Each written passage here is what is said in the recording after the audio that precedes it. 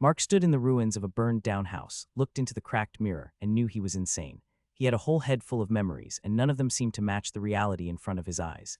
He saw a young boy, maybe 10, not older than 14, staring right back at him. That was not his age. That was not his face. His memories were all full of a programmer named Mark in his late 20s, with sandy blonde hair that was already balding. The boy in the mirror had thick black hair, cut short, with sky-blue eyes, eye-catching eyes like Mark had always been jealous of. The biggest problem was the vicious oozing scab going all the way across the top of his scalp and down to the middle of his eyebrow. Spots of blood like splatter marks were dotting his shoulders and face, but he didn't feel hurt at all. More importantly, Mark had never gotten an injury like that in his life, not even in the car crash. The last thing Mark remembered before waking up here was his car slipping on the ice and the crash. He'd been rushing home, eager to finish a couple hours of work from his home computer before finally being done for the day. His mind had been on work the entire drive, and even after the crash, when his body was screaming with pain and he felt the sting of the cold pavement drain away his life, he'd still been distracted with work, thinking about who was going to finish his project if he didn't make it in tomorrow. His last thoughts had been about work. What a stupid life. He was glad it wasn't real. But that had to have been a dream, right? He hadn't gotten any head injuries. The image in the mirror looked like an axe had chopped straight through the skull and into the boy's brain. But that couldn't be. The gash was already scabbed over, and he didn't feel any kind of injury on his skull. The car crashed, this weird boy in the mirror, it was all a dream. If this was really real and he was really real, then he would be freaking out right now. Instead, he took it all in with a strange sort of detachment. His head hurt and he was dizzy, but that could happen in dreams, right? He'd wake up any minute now. He didn't. He stared into the mirror and the boy stared back at him. The boy was skinny, starving maybe, but full of lean, corded muscle. Mark had never had muscles like that, not even as an adult. It painted a certain kind of picture. This boy had been expected to work for his dinner and work hard. Would he object to the fact that Mark was living in his body now? Maybe not. The house also had the smoldering remains of 2 adult bodies, his parents. The bodies were so disfigured by fire that he couldn't tell anything about them, not even age or gender. The fire hadn't burned away everything, though. There was the mirror, of course, as well as a stone fireplace with a big black pot and a fire poker nearby. A house fire wouldn't be hot enough to melt iron. He could search for valuables. He looked at the corpses again and decided he didn't want to. His head swam. His stomach felt queasy. He needed to get out to go outside. Although outside was a relative term, the ceiling was completely gone, and he could see straight up to the gray, misty clouds. It was going to rain soon. He put a hand to a remaining section of blackened wall to steady himself, and it crumbled under his slight weight. He stumbled away from it, startled that it had moved. Outside of the burned home, it was worse. There was a long dirt road, lined on each side with black and burned-out houses. Some of them still smoldered silently, but most lay cold and empty. Nothing moved, except for a murder of happy, hopping crows. In the street not 6 feet away from him lay the corpse of a man. It had the same rough woolen clothes that he realized he was wearing, but much more ornate with lines of colorful embroidery all up and down the legs and arms. The body wasn't decaying yet. Whatever happened in this weird town hadn't been too long ago, maybe a day. There were more corpses here and there down the street. He didn't look at them. He knew he should be something, emotional, scared, panicking, crying. Maybe he didn't feel anything. Even the scar on his head didn't seem to hurt, a little itchy maybe, but that was it. He just felt numb. He walked away, past house after house until he got outside of the town. There were wide fields next, post-harvest. It was autumn then. It didn't look like it. The trees in the distance were still bright green.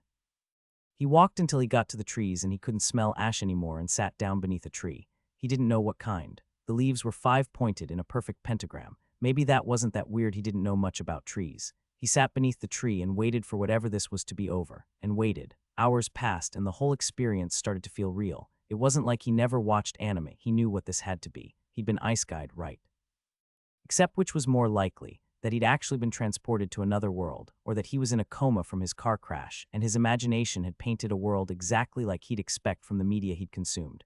But if it was a dream, why was nothing happening? The entire time he'd been sitting under the tree, nothing had happened. The one thing about dreams was that they never stayed still. He was starting to get thirsty, hungry too, and most of all bored.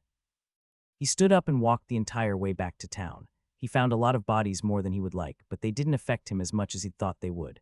Numb. Why was he so numb? He felt the cool breeze against the muggy heat. He felt the dirt road through his thin shoes, but in his heart he felt not much. Cold calculation. That man laying in the street looked like he died from bludgeoning. That child in a house over there died from fire, probably asphyxiation first, then burning. This woman in the doorway died from decapitation. This was probably all a dream anyway, best if it didn't affect him too much. One structure still stood, an old-fashioned well. It was the kind with a big bucket that you had to pull up with a wooden crank. He dropped it in and cranked until his arms burned, then took a deep drink right out of the bucket. The water was cool, refreshing, almost sweet, and much too real. The bucket itself was pretty neat. It was all wood, except the various planks it was made of were held together by slotting into each other perfectly like a jigsaw puzzle. The dirt road and the small houses without any concrete in the walls or foundation had made him think this town was medieval, but the bucket made him think otherwise. Something this perfect had to have been made with machine tools. That, or by someone with way too much time on their hands. Curious, he steeled himself and started to search the houses. Like the first house, many of them had big cast iron cooking pots and stone fireplaces. That alone made him think it was a pre-industrial society. But there were oddities. The doors had very intricate brass doorknobs and locks, and he found the remains of a clock in one larger home. He smacked his forehead. The mirror. He'd found a mirror in the house he'd woken up in. Household mirrors hadn't become a thing until the 19th century. He was in 1850 or so. The only problem with that were the bodies. Every corpse that wasn't burned away showed signs of violence, but not a single bullet wound. Slashing and bludgeoning wounds, unnecessarily large and brutal, but no bullet wounds, not a single one. He didn't find a single gun in any of the houses either, or on any of the corpses, even though several of them still carried their weapons. Spears and halberds mostly, but one man had a scythe and another some kind of ridiculously oversized axe. That's how he knew for a fact that this wasn't real. The technology didn't match the time period at all. Despite knowing it wasn't real, time continued to march on and he didn't wake up. He found a nice big rock and sat down. The sun was starting to cross over the horizon. He'd been searching the houses all day. He felt the warm, muggy air. He heard the cawing of the crows and felt his stomach churning unpleasantly. It felt real. Maybe it was time to start acting like this was real life. Honestly, though, he didn't want this to be real. Something appeared in front of his eyes, a blue box with white letters. GHCJA, he had no idea what it meant. Another came. T. Error. System non-entity found. He jumped back so quickly that he hit his head on something. He couldn't see anything but the messages, and they kept coming. Processing. Errors. Alert. They were becoming clearer now. Error messages. What are you? He asked, shocked at his small, high-pitched voice. Was that really the first time he'd spoken in his new body? Wow, he really was thinking of this as his new body, wasn't he? Contact established. Processing. Hello, welcome to HG. Error. Alert, you have been granted system access. You are a child. Your system has been limited. You have been granted the class. Child of Travan's Bog, you can now see your status screen. You have gained a title. Traveler, you have gained a title. Otherworlder. Notice, titles are locked pending full system access. You have been granted the skill. Frenerian language fluency, you have been granted the skill. Frenerian language literacy notice. System skills are locked pending full system access. Alert. System override. Frenerian language fluency unlocked. System override. Frenerian language literacy unlocked. Mark smiled, of course, the blue screens. He really was dreaming. Any minute now he'd get his special cheat power and then he'd go on an epic quest to defeat the Demon King. Alert, you have been granted the skill. Know what's real. System override. Know what's real unlocked. Nothing to do but check my status screen. I guess I should just get it over with. Status, said Mark. Information. Name Mark. Error. Age 12, race human, class child of Travan's Bog, level 1. Attributes. Strength 8, dexterity 12, vitality 8, magic 9, control 10, will 8. Titles. Traveler locked, Otherworlder locked. Those seemed fine. The numbers weren't high enough to make him think he'd cheat like god powers or anything, but they didn't seem terribly low. Not that he had anything to compare it to. The average human strength could be 1 for all he knew, or 100. It wasn't over yet, though. Skills. Frenerian language fluency, you can speak and understand the language of your native country, Freneria. Frenerian language literacy, you can read and write the language of your native country, Freneria. His native country, He could still remember how to speak English, but now he was shocked to find he had a whole new language in his mind, and he could compare the two. He talked out loud to himself, trying to get a feel for the new language on his tongue. Let's give this a try, he said, which came out to Taluni, Indisu to Isu o Inalini Teledu Dulani and Laven. It was sort of a caveman language, to be honest. There weren't different verb forms for past and present and future. You had to say the time and place. I go tomorrow, and I go yesterday instead of I will go, or I went. And let's give this a try didn't translate exactly, so he'd ended up saying something like, we will now do an attempt, which had somehow taken 25 entire syllables to say, instead of a reasonable 5 or 6. He couldn't get too bogged down in the language, though cool as it was to have it magically appear in his head. This sweet dream had one skill left for him, and he hoped it was a good one. Know what's real. The goddess Solia has noticed your unique circumstances and granted this skill as a boon. You have the ability to understand when something you experience or remember is real and when it is an illusion or dream. Mark, this is real. I'm sorry, but it's really happening and you're in danger. Reading the skill must have triggered it, because as soon as he read the words, the reality of his situation hit with the weight of the entire world. He had died and been reincarnated or ice-gate or portaled, but whatever the case, the truth was that his old life was over. His nice apartment downtown, his hefty vacation fund, his six-figure job, it was all gone. He'd never see his parents again or his friends. He'd never make things right with his ex. He wanted to pretend that it was possible that he was crazy or that he was dreaming. But the new skill, know what's real, left no room for doubt. He knew what was real. It was all real and it was happening. The beautiful, protective numbness he'd felt since coming to this world was gone, and in its place was pain. Pain, fear, and loss so profound he thought he might choke on it. No, no, no, no, no, no, no, no. Please, he sank to his knees. What was the name of that goddess? He read the notification again. Solia, no, please, take it back. I don't want that. Just let me die oblivious and happy. I'd be fine with that, please. He'd gone to church almost every Sunday for most of his life, so it was embarrassing how quickly he forgot the whole "no other gods before me" thing, but this was important. Please, take it away. Tears sprang to his eyes, but he forced them back down. A life with contact lenses had turned that into instinct. He wouldn't need contacts anymore. His vision was perfect now. At least he had that going for him. He laughed at himself, and it came out as a desperate sob. He heard a sound behind him and whirled around while trying to stand, nearly falling over himself in fright. You're in danger, but it was just a stupid bird. He was in danger, though. The second part of the know what's real had a different tone, like someone had hijacked part of the notification to send him a warning. Maybe Solia, maybe someone or something else. Whoever it was, he couldn't disregard it. The danger was real. And as much as he told himself he didn't want to live with this huge, gnawing, empty sense of loss that was building in his stomach, he was also afraid to die. Somehow he knew he would die if he didn't do something quick. But what was the danger? Almost unbidden, that wrinkly brain he was so proud of kicked into full gear. The danger was probably the same thing that had killed everyone in this town. He'd walked up and down this town and looked in the basements and cellars, and he hadn't found a single living soul. Nature hadn't done this. When Mother Nature rebuked her children, she almost always left some alive to spread the word. Beasts ate until they were full. They didn't leave corpses in the street.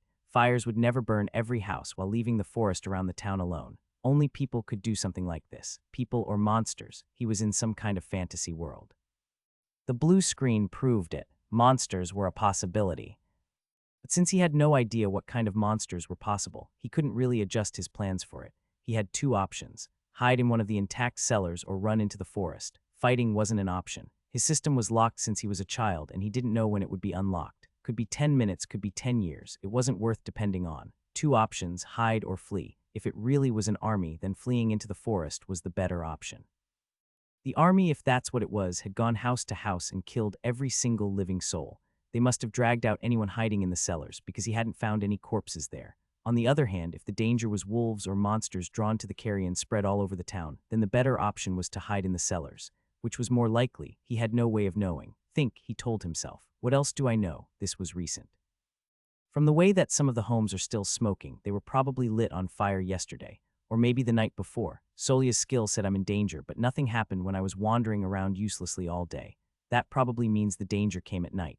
The crow was still there, looking at him like he was crazy, so he asked, is that what happened? Did something come last night? Of course the crow didn't answer. It hopped a couple times, then lazily flew away. Mark checked the horizon.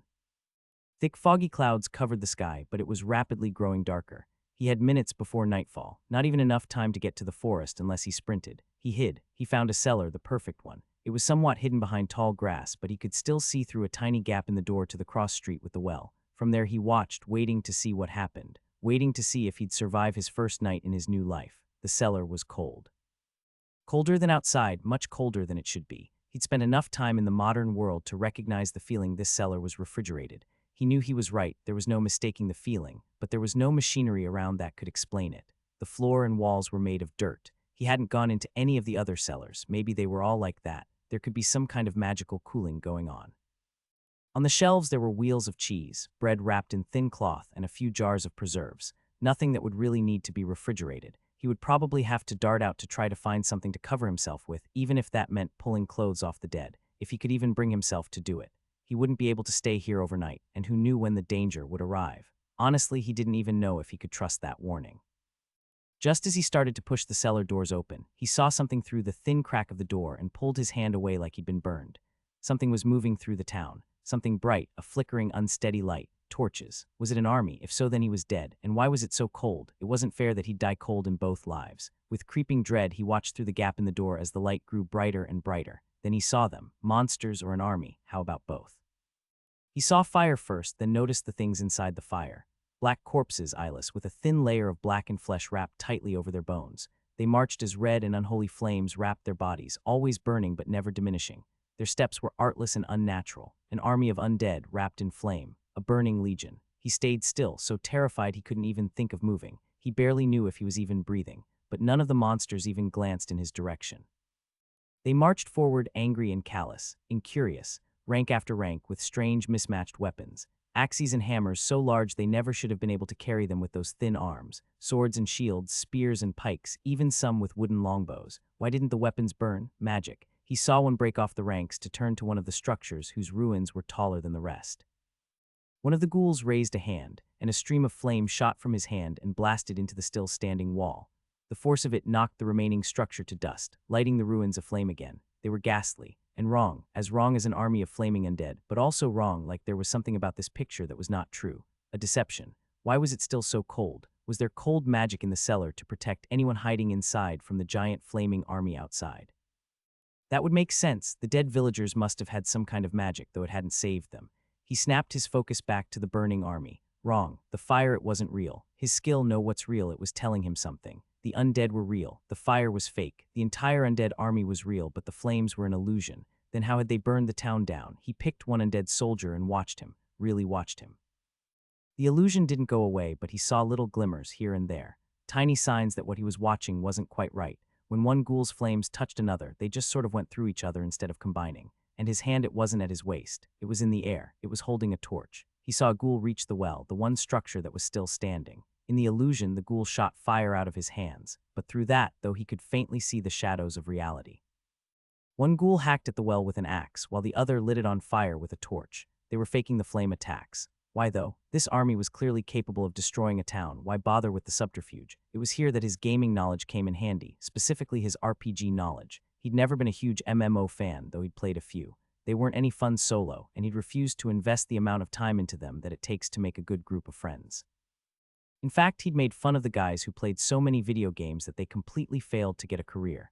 Ironic, because now his career was less than worthless, and the only thing that mattered was his video game knowledge. Not that this was a video game, he knew it wasn't, but it was a good starting point for organizing his thoughts. In lots of video games, the undead were weak against fire, while water or ice spells were weaker against them. These undead were disguising themselves with fire. Anyone who saw them would naturally try to fight against them with water or ice, which would do nothing. That tactic wouldn't work forever. It wouldn't work at all if a group turned and fought, but that probably didn't happen. Everyone probably panicked the second they saw the monsters arrive, and when they started lighting houses on fire, it would be hot enough to be convincing. Could he use this information? Well, no, probably not. He was still just one little boy. If the worst happened and the undead spotted him, he'd try to grab one of their torches, but the odds that he'd be able to fight them off were less than zero. The ghouls weren't that afraid of fire, not if they were carrying the torches in the first place. With that in mind, he backed away from the door. His best chance was to stay in here and hide. Thinking about it again, the fact that he hadn't found any bodies in the cellars was a really good sign. It was doubtful that the ghouls would have bothered to pull people out before slaughtering them. It made more sense to assume that the people hiding in the cellars had survived the night of the attack, then fled the area during the daytime. Using video game logic, ghouls hunted using heat vision. That could have been the reason the villagers magicked their cellars to be freezing cold. It was possible the army simply wouldn't be able to see him down here. He crawled underneath the shelves and lay in the cold dirt behind some bags of flour. He found a few empty bags and used them as a blanket, but it was still freezing cold. Cold was better than dead, wasn't it? He was already practically dead. The life he knew was over. The master's degree he'd spent years working and sacrificing for was useless. Who wanted someone who could program machines that didn't exist? It's not like he could make a computer. He had only a basic idea of how they worked. If he wanted to be an engineer, he would have studied engineering. His career was over. He'd worked his butt off for 4 years after graduating, saving everything, planning on taking a whole year off someday soon and traveling the world. He'd stay in the best hotels, eat the best food, meet new and interesting people. Now all of it was in vain. That money he'd saved would go to his parents. In the cold and the dark, it felt like every decision he'd ever made was a mistake. Why didn't he live his life when he was alive? He could have seen the Grand Canyon, it was only 6 hours away. He could have eaten at all the best restaurants in Denver, only 1 hour away. His ex probably would have stuck around if he'd refused to work 14-hour days during crunch for that game company. They'd ended up laying him off anyway, though he'd failed forwards with a new job and a 50% pay raise. At the time he'd felt vindicated, but it was all stupid, all a mistake, and now he lived in a crappy medieval world where a hot night on the town probably meant an extra portion of gruel and splitting an apple between 14 people. Despite his dark mood, he never actually thought about standing up and walking to the army to let them kill him. He was too scared. He lay, shivering, flinching at the sound of ghouls who wandered close, until somehow he fell asleep. When he woke up the next morning, the army was gone. He left his cellar and examined the surroundings. The town was even more burnt down than yesterday, with few structures standing above his height. Burning stuff by pressing a torch to it wasn't that easy. They'd probably caught the thatch roofs on fire the first day they'd invaded. Everything very flammable had burned then after that they hadn't made much progress. He found the well, slashed and burned. Disappointing, but there was still a hole in the ground. The bucket was missing, but if he could find another one and some rope, then he would still have a source of water. He'd learned a little bit of survival skills with the Boy Scouts. Shelter, water, food in that order. You could freeze to death in one afternoon, die of thirst in a day or two, but it took weeks to starve to death. Before that, he had a decision to make. Same decision as before, flee or hide. Talking to himself felt weird, but he wanted to voice his opinions out loud, so he walked over to a group of crows and talked to them instead. It's not much of a decision, really. I have no idea where the survivors fled to or if there even were any. I'm more likely to run into the undead camp than I am to find survivors. Here in town I have shelter, water, and food. I'll stay here, if that's all right with you fellas. He must have walked too close because the crows flew away, a short distance to a different corpse. Mark followed them. The undead will leave now that they're out of victims, or someone will come with an army. They don't just let undead armies run wild around here, do they? You crows probably love undead armies. Round-the-clock buffet. But we humans see we don't like things like this. The crows ignored him. Whatever. He had better things to do. He found a bucket in one of the cellars, and then with more searching found a replacement rope, and finally got himself a drink of water, though those two tasks took up the entire morning. After that, he searched for blankets and found several more bags he could use while holed up in the freezing cellars. He also found a really sharp knife and a short sword that fit his small frame. He doubted he'd be able to kill even a single one of the black ghouls, but he still felt better carrying it around. Food wasn't a problem. The cellars were mostly cleared out, leaving only a loaf of bread here or a jar of something there, but he was only one person, so it was more than enough to survive on for months. The bread was hard as a rock, and he'd had to carve pieces of it away with his knife and soften it with water, but when he did it was incredibly delicious. Rich, thick, and dark, it made his mouth explode with the beautiful, rich flavor. It was probably just the hunger talking. He'd probably spit it out if he had a hamburger on hand, but even so, he thought it might be the best thing he'd ever tasted. At least until he found the cheese. Simply unbelievable. He didn't know cheese could be this good. Is that why people bought that super expensive cheese in the grocery stores? He desperately wished he could go back and try some, but regret didn't fill stomachs. Fantasy world cheese did though, and it did it wonderfully. The next night the undead army arrived again, with all their fake flame and unholy glory. Again they didn't find him, and he slept in a cellar, shivering and terrified. Days passed and he fell into a routine, scavenging things during the day, hiding at night. He found an axe and started hacking down any wooden beams that had survived the constant pillaging. He hid them in empty cellars. Maybe if the ghouls had nothing left to burn, they'd leave him alone, and then he could sleep above ground where it wasn't so cold.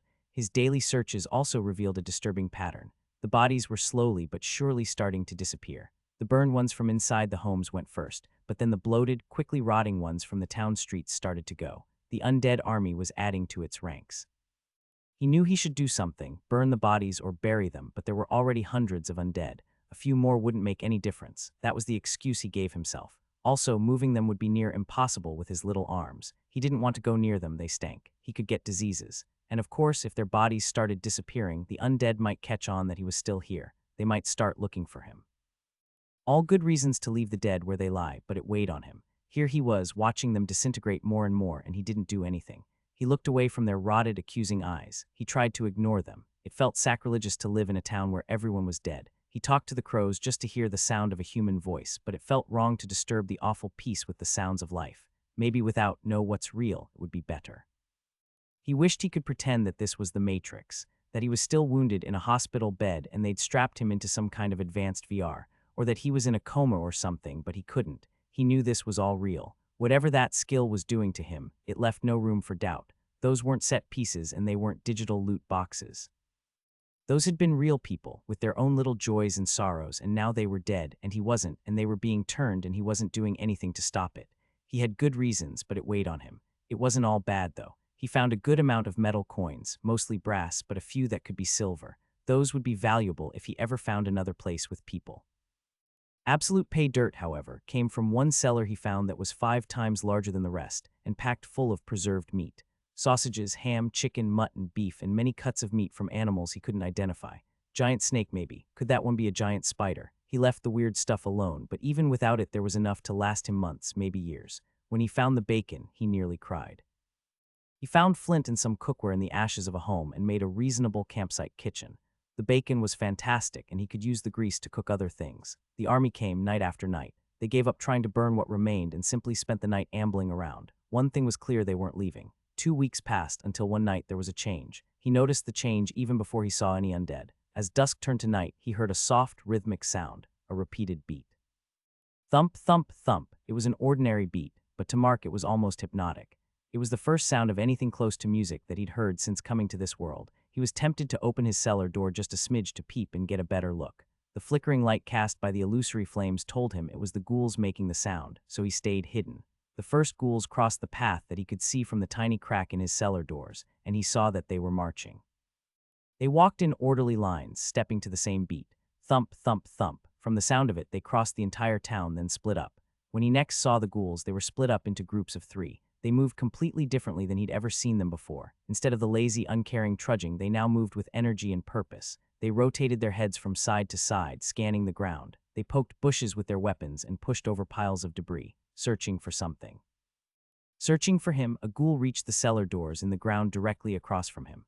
Mark expected it to turn away like they always did. Cellars are cold. Cold is uninteresting. The ghoul opened the doors and walked inside. If they were searching cellars, it wouldn't be long until they entered his. His heart beat like a drum, and so loud he was surprised the ghouls couldn't hear it. Maybe they could. They'd come down any second and then. No, he wouldn't just sit and wait. He needed to do something. He got a big flour sack, a full one, and dumped half of it on the floor. Then he pushed it behind all the other flour sacks, blocking the way with loaves of bread, jars and jugs, everything he could find. Then he climbed inside the half-empty flour sack and tried to bury himself inside. Before long, he stopped himself. Panic made him want to keep moving, but giving in to panic here would mean death. If the undead came down here, any tiny movement would give him away. The flour was cold, like burying himself in snow, but he blessed the coldness if it was what was protecting him from the ghouls' rotten eyes. He didn't know. Even after all this time, he didn't know for sure, but it was the best he had. Hiding in the cellars had worked. Until tonight, he lay absolutely still. Flour got up his nose, but he didn't dare cough, even though his throat started to burn. He could barely breathe. The flour sacks weren't airtight, but close enough. He heard something, quiet steps coming down the stairs. He heard things being pulled off the shelves. A ceramic pot landed with a thunk. He felt the vibrations through the wood as the things in front of him were being thrown to the ground. The flour sack was still cold. He didn't dare move at all, but where the sack touched his skin, he still felt the draining cold. Would it be good enough? The sound stopped. He waited for them to pull him off the shelf, but it didn't happen. He felt a snag instead, the walls of the flour sack pulling in tight, then away. Then there was light, a little hole in the flour sack. They must have stabbed it. They must have stabbed straight through, right between where his knee and elbow had been. Somehow, through sheer force of character, he managed to avoid screaming. He forced his voice to stay silent. He forced his sobs of panic and relief to stay silent, though he couldn't stop the streaming tears. He heard the ghoul's footsteps retreat out of the cellar, and he didn't make a sound. Something appeared in his vision. Through your efforts, you have increased the following attributes. Will +1. For some reason, that didn't help at all. He shivered in the dark until he fell asleep. The next morning, he knew he needed to make a break for it. Last night had been too close. He didn't feel safe in the cellars anymore. He didn't know if he'd ever feel safe again. He loaded a burlap sack up with all the food he could easily carry, as well as a canteen of water. The undead army entered the town from the north every morning, so he started jogging to the south, determined to get as much distance as he could before night fell. On the way out of town, he passed a crow. They'd gotten so used to him they didn't even fly away when he approached. I'm leaving. I can't stay here anymore. I just can't. The crow didn't judge him. It simply watched him go. He half jogged, half walked, careful not to exhaust himself. It felt good to be moving. It felt good to get that town and its undead army behind him. The sun was shining and the air was warm and sweet. He started to feel a little of the fear and chill on his heart melt away, but that was an illusion. He wasn't really safe. He needed to remember that. He quickly arrived at the forest and followed the road inside. The forest was thick and wild. Maybe he was used to the carefully manicured national parks, but he had never seen a forest like this. The trees stretched up and covered nearly every inch of the sky, fighting for precious real estate and trying to block each other out. Below, thick underbrush blocked the way everywhere except the road. Light green saplings, thin and weak trees trying to reach their parents in the thin light below, and dark green ferns with surprisingly firm, wood-like leaves. The taller trees were all covered in green moss, especially around the base. It was such a consistent wall of green that the first sign of something else stood out like a sore thumb. White strands of something hung from one of the smaller trees of the underbrush. He hacked his way to it, using the short sword as a machete, and found strands of something tying the small tree to some of the bigger ones, like a child playing with yarn had strung it all around as decoration. The thread was as thick as yarn, but didn't have the same texture. It was strong, almost like hard plastic, and a little sticky. He strummed it a few times, playing with it, trying to make sense of it. Something the size of a dog darted out of the shadows at him, and a lucky panic kick sent it flying back. It was lighter than he'd expected for an animal that size. It wasn't until the thing crept towards him again, more cautiously this time, that he knew what it was. The white stuff was spider web, giant spider web from giant spiders. He saw the glint of the dim light against 8 eyes on a basketball-sized head. It was small, maybe he could take it. The underbrush behind the spider shook. All of the underbrush shook. It looked like a strong wind was passing through the area, but the air was still. There were many, many more spiders. Mark turned and ran, not looking back. This had been a bad idea. Yes, the undead were terrible. Yes, only luck had protected him from them last night. One of these nights they might find him. But they were a known threat. He might be able to survive in the town. One thing he knew for sure, he would never survive the forest. He ran the entire way back to town. A crow was waiting in a field next to the road when he arrived, maybe the same one from this morning. "I'm already back. Don't laugh, it's bad out there." That night the undead army were back to their usual mindless shambling. Whatever had been motivating them the night before was gone now. Escape was out, but he had to do something. If he didn't have something to work towards, he'd go crazy. The only other option was to fight back, maybe by laying traps or finding other subtle ways to screw with them. He hadn't done anything until now because he'd been afraid that if they knew someone was still alive in this town, they'd start checking the cellars. Well, that ship had sailed. Time to get some payback. He'd start with a small trap, something that could look like a random accident, and he already had the perfect idea. On his first foray into each of the cellars of the town, he'd found one next to a smaller home that hadn't been built very well. Unlike all the other cellars, which were supported by strong wooden beams or pioneer masonry, this one really was just a hole in the ground, with one thin tent pole stick to keep it from collapsing. It would make a perfect pitfall trap, with a little work to help it along. He'd never really made anything like that before, but he figured he understood the concept. He got a shovel and started digging out the roof, scraping the dirt off the ceiling until he got to the roots of the grass up above. The entire ceiling collapsed on him, of course, but that was fine. He'd just have to replace it. He made a false floor over the pit where the cellar used to be, with sticks from the forest covered by flour sacks, and then a thin layer of dirt. He was worried that the undead would spot it immediately, but the sun was going down, so he had to get back to his home base cellar before they spotted him. The next morning, the area was untouched. He was a little disappointed that none of them had fallen in, but it was probably a good thing. The drop was only about 4 feet right now. He found he was excited to start work again. The work was addicting. It was nice to have something to do. No, that was an understatement. He'd been hungry for this. He's been starving for a direction, a purpose. Every pull of the shovel felt like he was pulling life back into himself. The work took longer than he'd estimated, and the hours flew by. At the end of the day, he stood up, stretched his back, wiped his brow, took a drink of water, and then was surprised to be alone in a burned-down village full of rotting corpses. Somehow, during the work, he'd forgotten about this nightmare his life had become. He dreaded going back into his home cellar and was already looking forward to a hard day of work the next day. He dug out the cellar until it was twice as deep as he was tall. The work took him several days, but all he had was time. The system had a nice surprise for him when he was done. Through training, you have increased the following attributes: strength +1, vitality +1. He didn't really feel any stronger, but it was nice that limited system access included stuff like this. Was it possible that he'd also be able to gain experience and level up? The part of his status screen that said level 1 implied that it was possible. His status screen had said that his system was locked, so that might mean he wouldn't be able to yet. No way to know for sure. He almost wished he had stayed back to kill that giant spider. On the other hand, nope. With the pit suitably deep, he had one last thing he wanted to add. With some of the remaining chunks of wood he'd rescued, he sat in the cellar and whittled them away, turning the blocks of wood into toothpick-sized splinters. He also found a mill, or rather, a millstone with the mill burned down around it, and found that the stone was really good at making sawdust. He scraped wood back and forth on it for hours, until he had 4 big flour sacks full of sawdust. He left all the sawdust and splinters at the bottom of the cellar. Some crows flew near and gave him questioning looks, so he explained, "Sure, let me lay out what I'm doing here. I've been digging that hole, but I'm starting to think that a simple pitfall trap isn't going to work. Even if I could get the pit 10 or 15 feet deep, and I sincerely doubt that I can, what's the guarantee that a fall like that would even kill an undead like that? It wouldn't even kill a person, not unless they landed on their head somehow." He gave a polite pause to see if the crows wanted to add to the conversation, but they didn't even caw. Yeah, it's got to be strange for a bird to think of a fall as something dangerous, but to us land creatures it is. I was thinking of sharpening wooden stakes to put at the bottom, but piercing damage mostly hurts things that can bleed. I don't know how well it would work against these guys, so we're going to try fire. And not just any fire. Have you heard of a dust explosion? I remember seeing a video once where a baker tried to put out a grease fire by smothering it with a bag of flour, and it just exploded. Hopefully this sawdust will do something similar here. My plan is, when the ghouls fall into the cellar, they'll kick up a cloud of sawdust into the air. After that, a single spark will be enough to make the whole thing explode, and hopefully the splinters and the rest of the sawdust will burn quick enough to do some lethal damage. Now if only I can figure out how to provide the spark. He facepalmed loud enough to scare away the crows. The ghouls are all carrying torches, he shouted after them. They'll provide the spark themselves. For the last touch, he made a house. A little dollhouse, but he used the best remaining wood and gave it a roof of dried grass. It was an ugly, crude little thing, but hopefully the ghouls wouldn't be able to resist running up and knocking it over. He despised the undead and their irrational need to destroy everything left standing. It'd be poetic to use that against them. He gently placed it over the pitfall trap, praying that it wouldn't be too heavy to make the thing collapse prematurely. That night he could hardly sleep, but for once it wasn't from the terror or the fear.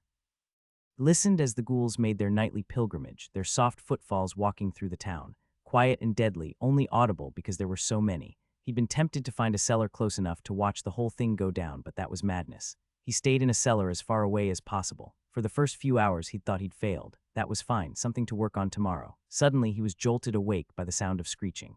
A ghastly scream echoed through the night, an angry, tortured soul.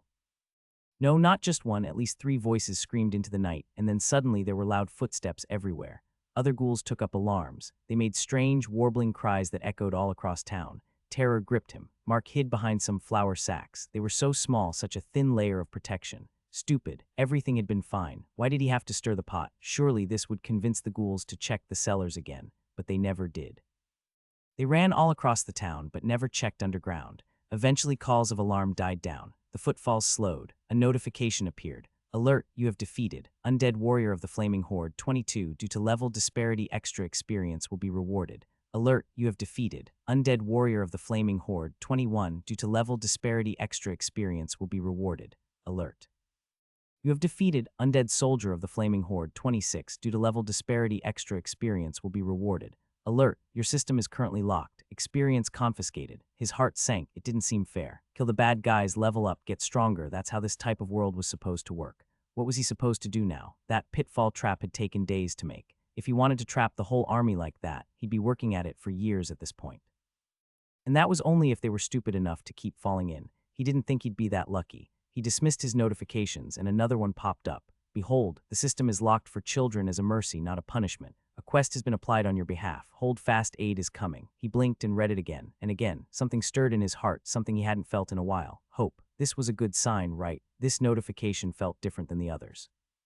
It didn't use the same terse, mechanical language as his other notifications. It felt much more direct and personal, also somewhat scriptural. Had that goddess Solia taken an interest in him again, or could it be someone or something else? He had no way of knowing. As depressed as he could be about losing out on the experience, he was actually feeling pretty good.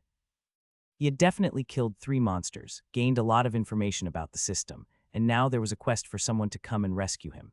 He couldn't wait to get out there and find the remains of the ghouls he'd killed. The next morning he woke up before dawn, excited like a kid on Christmas morning. He burst out the door when the first peak of sunlight came over the horizon, and he could be sure there were no more ghouls lurking about. He dashed over to the pitfall trap, shouting to the crows on the way over. Come on, come and see. Inside he found the corpses of 3 corpses. What did you call the body of a dead undead? Worries for another time. Although he'd seen them from peeking through a tiny crack in the cellar door, this was the first time he'd seen his enemies up close. Their skin wasn't actually black like he'd first assumed, more of a dirty gray. It was the tight black woolen clothing they wore that had made them seem that way. It covered everything but their faces. They even wore tight skull caps. These weren't the clothes they'd dyed and they fit too well. Someone or something had put new clothes on them afterwards. They weren't walking skeletons either, but something close. Their eyes were sunken deep into their skulls, their ears were the size of peanuts, and he was thankfully spared the sight of any lower organs by the black clothing. The sawdust and shavings had burned away, and large portions of the ghouls' bodies were burned through as well. It also looked like he hadn't gotten the sawdust explosion he'd been hoping for, or if he had, it hadn't been effective. The ghouls weren't shattered anywhere. Their injuries were all burned straight through wherever the fire had touched them, so the fire killed them, he told the crows. One of them was already down in the pit, pecking at the undead flesh curiously. Or Ray killed them or whatever. That's why I heard all that screaming. But how vulnerable are they really? This calls for an experiment. It took him longer than he expected to make a fire. Even with his flint, it took some effort to make the sparks. The sparks he could make didn't catch on the clothes of the ghouls. He finally managed to light some dead grass on fire, move that fire to a stick, and poke one of the ghouls in the cheek with it. The fire didn't light immediately, but after 2 seconds it burst into flame, quick like toilet paper. Didn't spread, just burned away the piece of undead flesh that had touched the fire, then went out. These dudes were crazy vulnerable to fire. Carrying torches was actually really brave of them, if undead could even be brave. He didn't think they actually feared death, but again that was relying on fantasy video game lore, and this wasn't a video game. No, what's real didn't let him forget it. The other neat thing was the weapons. He'd been so focused on learning about the ghouls that he'd also forgotten one of the staples of RPG worlds, the loot. They carried really sweet-looking jagged swords and cool clawed hammers. They had all sorts of claws and hooks, looking like the elaborate fantasy weapons he'd always dreamed about, or less flatteringly, they looked like the impractical mall ninja stuff that hopeless nerds collected. But they couldn't be impractical, since actual real-life monsters were carrying them. Sadly, he couldn't use them, too heavy, but one of the ghouls had a perfect black knife that he instantly fell in love with. It was scary sharp. He carved straight through a ghoul's leg like it was made of paper. He still wasn't over the idea of making the dust explosion trap work, but he realized he should have done some testing, rather than just assume it would work the first time tried. He tried tossing some sawdust in the air, and putting a flaming stick inside the dust cloud he made, but that did nothing. Maybe the sawdust was damp, or maybe this really just wasn't as easy as he thought. He'd never actually seen this happen in real life. After an hour or two of experimentation, he finally figured it out. Instead of trying different ways of adding fire to the sawdust, he lit a small fire on the floor and tossed the sawdust onto it. It made a really neat fireball that burned peach fuzz off his hands, but that was it. No concussive blast, non-lethal damage. Dangerous, but not that dangerous. Not dangerous enough to be a weapon against the undead. The regular fire from all the sawdust and shavings on the floor of the pitfall trap had been what killed them. He ate lunch, puttered around the rest of the day, and then went to his home base cellar to wait for the rescue the system had promised him was coming. He wondered what they would be like. Would they be adventurers, knights in shining armor, an army of elves? He didn't have a lot of context for what would actually happen in the medieval world in history. Mostly he knew what would happen in fantasy novels or video games, and in that case it would definitely be adventurers. He tried to sleep, but for some reason he just couldn't get comfortable. The sun was still up, so that was probably the issue. It wasn't that he was cold with all the flour sack blankets he had made. He was already sweating and had to take a couple off. Even without the blankets, it wasn't really that cold. That was it. It wasn't cold. The enchantment on the cellar, whatever had been keeping it freezing cold, had worn off. The undead would see him now. He raced out of the room, scanning the streets in a panic. There weren't any undead yet. He ran from cellar to cellar, but they were all warm, think. Would there be any reason that some other cellar might still be cold? He ran to the big house where he'd found all the meat. It probably wasn't a house at all, more likely a butchery. Maybe that one. Its enchantment might be permanent, a way to keep the meat fresh rather than an emergency thing the other cellars would have used. It was dark outside. He'd never seen this burned downtown in the dark before. He'd never cut it this close. He found the butcher's shop cellar and ran inside.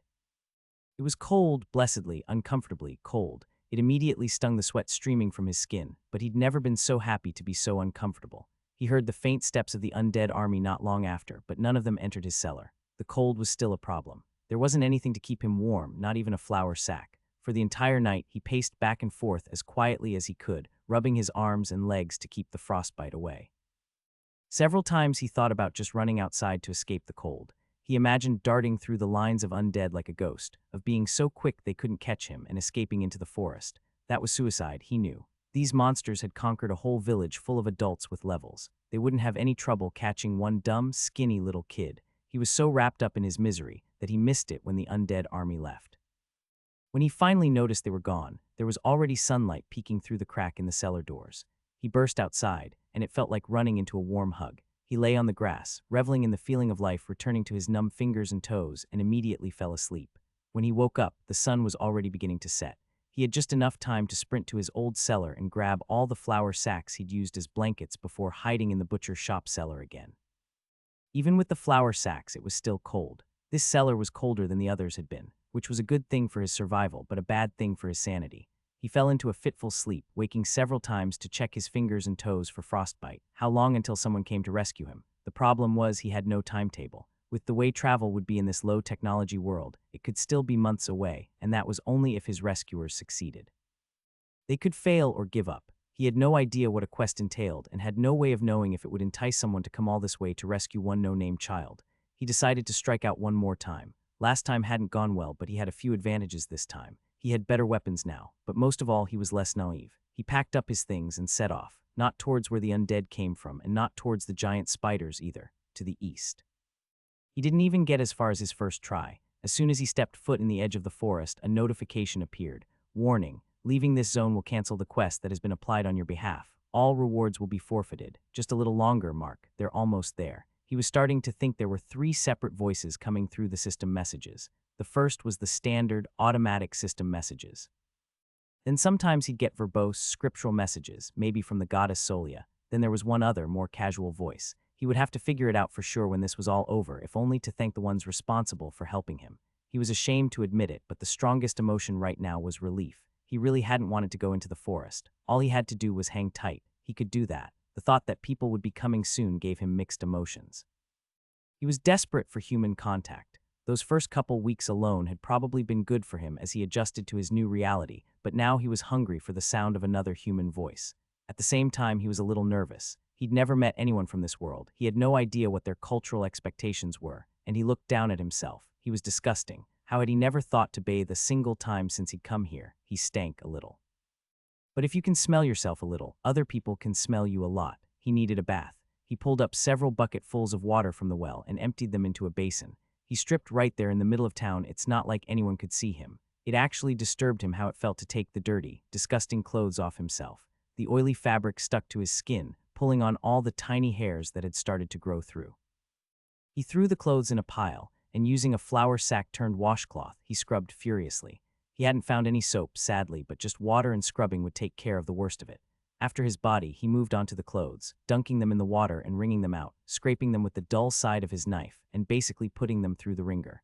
They faded several shades of brown as the accumulated grime of more than 2 weeks was worked away. He felt better as he put his damp clothes back on. It felt nice to be somewhat clean. Somehow his mind felt clearer, his circumstances less dire. All he had to do was wait a few days, but honestly he wanted to do more than that. The system hadn't given him experience points for killing the undead, but that wasn't a reason that he shouldn't do it. Thinning the herd a little might give his rescuers a better chance. Plus, the system had awarded him some attribute points for the exercise. Maybe he could get a few more. He found another cellar less well built than the rest and started digging it out.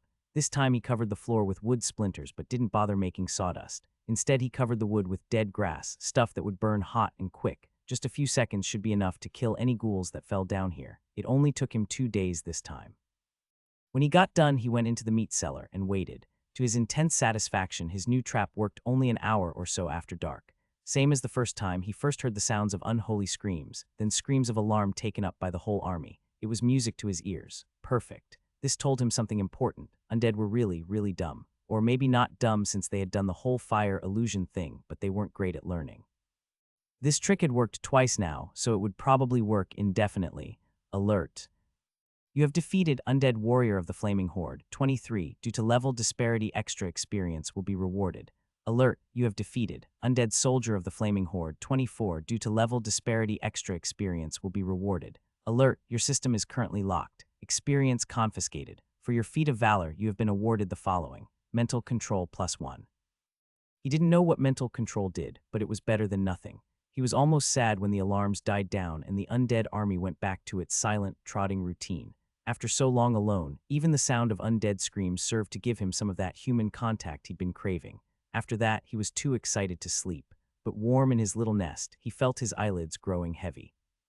His eyes snapped open, still some time before dawn. Warm. He was warm. He threw off his makeshift blankets, and yes, the air was still somewhat chilly. Definitely warmer than it had been that first night, but much colder than should be natural, given how warm the days were. Or was it? He hadn't exactly been outside during the night time. How did he know how cold it got? Either way, there wasn't anything he could do. He stayed in the meat cellar until dawn. The undead didn't find him, but when the morning sun warmed up the earth, the cellar warmed up with it. Whatever magic had been protecting this place was gone. He'd had half the night to think of a plan, but he didn't come up with much. He didn't have much to work with. He'd have to hide, and he'd have to create a distraction. As soon as the undead disappeared, he burst into furious action. For the distraction, he would create a bonfire. He gathered every single piece of unburned wood he'd found in the entire town and put it all into a huge pile, planning on making the biggest bonfire he'd ever seen. It was hard, sweaty work, but the raw, constant fear for what would happen come nightfall gave energy to his steps. In 2 hours he had it all together, piled up a foot taller than he was. Still not enough. Where could he get more wood? The forest was an obvious answer, but he didn't have time to chop down a tree. Even chopping down a small tree was much harder than most people thought. He might be able to find a dead one, though. In unmanaged forest, trees fell over all the time and just rotted on the ground. He decided to give it a shot. Surprisingly, no system messages tried to stop him at the edge of the forest. Could the system read his intentions, that he didn't actually plan on leaving? It was unnerving to know that it could just pull things from his mind, but he had more immediate problems right now. Not far into the dark forest, he found the perfect specimen, an old gray tree, dead but still at least 30 feet tall. One thing he'd learned in the Boy Scouts was that even though cutting down a tree was hard, pushing an old dead one down was possible. He pushed, and it swayed very slightly, but that was enough. He pushed to a rhythm, rocking it back and forth, until it started swinging more and more. Finally, with loud crackles and snaps, the great thing fell over. He grabbed it by the roots, intending to pull it towards town, and heaved with all the strength his pre-adolescent body could muster. It didn't budge. He would never be able to drag this thing anywhere. This was a waste of time. Maybe he could cut off some of the branches to bring to his bonfire, but that was the best he could hope for. Lots of the branches had broken off in the fall, big ones too, and he was able to drag those without trouble. He ran back and forth, dragging the big branches first, then carrying bundles of smaller ones. He worked for 4 hours until his bonfire was twice the size as it was before. The best part was he wouldn't even have to bother lighting it. The ghouls would do it for him. He covered the area around the bonfire with mounds and mounds of dead grass. It was probably too much to ask for that the undead would get caught up in a fire they themselves started, but it was the best he could do in the short time. 2 hours before dusk, he started on his hiding spot. First, he found every loose stone, cooking pot, or big lump of anything and used it to barricade the door to a cellar. He barricaded it shut with him on the outside. Another distraction, it wouldn't last. Anything he could carry, the ghouls could move out of the way even faster. The way they easily carried those huge, hulking black weapons told him they were much stronger than him. 1 hour left, he started his real hiding spot. He dug a hole in a grassy part of a field outside of town. He was careful to remove the grass hole, with dirt and roots still intact, putting it on his biggest flour sack blanket. Then he dug a child-sized hole underneath. The crows were nearby watching him work. "Don't give me away," he hissed at them. He climbed inside his dugout and pulled his sod-covered blanket over him. He left a tiny hole for air, but otherwise it buried him completely, underneath a foot or so of dirt and grass. The cool, living vegetation should work to disguise his body heat. The dirt on top of him was heavy, almost crushing, but that was sort of comforting. He'd have to stay awake, though. He was scared that this much pressure on his chest would suffocate him if he fell asleep. His air hole also worked as a peephole, so he watched in dread as the sun went down and the light of the illusory flames approached the town. The army approached the town as usual, silently. He couldn't see far, but when they got to the bonfire, they didn't step on the dead grass surrounding it. One of them cautiously leaned down and lit the edge of the grass. It caught quickly, and soon all the grass was set ablaze, lasting for only half a minute before burning out. That was enough to catch the real bonfire, and it started slowly, burning dimly until all at once enough of the wood caught, and it sprang into a life, a huge, hungry flame whose heat he could feel several dozen yards away. It wasn't enough to kill the ghouls, who kept a cautious distance. They watched it, mesmerized. He expected them to turn away, to go back to their usual solemn patrols, but they stayed, watching the flame. He found his eyes also moving away from the abominable undead with their fake fire to the real, transcendent flame in the center of the street. The fire burned hot, going dozens of feet into the air, twisting and spiraling. A small pack of undead noticed the barricaded cellar, his other distraction. They lit it on fire and then turned away to watch the larger bonfire. Oh well, he hadn't had high hopes for that distraction anyway, and they were more than distracted enough by the bonfire. He almost felt a sort of kinship with the undead. They were so foreign and alien in thought and manner, but they, like him, could be completely entranced by the shifting flame. One of them turned and faced him. The illusory flames in his near-empty eye sockets seemed to glow with recognition. Mark sunk down, letting the grass above him cut off his peephole. He trembled, from fear and from exhaustion. His limbs were aching, sore from the day of furious labor. He wanted to stop to stay still, but he couldn't. He hated it. He hated being so afraid, so helpless. Raw terror and fury at his circumstances churned and mixed in him, building each other up.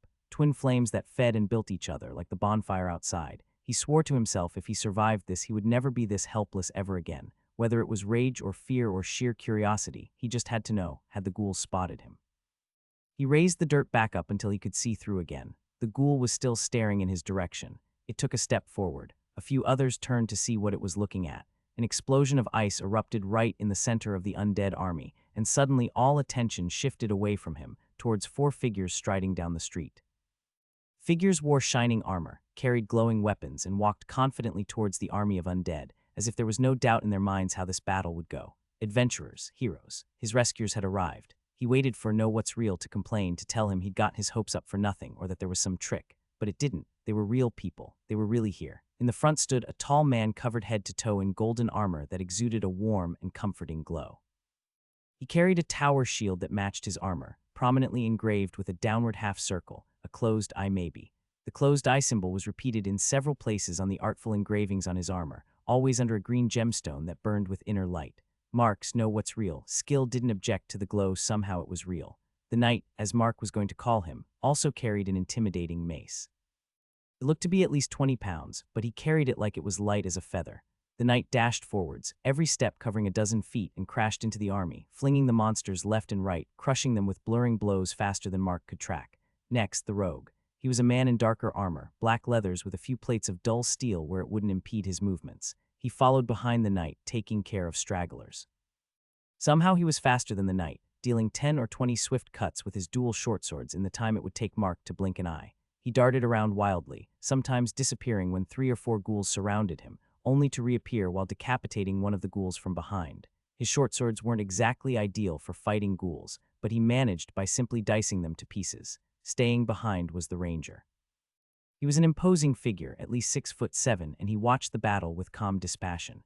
He wore all leather armor and carried an enormous longbow, as tall as he was. Despite what must be a ridiculous pull weight, the ranger loosed arrow after arrow, each of which plunged straight through any ghouls they reached, sometimes through 6 or 7 in a row. Not to say the ghouls didn't fight back. They were quick like blinking shadows, and strong. The times they managed to block the strikes of the knight made vibrations that Mark felt through the earth and left his ears ringing. Their ferocity, combined with the illusion of fire around them, made them seem like a thing of nightmares. He was suddenly very thankful that he hadn't entertained the idea of grabbing a torch and trying to fight them off himself. Despite the valor of the heroes, it's possible that the army would have overwhelmed them, if not for the last member of the group, the wizard. She wore robes of red, belted above her waist. Her wavy golden hair poured like honey out from under a wide-brimmed hat. She held an orb in one hand, a staff in the other, and shouted words of power that called down missiles of ice and explosions of freezing rain. Despite the fact the undead had no weakness to cold at all, the sheer force of her spells left dozens of undead slowed or dazed, enough to buy her teammates the space they needed. The fight raged back and forth. The ghouls were thinned by the second, but not as quickly as they could be. They started to spread out so that each of the wizard's spells never hit more than 3 of them at a time. He was confident that the heroes would win, but at this rate it would take hours, and that was only if they didn't falter. One mistake, one slip-up, and he had to do something.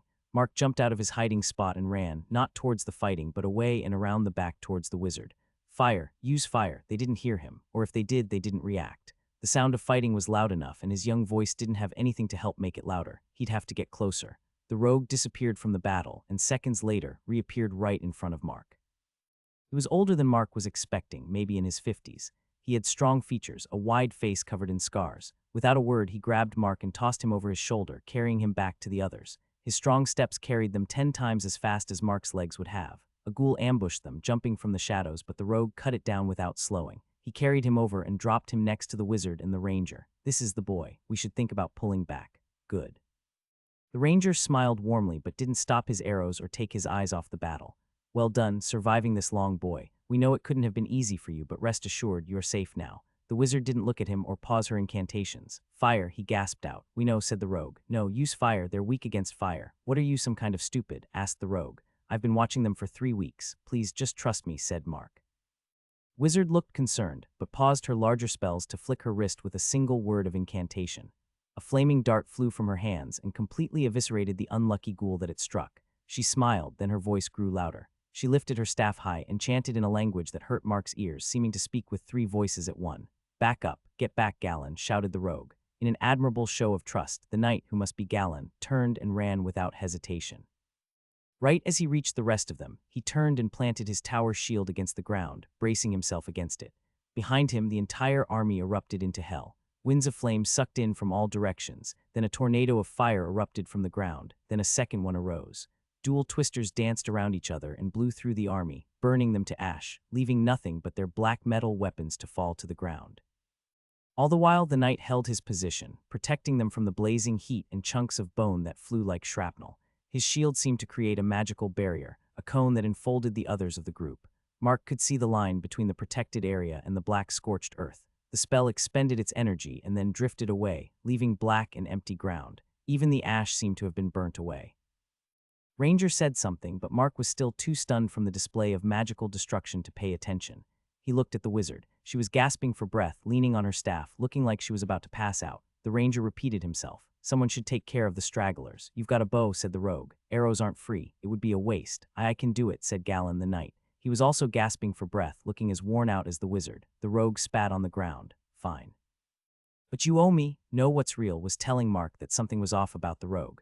Before he could figure out what, the dark-clad man blinked away, appearing 24 yards in the distance, cutting a remaining undead soldier in half. The other scattered undead converged on him, but there weren't enough remaining to be a threat. He terminated them with mechanical precision. Mark watched in awe. It was difficult to believe that a real living person could move like that. And honestly, just going off kill count, the rogue was the least of these companions. Imagine being as strong as the knight, or launching arrows that landed like artillery the way the ranger could, or calling down army-demolishing airstrikes like the wizard. Could he become a wizard someday? Watching the rogue know what's real was giving him mixed feedback. Sometimes he was real, and sometimes he wasn't, or maybe he had some kind of illusory effect. It made sense that the quick, sneaky one would be more than meets the eye. He realized the heroes weren't watching the rogue like he was. Their eyes were on him. It didn't have quite the effect he would have liked. Galen frowned. The wizard put a hand to her mouth. The ranger looked like he was about to laugh. What's with that?" said the rogue. Mark hadn't even seen him return. "What's he saying, Luralan?" The ranger, who must be Luralan, responded. "Can't you see? Nothing to do but trudge on." Mark continued. "I don't have much to reward you with, but I searched the ashes of the town for any valuables. All the coin is yours. We don't want your money, kid." "Sheesh. What's your game here?" said the rogue. "Sorry," said Mark, looking down. All the ash in the air was making his eyes water. He sniffed to avoid a runny nose. "Sorry if I'm doing it wrong. I've never been rescued before. This is what they say in the stories." The heroes all made eye contact with each other in collective understanding. The rogue had an uncharacteristic look of sheepishness on his harsh features. The wizard shoved past him and crouched down to be at eye level with Mark. "You're doing fine. There's nothing you can do wrong. We're here to rescue you, remember. Now, why don't we start this correctly? I am Lumina, Magus of the Southern Steppe." He could practically hear the brackets over the last part. Something about the inflection in their language made it clear they were quoting their system-given class. She continued introductions. "That's Galen, this is Luralan, and the grumpy one is Hog. Now, what's your name?" Wasn't that a question? The system called him Mark Error, and honestly, he didn't hate it. It felt right to leave his last name in his last life. He told them his name, but he made a mistake. He had automatically started translating his thoughts into Frenerian because that's what they had spoken in, but he unthinkingly translated his name as well. Mark Error came out as Bryn Isuyambel. Since the languages didn't match up very well, what he actually said was something like Scar the Mistaken. He actually liked the mistaken part. Going back to English, mistaken sounded like wrongfully taken, which was definitely true. And Bryn, well, he felt scarred too. The name settled onto him like a mantle. "Cut that trash. What's your real name?" said Hog. "It's That's Luralan tried a gentler approach. "Did you make up a name that you thought sounded grand?" "It's a nice name. Very fierce." "Fierce," said Hog. "Burn that." He saw a huge scar on his face and decided to start calling himself Scar. "But that looks, 3 weeks old. What did your mother call you before she?" Hog realized what he was saying and stopped, but too late to prevent a kick from Lumina. She full-on front kicked him straight in the balls. Know what's real flickered a bit, but it must have connected because Hog went down like a sack of potatoes. "Never mind him," Lumina said gently. "We'll call you Bryn if you want, but I'd like to know, did you make it up?" "Yes, kind of," said Bryn. He'd thought a little about what he'd say to people he met, and he decided not to broadcast to everyone that he was an otherworlder. That meant amnesia would be his best excuse. He felt bad lying to Lumina. She seemed nice, so he decided to bend the truth instead. "I woke up with this scar on my head 3 weeks ago. I don't remember anyone or anything about my life in this village before that." Galen nodded thoughtfully. He was much younger than Hog, maybe 25, but spoke slowly and deliberately. Now this all begins to make sense. You're joking, said Lurilan. Not at all, said Galen. Have you ever heard of an heirloom artifact? Oh, said Lumina, while Lurilan said, a what? Lumina said, an heirloom artifact. An enchantress can make a unique artifact on the day of her child's birth. The child has to carry it at all times, so a necklace or bracelet or the like. And she must maintain it every single day, so her child can never be far from her, which is why you may not have heard of it. No adventurer could possibly carry one. But the benefits are extreme. It will protect the child from a grievous wound, even a mortal wound, just once. Yes, said Galen. It would explain how he survived, why he's alone, even perhaps why the gods thought it appropriate to intervene. It would explain too much. Hog wheezed through the pain, still on the ground. Is that what happened? Did you have an heirloom artifact? Bryn shrugged. Well, that's fine, said Lurilan, but it doesn't answer the question of your name. What does the system call you? Bryn checked his status. It had changed from mark error to the translated version. Bryn Isuyamble. Wait, is that my fault? I didn't know it was going to be permanent. Hog wheezed with laughter, even through the obvious pain. That's the best thing I've ever heard. Galen looked at Lumina and asked, is that true? Is it permanent? Or can a man change his name simply by changing what everyone calls him? Lumina's eyes went wide. I don't know. I've never heard of someone forgetting their own name before. Bryn, don't worry. We'll get this figured out. It's fine. I don't mind it, said Bryn. Of course you don't now, said Hog. Wait until you're 30. Better yet, wait until you want to get married. Oh, even better, wait until the 1000th time someone says to you, excuse me, but I believe you're mistaken. Lurilan and Galen laughed at that, and even Lumina smiled though she said, stop it. Bryn laughed along. Oh, how about, ouch, that's going to leave a mark. All four burst into laughter. He wasn't sure if the idiom actually translated that well, or if it was just pity laughter, but he was glad for it all the same. All right, kid, let's get out of the street here. I'm hungry and all this dust and smoke is going to give me lung disease, said Hog. We'll set up camp in the fields. It'll make keeping watch easier tonight. They walked through the fields and set up camp right next to the road heading south. Even though it was still the middle of the night, no one seemed ready for sleep, so the men gathered wood for a campfire. Bryn wanted to help, but he'd used all his wood in the bonfire earlier. Galen provided the starter, and used hot burning wood from an oversized backpack he'd left at the edge of the forest. Lumina watched Bryn carefully before, and after casting the spell that ignited the fire, no doubt watching for signs of trauma. It was possible that the boy who used to own this body had watched his parents burn to death, but Bryn was being honest when he said he had no memory of that. He scooched up close. It was strange but welcome to be safe and warm at night. Who's hungry for hardtack? Asked Hog before handing out thick, rock-hard slices of bread that looked like big crackers. They tasted and felt like chewing rocks, and even Hog who dealt them out didn't look like he was enjoying it. There's meat, said Bryn. There's food in the town the cellars didn't burn. I found what must have been a butcher's shop, in a big cellar on the other end of town from where you owe. He's already gone. Hog had disappeared even before Bryn had finished speaking. He returned 3 minutes later, arms heaping with various cuts and sausages. Glad I got to this in time. Someone tracked mud all over the cooling runes, Hog said with a scowl, pointedly not looking at Bryn. Cooling runes. He'd spent days in the cellar and never seen anything like that. How was he supposed to know you're not supposed to track mud in? They had dirt floors. It also bothered him that Know What's Real didn't show him the hidden runes. Apparently it wouldn't show him things that were invisible, just tell him when something he could see was phony. Hog brightened, looking again at the meat he carried. Anyway, it's fixed now. The steaks are for tonight, the sausages will keep. Come on then, get a pan out, let's get some real food on. Galen hustled to comply. The armored man talked slow but moved fast. Soon the pleasant scent of simmering steak filled the campsite. Lumina picked up the conversation. So Galen, I meant to ask, you mentioned that you're a knight from Holland. That's right, said Galen. I'm a member of the Order of the Long Sleep. Untiring Knight is my class, though I can sleep and often do. I am a hunter from Gilly, though my intended quarry was the stone drake. This detour was a delightful surprise, said Lurilan. Warrior, said Hog, from Hammond's Bog, it's nearby. There was a strange variance in class names. Lumina had the most complicated class name, Magus of the Southern Steppe. Longer class names probably meant they were more powerful compared to Lurilan's Hunter or Hog's Warrior, although that last one sounded like a lie, to be honest. Wait, said Bryn. You guys don't all know each other. Not at all, though I think we've all heard of Lumina, said Lurilan. No, how much do you know about how system quests work? Not much, admitted Bryn. It went like this, said Lumina.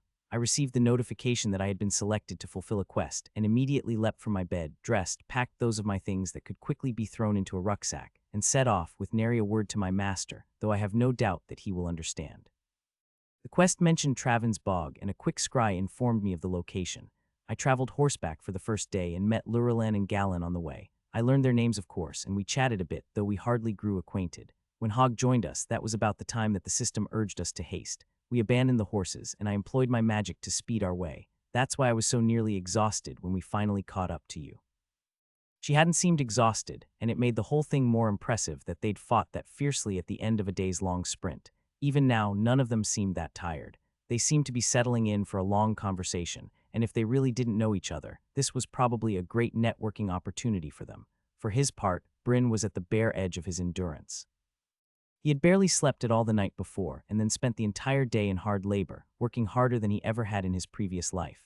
He felt his eyelids drooping. "I've always been curious about the order of the long sleep," said Lumina, "although I wouldn't press you to reveal the secrets of your order." "Oh, not at all," said Galen. "My order is reclusive by habit, but not secretive. Is it true you were formed after the War of Iacade the Quiet?" "Yes, indeed," said Galen. It was thought in those daysthies was the time of High Lord Indelit, who ruled over Hemeler, Olland, and the Ranner, in what was then called Edeler. After Iacade was defeated, there were those who thought that the dragon may have survived and was only sleeping. Indelit called his council together in the city of Hemeler, in what was then called the Council of Hemeler too. Bryn really would have liked to hear the rest of the story, but despite his best efforts, Galen's calm voice soothed him into sleep. Bryn squinted into the light. It was well into the morning and the sun was bright. He was laying on a bedroll and someone had placed a blanket over him at some point. "Told you," said Hogg. "Nary's the growing boy who can sleep through the sound of sizzling bacon." He was right. From the campfire came the most wonderful aroma in the world. He burst out of bed, and Lurelin handed him a plate with sliced bread, fried with the grease, and 2 fat slices of bacon, still sizzling from the pan. He ate so quickly he burned his tongue, but he didn't care. This was the life. The others chuckled at him, but couldn't hide the fact that they enjoyed the breakfast at least as much as he did. "You know, I was wondering," said Bryn. "I was wondering, well, it sounded like when you got the quest, you all just dropped everything and came straight away. Don't get me wrong, I'm glad you did, but little boys get eaten by scary monsters every day, and no one comes to save them. So why did we bother for you?" "Is that what you're getting at?" Hogg said. Galen and Lumina frowned at him, but Bryn nodded. "Frankly," said Lumina, "we were honored to be asked. Quests from the system aren't at all common, even for you," asked Bryn. Lumina giggled. "Is this what my reputation has become?" "Yes, even for me. This is my first time. Let me put it this way," said Hogg. "I was an adventurer for 25 years before I retired. A good one too, and this is my first one."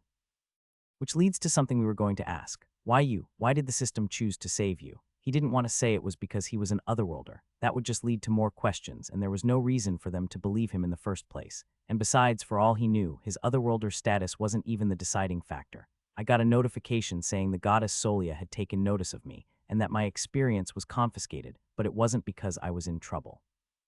It was right after I killed a few of the undead soldiers." "After you did what?" Hogg asked. The black-clad man seemed disinterested, half turned away, but "No, what's real," told Bryn that was a lie. The man wasn't really even there at all. The entire figure was an illusion, even the sound of his voice. Bryn carefully turned his head to the side to look at Lumina. He carefully didn't look back behind himself, but out of the corner of his eye he saw nothing there. That was an illusion as well. Someone was standing directly behind him. So "No, what's real" could tell him if something invisible was there, as long as he was looking for it. That seemed academic now. More important was figuring out what he'd done to set Hogg off. From the looks of things, none of the others could tell that Hogg was using illusions. He needed to play this carefully. Lumina wrinkled her brow in concern. "What's wrong?" The ghostly figure retreated, quickly stepped around the campfire, and merged with Hogg again.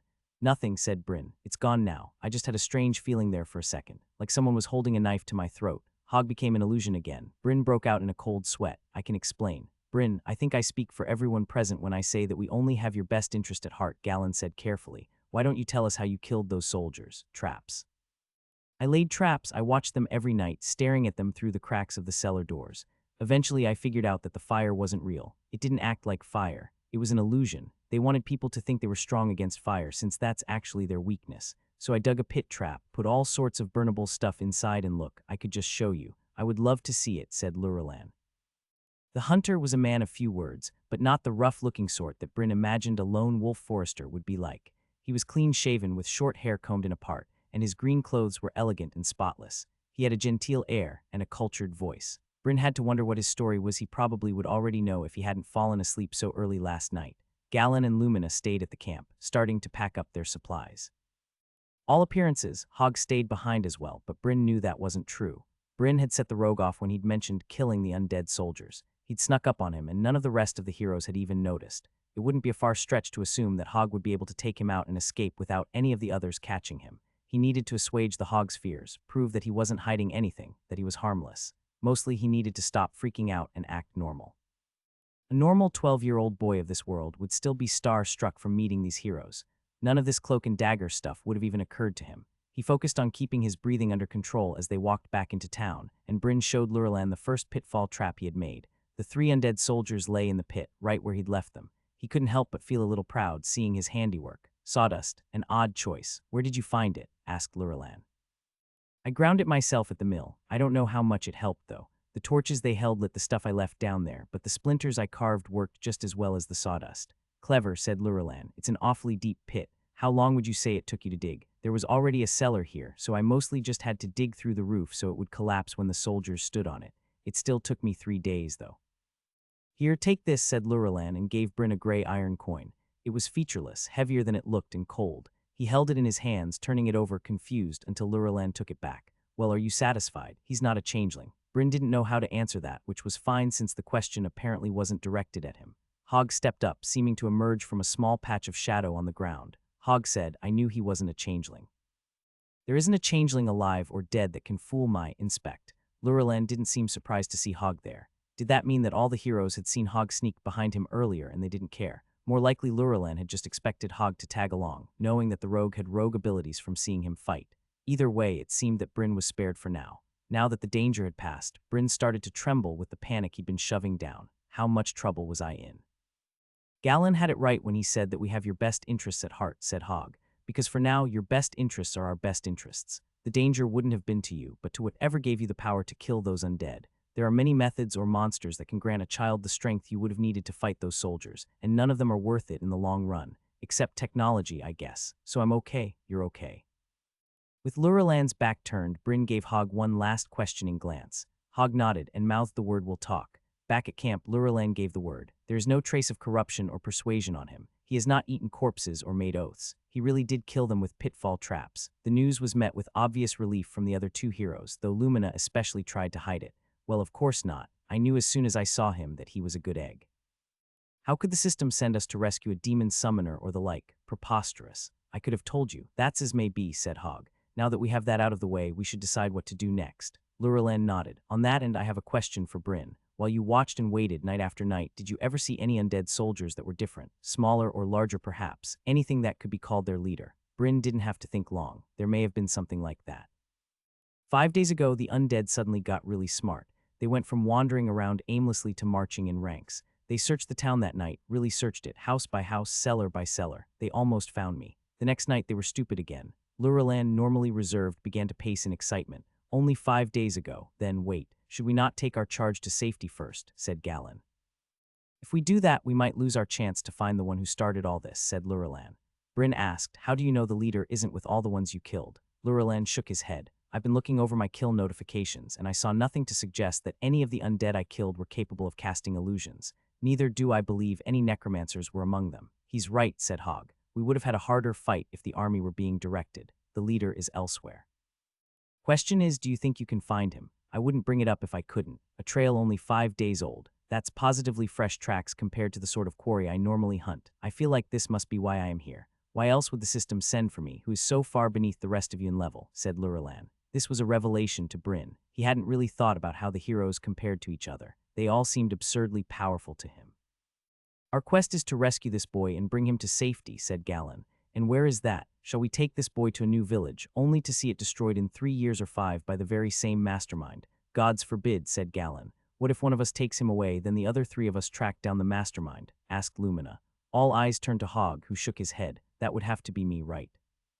You couldn't spare Galen or Lumina, not when for all we know the mastermind has a second army terrorizing some other poor village. Besides, where would I take him? The safest place within 100 miles is right here with the 4 of us. The 4 of them waited, seeming deep in thought. What were they waiting for? Oh, him. They wanted his permission.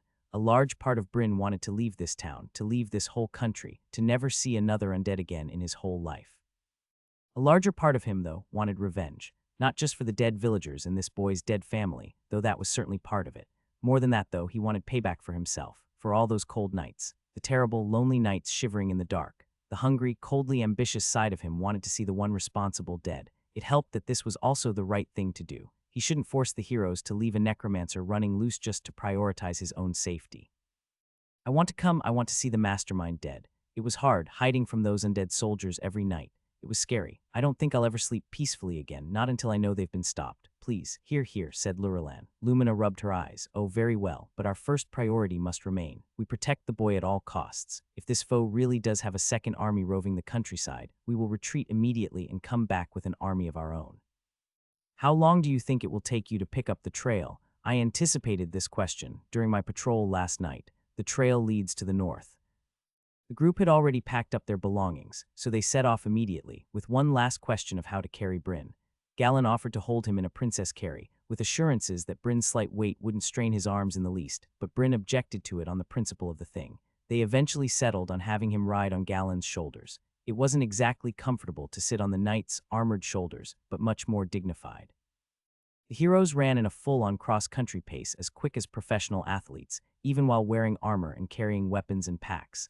Galen's armor didn't seem to bother him at all. In fact, it barely so much as clinked with his running steps. The detailed work was extremely impressive. All the interlocking plates fit together so well that he could move without any hindrance. It was almost futuristic in the way it fit him so perfectly. The heroes ran on, none of them even breathing heavily. Their sheer endurance was legendary in his mind, but they didn't see it as anything worth remarking on. He had a million questions he wanted to ask. If they could run like this, what role did horses have? Lumina had mentioned taking horses part of the way. Could animals level up like people? Exactly what attributes had they improved to get to this point? How many did you get for a level, and which had they chosen? What about Lumina? Why did she have such high physical attributes? He couldn't ask any of them. It might be rude to ask for personal details, and he didn't want to give away his otherworlder status by asking about things everyone knew.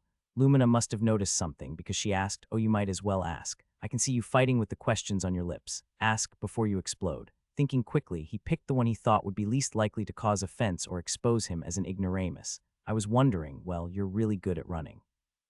I thought a mage would put everything into mental attributes. Oh, said Lumina, raising an eyebrow. He was right. It was taboo to ask someone about their stats. Sorry, said Bryn, embarrassed. I shouldn't know. No, it's fine. It's refreshing, really. Why not just ask? How else will you learn these things? It's not like you can. She stopped herself in time, but Bryn heard the unsaid words. It's not like you can ask your parents about this. Now it was Lumina's turn to be embarrassed. She cleared her throat and continued on as if nothing had happened. The answer is that you're right. I've put every single free stat I've ever gotten into mental attributes. Magic, control, will in that order. As for how I can run like this, it's mostly training and a few achievements. The real truth is that I'm slowing us all down. I could move faster with hasten, but I'm conserving my mana for what lies ahead. Oh, said Bryn. What lies ahead, Lurilan? Asked Lumina. The hunter pulled back from scouting ahead to answer the question. I'm growing certain that these tracks belong to a lambent phasmid. What's that? Asked Bryn. You don't know? Asked Lurilan. I don't know what I know, said Bryn, panicking. Was this common knowledge? He started babbling. I remember some things, but not others. Like I don't remember my memories, but I know what lots of things are like trees and water and apologies, said Lurilan. Phasmids by themselves are nothing special. They're scavengers mostly, and amphibians that eat forest creatures that wander into bogs and drown. At higher levels, though, they stop waiting for things to die on their own, if you catch my meaning. Lambent phasmids have natural illusion magic. At first, they'll use it to create bobbing lights to lure their prey. At higher levels, they'll create illusory copies of themselves and make themselves invisible while they attack their prey directly. They have long, thin limbs that stab like spears. We must assume that this one is very high level. Can it raise the dead? Asked Hogg. Well, no, said Lurilan. Then what are we doing right now? Galen answered in his slow and steady way. I believe Lurilan's train of thought proceeds thusly, that the illusion monster must have been the one casting the false flames upon the undead soldiers we defeated. Is that correct? Indeed, that describes my thinking, sir, said Lurilan. That being the case, it seems likely that this beast serves the same master as the army. In which event following it should I? Interrupted Hogg. I get the drift, no need to drive it home. Fine, find the servant, find the master. But why haven't we found the tracks of the master? He flew, said Lumina matter-of-factly. What? Asked Bryn. He or she flew, think about it. Most classes that involve necromancy branch off of witch. They fly, they really fly. How hard is it to get the witch class? Asked Bryn. Don't even think about it, kid. If the system offers you witch, say no.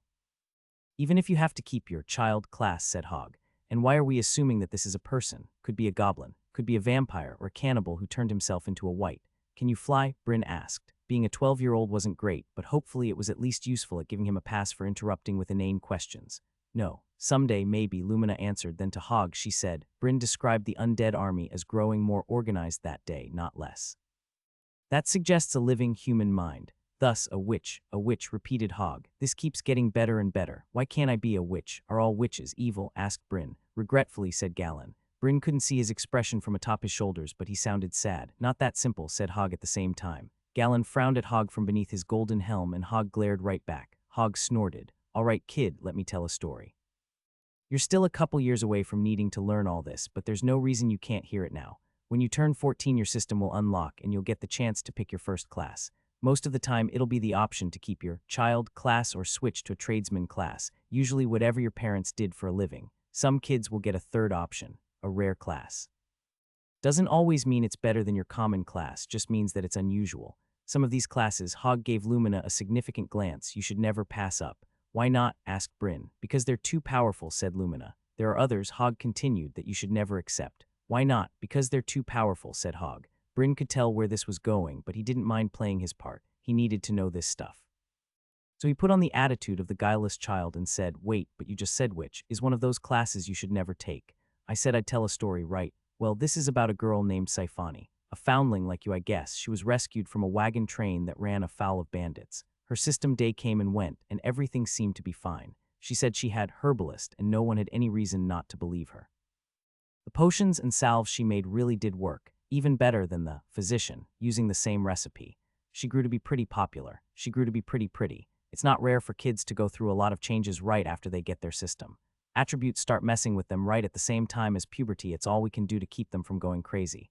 But Saifani, she seemed to grow into womanhood as naturally and easily as a rose unfolding its petals.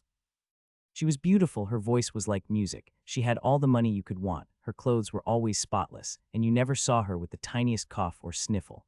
That last one was unusual because there were a fair amount of colds and fevers going around that year, and Saifani, with her herbs, was said to save quite a few lives that summer, for a modest sum. The young people started to think of her as a townfolk hero. Maybe if that's how it stayed, that would have been the end of it.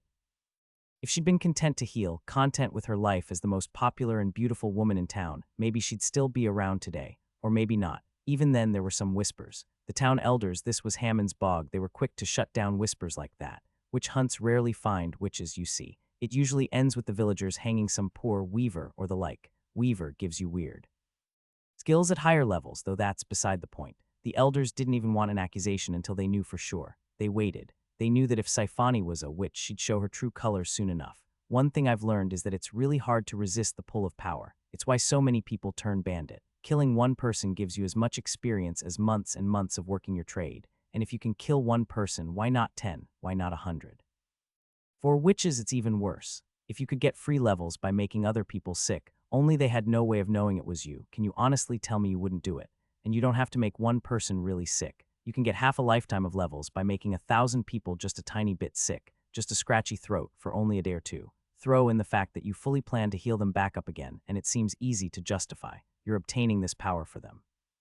So you can heal them better the next time a real. And that's just the bottom rung of a witch's power. There are all sorts of temptations. Little of a witch's magic is calculated or premeditated. Sometimes all she has to do is want something to happen and it'll happen. Sometimes it's as simple as being upset with someone to trigger the magic. One day, Saifani had a small argument with her best friend and a boil grew on the friend's elbow. The physician took care of it. It was gone the next day, but she crossed a line. It was Saifani's first curse. It made the elders sit up and take notice, but even then they didn't know for sure. Sometimes girls are prettier than other girls. Sometimes people get sick. Sometimes people get boils. All these things can just happen. There don't need to be witches involved. Maybe the lack of obvious suspicion made Saifani grow bolder, because the next day a vegetable seller cussed her out, and by nightfall the old lady was covered in a stinging rash.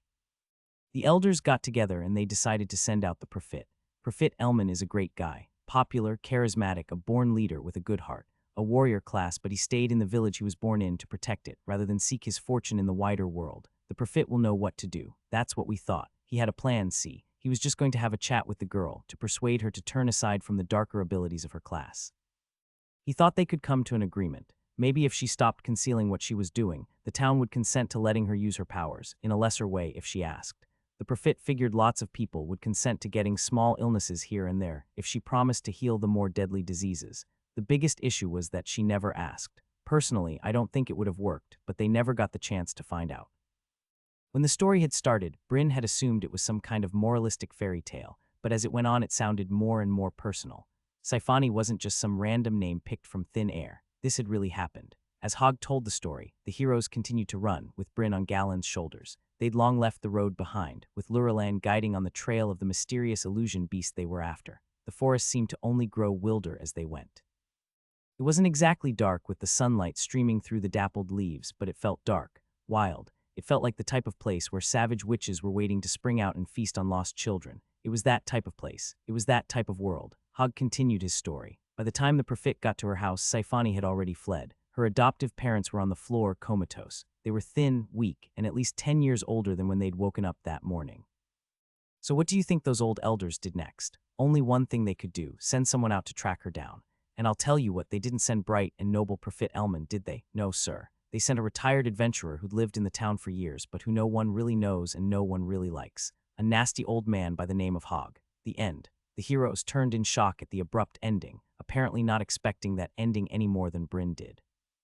Galen actually stumbled, but caught himself before he and Bryn hit the dirt. Silence reigned for a long moment before Galen said, "I apologize." "Why?" said Hogg. "What you say that was wrong?" "Nothing. But I thought unkindly of you, and that was wrong," said Galen. Hogg straightened his back, smiled slightly, as if trying to act like he was unaffected by what he'd just confessed to. And why wouldn't he be? If Bryn was right, he had been inches away from slitting his throat earlier in the day. Hogg might be the type of person who could kill evil or dangerous children, but apparently he would feel bad about it afterwards, and that at least made Bryn think better of him. Hogg chuckled. "You know, I don't tell this story to someone your age very often, Bryn, but usually when I do, they say something naive like, 'Why'd you have to kill her? She didn't do anything worth killing over, did she?' And maybe you'd be right. Her parents never really recovered all the way, but I bet if I had asked them, they would have forgiven her." "The point is no," said Bryn. "No," he practically spat it out. His voice sounded dark, much darker than the normal kid persona he was trying to act out, but he didn't care. "I'm glad you didn't forgive her. The witch who destroyed my home, it probably wasn't too long ago that she was just some pretty popular girl with no self-control, was it?" "He's right," said Lumina, eyes distant. "Witches level fast, especially when they throw morality to the wind. The one we hunt likely isn't even 18 years old." A weight seemed to settle on the party as they realized exactly what it was that they were about. At the same time, a weight seemed to lift from Hogg. Maybe he had expected some kind of condemnation for killing Saifani, but even noble Galen hadn't found fault in it. As they went, the area seemed to grow wetter, and even though he barely thought it possible, greener. The moss covered the trees completely, then spread out on the ground, choking out all other life and leaving a soft carpet for them to run across. Streams wove themselves throughout everything, but they were never wide enough to slow the party down. The largest was 5 feet across, and the heroes leapt across without slowing or even remarking on it. Luralan ran ahead, disappearing into the foliage ahead. The party kept running in the same direction, until 15 minutes later he returned, and had them adjust their course slightly to the left. Again he disappeared into the forest ahead and didn't return for 20 minutes. When he did, he had them adjust sharply to the right, fully perpendicular to the direction they'd been running. The next time he left, he was gone for a full half hour. When they saw him again, he was sitting on a rock, waiting for them. The beast did not flee in a straight line. It has been changing directions, going in circles. It leaves false trails, some of them convincing enough that I followed them for several miles before I noticed the deception. It even runs in streams for short distances, so as not to leave tracks. Clearly this beast is worried about pursuers and has been taking steps to lose us, said Luralan. Can we overtake it? Asked Galen. For truth, I believe I may have lost the trail had it fled in one single direction, but by running in circles it has allowed us to catch up, said Luralan. Why would it do that? Asked Bryn. Because its destination is somewhere nearby. In this forest, if I have my guess, said Luralan. In fact, if our lady mage would agree to hasten herself again, I believe we could find it before nightfall. Lumina tapped her cheek, thinking, that should be acceptable. Certainly it is not an issue if all that awaits us is a singular illusion beast, but if I must fight a witch, I could carry you as well as Bryn, offered Galen. A little extra weight would not slow or tire me. No need, said Lumina, her face growing slightly red. A small spell like hasten, hardly a drop in my mana pool. Yes, we shouldn't waste any more time. Let us away. Lumina spoke a sentence of magic, and they took off again. They ran in a mad dash that Bryn could barely believe. It was one thing to see someone else move that quickly. It was quite another to be on top of someone's shoulders. Galen's steps were so quick that they stopped sounding like individual thumps and blurred together like the roaring of a car. He jumped over fallen logs and twisted between trees with effortless elegance, barely jostling Bryn to avoid all obstacles. Lumina hadn't been exaggerating when she'd said that she was holding the rest of them back. With her spell in place, she ran next to Galen like a ghost. Luralan looked light and casual while he ran. Only Hogg was huffing and puffing, though he kept up just as well as the others. Bryn fully believed the old rogue could run like this all day, though not as easily as the others. Cars were faster, to be sure, but that was on an open road. Moving this fast while weaving through a forest made the journey feel blisteringly fast. 24 miles went by in a flash. Trees started to grow thinner and further apart, until all at once they disappeared completely. The party arrived at a wide, open field. It stretched out for at least 20 miles in a perfect circle before ending in trees again. At first glance, Bryn thought it was a prairie, but the uneven ground and tepid pools meant it was more of a swamp. No, a bog, obviously. They stopped at the edge of the clearing. The heroes paused, giving each other significant glances. Why did we stop? What is this place? Why is it in a perfect circle? It's unnatural, said Bryn. This is Christ's bog, or maybe Illa's bog. And you've got the child of Travan's bog, class, but you don't know why the bogs look like this, asked Hogg. Before Bryn could make excuses, he said, well, neither do I. It's convenient, though. Great farmland, and the forest won't expand into the circle for whatever reason. Lumina said, to answer why it looks like this, I'd have to get into the fall of Ithmal, and perhaps this isn't the time. Indeed, said Galen, lifting the faceplate on his helm. Bryn, I'm going to set you down. Why? What's going on? Galen set him down, and no one answered his question. Lurelin cut a straight branch off a tree, one swift stroke like it was nothing, and whittled it down into a straight staff in a matter of seconds. He didn't look up as he worked, and no one spoke. It was strange. These guys weren't jerks except maybe Hogg. So why were they being so reticent? Oh, that was it. They were worried someone might be listening. The monster, the lambent phasmid, maybe they had all noticed some sign that it was nearby, or maybe it was something else. He was the only one here without years and years of experience in this type of thing. The best he could do was try to keep up and stay out of their way. The heroes positioned themselves in a ring around him and let him set the pace as they entered the bog. There didn't seem to be any kind of destination in mind. There was nothing there. Just a big empty field. In front, Lurelin used the walking stick he'd made, poking the ground in front of them as they walked, even though it was obvious that the ground on their path was solid. Or was it obvious? They were worried the phasmid had messed with the terrain. He strained his eyes, looking everywhere, trying to see some sign of an illusion. Hogg put a hand on his shoulder. It may be the case that you've gotten pretty good at spotting illusions after watching those undead for so long. Maybe you'd be able to spot the monster before any of us. Give us an early warning, yeah. That's right, said Bryn, standing up a bit straighter. Do us a favor and don't, said Hogg. Hogg cut him off with a subtle shake of his head. What was the point of having a special superpower if he wasn't supposed to use it? But even if he was allowed to, there wasn't anything he could point out. The empty bog was empty. It was quiet too quiet. That was the cliché in movies and fantasy novels. It always got really quiet right before the ambush. Did that happen in real life? Nature was supposed to be quiet. That's why people liked it. The heroes didn't run, but they walked quickly, so he had to trot to keep pace. Soon he was breathing heavily, taking in huge lungfuls of stale air. Sweat came off him in streams. It was hot now that they were out of the shade of the trees. Bryn scanned the area, desperately searching for some sign of whatever had the heroes on alert. He noticed the others weren't doing the same. Lumina, Hogg, and Galen all walked with their eyes forward, a bored expression on their faces. The only sign something was wrong came from Lurelin, who stabbed his staff into the ground again and again. Bryn focused on it, and that's where he saw his first sign of illusion. Lurelin's staff sunk a foot into what looked to be dry ground and came away muddy. Focusing on the ground there, he saw that it was an illusion. Following the trail, he could see that much of the landscape around them was fake. Twisting lines and trails of fake terrain snaked around them, hemming them in. Lurelin wasn't guiding them away from it. Quite the contrary. He led them to the thickest spots. Maybe the heroes weren't looking around because somehow they knew that they couldn't trust what they saw. Or maybe it was because they didn't want to give the phasmid any sign that they knew it was close. After all, how do you hunt an invisible monster? Easier if you can convince it to hunt you. Near the center of the clearing, they stopped. Lumina said now. Her hand went to a side pocket on her cloak, then she mimicked opening a bottle. Let's wait a bit, said Lurelin.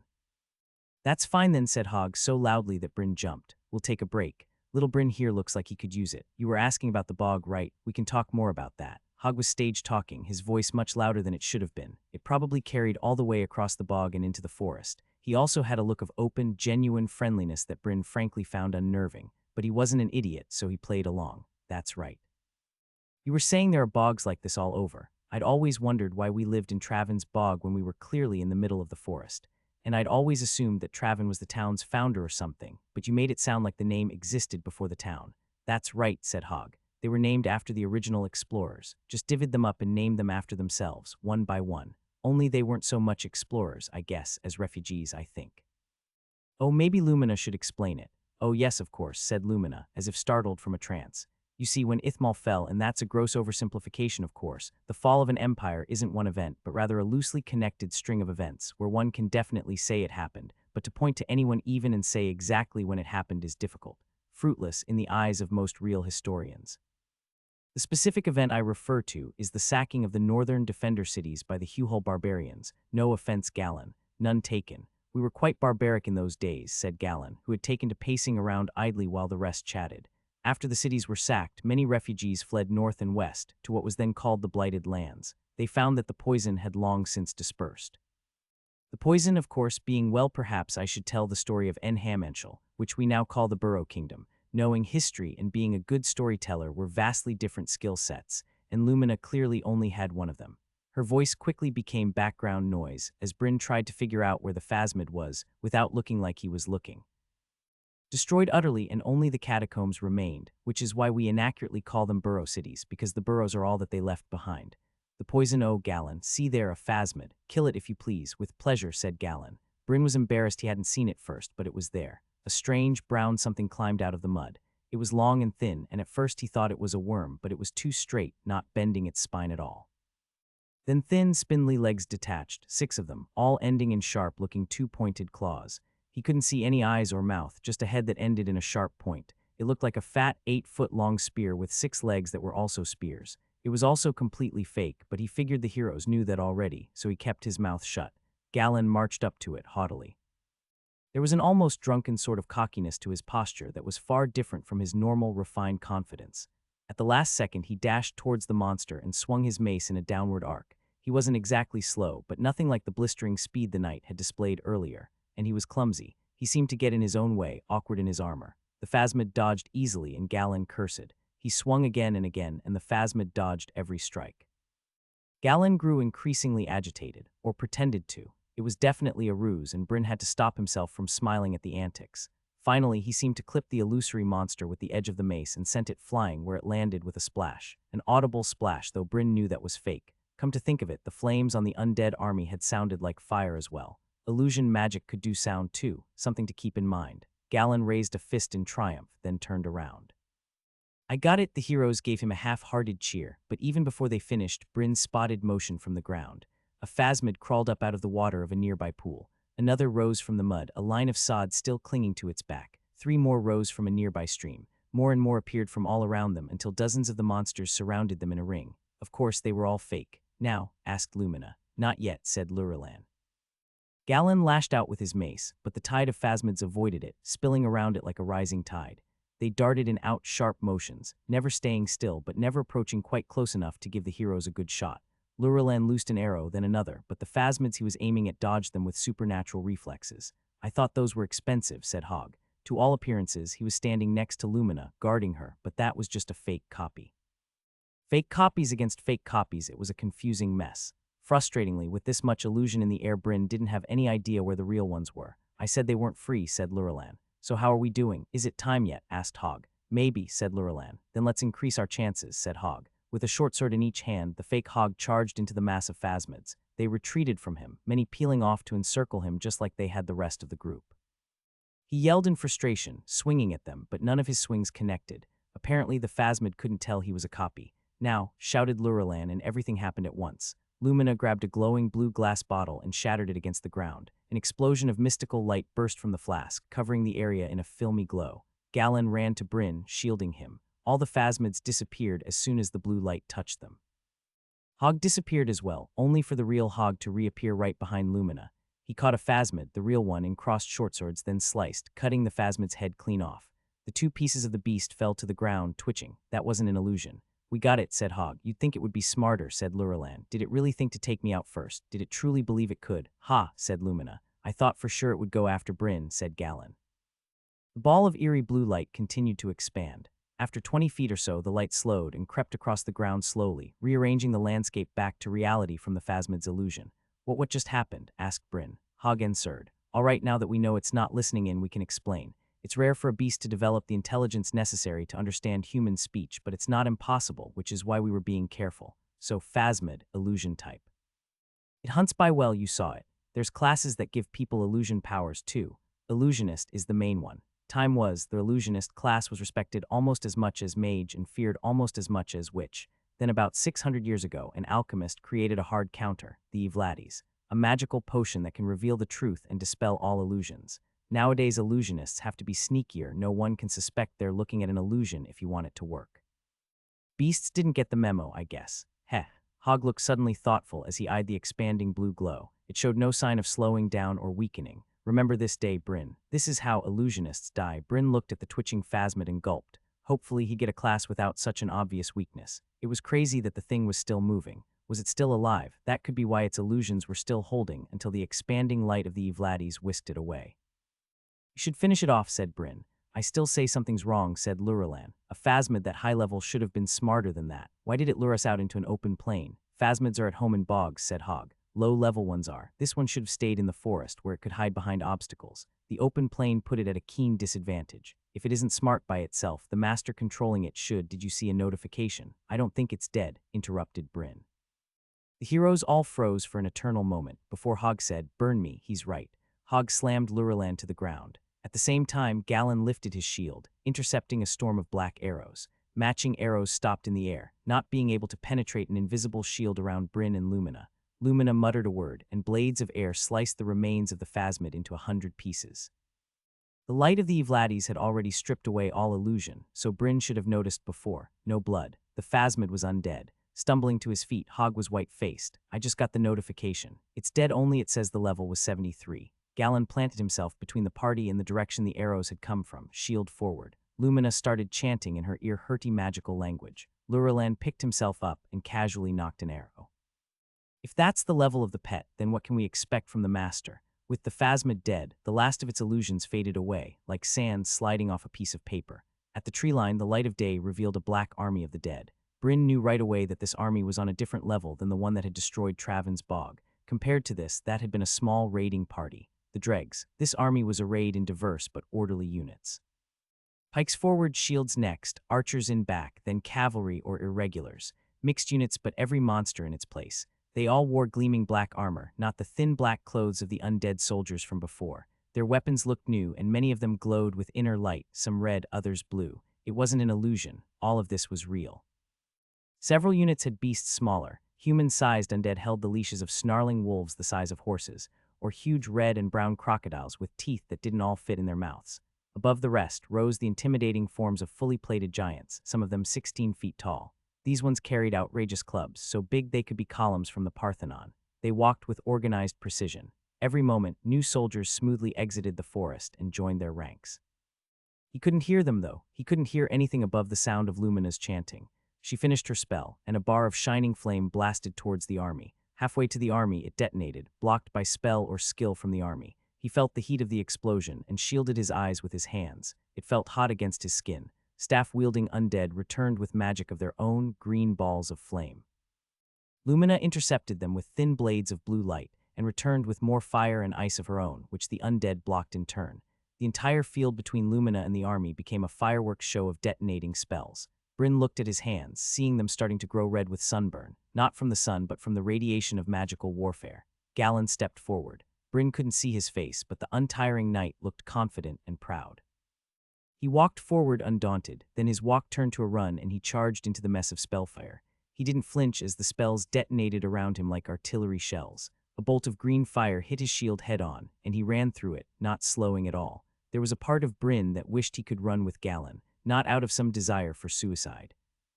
Rather, he wished he was stronger, that he could be the type of man who could run with Galen, to face those kind of odds with the same courage Galen was showing. His locked system was like shackles around his ankles and a collar around his neck. True communication, said Galen, in a quiet, calm voice that Bryn could still hear clear as day, despite the distance and the noise of the magical warfare. Then Galen's voice grew painfully loud. He spoke in the strange, magical language that Lumina used. Only this time Bryn could understand every word. A breeze blew in, then turned to a wind, blowing at Galen's back. It cooled the sweat all down Bryn's back and on his face. He touched the wetness below his nose, not sweat. His nose was bleeding, and his ears. The breeze brought ghostly figures to Galen's side until he ran in a line with 50 phantoms, knights in full armor just like him. They grew more real by the second, filling in, becoming substantial. He couldn't tell what they really looked like since they were all in full plate armor, except one. The one who ran next to Galen didn't have a helmet. Instead, he wore a golden crown on a pearly white skull. Galen crashed into the enemy with an army of the righteous dead by his side. Lumina kept up her chanting, fire in her eyes. Her words faded into gibberish, becoming a foreign language again, but the avalanche of magical death kept coming. The two lesser heroes, Lurelin and Hogg, made eye contact. It was hard not to feel for them. In a way, they were like Bryn, outmatched. Sure, they never would have gotten this far if not for Lureland's tracking ability, but his bloodless face told the truth. A battle like this was completely beyond him.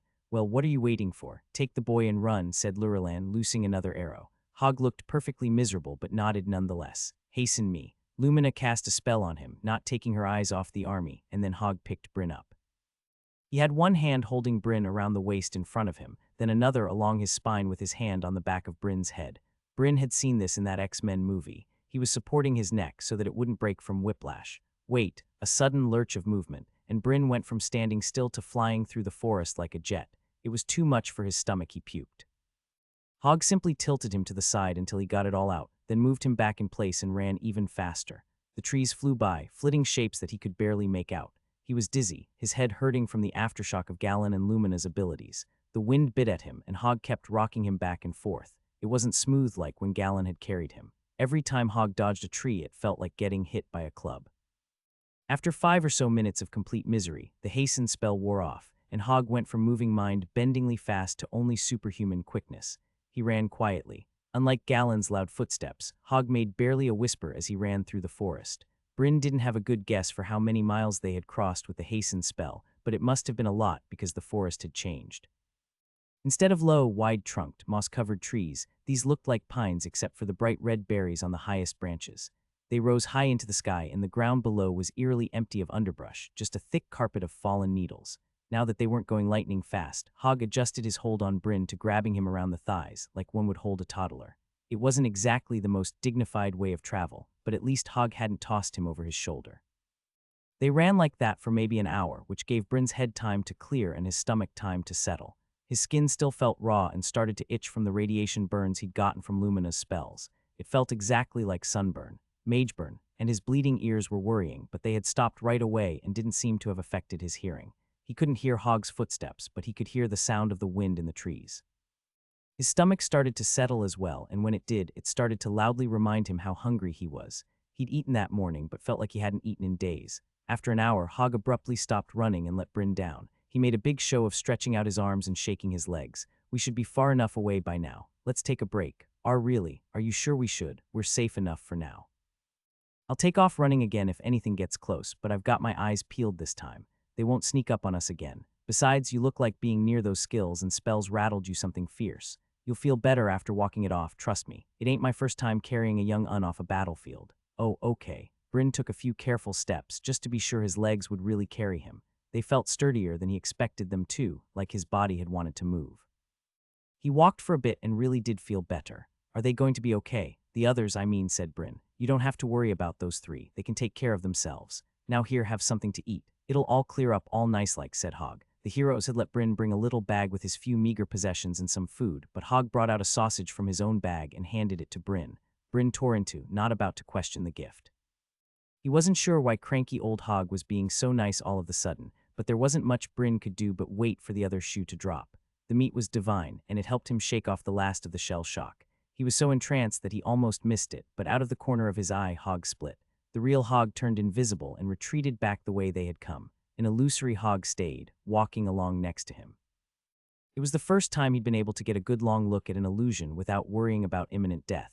He couldn't help but be impressed. In short, Hogg's body double was good, perfect. No matter how much he stared, Bryn couldn't find even the tiniest flaw. While he'd seen mistakes in the undead's illusory flame right away, Hogg didn't give anything away. His feet sank into the ground just the right amount. He left faint footprints in the pine needles, smushing them organically, matching the natural unevenness of the ground.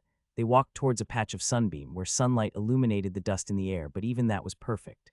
The dust swirled around Hogg's face like he was really disturbing the currents of air. What are you staring at? Asked Hogg. Do you have some more? Asked Bryn. Let's wait to see if you keep that down first. Then I'll give you some more, said Hogg. What about water?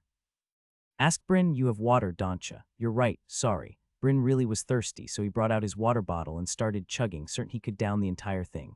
Slow down there, said Hogg. Small sips. Wait to see if your body can handle it. Bryn did as he asked and took small sips. He had the bottle to his mouth when Hogg said, so what's a yart huh like? Bryn didn't catch exactly what Hogg was asking, so he didn't give the old guy the reaction he was probably hoping for. Bryn calmly drank his water and asked, what? Hog peered at Bryn, squinting, as if trying to read something in very fine print. Earth, what's it like on Earth?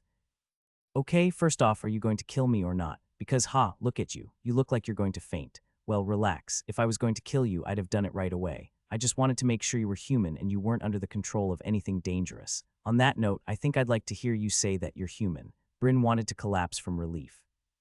He thought he had put the heroes at ease with his precocious youngster routine, so when Hog had revealed that he knew Bryn was from Earth, he had just about had a heart attack. He'd low-key thought Hog wanted to murder him since the conversation this morning, so it was great to hear confirmation that that wasn't in the cards. Oh right, Hog was still waiting for an answer. I'm human, said Bryn. I'm only human and I've never been anything except for human. While saying it over and over just makes it sound like I'm lying, but I'm not. I like human stuff, like sugar and bread and changing the subject. Can I ask you something? How did you know? I've got what may be the most advanced inspect in the kingdom, so you're an open book. Your Otherworlder tag especially raised some alarm bells in my head. Did you die in your other life, or were you experimenting with dimensional magic? I died, I think, said Bryn. Does this kind of thing happen a lot around here? Not a lot, but it does happen. First piece of advice, don't tell anyone you're an Otherworlder. If anyone figures you out, say you're from the past. Sometimes Otherworlders are regular people, but sometimes they're monsters from the void, beasts of emptiness and darkness wearing human skin. Second piece of advice, when you get your system unlocked, no matter what class, take Inspect as your first skill, but the second one you should take is Conceal Status. Bryn scratched his head, thinking about it for a second. If that does what it sounds like, wouldn't that make people more suspicious of me, not less? Lots of people take Conceal Status. At the higher levels, combat is at least 50% about controlling information. Knowing strengths and weaknesses will help you punch above your weight class. Knowing which enemies are a bad matchup for you will keep you alive. Of course, if you're a tinker or a tailor, it'll turn some heads. But if you get a rare class, no one will think twice. Glad to oblige, said Hog. He seemed distracted, for someone who was in the middle of this kind of life or death conversation. It was only life or death for Bryn, though. For all he knew, this was just another Tuesday to Hog, or maybe he was distracted because he wasn't actually even there. Bryn hadn't forgotten that he was talking to an illusion. Was the real Hog going to come back? Why had he left in the first place? He decided to broach the subject subtly. Sometimes secrets have a habit of taking over. It can be freeing to have someone to talk to, someone that knows the real you, said Bryn. Unless the lie is the real you and the truth is the illusion, said Hog. Yeah, you would say that, wouldn't you, Mr. Illusionist? Hog didn't react right away. In fact, he didn't react at all. He kept walking with an empty look on his face. When he stepped on a dirt mound, his foot clipped right through it, like a video game avatar going through scenery, or like an illusionary copy on autopilot because its owner was too stunned to direct it perfectly. Damn, he finally said, no, what's real? That's right, said Bryn. It lets you see my status. Nah, said Bryn. It lets me see through illusions. It wasn't a difficult deduction after that. You're using illusions to pretend that you have some kind of teleport ability. You want people to think you're what? A thief, assassin, rogue, said Hog. Why did you say warrior then? Some people have lie detection skills. Lots of rogues will say that they're warriors completely expected. Disguise my big scary lie with a little white lie, Hog said numbly. Even without all that, though, you were as obvious as the sun. Bryn did his best imitation of Hog's scratchy voice. Remember this day, Bryn. This is how illusionists die. The other guys aren't dunces, they were beginning to suspect, so I threw out an olive branch. Didn't think you'd pick up on it, though. I even knew you weren't really a kid, but it's too easy to forget. That was my mistake. You're more perceptive than you look. I'll say that much. Bryn snorted. Everybody thinks I must not understand people very well since I worked behind a desk all day. The truth is I understand people fine, I'm just not all that interested in them. On that note, where are you right now? Leading away some undead. About 2 miles half southwest of you, said Hog. Wait, there's more of them out here. Yep, I didn't want to scare you or anything, but now that you know, maybe pick up the pace a bit. Bryn started running. Then he let it settle into a quick jog, a pace that he thought he'd be able to maintain for a while. He could see quite a ways through the forest, probably a quarter mile, with no sign of danger or of Hog, but that didn't mean they weren't there. The tree trunks this far down were bare, and with no underbrush it made the forest seem cold and empty. Hog's double jogged alongside him, looking solid as ever, but when Bryn reached out to touch him, his fingers went right through his shoulder and felt only air. Tell me what's going on, said Bryn. How many undead? When did you see them? The phasmid was doing a decent job of keeping the whole army hidden, but now that it's dead, I'm able to keep tabs on them with my abilities. The main army is still engaged with the others, but they noticed we left. Now thousands of lesser soldiers, the kind we found in your village, are swarming the forest. Couldn't you hide us with illusions? Asked Bryn. To a point, but undead can see heat as well. It's sort of the opposite problem that we had with the phasmid. Luralang could track it, but even when we knew it was nearby we still couldn't see it, so we had to lure it in. Well, the undead don't have a good way to track us, but if they happen to stumble close enough, they'll be able to see us. If a bunch of them suddenly die, I think the master will know and he'll send the whole swarm in our direction. That's why I'm leading these ones away with blinking lights and soft sounds instead of taking them out. Then why, shut up for a second. Bryn dutifully kept his mouth shut and focused on running. Hog's double veered abruptly to the right and Bryn followed him. They ran for a half hour, which was longer and further than Bryn had ever run in his entire previous life. He was reaching his limit. He opened his mouth to ask Hog if it was safe to take a break when he said, "Damn it, they got to the pass before us. Well, shoot, our cover will be blown, but I still think our best bet is to break through. I'll catch up in a minute."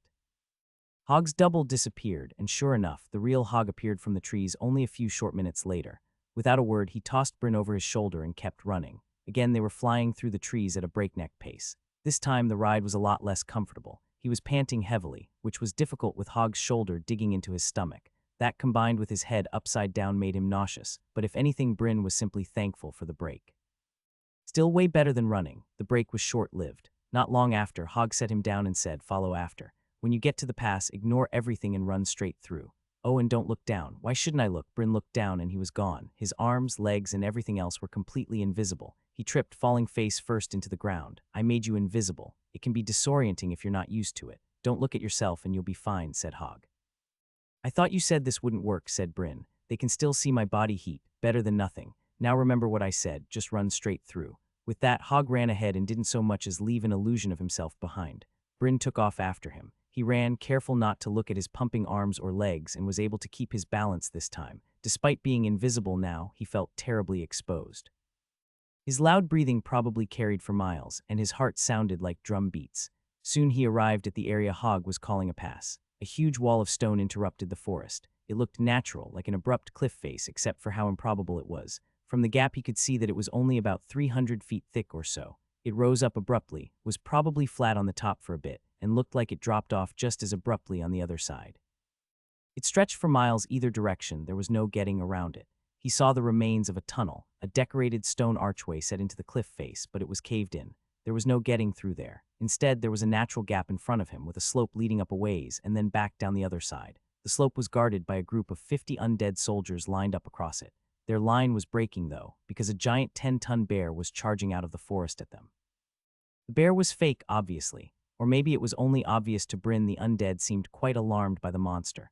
Hog's bear illusion had greenish-brown fur, marred here and there with wounds, fresh wounds that oozed brackish blood with every step. Spittle frothed in its mouth and its eyes were yellow. The beast looked insane, rabid. The bear approached its first victim, reached out with a claw and sliced the undead soldier into pieces. Bryn's jaw dropped. He'd expected the illusory paw to be ineffective.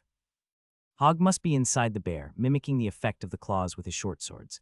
The bear roared so loudly that Bryn could feel the vibrations in the earth. That was enough for the rest of the undead. They scattered in every direction. Bryn ran. He ran towards the bear, straight through the fleeing undead. A few turned to look at him. One took a step towards him, but the bear roared and pounced, landing on the undead soldier and swallowing him whole to all appearances. Clever. Hog might not have even done anything to it. He could just render the undead invisible, and all its buddies would assume it had been eaten. Bryn kept running. The slope was so steep that it took all his effort to keep his legs moving. His run turned to a walk. His walk slowed and slowed until it was more like a crawl, using his hands to pull himself up the steep slope. This was too much. He'd done enough. He'd been running too long, and now he was done. His legs couldn't take any more. He must be near the top, right? He looked up and saw that he was barely halfway there. There was no way he could do that. He looked behind him. The undead soldiers were rallying. They were forming a circle around the bear and starting to press in.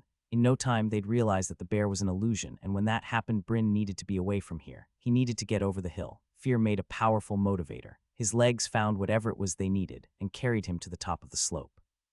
He scrambled to the top over the crest. He wanted to fall over and pass out, but he was still too close to the sounds of Hog and the undead fighting, so kept moving, going down the other side.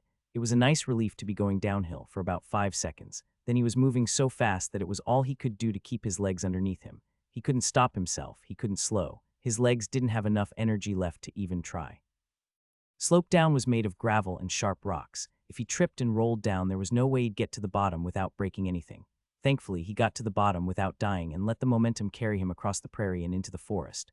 Once he had slowed down enough to do so without hurting himself, he collapsed into the tall grass. He lay there, breathing in and out, almost hyperventilating. There didn't seem to be enough air in the world for him to breathe. The rest was glorious. His legs practically sang now that the abuse was over. The sudden lack of pain was better than pleasure. "Get up, kid," said Hog. The voice was hushed, right next to Bryn's ear, completely disembodied. "You've got to be kidding me," said Bryn. "Get up. There's one near you and I won't get there in time. You have to get up." Bryn rolled to his feet, climbed through the tall grass, and sure enough, an undead soldier stood in his path. Looking down at his hands, Bryn saw that he was still invisible, but Hog had confirmed that that wouldn't be enough. There was something of a dirt road leading from the slope to the forest beyond, and the undead stood right in the middle. It was strange, seeing one of these things in the daytime.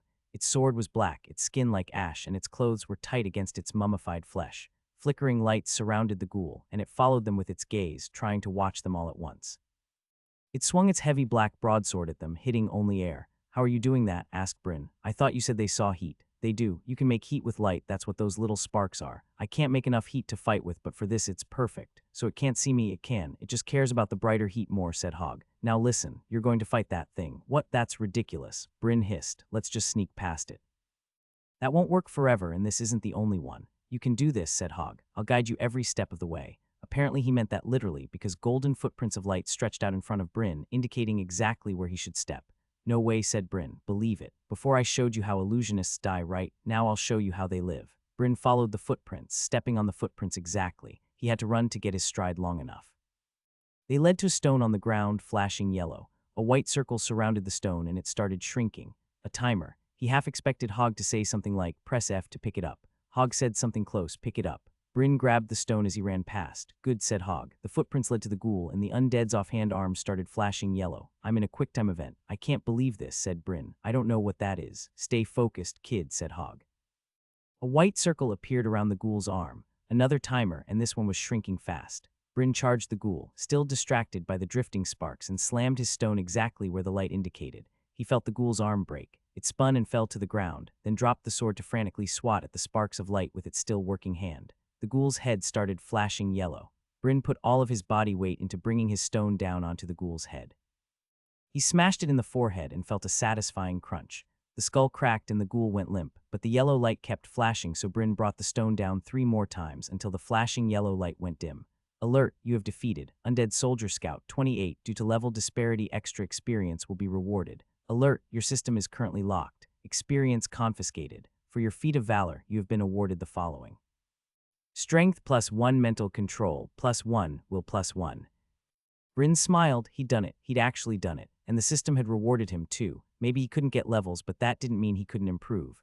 "Good," said Hog. "Now pick up the sword." Bryn's smile fled. "You're kidding, right? I told you that's not the only one. Now pick it up," said Hog. "How are you talking to me right now?" said Bryn. "What do you expect me to spill all my secrets? I'm an illusionist. That means light and sound. I can hold on."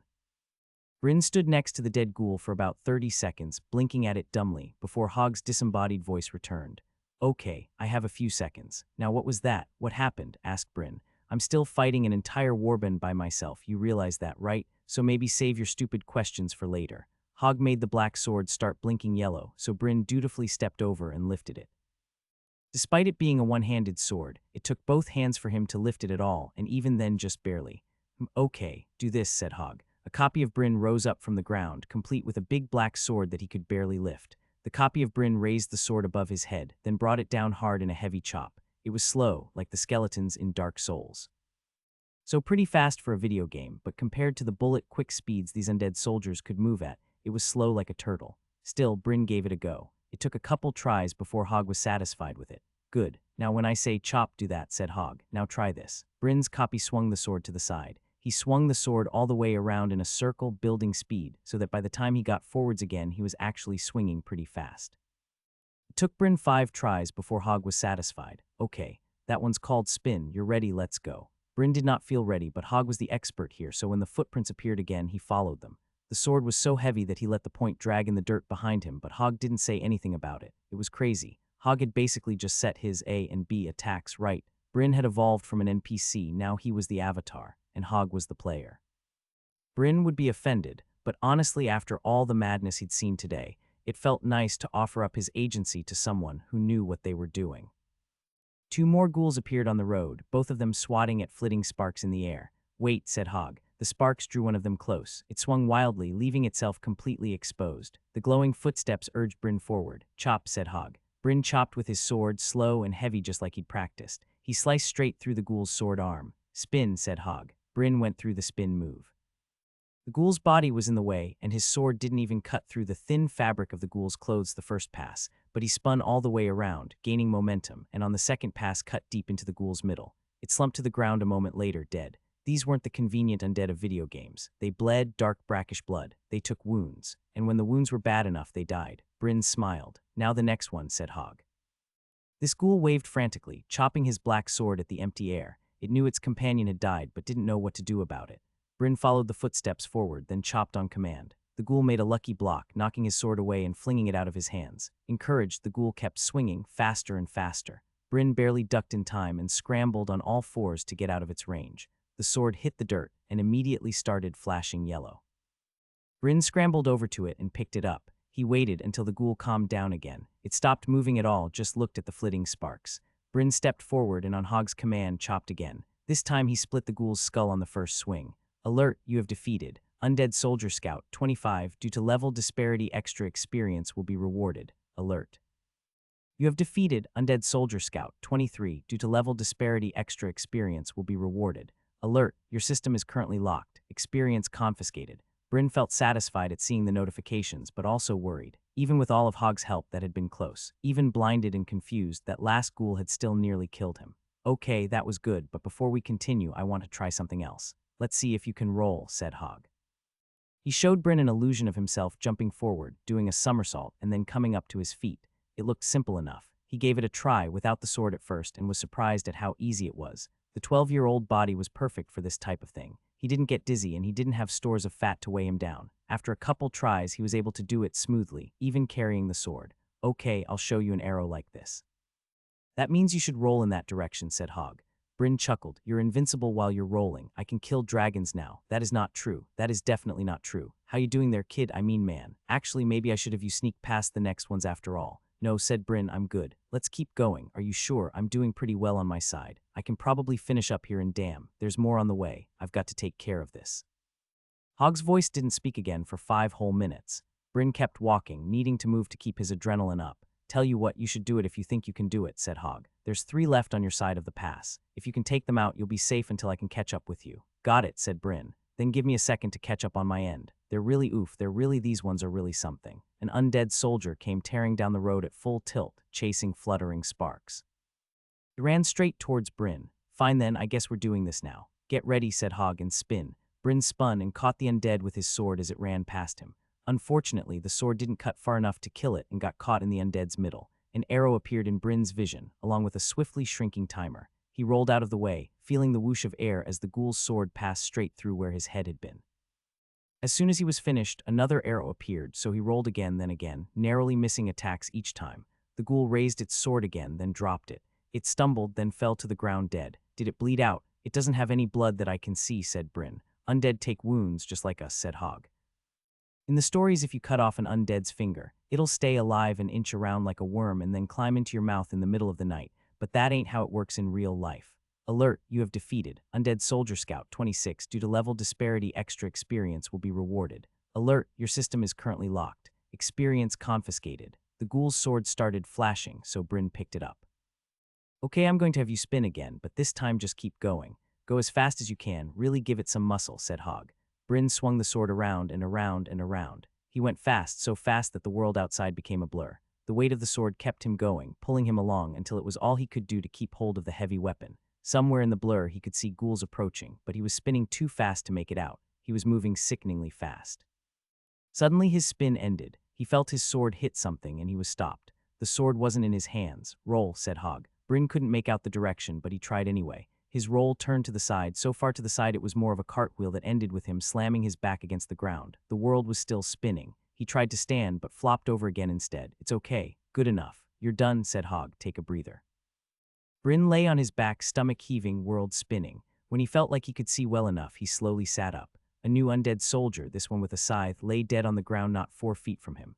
Another one wandered nearby, still with his sword stuck in its chest. Its steps were uneven and confused. It wandered awkwardly in circles before finally grinding to a halt. It fell over, dead. Bryn laughed, delirious. He was shaking, part elation, part horror at how dangerous that had been. He'd done it. He'd actually killed them, not with pitfall traps but in actual combat. True, Hogg had done most of the work, but he'd held the sword.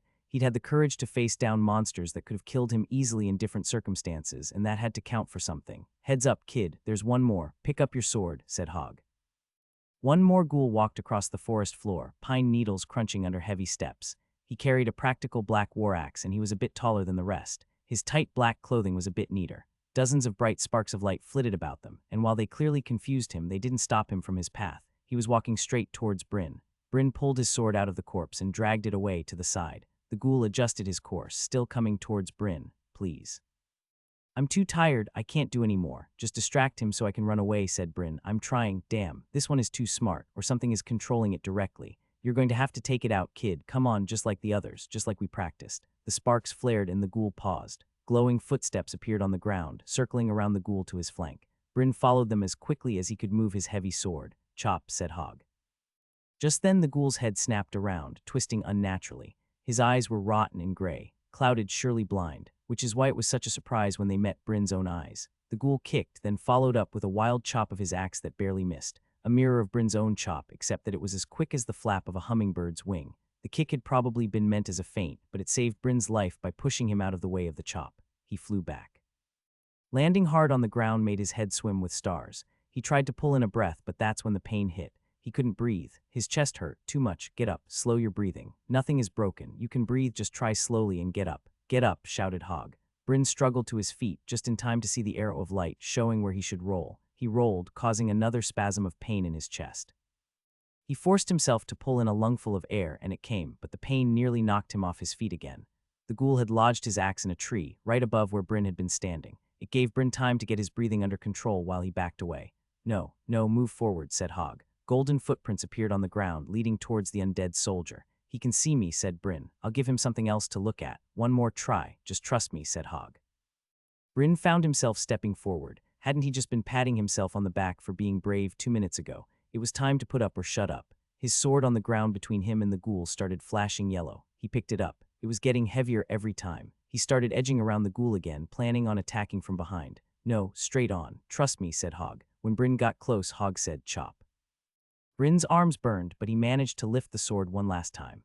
As he did, a line of bright light appeared on the ground behind the ghoul. It lit the pine needles on fire, sending up a screen of gray smoke. It was filled with little sparks in the outline of a man. The ghoul twisted again and slashed his sword into the smoke. Bryn brought his sword down on its head. A flurry of notifications burst into his vision, and Bryn dismissed them, wary, looking for the next threat. Nothing came, but it had to be out there. There was always one more. His sword fell from sweat-slicked fingers. He didn't think he could pick it up again. Could he find a smaller weapon? "It's done," said Hogg. "You did it. Take a break." What did that mean? Bryn blinked around stupidly before it finally registered. Oh, it was over. He had survived. He slumped to the ground and started to close his eyes. "Whoa, you gotta move," said Hogg. "What?" He knew it. He knew it wasn't over. "Those pine needles are still on fire," said Hogg. He was right. There was still a small fire on the ground, spreading slowly through the pine needles. They were starting to catch on the edge of his sleeve. He rolled over twice, which smothered the flame on his sleeve, but didn't do anything for the pine needles on the ground. He could get up and stomp the fire out, but actually no, he couldn't. He was too tired. The flame spread a little further, then fizzled out on its own. A passing breeze made some of the small embers glow, but none of them lit again. After a few minutes, another breeze revealed that even the little embers were dead. Bryn closed his eyes and opened them again. His nap must not have been long because the sun hadn't moved very far. He pressed his ribs to see if any were broken. They hurt when he touched them, but they didn't feel broken. Then again, would he even be able to tell? He sat up and felt awful. His head hurt, his whole body was sore, and it still hurt to breathe. He also felt alive, more alive than he'd ever been before. He wished he hadn't been so quick to dismiss the notifications. Was there some way to look at them again? Oh, there they were. "Alert, you have defeated. Undead Soldier Scout Captain 35 due to level disparity extra experience will be rewarded. Alert, your system is currently locked. Experience confiscated. Congratulations, you have gained an achievement. Warbound Epic, you defeated 10 enemy soldiers before unlocking your system. You are truly born for war. Plus 10 strength, plus 10 vitality. Plus 10 will plus 50 experience from melee combat. Whoa, wow, you won't believe the notification I just got, said Bryn. You know, I'm still in the thick of it over here. Talking to you means I have that much less focus for keeping myself alive. So shut the hell up already, said Hogg. Oh, or maybe you did know about this achievement. Is that why you had me kill these undead soldiers myself? Asked Bryn. Nope, it was the best choice for keeping you alive. Bad things happen to people who try to mess around with children and the system, said Hogg. And now, damn it, stop distracting me. We can talk about this later. Bryn left Hogg alone and opened up his status screen. Information. Name Bryn Isuyambal age, 12 class child of Travan's Bog level 1. Attributes. Strength 11 dexterity 12 vitality 10 magic 9 mental control 13 will 11. Titles. Traveler locked Otherworlder locked. Quest. Survivor of Travan's Bog. You are the quest's beneficiary. You receive no rewards for completion, and no action is needed on your part. Achievements. Warbound Epic, you are born for war. You defeated at least 10 enemy soldiers before unlocking your system.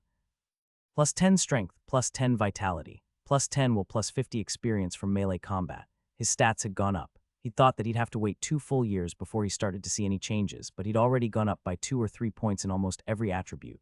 And if his gamer lore told him anything, it was that even though the experience modifier didn't boost any stats right now, it was definitely the most valuable thing he'd gained. He'd done something important here. Granted, he'd been fighting in absolute perfect conditions, against high-level enemies that Hogg had basically spoon-fed to him, and the system had confiscated most of his rewards, but still it was something. Just this much from the system was starting to put a fire in his belly. It felt like he was waking up a bit. For the first time, started to think that he could not just survive, but actually be something in this world. He wanted to be something. He wanted to prove to himself that there was some good in what had happened to him. He wanted to prove to Galen, Lumina, Luralan, and even Hogg that he was worth saving. And now he was starting to believe he could. Maybe Hogg could be convinced to lure some more enemies for him to fight. He doubted it. The way Hogg had phrased it made it sound like sending children to fight monsters is something you should only do if you have no other choice. Obviously, that was common sense, but it was nice to know that people in this world thought so too, even if it was annoying for Bryn in the moment. The achievement also gave him hope for a good class. If tailors always became tailors and butchers always got offered butcher, then someone with a Warbound achievement should certainly get offered warrior. And thinking about it, if he could follow the path of any of the heroes, the one he admired most was Galen. He'd gone with an intelligence build in his last life, so to speak. When you're growing up in the information age, it's kind of hard to not see the writing on the wall and go into the information industry, so he'd always known he was going to be a programmer. But he'd always thought that in another life, it would be nice to have a more active physical job. Something outdoors where his job exercised his body, instead of forcing it to waste away idle under fluorescent lights. This was a restart, a second chance, and there was absolutely no reason he couldn't be a knight. Lumina was his second choice. He wouldn't complain if he got mage, oh no. The sheer power she commanded was hard to argue with, and it did suit his natural talents. He was good at learning, if he even got lucky enough to be offered any of them. Hogg caught up to him not long after. Bryn expected Hogg to be covered with scratches, to bear wounds from the awful fight, but he looked the same as he always did.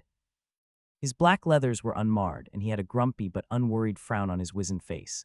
"We're past the worst of it," said Hogg. "Here, drink this." Bryn drank it. It tasted sweet like Gatorade. "Is this a healing potion?" "A healing potion? For what? I can literally see through you. You're fine, just going to be sore for a while." "It'll help with the pain," said Hogg. "The other heroes, are they alive?" The army turned out to be more than they could handle alone, but they managed to disengage. "They're in a fighting retreat, and I expect it'll go along like that for some time." "That sounds bad," said Bryn. "Are they going to make it?" "I can show you," said Hogg. He waved his hand in a circle, and a picture appeared in the air. It was the peak of a forest mountain, covered with ruins of an ancient stone castle. He saw little figures moving across it and realized it wasn't a picture at all. It was a video. He was watching the heroes. A giant undead roared at them, charging from behind a wall. It was too far away and too armored to see what kind of creature it had been, but it was humanoid and muscular. Lumina shot him down with a beam of golden fire, tracing it back and forth across his body until he fell. The effort seemed to exhaust her, and she wavered in place until caught by Galen, who grabbed her around the shoulders while deflecting a wave of arrows with the shield in his other hand. A raider group of axe-carrying soldiers erupted from the forest. Lumina weakly raised her hand to Luralan. The hunter's arrow started to glow white. When he let the arrow fly, his bow shot a streak of lightning that destroyed the entire band of raiders in a single shot, though he had to wave away a flame that caught on his leather gloves. Another group of undead emerged from a wide entrance in the castle ruins and immediately fell to their deaths, as the catwalk they ran onto turned out to not actually exist. Bryn noticed that there were actually 4. "Heroes, you're there too. I've been there the entire time," said Hogg. "You were there too until I realized the undead weren't fooled. The mirror image I left with them can't do much except lure an occasional arrow, but it helps them to have someone to talk to. When you're just an invisible eye and voice in the wind, people start to forget they can depend on you. Or maybe if they're used to seeing your illusionary double, they'll start to think you can't hear them when it's not around," said Bryn. "That's paranoid." "And devious, you'd make a good illusionist," said Hogg. "Anyways, as you can see, they're totally fine." Hogg cut the feed. The sight of them fighting for their lives didn't actually make Bryn feel better, believe it or not. To him, they seemed exhausted, cornered, and at the end of their ropes. I never asked them to do that for me, Hog. I'm not worth it. Seriously, said Bryn. Huh, nah. If this was all about you, we'd have all run away together.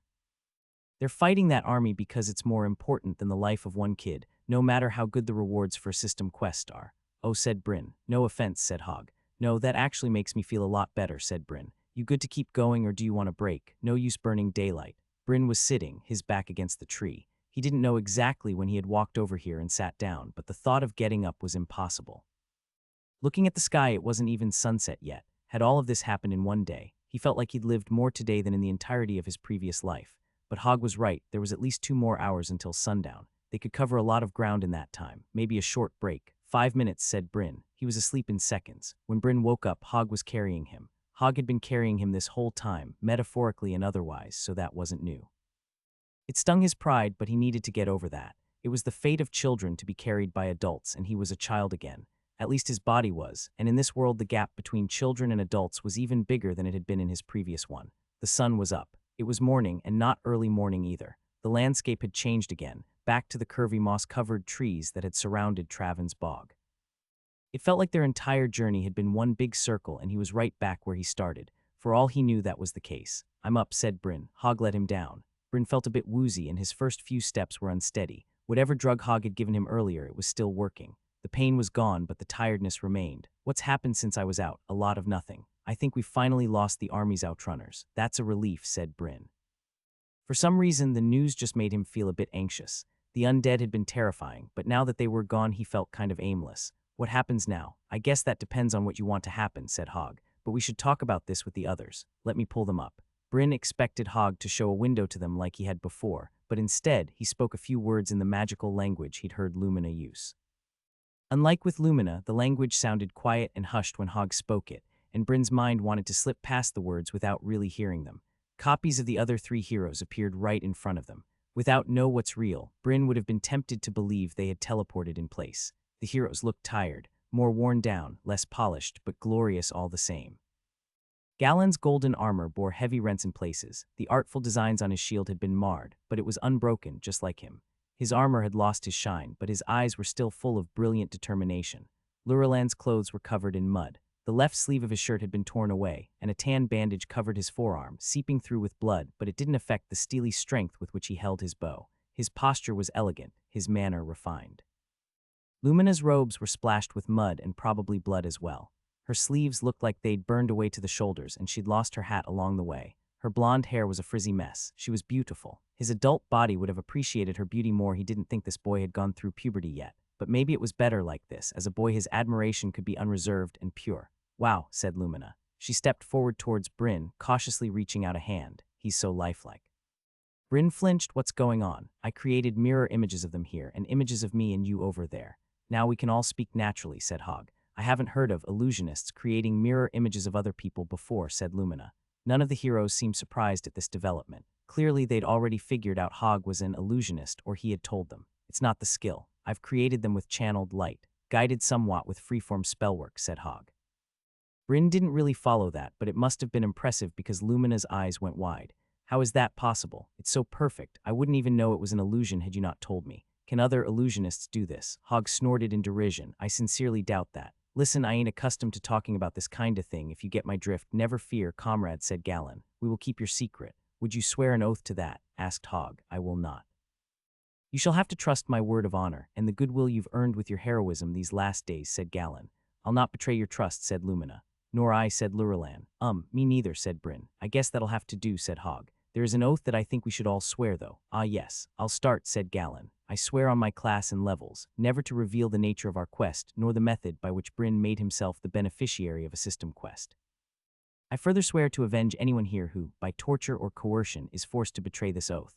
So help me Solia. Lumina went next. I swear on my class and levels, never to reveal the nature of our quest, nor the method by which Bryn made himself the beneficiary of a system quest. I further swear to avenge anyone here who, by torture or coercion, is forced to betray this oath. So help me Cesarat. Luralan and Hog both swore the same oath.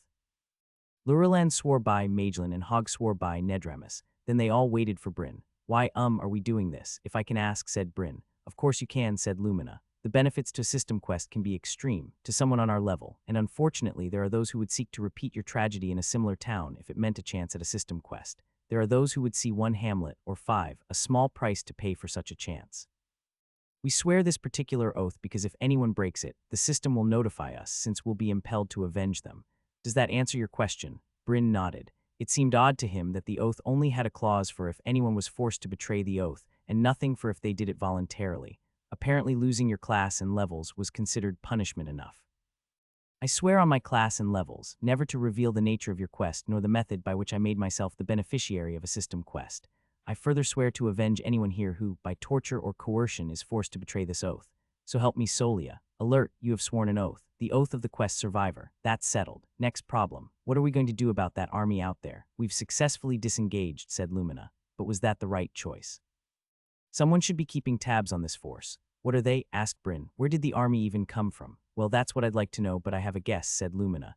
Do you remember my explanation of the history of Enhamanchel, the so-called Burrow Kingdom? Of course, said Galen too quickly. Naturally, Lurlian said smoothly. Yep, said Hogg. I hung on every word, said Bryn. Well, said Lumina, raising an eyebrow suggestively. You can't be serious, said Hogg, who maybe actually had been listening. More likely he had already known all about Enhamanchel, whatever that was. If that was the case, we'd be dead. What do you mean? Asked Bryn. The Lady Mage is implying that a necromancer has discovered a burrow city. To summarize Lumina's story, which you were all clearly listening to, the people of Enhamanchel didn't burn their dead. They entombed them in huge underground catacombs, which they blessed against necromancy.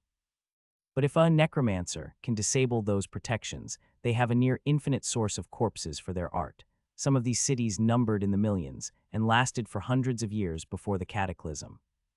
Sanctus Solia, Galen swore. Indeed, said Lumina. A single necromancer finding a burrow city has overturned entire nations. We don't know for sure if these corpses are from a burrow city, of course. The numbers we've seen so far don't justify it, but that could simply mean we've caught it in time. Necromancers take time to do their work. They can't simply animate an entire army at once. Galen put a hand to his chin, pacing in place. Then our duty is clear. I must depart from my order.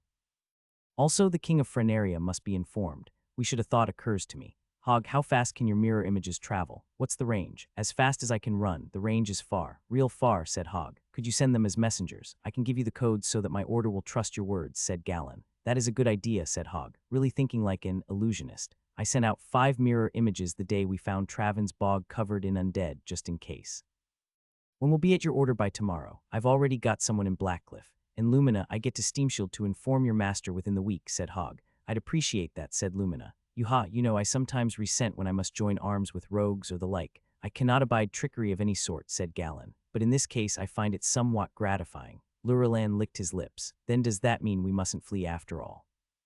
I can surely track the army, and with Hogg's illusions, it may be that we can find the necromancer after all. That would be agreeable to me, said Lumina, though it would help if we were all much more powerful, shall we say. Suddenly all 4 heroes were looking at Bryn. I'll help however I can, but what can I do? Have you seen any alerts recently regarding your your quest? Asked Lumina. No, none at all. Not since I got it, said Bryn. Odd. Hogg, you said that you and he were out of danger, said Lumina. Well, sure, but out of danger isn't the same as rescued now, is it?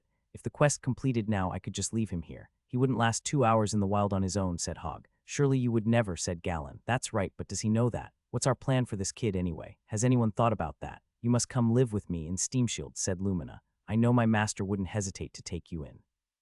Well, that would introduce the same problem. He could never be a squire, not until you knew he had a warrior class if he even gets it. You'd have him mucking stables, objected Lumina. I'd offer you a place in Gilly, but it's the same problem. A hunter's lodge isn't a place for a child, said Lurilan. Bryn noticed that no one asked his opinion, not that he had an opinion. He didn't know enough about the world to begin to form one, but it still seemed like the only way. Aren't you all forgetting something? None of you are going home, not for months at least. What would you do with him in the meantime? Now, I'm the only one who can be in 2 places at once. I'll take him to my home, Hammond's Bog. It is a good place for children. Would you like that, Bryn? I guess so, said Bryn. Being left with Hogg wasn't his first choice. After all, it was only yesterday that the man had been inches away from killing him. But if this was the best way to help the heroes, then he would do it. I swear on my class and levels to deliver you safely to Hammond's Bog and make sure you find a place to live there. So help me, Nedramus, said Hogg. Bryn pulled up his status screen, but there was no change to the quest and no real way to accept it. Sorry, there's still no change to the quest. I'm not sure what I'm supposed to do here. Not good enough, I guess, said Hogg. All right, fine. Bryn Isuyamble, I officially adopt you as my son. I swear on my class and levels to take you in and fulfill all duties and obligations that parenthood entails, including your upkeep, safety, and education. I swear this in perpetuity, until such a time as my aid is no longer desired or needed. So help me, Nedramus. Hog's voice got a little rough at the end, but Bryn didn't mistake it for a sudden bout of tender feelings. More likely, the old rogue couldn't believe what he was saying. He must have really wanted the quest rewards. Bryn was extremely curious as to what those were, but not curious enough to forget to be angry. He could have at least asked, "What? I don't want to be your son, you're awful." Hog laughed. "No one gets to choose his parents," said Luralan, a twinkle of mirth in his eyes. "Don't expect me to call you daddy," said Bryn. "Please don't. Please call me Hog." Alert. The conditions for the quest, Survivor of Traven's Bog, have been completed. Mark, you don't have to accept yet if you don't want to. They were all supposed to rescue you, not go off on their own. Still, I'm giving you the choice. If you reject it now, you can still accept it later. Accept. Yes, no, it was interesting to see a custom message for him again. He had been wondering if whoever was doing that had forgotten about him. Lumina caught him reading. "What do you see? I can accept the quest now, or wait until I'm more satisfied," said Bryn. Lumina took a steadying breath, but said nothing. Luralan didn't even look at him. He turned away, biting his cheek. Hog started to turn bright red, but Galen put a hand on his shoulder. The knight smiled, but clenched his jaw underneath. "It is your choice, of course. We did not take our obligation to you as seriously as we could have. There will be no hard feelings if, don't be stupid. You think I would want you guys to focus on me when an apocalyptic army is literally springing out of the ground all around us. Save the world, Galen. I'm completing this quest." His motives weren't completely selfless. Sure, maybe he could have wrung more promises out of them, had them sign property over to him, made them make promises to never harm him or even oaths to obey him. But he wanted their goodwill, and mostly he wanted to know for sure if it was real. They'd been kind to him so far, but they had a reason to. He wanted to know if they would treat him the same, even after there was nothing more he could do for them. Alert. Quest accepted. Survivor of Traven's Bog, please select the quest reward from the following options. Each of the party members receive their weight in precious gemstones.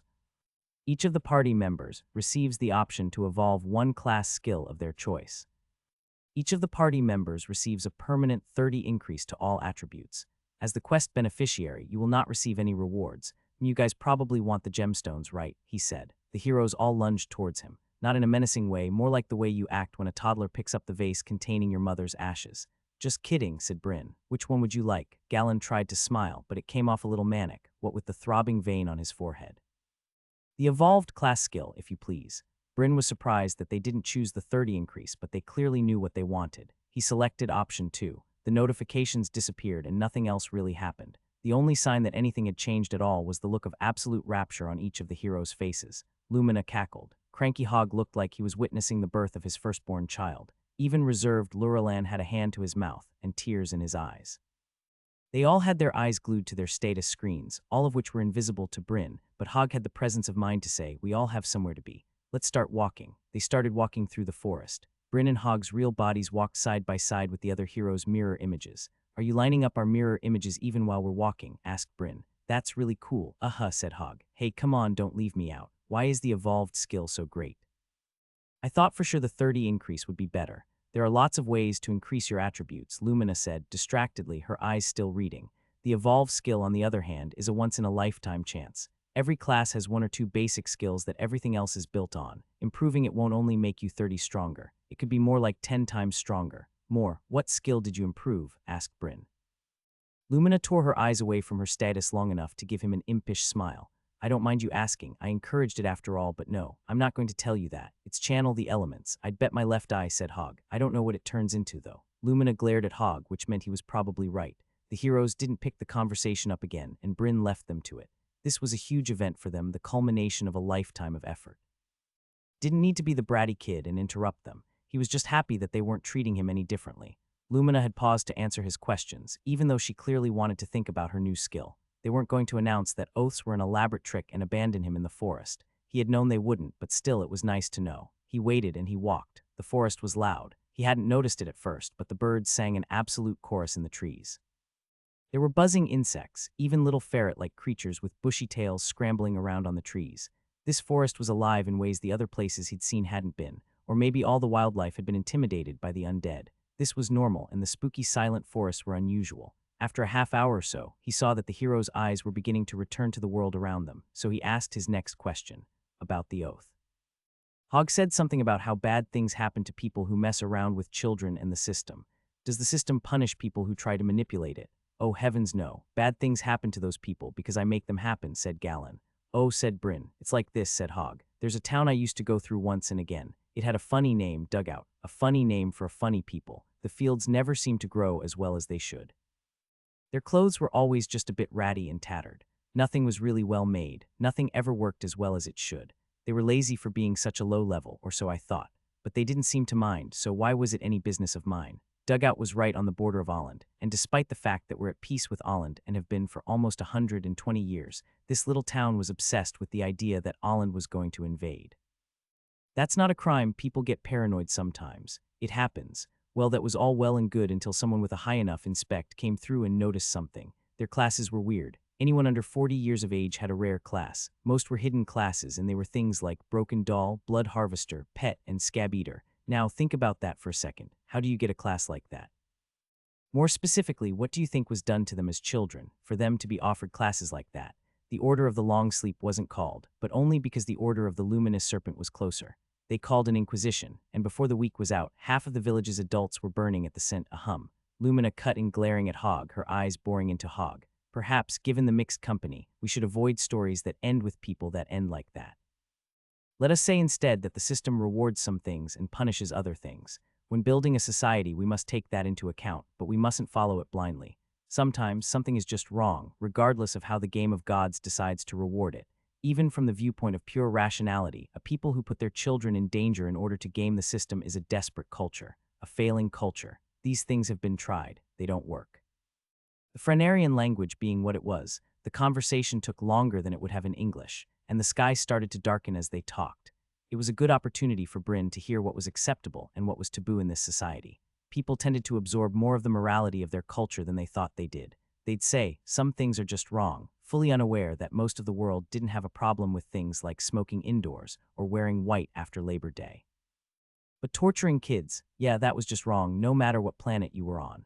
They took a break to set up camp, which was an odd experience. Hogg set up a lean-to for he and Bryn, which was basically a tarp above for shelter in case of rain, and put down some bed rolls. The other heroes were probably on similar tasks, but Hogg didn't bother to create mirror images of the things they were working with, so it appeared as if they were miming the tasks of setting up camp with empty air.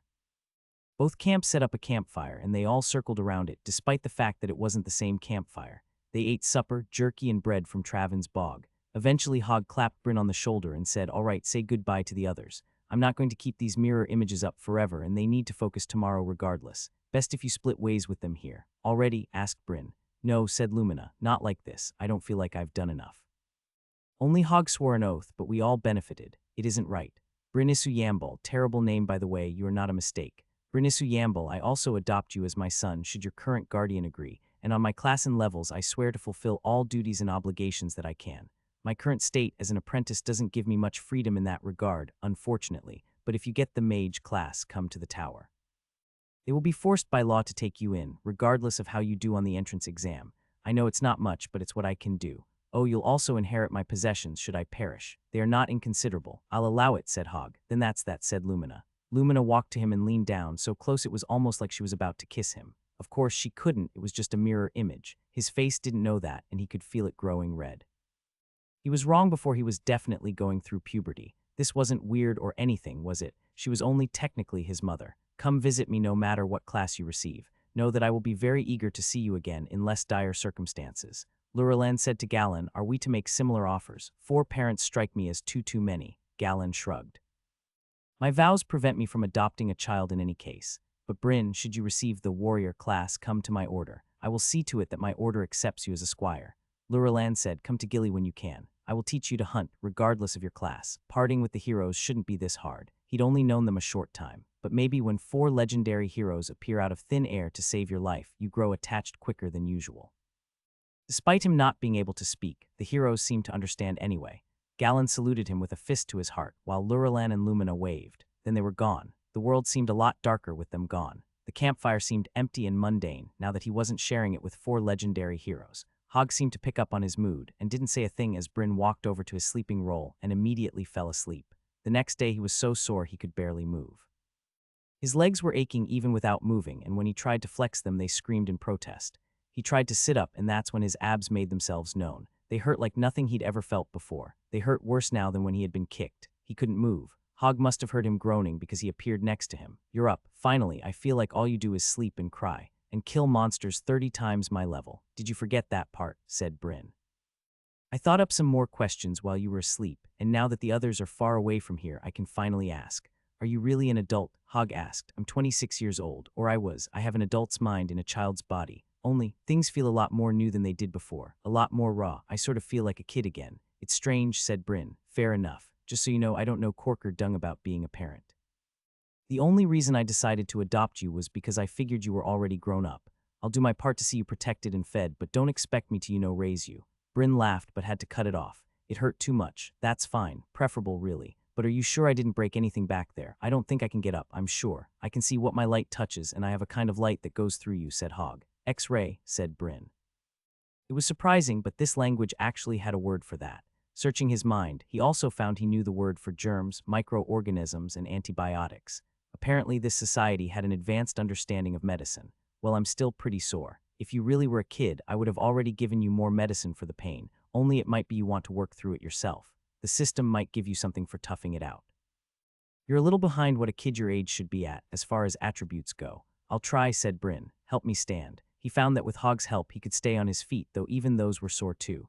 Theoretically, he knew that walking around a bit would be the best thing for his sore muscles, but it didn't feel like it. And walking around was one thing. Bending over was not happening, so he just stood by uselessly while Hog picked up the camp.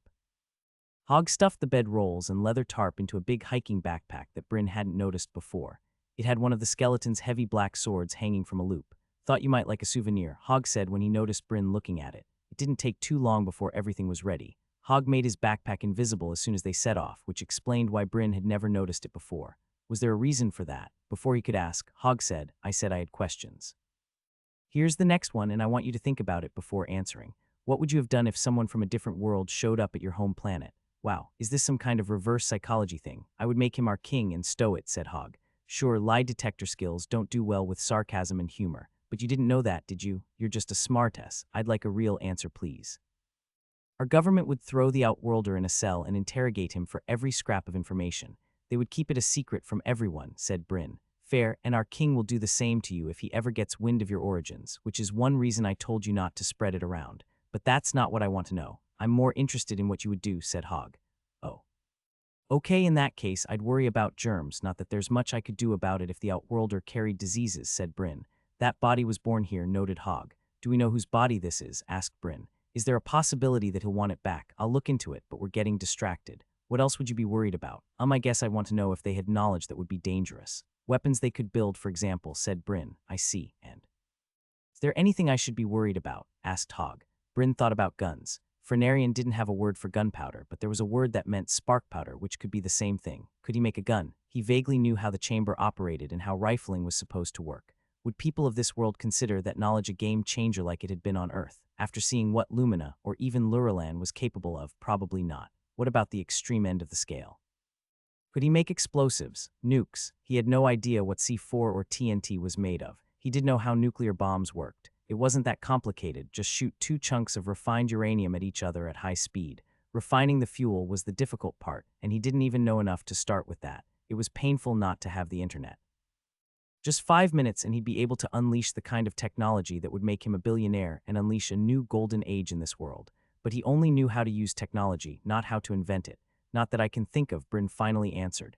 Said Hog. All right, next question. No, what's real? Tell me the story about that. It lets me see through illusions. I don't think it helps me see through lies. And it's not great at helping me spot things that are invisible unless I'm looking right at them. There might be other applications, but I haven't found them yet, said Bryn. Okay, but tell me the story. How did you get it? When I first arrived, I wasn't taking it very seriously. I thought I was dreaming or crazy or something. Being teleported into someone else's body just doesn't happen. And maybe I didn't want to believe in what was happening, because that would mean my old life is over, that I'd never see my friends or family ever again. Then I got that skill, and I knew that this was all really happening, that this is real life, that the people I meet are real people with thoughts and dreams and aspirations just like me. It wasn't a pleasant experience. But how do you know the skill is telling the truth? Asked Hog. I just do, said Bryn. Philosophers call that the great question. Is this real? The system, the way it can change things, makes reality seem fluid, like a dream or a shared illusion. Do other people exist other than me? Because if they're illusions or inventions of my own mind, then I can treat them however I want. But if they're as real as I am, that leads to all sorts of conclusions about how I should behave. Well, I know the answer. I'm real and so are you, said Bryn. But what if the skill is just making you think that? Not being able to question your own perceptions just makes you sound delusional, said Hogg. And you sound way smarter than you do when other people are around. What would you do if I told everyone your real secret? Not the illusionist thing. What if I told everyone that even though you act tough and cynical, you're actually a scholar? Hogg said with a sly smile. Nerd, Bryn whispered conspiratorially. You know I can still kill you, Hogg chuckled. I'll lose my class and levels, but some would say that's a small price to pay. To answer your question, I don't think that's what's going on. It feels more like truth. Like the system is unveiling my eyes, showing me little pieces of ultimate truth. Like I'm getting a glimpse of true perception. Not fogged by the mirrors in my eyes and filtered through the expectations of my brain, but pure vision of what's really there. Sure, I can entertain the idea that it's lying as a hypothetical.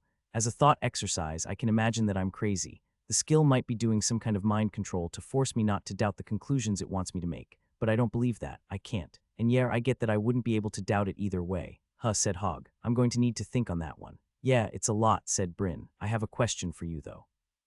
Is it really all right to just go home to your little town? What if there really is a borough city? Shouldn't we evacuate the nearby towns and villages? If the undead army grows into something the kingdom can't manage, I'll be the first to know, and I'll be in the perfect place to start the evacuation. Plus, I'm retired. I don't mind sending mirror images around to do some work, but my physical body is old. You're not that old. You can't be more than 40, said Bryn. I'm 63.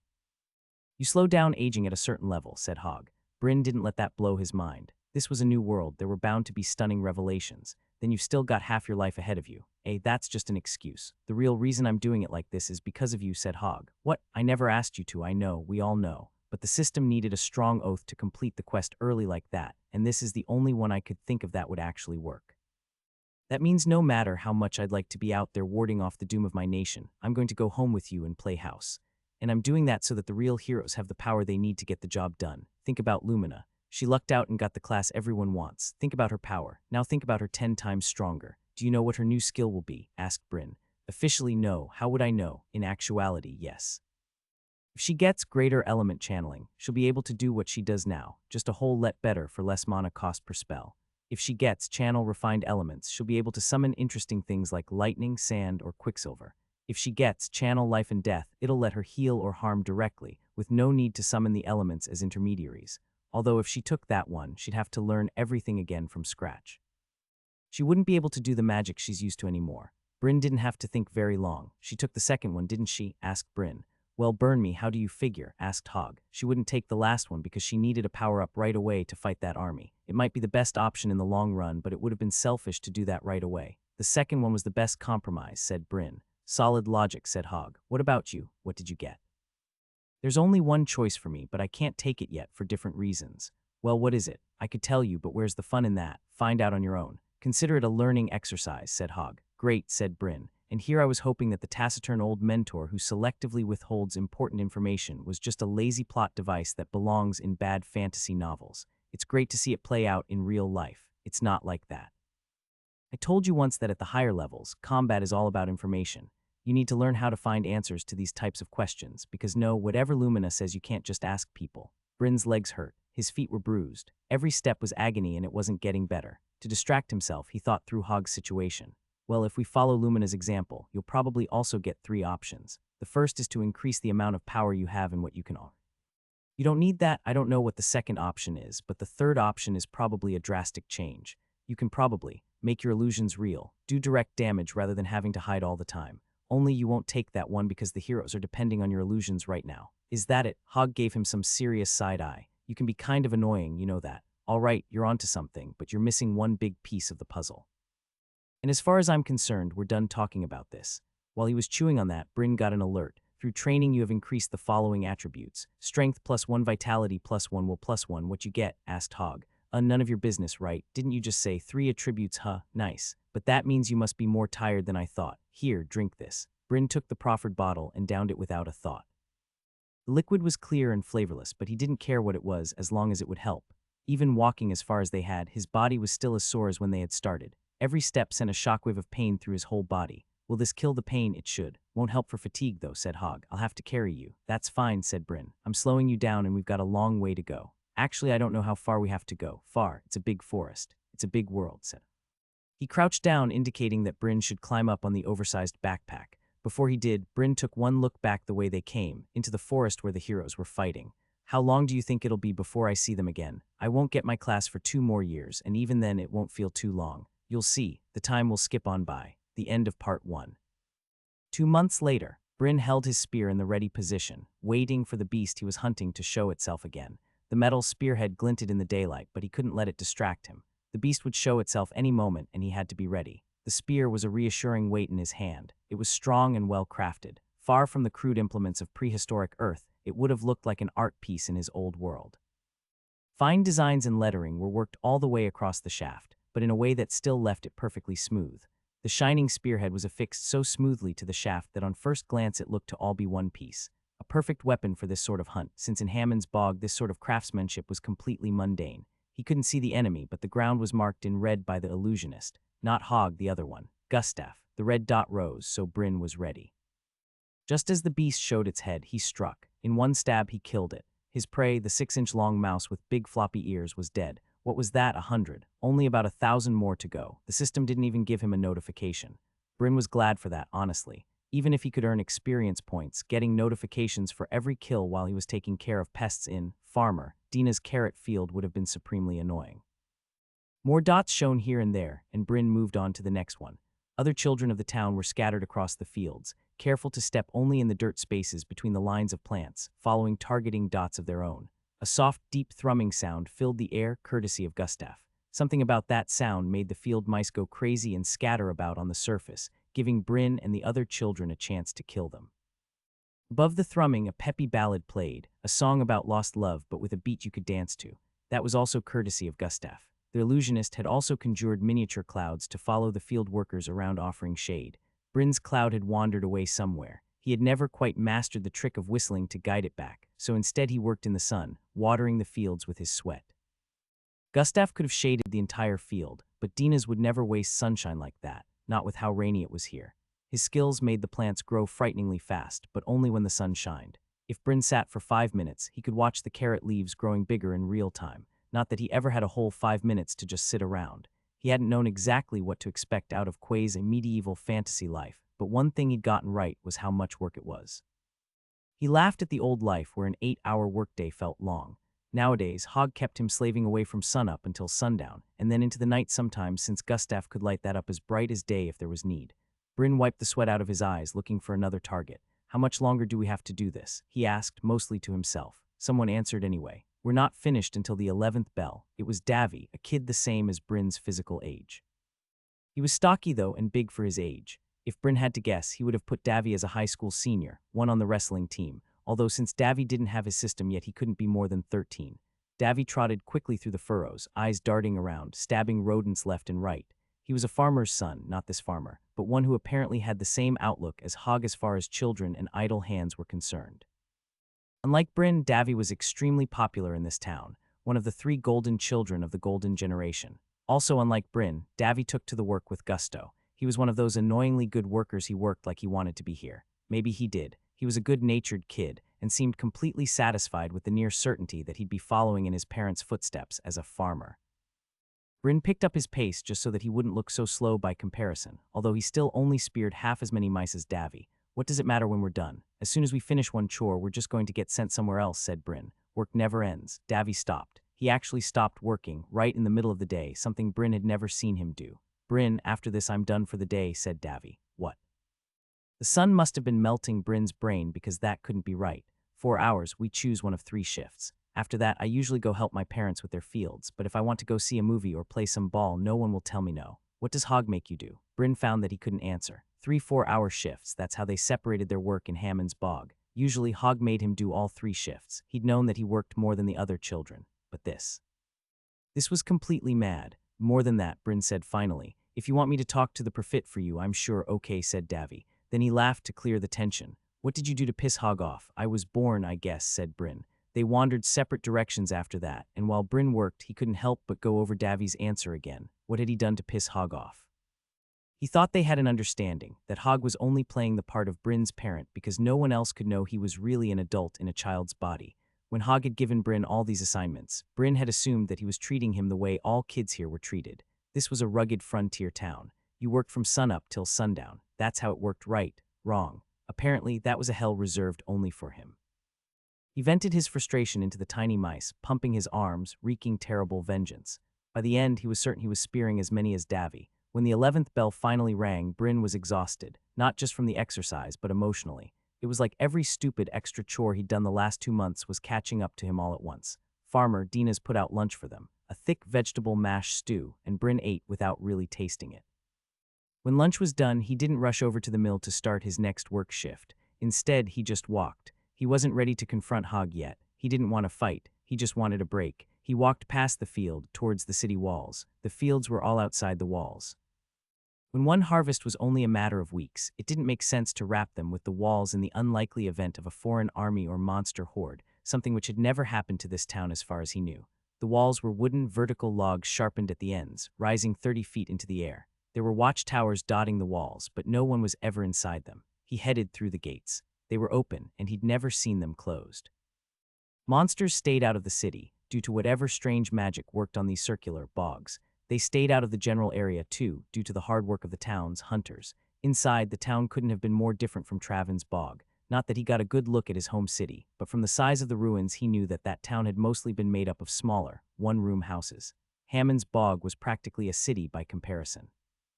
2- or 3-story townhomes were built snug up against each other on both sides of the streets. The roofs were made of wooden shingles, and most of the houses were painted bright red, yellow, or blue. Elaborate handmade signs hung from many of the bottom-story entrances advertising services: tailors, shoemakers, groceries, a general store, herbs, alchemy, and the like. Traven's bog had dirt roads, but here boardwalks lined the sides, although if your shoes were already muddy like Bryn's currently were, it was polite to stay on the dirt path in the middle. Men and women walked about on their business, and now that he was looking for it, he noticed that no one looked exhausted. No one was stressed or harried. Everyone had the time to stop and chat with their neighbors. How had he not noticed this before? His wandering took him to the town square. There was a big grassy plain in the middle of town, where they did community festivals, and where the children tended to congregate. The smaller children played together. Mostly tag or hide and seek. Some things transcended time and space. But Bryn was at an age where puberty was starting to make things weird, so the boys and girls had self-segregated. The boys were playing ball. It was sort of like rugby, but with even fewer rules. It was generally about taking the ball from one side of the square to the other, but mostly it was a big disorganized wrestling match. "Hey, it's Bryn. Come over, Bryn," shouted one of the boys. "Shut up, he's not going to," another said, a little more quietly. Normally Bryn wouldn't join in, but today why not? It was a perfect opportunity, too. Some of the kids had noticed him, but the one holding the ball hadn't. He was watching the guys following him, not looking where he was going, which was straight towards Bryn. Bryn body checked him, knocking him to the ground, and stole the ball, running straight through the crowd. The boys cheered, but that didn't stop them from trying to take him out. He did the running back spin past the first 3 challengers before someone got him by the legs. He fell face first into grass, tearing a huge divot into the field with his elbow on the way down. The damage to the field would be repaired by the time he woke up tomorrow. He had no idea whose skill was fixing it, but it was pretty neat. Some of the kids were watching him nervously, probably wondering if he'd be mad, but he was laughing when he got to his feet. After that, he was one of the guys. He didn't keep track of time and just went with the flow. He'd only played this one time before, right when he'd first arrived, and it hadn't been fun at all. He'd been noticeably weaker than the other boys and kept getting hurt. All the extra shifts must have helped him catch up, though. This time he could handle himself, and it was a lot more fun. Was it weird that he, a 26-year-old man, was playing with a bunch of kids? Well, maybe, but what was he supposed to do? Everyone treated him like he was the age of his body. And he might not have had the mind of a 12-year-old, but he had the brain of a 12-year-old. Childish things were fun again. Everything felt more real and immediate. His emotions were more raw and time felt longer. And he had the energy of a 12-year-old. Playing like this spoke to him. It provided something that he needed in his soul. So no, he wasn't going to keep worrying about stuff like acting his age. Eventually, a bunch of the kids broke off to go do something else, and he left as well. He still wasn't ready to go home, so he kept wandering. He walked past the temple, a tall white structure dedicated to the gods that he mostly avoided. Hog kept pestering him to talk to the priest, but frankly he didn't want to. The priest might have answers to questions he still didn't dare to ask. Past the temple lay the amphitheater. Gustav the illusionist stood on the stage, looking bored and distant. Not really Gustav though, since Bryn could tell it was just a mirror image of him. He was an old man, older than Hog, with thin white hair and a long white beard. Although pants, high boots, and long jackets were in fashion with the men of Hammond's bog, Gustav always wore a blue robe with white stars sewn in and slippers. A gaggle of younger children surrounded him, laughing. The little kids in this town were absolute savages, worse than animals. When they weren't playing in the square, they roamed the town, searching for prey, and when they found a likely target, they'd play all sorts of nasty tricks or simply pelt you with mud if they couldn't think of anything else. Bryn was a little curious how Gustav would chase them all away without revealing that this was only an illusion. One of the children ran around and put his full fist straight up Gustav's butt, to the shrieking laughter of the other boys and girls. Right.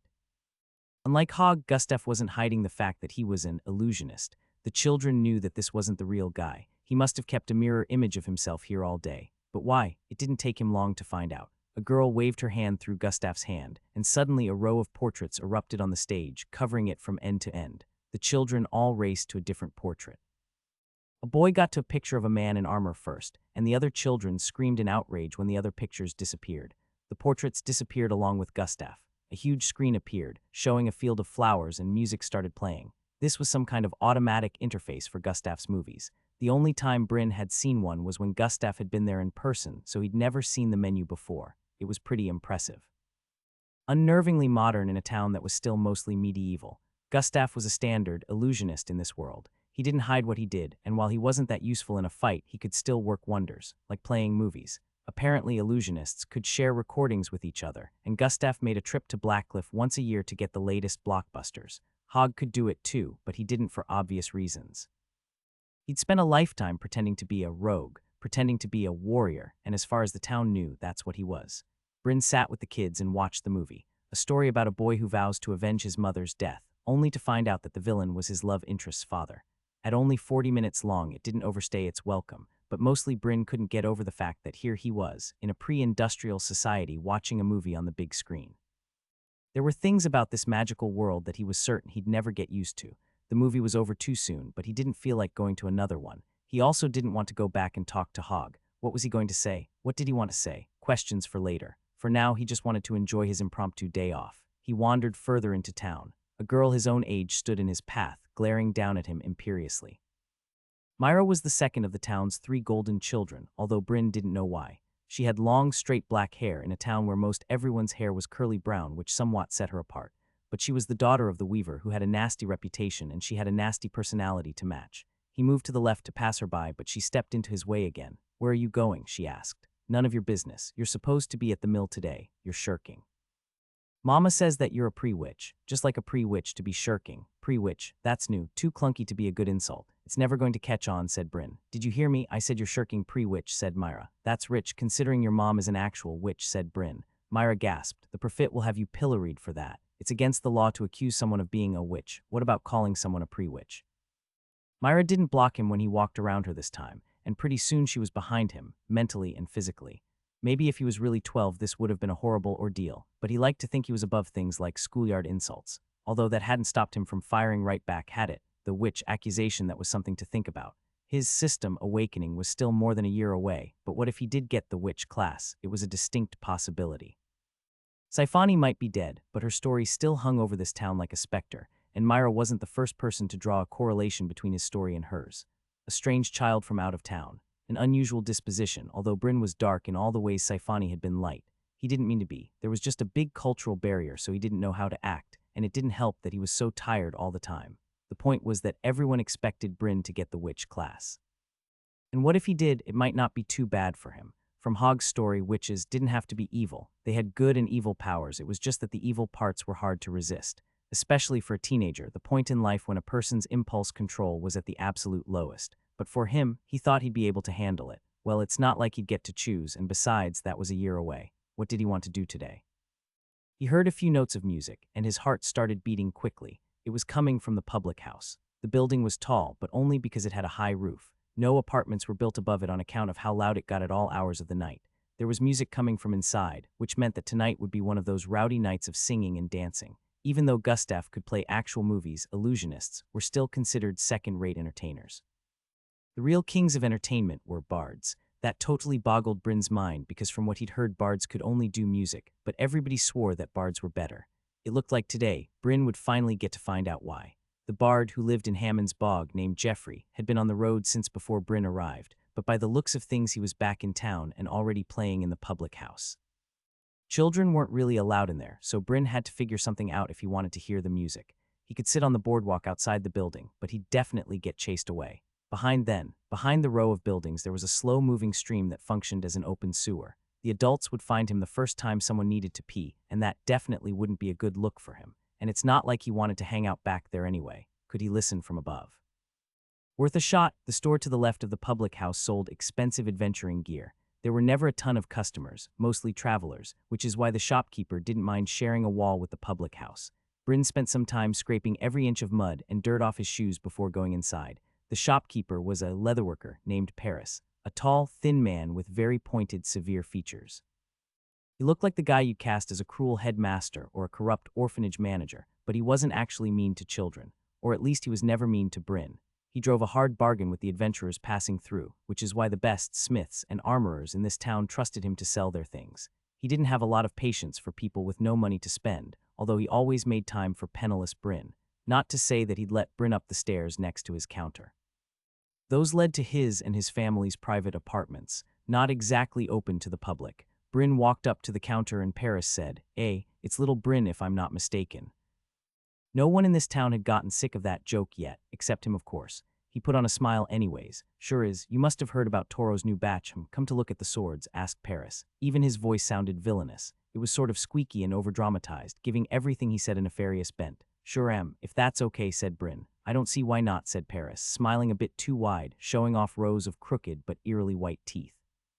Paris took Bryn over to a large, gilded display case. It was enchanted against theft. Even a warrior would find it impossible to break into it, and a rogue would find it impossible to pick the magical lock, according to Paris. Inside was a row of glittering weapons, swords, each more exotic and beautiful than the last. There were quite a few new ones since the last time he'd been here. Toros has outdone himself. He's got a new skill, his level 50 capstone. "The cheapest sword in this case is on the left, worth 25 gold, and I'll get 30 for it, mark you me," said Paris. He laughed, cackled really, and Bryn chuckled along. Honestly, Bryn liked Paris. A villain on the outside, but really he was just a big softy on the inside. You should understand something. People talk about classes this and skills that, but the real power in this world is money. With this sword I could cut down a level 30 warrior despite being a humble leatherworker. You think Toros is a great smith because he worked hard. Ha, he makes the best weapons because he can afford the best materials. This sword is made of blue sapphire. It wasn't even a metal before Toros worked it, but now it's got a spring to it like tin and it's stronger than steel." Paris was leaning over Bryn's shoulder like a devil. Bryn smiled. "Cool, what's it do?" "It's light and strong and well-suited for agility-focused fighters. The metallic sapphire is perfect for enchantment, and it's got everything that Chamela could pack into it. Boost to speed, boost to strength, minor healing. It can even shoot a devastating blast of ice, though only once a month, and it's uncomfortably hot to hold the entire month when it's charging. Forget warriors. Now my weapons rival the power of mages." Bryn gave an appropriate reaction of awe, though he knew that was an exaggeration. From demonstrations he'd seen before, the sword would probably cast a fist-sized rock of ice, good enough to kill a small monster or serve as a distraction, but definitely nothing approaching the apocalyptic devastation that Lumina could unleash. Minor healing sounded impressive, but healing wasn't all that easy in this world. Minor healing meant minor, as in it might heal a blister over the course of an hour. Paris gave Bryn the description of every new sword in the case: a scimitar with flame magic, fencer's foil that focused on speed and reduced wind resistance, which didn't sound that impressive, but Paris swore it was vital to the type of fighter who would use it. The most expensive was a big black sword that didn't do much except that it was nigh unbreakable, really heavy, and increased the user's friction against the ground. According to Paris, really high-level warriors didn't need tricks. They only wanted a weapon that would let them leverage their incredible strength.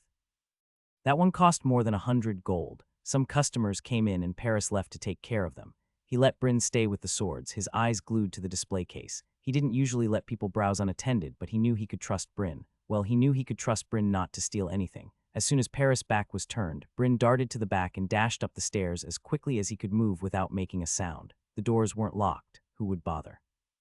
Bryn found Paris' door and went inside. He crept across the floor of a living room. It was lushly appointed, with a thick rug, a comfortable-looking sofa, and end tables with expensive vases. The only source of light was the window. He cursed inwardly when he saw it was made of glass instead of the open-air windows or wooden slats that most people used, but luckily there was a hinge to let it open. He crawled through the window and closed it gently before dropping down the 6 or 7 feet to the wooden shingles on the roof of the public hall. He hid behind the chimney where he was on the street-facing side of the roof instead of the sewer-facing side, but still blocked from view of anyone below. From here, he could hear the music perfectly, and it hit him like the first glimpse of sunlight after a year underground. Ah, so this was what a bard could do.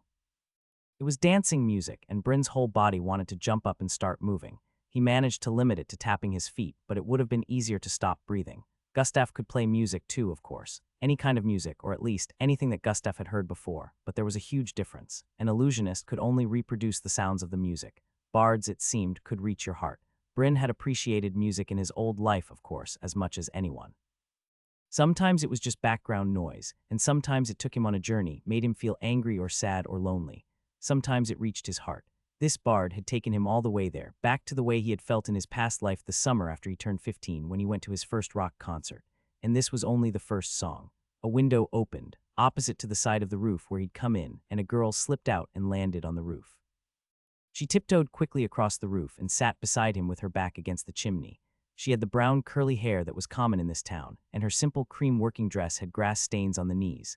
This was the last and by far the most beloved of the golden trifecta. Hammond's Boggs' favored daughter. He didn't know why she'd snuck up here with him. If she had gone into the public house, they would have rolled out the red carpet for her. Rules or no rules. What are you doing up here, Ziliana? Bryn hissed, following you, of course. Call me Zilly, everyone does, said Zeely. This is awesome. I can't believe no one has ever thought of this before. Well, don't ruin it for me by telling everyone about it, said Bryn. Oh, I don't think anyone else would make it up here even if they know. Allah only let me through because she and my mom are friends. I can't believe you got past Paris. It makes sense, though, since your dad or your guardian is a rogue, everyone says that that's what you'll get, too. Huh. He hadn't heard that particular rumor. Better than everyone saying he was going to be a witch. She must have misunderstood something in his expression because she quickly said, oh, sorry. He's supposed to be a warrior, isn't he? Oh, no. Hog knows he's not fooling anyone. People call him warrior to be polite. Because you know your class is your class, but Hog would never steal or anything like that.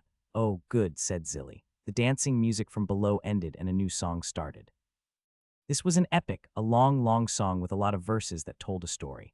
Wherein illusionists' movies could show you a story, this song made him feel like he was there. With his mind's eye, Bryn saw the brave hero with a glimmering spear facing off against endless monsters as clearly as he were the warrior of legend. Bryn and Zilly sat and listened to the entire thing. Enraptured, they couldn't speak a word. When it was done, Zilly let out a sigh of relief. I like Jeffrey, but sometimes his songs can be a little much, said Zilly. The next song started, something slow and sweet, almost saccharine. Oh no, said Bryn. This song was romantic. Zilly leaned towards him, her heavy-lidded eyes fixed on his lips. Oh no, their bodies might be the same age, but she just looked like a little girl to him. She bit her lip, then shook. Her shoulders convulsed again, and she broke out laughing. Relieved, Bryn laughed along. She punched his shoulder, and he punched her back. I had you going, said Zilly. Yeah, right, said Bryn. Just be glad you didn't take it too far and I didn't have to push you off this roof. As if you could, said Zilly. The song after that was sad. Almost from the first note, Zilly closed her eyes and wept away some secret sorrow. Bryn felt a painful lump in his stomach as he thought of everything he'd lost from his other life, but somehow his eyes stayed dry. It made him wonder if he was broken. Zilly slipped away when the song was done. In an impressive display of athleticism, she jumped up the wall to the window she'd come from. Bryn went to the backside and jumped off the roof. He'd been steadily getting used to what his attribute-enhanced body could do, and the 12-foot drop to the ground wasn't an issue. Then he simply walked in Paris' back door, planning on pretending he'd gone to use the privy if he was asked. He wasn't asked. Paris was back behind his counter. Done already. You know, maybe someday you'll be here to buy one of those swords. Well, don't expect me to give you a discount. Ha ha ha, I wouldn't want you to. I can't wait to barter you down myself. Do you think you can, you fool? You absolute fool, said Paris, punctuating his statement with a fresh round of cackling. Bryn smiled. You forget, I already know the number to aim for. You already told me what your swords are worth. Did I? Paris laughed Bryn out the door, and his solemn mood from the bard's sad song was completely forgotten. Paris always had a way of cheering him up. The sun was starting to set, so Bryn figured it was time. He needed to talk to Hog. Bryn left town. Outside the walls, past the fields, far into the trees, Hog's home was built right on a riverbank in a cozy little clearing. Everyone thought it was because Hog didn't like people, which, while true, wasn't the real reason. The truth was that Hog wanted a place where he was free to be an illusionist without anyone finding out. When he got home, Hog was sitting on the front porch, smoking from a pipe. That wasn't real, though he really could smell the smoke. He narrowed his eyes, looking for the real Hog. No, what's real wasn't perfect at finding invisible things, but he could still do it with a little effort. The trick was that he had to be looking at the spot where he thought Hog might be and think something like, nothing is there. Only then would his skill tell him that's not real. Bryn scanned the area, looking for places Hog might be hiding. The forest, the little garden. He had to be close enough that Bryn could still smell the pipe smoke. He saw something in a tree nearby, a spot of air on a high tree branch that wasn't as empty as it pretended to be. He picked up a pebble and threw it at the spot, and it disappeared. What was that? Had Hog jumped down? Or maybe he'd put a mirror image up there and made it invisible. He saw an unusual splash in the stream. There Hog was fishing. Even now that he'd spotted him, the skill didn't let him see through the illusion. It just told him something was there. He was pretty sure this was the real thing from the way the smell of pipe smoke grew stronger. He walked over to stand next to Hog's approximate area. "How's the stuff with the undead army going?" he asked. "Nothing's changed since yesterday when you asked." The unit from Gallon's order arrived, but they haven't had any more luck than us. The entire undead army has just disappeared. We aren't going to give up looking for them, but there's not a lot we can do for now. The Frenarian army won't mobilize after all. They said they'll come if their scouts find something, but for now there's nothing for them to fight. Lumina is talking about heading back to the tower. She's not the outdoorsy type, and 2 months of camping are starting to wear on her. That's good news, right? "The army is gone," said Bryn. "It's a disaster. The first thing I told you about conflict in this world is that it's all about information. The army is still out there, but we don't know where they are. Meanwhile, they know where we are and all about who we are and what we can do. But nothing we can do about it that we aren't already doing. Now, don't get me wrong, but you look like you have something on your mind, and I doubt it's about wanting to hear the same old news. I did the vermin extermination job this morning, but after that I took the rest of the day off," said Bryn. "All right," said Hog. "That's it. You're not going to chew me out for skipping all my work," asked Bryn. "Should I? You're old enough to make your own decisions despite how you look," said Hog. "I look older every day. I think I'm going through a growth spurt." "Words I never thought I'd say again," said Bryn. "But that's beside the point. I've been working 12 hours a day, every day. You told me I had to. You let me think that if I didn't that I'd stand out and get a reputation for being lazy." "That I did," said Hog. "Why?" asked Bryn. Hog didn't respond. It felt like he was talking to the empty air. It looked like that, too. Bryn tamped down on his rising anger. Half of it was hormones, and he knew from experience that an emotional outburst wasn't the way to win the "I should be treated as an adult" argument. When he was sure he could speak calmly, he said, "It's not like I don't understand why you did it. When I first arrived, I was super weird. I knew the language, but nothing else. Keeping me busy and limiting my interactions with people helped me stay under the radar until I got used to the social norms. Also, I was weak compared to other kids my age. Working all the time has done wonders for my attributes. I just wish you'd let me in on the plan." "Good reasons all, but no, that's not why," said Hog. "Hold on." Hog appeared, holding a fishing pole that was bending under the weight of a fish. He reeled it in, a blue and silver trout at least a foot long. Hog pulled a knife from one of the many that were strapped to his black leathers and started cleaning it, even before it was completely dead. "So why?" Bryn asked patiently. "You still get those nightmares?" asked Hog. Yes, nearly every night Bryn dreamt that he was back in Traven's bog. He'd woken up more than once in the middle of the night, panicking that the refrigeration in his cellar must have worn out. Even now it was hard to feel safe when it was warm, and Hammond's bog was always warm unless it was hot. Once, a week after he'd arrived in town, Hog had woken up to find him in the stream, sitting up to his neck, his lips blue and teeth chattering. But they'd faded. Lately he'd been sleeping through the night and rarely woke up in terror.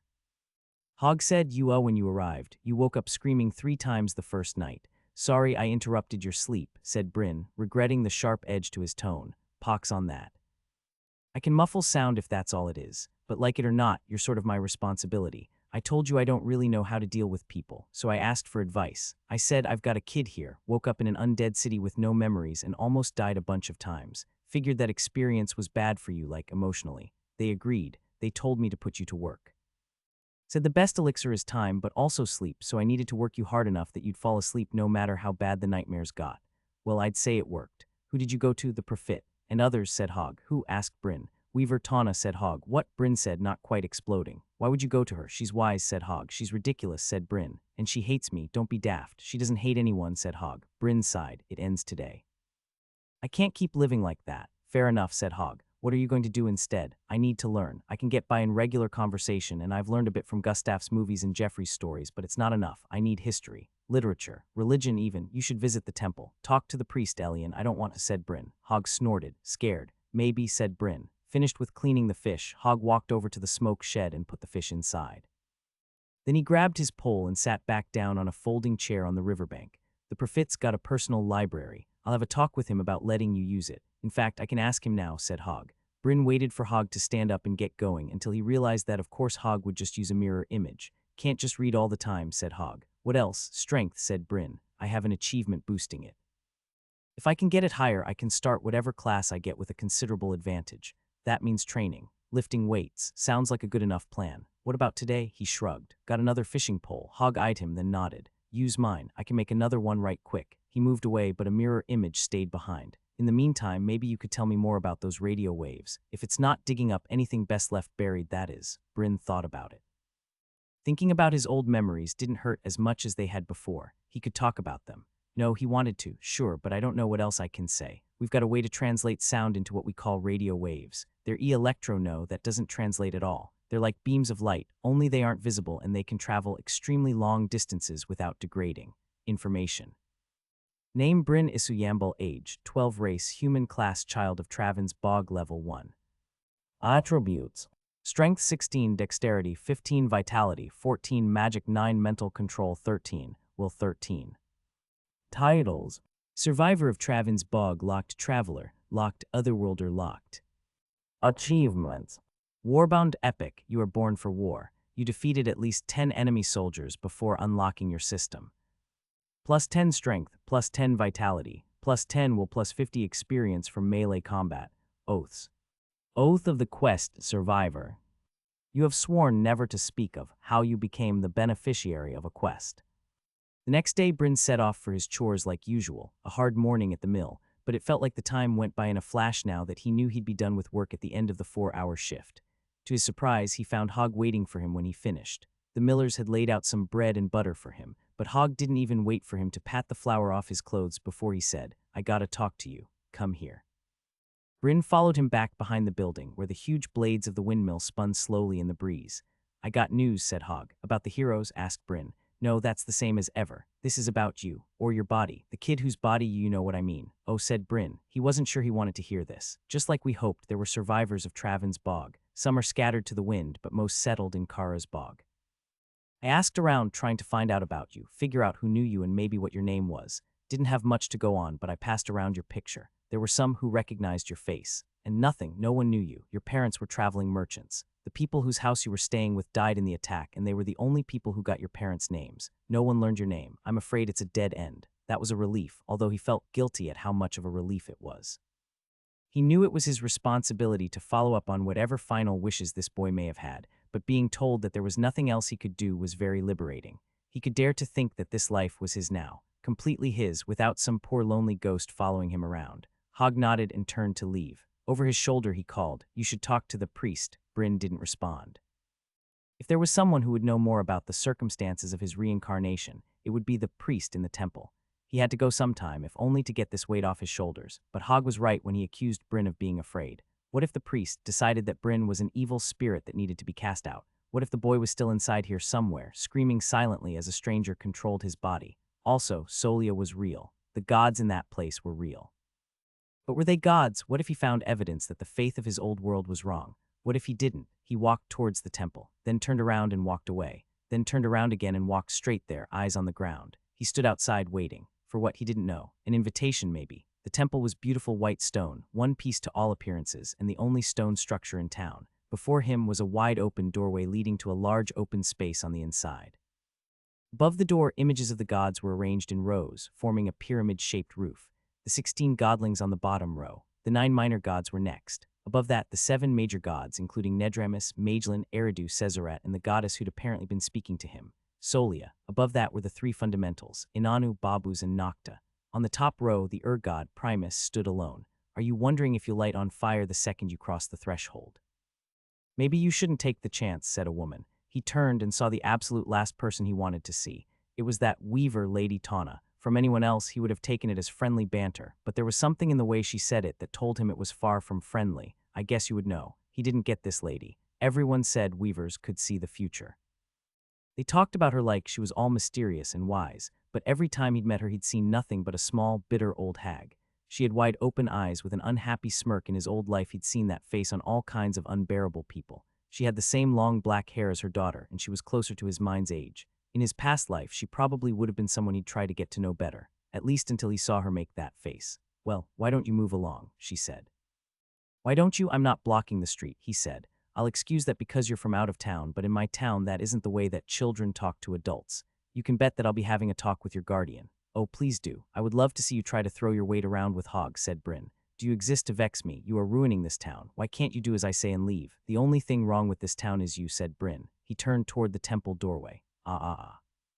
What do you think you're doing? You have no idea what you've brought. What you're bringing, then tell me, said Bryn. She pursed her lips back into the tight little smirk, eyes wide. He shook his head and walked away from the silly conversation, into the temple. Maybe he just needed the motivation to come in here, and spite was a pretty good motivator. Tana didn't want him to come in here, then that was a good reason to do it. Looking around, he felt stupid that it had taken him so long to do this.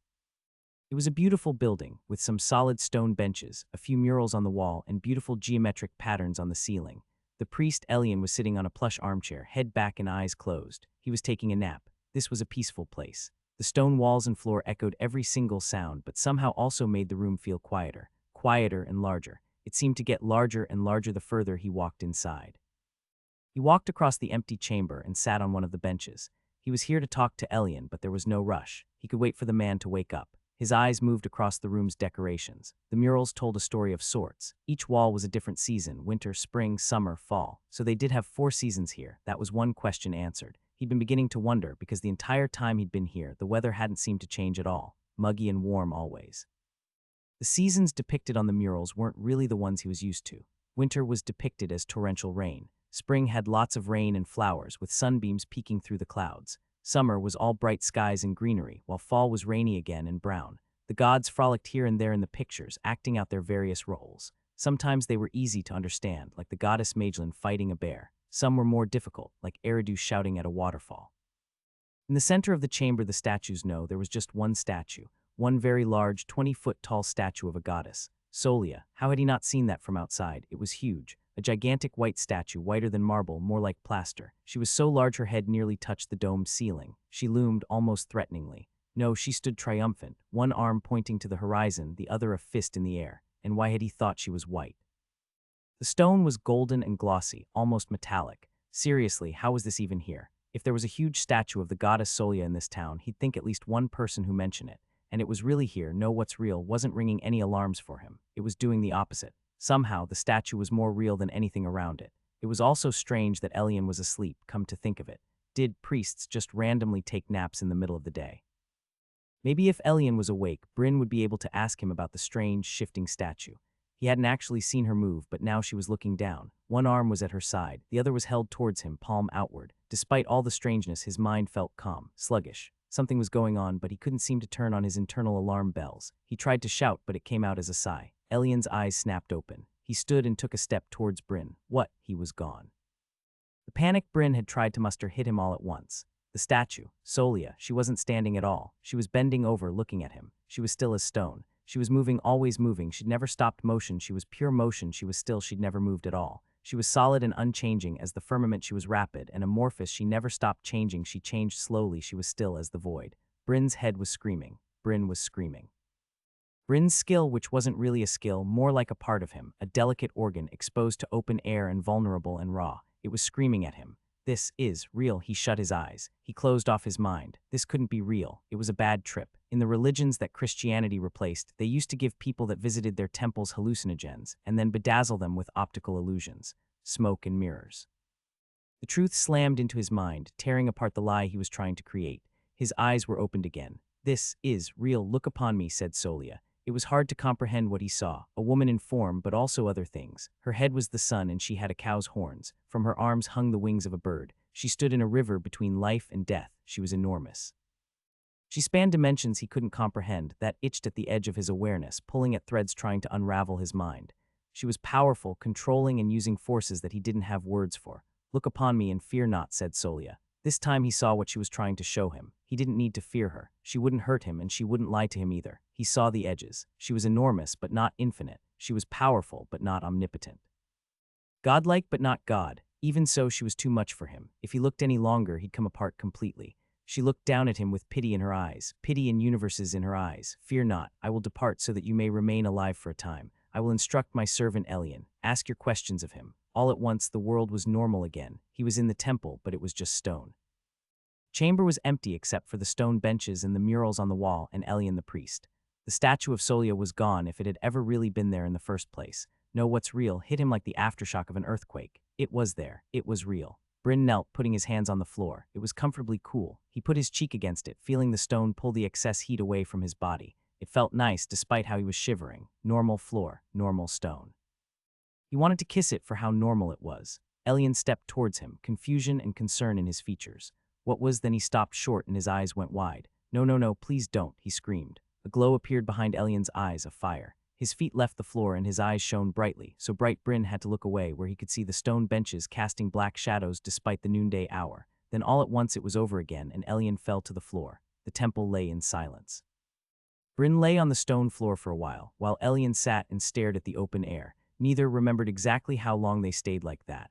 Bryn shivered and pulled the blanket closer. Elian placed a steaming cup of tea on the table in front of him. It amazed Bryn to see how steady the priest's hands were when he picked up his own cup and took a sip. He winced. Ow, hot.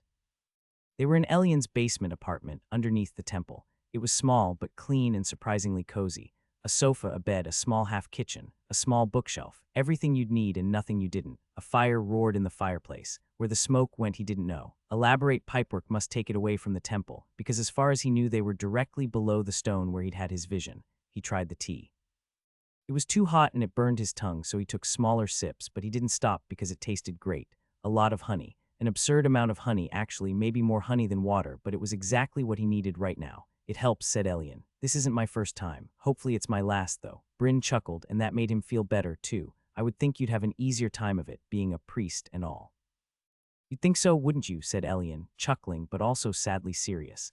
Elian's fine robes and headdress made him look older than he really was, but up close Bryn could see that he was in his prime, without any gray in his hair. He had strong features, and a line of dried blood still lay in tear tracks under his eyes. Bryn pointed to them on his own face and realized that he had bloody tear trails as well. Oh, where are my manners, said Elian.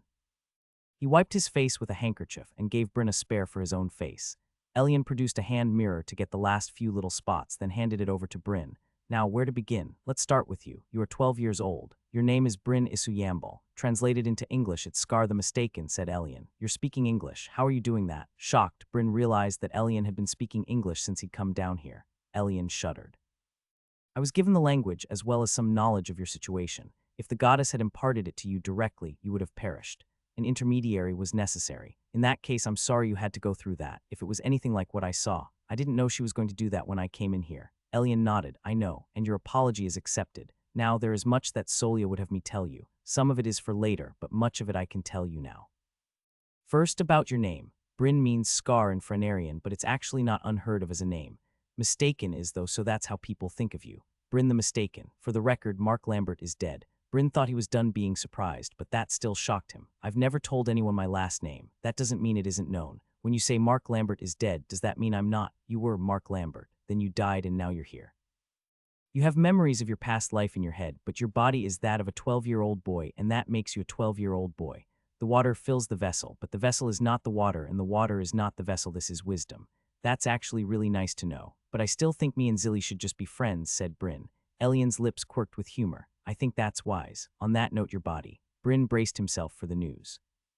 This question is what had brought him here in the first place, and if he'd gotten more than he'd bargained for, he still needed to know about who his body belonged to. Your body had a previous owner. He's dead now. The mage Lumina guessed correctly at what happened to him. His mother, she didn't treat him the way she ought to have, but she loved him in her own way. She crafted an artifact to save his life one time from a mortal wound. Due to his circumstances, he was given a choice. He saw what lies ahead, and he knew what waited for him should he turn back. He chose to move on. Bryn bowed his head. Okay, don't resent him for his choice. You made another. When you lay dying, your soul cried to the heavens in rebellion. You felt it unjust to die the way you did. It was seen that another body was available, and so it was given to you. Make no mistake, if that unsouled body had fallen into the hands of the one who destroyed Travan's bog, great evil would have been done with it.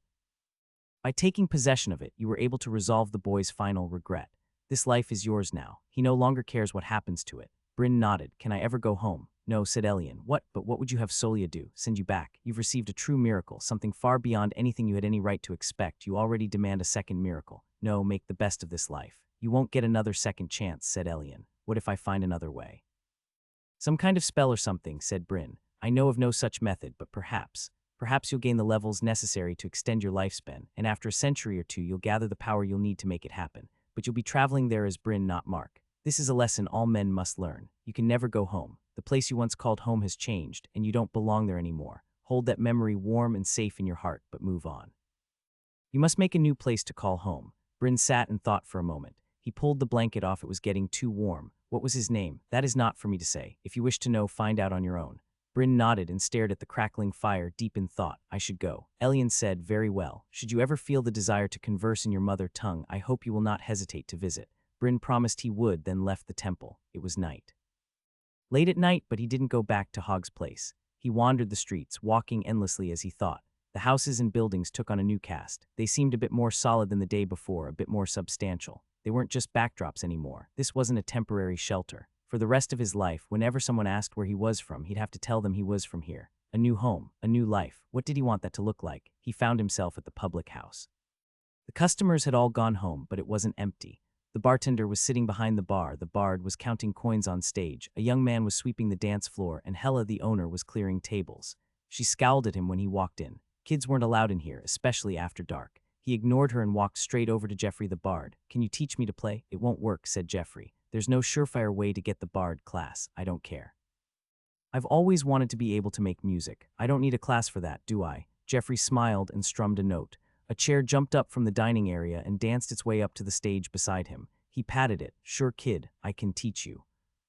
The vision of Solia tumbled its way through his mind. He'd seen her, a goddess, and she was real. He wished he could deny it, take comfort in ambiguity, but he couldn't. She was real, she was out there, and she knew his name. But what did she want from him? Surely she'd saved his life and given him know what's real for a reason. But what? There didn't seem to be an answer, so he let the memory splash around in his mind until it started to fade.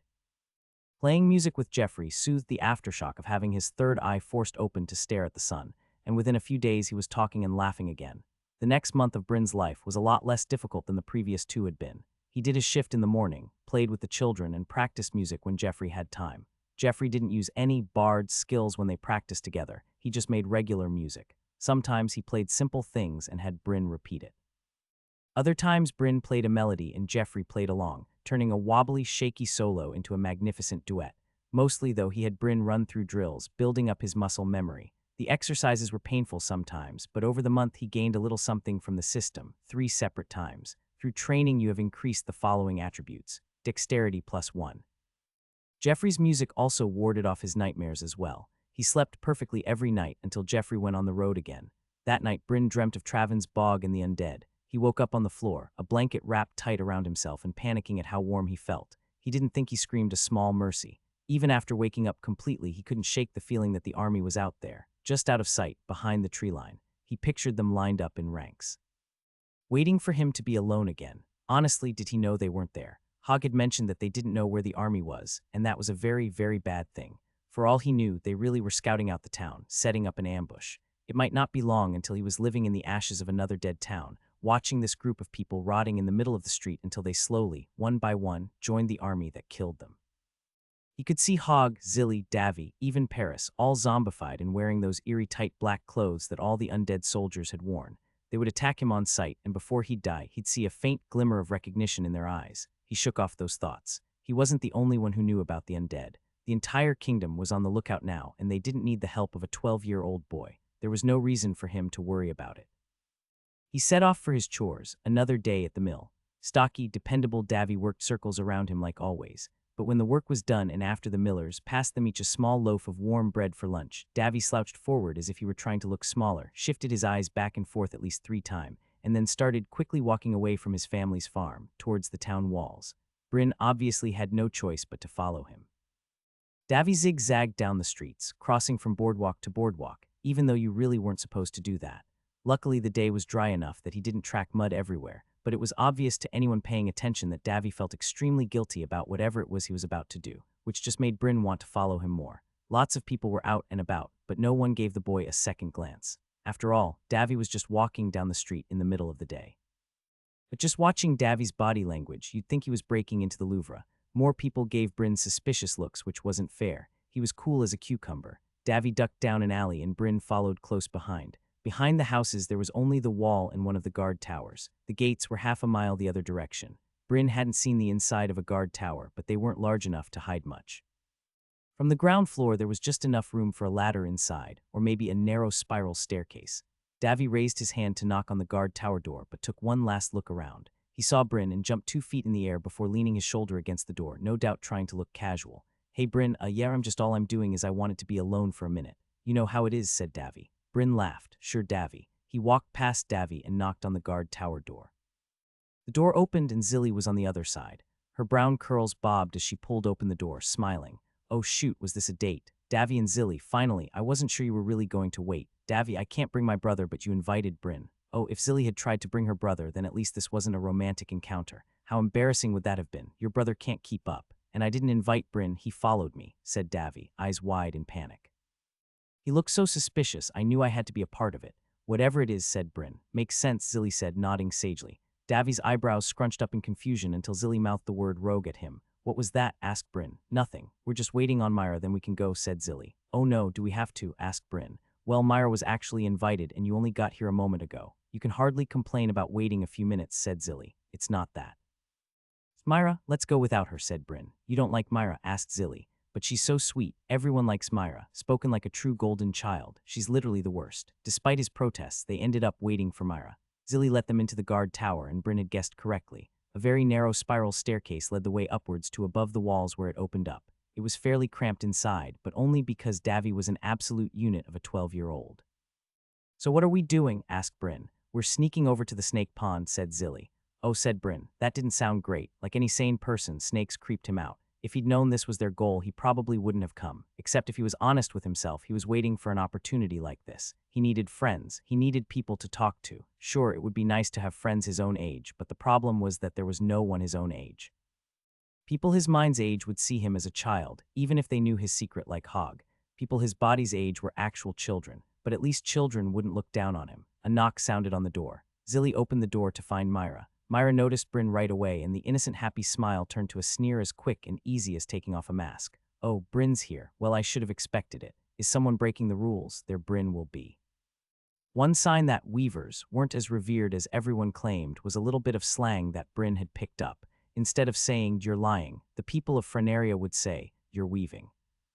You're the one who planned this. I'm just tagging along. But please go on. I love to see you weave your weaves, Weaver, said Bryn. Better a weaver than a pre-witch, said Myra. Zilly gasped. You can't say that. Myra harumphed. Everyone is saying it. Everyone didn't know Siphonie, but I did, and so did you, said Zilly. Look, let's just go already, Davy said, chiming in for the first time. Everyone was all too happy to comply.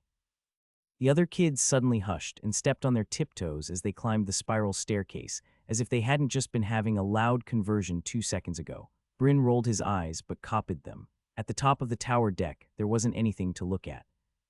During wartime, if that ever happened, there would be archers up here and probably supplies, but for now it was empty. Davy tied a rope to the beam holding the roof up, and then walked over and hopped off the edge. One after another, the 3 kids rappelled down the side of the watchtower with practiced ease like they were special forces or professional rock climbers. Even Zilly and Myra in their nearly floor-length skirts glided down like it was nothing. Bryn followed suit, not nearly as smoothly, but he made it down without hurting himself. Maybe he'd been too quick to congratulate himself for catching up to the other children attribute-wise. Then again, these were the town's 3 golden children. It was natural that they'd be more athletic than normal kids. The area between the wall and the forest was completely clear, though this part didn't have any farms in the immediate area. There was a farm only half a mile away, and several people working the field would see them easily if they looked in this direction. The 4 of them sprinted across. Honestly, this was a dumb plan. Bryn could think of at least 6 ways to sneak out past the walls without drawing any eyes. Somehow, no one saw them, or no one cared. It wasn't exactly allowed for children to enter the forest, but it also wasn't unheard of. Hogg claimed the hunters and rangers kept the area nearby completely clear of monsters, and the rest of the town acted like this was the case. The forest was exciting rather than terrifying now that he wasn't alone, and now that he knew he wouldn't be immediately eaten by a horde of giant spiders. That particular memory put a chill in his spine, and he found himself scanning the area cautiously, even though he knew there was nothing there. What's wrong? Scared of the forest, little Bryn? Asked Myra. You would be too if you knew the kind of things that are out here, said Bryn. Oh, maybe we'll run into a relative of yours, said Myra. Maybe, said Bryn. He glanced behind to see Zilly glaring daggers at Myra, who looked completely unapologetic. It wasn't exactly secret what had happened to Bryn's family. This body's family, that is. The boy's parents had probably died in the town and been taken by the undead. Maybe they had died with those that the heroes had killed, but maybe they were still out there shambling around looking for more unlucky villagers to kill. He didn't think he'd ever know for sure. What other things did you see in the forest? Asked Zilly to change the subject. I saw a giant spider, said Bryn. Oh, I've seen one of those. Zilly said, what else? Not much. Things were pretty calm after I got rescued. I don't remember much from before, but I remember a story about the forest. Want to hear it? Yes, please, said Zilly. Once there was a girl named Little Red Riding Hood. Little Red Riding Hood translated pretty easily to Verkapsi. It could all be said as one word in Frenarian, just like in the original German, a rare example of things taking less time to say in Frenarian than it would in English. He told the story fairly straight. Red goes to visit her grandma with a basket of food. She's warned not to stray from the path, but she does anyway, and a wolf finds her. He stuck to the grim version, where the wolf swallows her grandmother and her whole, until they're saved when a lumberjack cuts the wolf open. So far, no one had liked his stories, especially not his badly retold recitations of Star Wars, but these three liked Little Red Riding Hood. That story's relevance had been lost to modern America, but these kids knew the forest and the story stuck with them. He could see it on their faces. When it was done as if on cue, Know What's Real showed him something on a tree branch up ahead, something invisible. He stopped. What's that? Come on, Bryn, not funny, said Zilly. She chuckled nervously, maybe a bit spooked from the story. It was probably just one of Hogg's invisible spies, watching his son to make sure he didn't get into any real trouble. Bryn almost appreciated the sentiment, but it still bothered him to be spied on. Bryn picked up a rock from the ground. It took a second to find one. The soft ground around here was low on stone, but he found one and hurled it at the invisible something. He missed, of course. Hey, Davy, I need you to throw a rock, right where I say, said Bryn. See the second branch of that fat tree, right where it twists a bit the second time off the trunk. Of course, Davy hit it the first time, going off of nothing except Bryn's directions. The invisible something disappeared without a sound. I guess it was nothing, said Bryn. Zilly punched his shoulder. You really had me going. The kids chuckled off their nerves and kept walking. Tell another one, said Myra. Well, okay then, said Bryn. He told them Cinderella this time. Lots of people who thought they knew more than they did would say the same thing anytime the conversation of Cinderella came up, namely that Disney ruined the story, but in the real version it was much darker. The truth was that there was no real version. The brothers Grimm never created any stories, they only wrote them down. Those stories had been passed down mother to child for literally hundreds of years before that. The earliest recorded version of Cinderella was actually happier than the Disney version. In that version, Cinderella promptly forgave both of her stepsisters and did her best to find them rich suitors, and they all lived together happily in the castle.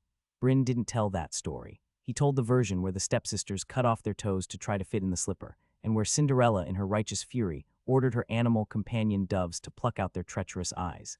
Davy, Zilly, and Myra patiently waited for him to finish his story.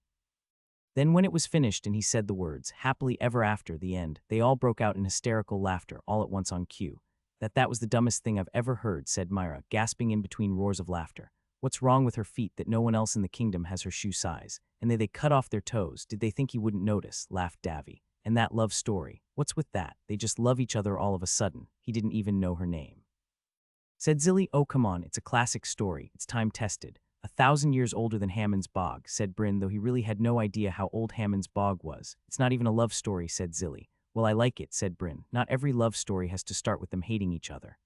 Yeah, it does. Otherwise it's not a story, said Zilly. Hey, I've got a story like Bryn's. Two people met and then all of a sudden they were in love. The end. The three of them burst into laughter again, with Bryn scowling, but mostly to play the part. Well, maybe I'll be an illusionist. Then I could make way better stories than the cliched garbage Gustav keeps playing, said Bryn. It's like a whole troop of people that makes those movies. I doubt some hick from a swamp could even get hired on with them, said Davy. No insult intended. What insult? Hick pride, said Bryn, then held his fist out. It wasn't really a thing here, but Davy caught on and gave him a fist bump. Okay, one of you guys tell a story next, said Bryn. No need, said Zilly. We're here. There was only one very narrow patch of shore where solid ground met the water. The rest of the pond was surrounded by forest and muddy grass that floated on the water and would let you sink straight in if you tried to stand on it. The trees grew straight out of the water, so only the very middle of the pond was free from any kind of plant life. He panicked a bit when they arrived, because he suddenly remembered that this little village had absolutely no taboos about nudity. Most people bathed by wiping themselves down with a wet washcloth, but when they did use a bathtub, more often than not it would be a big wooden tub that they set outside right out in the open. Luckily, whatever the kids had in mind didn't involve swimming. They took off their shoes and the girls tied their skirts up above their knees, but that was it. What are we doing here? Asked Bryn. Catching snakes, said Zilly. The kids spread out in the shallows of the pond, wiping away the scum floating on top, looking underneath to peer into the murky depths. Bryn took off his shoes and walked in as well, feeling the soft, heavy mud beneath his toes. He couldn't see anything in the dark water, and honestly he didn't think he really wanted to find a snake, but he went through the motions anyway. Bryn heard a splash, then saw Davy pull something out of the water. I got one, he shouted. Davy pulled what looked like a squirming, wriggling foot-long rainbow out of the water. The snake was a light show of bright, shifting colors. It didn't bite Davy, instead it seemed determined to slip out of his grasp. He quickly dashed out of the water onto land. Just in time, too, because the snake slipped out of his hands, only to hit the ground where Davy could quickly snatch it up again. This time he grabbed it right under the head and stroked it while murmuring shushing sounds. Surprisingly, the snake seemed to settle down after a minute or two of that. Davy sat down and put the snake in his lap, continuing to make shushing sounds. "Why didn't it bite you?" asked Bryn. "They're nice." "Is it dying?" Bryn asked. He was surprised that he actually sort of cared about the colorful noodle. "If it lives underwater, then it probably can't live out in the air." "They're amphibious," said Myra. "That means they can live on both land or water." "I know what amphibious means," said Bryn.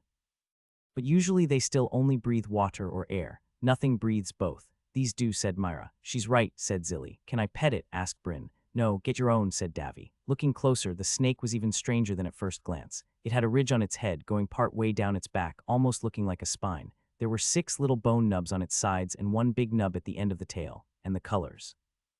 They shifted and swirled in a repeating pattern, and he noticed the individual scales shifted color, like each of them was a little lead. He looked closer, and when he was so close that his nose nearly touched the snake, "Know what's real?" pinged him very softly. It was using illusion magic. "No way," said Bryn. "I've never seen anything like this. Snakes don't look like this." "Actually, it's not really a snake," said Myra. "It's warm-blooded. These little guys are scaly mammals." "That can't be true," said Bryn. "It's true," said Zilly. "Well, if anyone knew how to recognize a snake, it would be you," Myra said. Bryn. Davy stared down at his rainbow snake with renewed fascination. Zilly's eyes were darting back and forth between Myra and Bryn, a fist on her chin. Myra said, "I'm going to catch one of my own." "I'll go with her," said Zilly. As soon as they were back in the pond, making splashing sounds and whispering furiously at each other, Bryn hissed at Davy. "What did I say? Why do you have to flirt with every girl, Bryn? What are you talking about? You called her a snake." Bryn ruffled his hair in frustration. "Snakes are creepy, slimy liars." "No, they aren't. Snakes are dragons." "What? How is it that you grew up in the next town over and you don't know the simplest things?" asked Davy. "I don't know. I don't remember anything from before I got this scar on my head," said Bryn. "But you remembered those stories," said Davy. "So how could you forget that snakes are dragons?" "How is a snake a dragon, Davy?" "That makes no sense," said Bryn. "They're descended from dragons." Bryn stood up and paced back and forth, then remembered this conversation needed to be quiet, so he sat down next to Davy again. "I take it that calling someone a snake is actually a compliment." "Obviously," said Davy. "Well, what do I do?" "It's not like you can apologize for complimenting someone," said Bryn. "Just tell her you didn't mean it. You don't understand the way girls' minds work." "That'll just make them think I mean it even more," said Bryn. "Okay, all right. I've got a plan. What? Just trust me." Bryn stared at Davy. The boy had brown eyes, but he noticed the green and golden highlights for the first time, like a brown net pulling up a trove of pirate treasure from beneath the sea. Then his eyes shifted to the object in Davy's lap. "Fine, I trust you. Can I pet your snake?" He was glad that they were both young enough that he got away with the unintended innuendo. He wasn't trying to be weird, he just wanted to pet an exotic animal. "No, come on, just a little. I'll be gentle," said Bryn. "Fine, just one time," said Davy. The scales were soft like skin, and the snake was surprisingly warm for something that had been pulled from the pond just a minute ago. The girls splashed their way back onto shore, both of them snakeless. "I don't know how you can always catch one so easily," said Zilly. "You just have to have a magic touch," said Davy. "Does Bryn have the magic touch too? Because he's got his fingers all over your dragon," said Zilly. Bryn pulled his hand away like it had been burned, then glared at Zilly, who burst out laughing. Myra said nothing and had her eyes glued to the ground. Davy cleared his throat. "So listen, I thought of a story I want to tell. Bryn hasn't heard it before. It goes like this. On the earliest earth, when the boughs bore buds, and the worlds were weak with frequent floods, the first and foremost of the fire worms, Gardener, a dragon dread and dear, she who shaped the lands with fire and with fear, brought forth 3 bairns, though none could shine as she. 3 mighty dragons, lords of land and sea, but none as noble as their baleful bearer, she who ruled them all with gentle love and awful terror.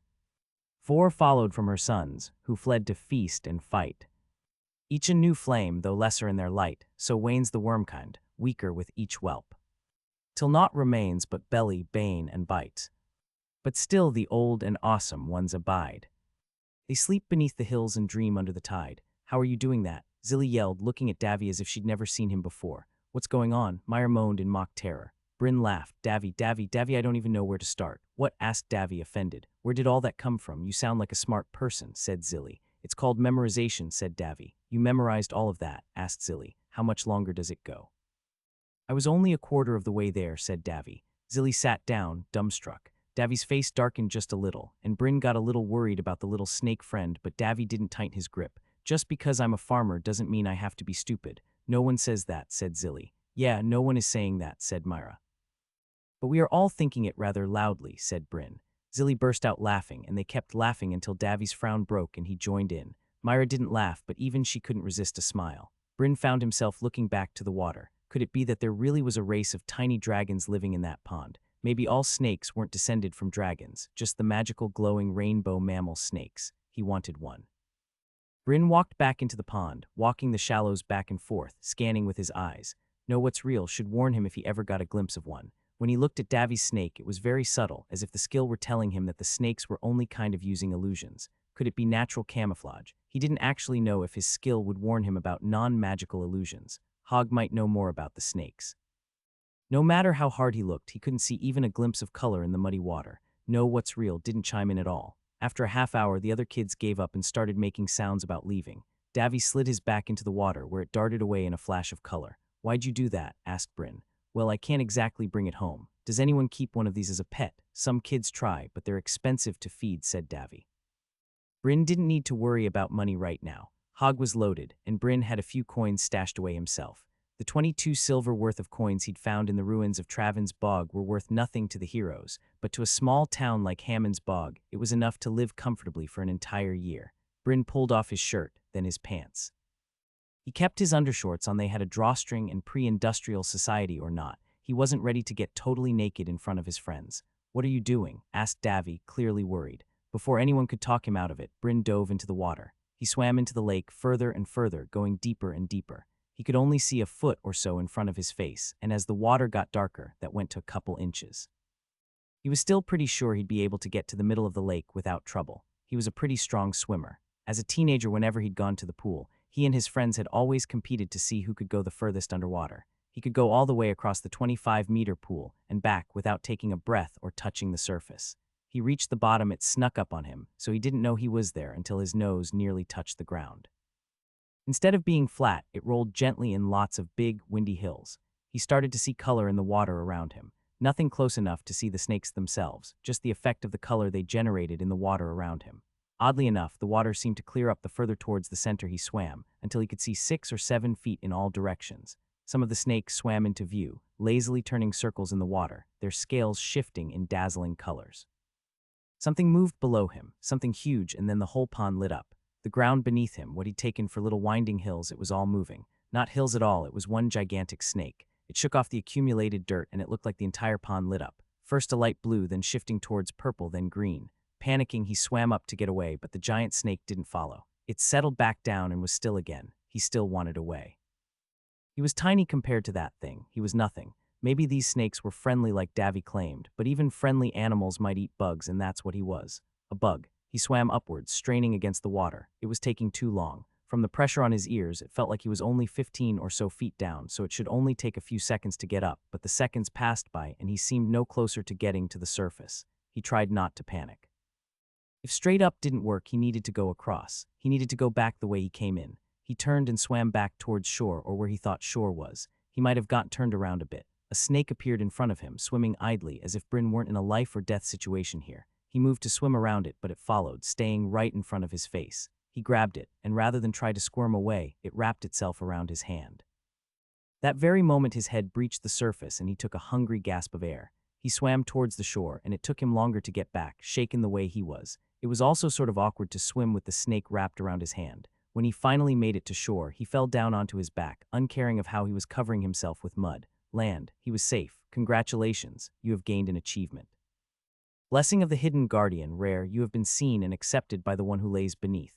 An achievement. That was a good sign, but usually achievements gave some kind of bonus to attributes or something. This didn't seem to have given him anything, unless he included the snake wrapped around his hand. You were down there for a long time, said Zilly. I didn't know people could hold their breath that long before they got a class. How are you keeping that snake so calm? Asked Davy. I don't know. This little guy seemed to want to come with me, said Bryn. I think I'm going to keep him. Actually, do you know how to tell if it's a girl or a boy? It's a boy. Look how manly he looks, said Davy. It's the tail, said Myra, and you can't keep him. Why not? Asked Bryn. How are you going to explain where you got him? You're going to get us in trouble, said Myra. Hog will believe me if I say I don't have any friends. Myra nodded. Yes, that's something that people will believe. Good, so they were back to this. It was good that accidentally complimenting her wasn't going to make things weird. He started stroking the snake down the back, the way Davy had before. The snake popped his head up, opened his eyes, looking around. He seemed to meet the eyes of each of the kids in turn, including Bryn. His eyes shifted colors the way the rest of his body did, never settling on just one color. He seemed more alert than Davy's snake had, like he was interested in the world and ready to be a part of it. He started to lean into Bryn's scritches, so Bryn scritched a little harder, and the snake shook a bit, make a soft growling sound, maybe something close to a purr. Then he yawned and Bryn got a look at the inside of his mouth. He had a wide tongue and his teeth were flat, almost like a human's. It was unnerving but also kind of cute, especially with the way his yawn stretched out and he made a soft gasping sound. Then he slithered up Bryn's forearm and snuggled into the crook of his elbows and closed his eyes. "What are you going to name him?" asked Zilly. Bryn noticed one last thing about the snake. He had a tiny line where he didn't shift colors, a thin white scar on the back of his neck. Bryn knew the name at once. Then he remembered Little Red Riding Hood, who he'd named Vercapsy in Frenarian. The C was something you could add to a word to mean little or cute. It was perfect. Marksy. I'll name him Marksy. "I suppose you want to keep that thing in my house," said Hogg, glaring at Marksy. They were in Hogg's living room. The area was much more colorful and civilized than you'd expect from an old hermit in the woods. Bryn sat on yellow loveseat on a lush woven carpet with colorful, swirly patterns. Hogg reclined in a red lounge chair. An end table nearby was covered with books, and he'd set a glass of lemonade on top of that. Glass was covered in frost because of the ice in the drink, which came from an extravagantly expensive enchanted ice maker in the kitchen. Hogg didn't invite people into his home very often. Bryn had only ever seen him invite the Profit in, and only once. But those who did get to see inside Hogg's home were treated to a clear picture. Hogg had done very, very well for himself as an adventurer. "I'll keep him in my room. You'll hardly see him." For some reason, that made Hogg glare harder. "You're grounded, you're joking," said Bryn. "No, yes, a little. You went outside the walls without permission, and everyone in this town agrees that that's against the rules. I'll have to punish you, to fulfill my parental obligations or something. Grounding won't work, you don't have any friends." "Rude, and I thought I was a bit of a special case," said Bryn. "Sure, but if you want to keep your little secret, then I have to play the part, don't I? If anyone asks, tell them you were severely punished." "I'm surprised you told me, to be honest. How would I explain the snake otherwise?" asked Bryn. Marksy started to wake up with the sound of voices. He poked his head up and blinked at the world with tired eyes. Hogg's eyes were fixed on the snake with a strange intensity. "Also," continued Bryn, "I figured you already knew. With those invisible watchers you've got everywhere. You know, I don't spy on people as much as you'd think. It's liable to blow my cover. You'd think having more information would help you stay hidden, but that's not always the case. Sometimes the easiest way to pretend you don't know something is to actually not know it. I try to mind my own business for the most part." Did Hogg think he didn't know about the invisible illusions that were following him around everywhere? Whatever. If Hogg wanted a wink-wink, nudge-nudge sort of understanding, that was fine with Bryn. You know, I wanted to ask. "These snakes set off my know-what's-real skill. I think maybe he's using illusion magic to change colors like that, but it got me wondering. Can my skill see through other forms of deception, or is it only illusion magic? Can't say anything about your skill, but for the little guy here, can I?" Bryn handed him over. "His name is Marksy. Cute. But don't think just because you're cute that I'm going to." Marksy, still sleepy from his nap in Bryn's arms, gave out a long squeaky yawn, complete with a happy sigh at the end. "Did you see that, Bryn? Did you hear that little squeak? Well, listen, Marksy, that's not going to work. I'm too old and have seen too many things for four." Marksy curled up around Hogg's arm and rubbed his hand with his cheek. Hogg started petting him, and Marksy made the vibrating sound that Bryn was increasingly certain was a purr. Hogg turned his back. "Well, why don't I get started making up a little habitat for this fella? You can go get him what he needs." "What does he eat?" said Bryn. "I heard it's expensive. Fruit, bugs. Neither of those are hard. Fishers have bug-catching skills. Any of them will give you a jarful for free if you bring your own jar. There's one other thing, though. Magic." "Magic," repeated Bryn. His instincts still told him that people must be joking when they said things like that, but unlike his previous world, magic was just another part of life here. You'll need to buy enchanted items. He'll suck the magic right out of them, turn them dull. You can get Chamala to enchant some marbles for you. It'll cost a pretty penny. Would your magic work? It would. But a rogue couldn't do that, so we still need to buy stuff to explain how we're keeping him alive in case anyone asks. "How much are those marbles?" "Don't let her charge you more than a silver and 6 bits per marble." Bryn winced. He walked around to see what Hogg was doing with his back turned. Hogg had conjured up an illusionary berry, and Marksy hopped up to take a bite out of it. The berry warped and fell apart, turning into a slow explosion of motes of light. Marksy slid from one to the next, catching as many as he could. Hogg chuckled as he watched, then glared at Bryn for noticing. "Maybe head over there now. We'll need to get to know her at some point anyway. He'll eat a marble every month or so, but probably best to get 2 or 3 to start. Heat and cold enchantments would be best. Maybe see what Paris thinks while you're at it. The first stop was with the enchantress, and Bryn had no idea what to expect. Standing outside her shop, he still didn't. The sign on the door advertised, Chamela the Enchantress, by appointment only, and he had no idea how to go about making such an appointment. He only stood outside for a few minutes before she opened the door. Chamela was a tall, elegant-looking woman with tightly bound gray hair and quick black eyes peering out from behind a long, hooked nose. She wore a black dress that covered her feet and had a neckline up to her jaw. Lace at the end of her sleeves covered her hands, and she swished them around when she spoke. Something about the way she looked at him made him stand up straighter and want to brush the dust off his clothes. Hogg mentioned you'd be coming by. Come in, then. Hogg must have sent a mirror image, since Bryn knew the old illusionist was still back at the house with Marksy. He stepped inside, curious about what an enchantress shop would look like. He expected bottles and tinctures, maybe strange runes, a glowing cauldron, and possibly low-hanging fog throughout the room. Instead, it looked like a sitting room. An expensive sitting room with velvet sofas and a finely carved coffee table and a big standing harp in the corner. The harp played itself, a soft and gentle song, and now that he was looking for it, he noticed a lamp in the corner giving off a light that was much too steady. No one would waste oil in the middle of the day. The lamp, like the harp, was enchanted. Come in, have a seat anywhere you like, she said, and disappeared down the hall.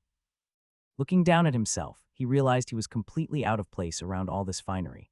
Next time he'd put on his best clothes before coming here. He nervously walked into the sitting room and, considering all the options, sat down on the love seat, though he sat on the very edge and kept his back straight. She returned a little later with a tray and a little folding table. She placed the table in front of him and the tray on top of it, and now he could see that it was covered with slices of bread. Some of them had cheese, others slices of minced ham, and some only smeared with mustard. Ah yes, this pre-industrial society hadn't perfected the sandwich yet, but they were so close. All they had to do was put two of these slices together. Well, they needed to develop on their own. He wasn't here to lightspeed their society 200 years into the future. Chamela picked up one of the open sandwiches, then sat down on the high-backed club chair opposite him. Boys your age are always hungry. Go on, eat it all. You wouldn't want to offend me. Bryn dug in. She was obviously correct. He was always hungry. He might have had a delayed puberty, probably due to malnourishment, but it was all catching up to him now. Every day he seemed to be taller, stronger, and angrier than the day before, and always hungry. I hope you won't expect me to put on tea. I take no drink with food. It's not healthy, said Chamela. No, ma'am. Yes, ma'am, said Bryn in between mouthfuls. Now I know some feel differently, but I'm very mindful of my digestion, and I've found. Chamela went on for a bit about the various benefits of abstaining from fluids while eating. During his past life's go-around as a teenager, he probably would have resented yet another adult feeling the need to give a lecture, but he realized she was just talking so that he wouldn't feel self-conscious eating in front of her. When he polished off the last open sandwich, a mustard one which he definitely shouldn't have saved for last, she asked, "So what brings you into my shop?" Some shop. Did she not use any tools because it was all skill-based, or maybe she didn't want people to see her real workspace? He didn't know if it was polite to ask, so instead he answered her question. I've got a new pet, a snake, but he sort of glows like a rainbow. I know the kind. You didn't run off into the forest, did you? No lies now. I would never tell you any lies, ma'am, said Bryn. She curled an eyebrow, waiting for him to continue. When he didn't, she said, HMPH, good answer. Now tell me, what do you know about keeping snakes? I only need a couple enchanted. I'll tell you what you need. First, a habitat. A snake is not a dog. He can't sleep in your bed. You'll need to build him a habitat. How long is he? A bit under a foot long, said Bryn. At least 20 gallons then for his tank. Snakes like to burrow, so you'll need lots of sand or loose soil. He's amphibious, so you'll also need a pool. Change the water every other day or he'll suffocate. You'll need to clean the tank. This includes changing out the sand. Bryn was treated to the full educational seminar on raising pet snakes. She taught him how to play with him, how much exercise he needed, how to tell if he was too hot or too cold, how to tell if he was tired, how to tell if he was about to bite. The works. Only when all that was done did she finally get around to the reason he was there in the first place. The most important thing is temperature. I'm going to give you 3 marbles. She pulled them from a sack at her belt as she spoke. She tapped them each in turn, which caused them to glow softly. 1 for heat, 1 for cold, and 1 to measure temperature. This one will glow green if it's too hot and purple if it's too cold. It must stay at a nice light blue. You won't be able to eat this marble like the other 2, so you can use it to tell when they stop working. With his marbles finally in hand, Bryn paid the woman and said his goodbyes. She painstakingly counted out the entire 3 silvers, 2 copper pennies, and 2 bits before wishing him on his way. The next stop was Paris' shop, and although Chamela had turned out to be a lot nicer than he'd expected, this was the stop he was really looking forward to. He opened the door to see Paris staring morosely out the window, but when the shopkeeper noticed Bryn at the door, his face erupted with a smile. Bryn, perfect. That fool of an adventurer Rienal is coming back for his flange today, and I've a plan to take him for everything he's worth. Paris stroked his mustache, glee like dark fire in his eyes. That sounds so fun, but I should warn you, I'm not here as a friend today. I've come to do battle, said Bryn. You shopping for me, ha. I've foreseen this day, but I'll admit I didn't expect it to come so soon. A sword, is it? Plan to rack up some achievements before your system day. Well, I can give you the sword to do it. If you can afford it, that is. Paris punctuated his statement by plucking out a hair from his mustache and erupting into laughter. No, I was hoping to see your trash, said Bryn. My trash, asked Paris. Your garbage. I need enchantments that aren't useful for anything. For my snake to eat, said Bryn. Oh, Paris said, lighting up. You know, I had one of those at your age. The times we had, if there was just one thing I could go back and do different, well, you don't want to hear about that. To the trash. Paris led him across the rows of leather armor to a big strongbox. It looked like a treasure chest that pirates might have, complete with a black iron lock. This box is the first one. The chest unlocks itself, meaning it won't stay locked, said Paris. He bumped the lock with his fist and the chest sprung open. He reached inside, keeping to the theme, a belt that unclasps itself. Now this will stay clasped until someone says the keyword. People buy it as a prank, but I'll warn you, everyone in town knows the keyword, said Paris. What is it? Buy it and I'll tell you, said Paris. How many times have you sold this particular belt? Asked Bryn. Now you're asking the right question. At least 12 men of this town have compassionately gifted this belt to one of their friends by discreetly switching it out with their regular belt as a prank. The victim of this misdeed will inevitably sell the device back to me, at a much reduced cost, I might add. Ooh, now I have to have it, said Bryn, rubbing his hands together. 2 silvers, said Paris. Chamela will give me her marbles for 1, said Bryn. Ah, but I can resell this belt. It's a permanent source of income for me. If your snake eats it, the game is up. And how many more people are going to fall for the belt prank? For this belt with a very distinctive moon pattern on the front, said Bryn. Paris frowned. Not many. I'll give you half a silver for it. 30 copper pennies, said Bryn. Paris grinned. Well done, I've taught you well. Or have I? Perhaps I taught you wrong on purpose to make you more easy to take advantage of. Perhaps I'm just letting you think that until I swoop in for the kill, said Bryn, matching Paris' predatory expression. Yonkers, what? The password is Yonkers, said Paris. Then he noticed it. The belt had quickly and silently unclasped itself and sprung out straight as a rod. They went through the chest, examining items one by one. Some of the junk was still worth more than a silver, so Paris refused to sell it at Bryn's prices. Some of it was worth much less than the belt. At the end of the barter, Bryn came away with a bell that wouldn't stop ringing, covered with a sock for the noise, a copper coin that always landed on tails, a spoon that repelled liquid, and a teacup that could mend itself when it shattered, except for one missing piece at the bottom. He was examining a silver dagger that couldn't cut flesh, a safety dagger for whittling that he couldn't really afford, when Paris said, You talked to Chamela first, yes. I suppose she gave you all sorts of advice for keeping your new friend warm and comfortable. That's right, said Bryn. Then take my advice and ignore all of it. What? Those aren't normal snakes, said Paris. Finally someone says it, said Bryn. Everyone keeps acting like it's so normal I felt like I was losing my mind. Those snakes have a noble lineage, a mighty ancestry, but they've forgotten who they are. They're lazy. They stay safe in their pool, never learning what they are, what they truly could be. So what should I do? Hurt him, Paris whispered into his ear. Then he switched sides and whispered into the other ear. Torture him, make him suffer. He's never suffered before, and he never will, not until the day of his death when he dies fat and lazy and small, a worm never dreaming of the heights he may have reached. Bryn turned around to see Paris, with a devilish light in his eye. Sometimes Bryn wondered if Paris was pretending to be a villain, or if he was only pretending to be pretending. The shopkeeper's voice grew steadily louder until he was nearly shouting. Unless you teach him pain, unless you make him hurt to make him grow. No one is born a fighter, Bryn. No one can fight until they've felt terror deep in their bones, until they've felt worthless, until they've given into despair and seen the bottom of their souls. Teach him to fight, teach him to fear and grow angry. But not with you, no, never with you. You must be his light, his guardian angel. You'll have to deceive and manipulate. Let him think you're his protector and guide him into every sort of adversity you can find for him. It's a little early for you to hear this, but this is good advice for fatherhood too, finished Paris, then started to cackle. One of the odd facts about this guy was that he was married with 2 daughters, although Bryn had never met them. He made a mental note to catch them together sometime because he just couldn't picture it.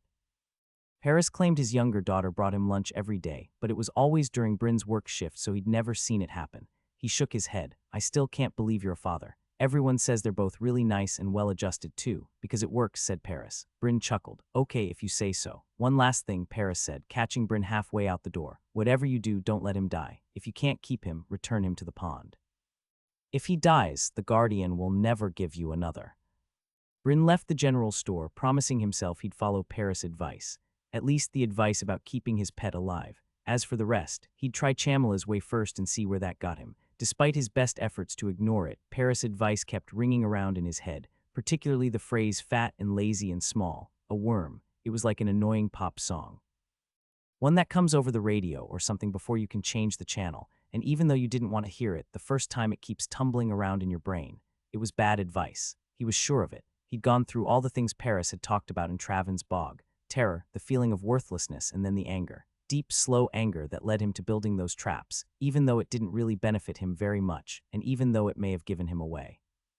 He'd come through all of that, but did that make him better than the children who hadn't gone through trauma like that? Myra, Zilly, and Davy all outshined him. The only thing that made him special was the lifetime of memories inside his head. Fat and lazy and small, a worm. That was how he died in his past life. This life would be different. Fat and lazy and small, a worm. Arg, would you stop that, brain? Was he being lazy? He knew he wasn't. He'd worked his butt off the first 2 months after he came to town.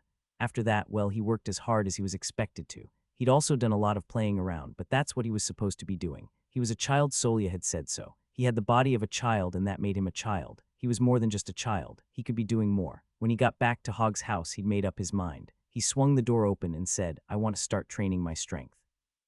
Hog was standing over a big wooden box set up on the table. It was an ordinary wooden box, rectangular in shape and completely at odds with the rest of the finely furnished living room.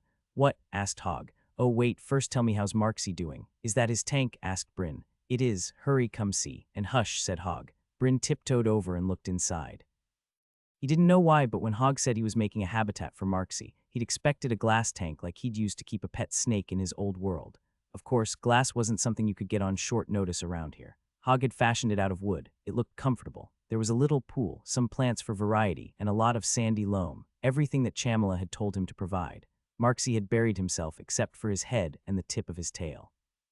The sand vibrated with the little snake's purrs. He thinks he's hiding, said Hog. He thinks we can't see him. Bryn chuckled. It was pretty cute. I got the stuff. He showed Hog the lightly enchanted items he'd gotten from Paris and Chamela, and they decided to start with the marbles. Putting all 3 of the marbles in the middle caused it to heat up too quickly, so they kept the cooling one towards the center and the heating one on the edge, across from the pool of water.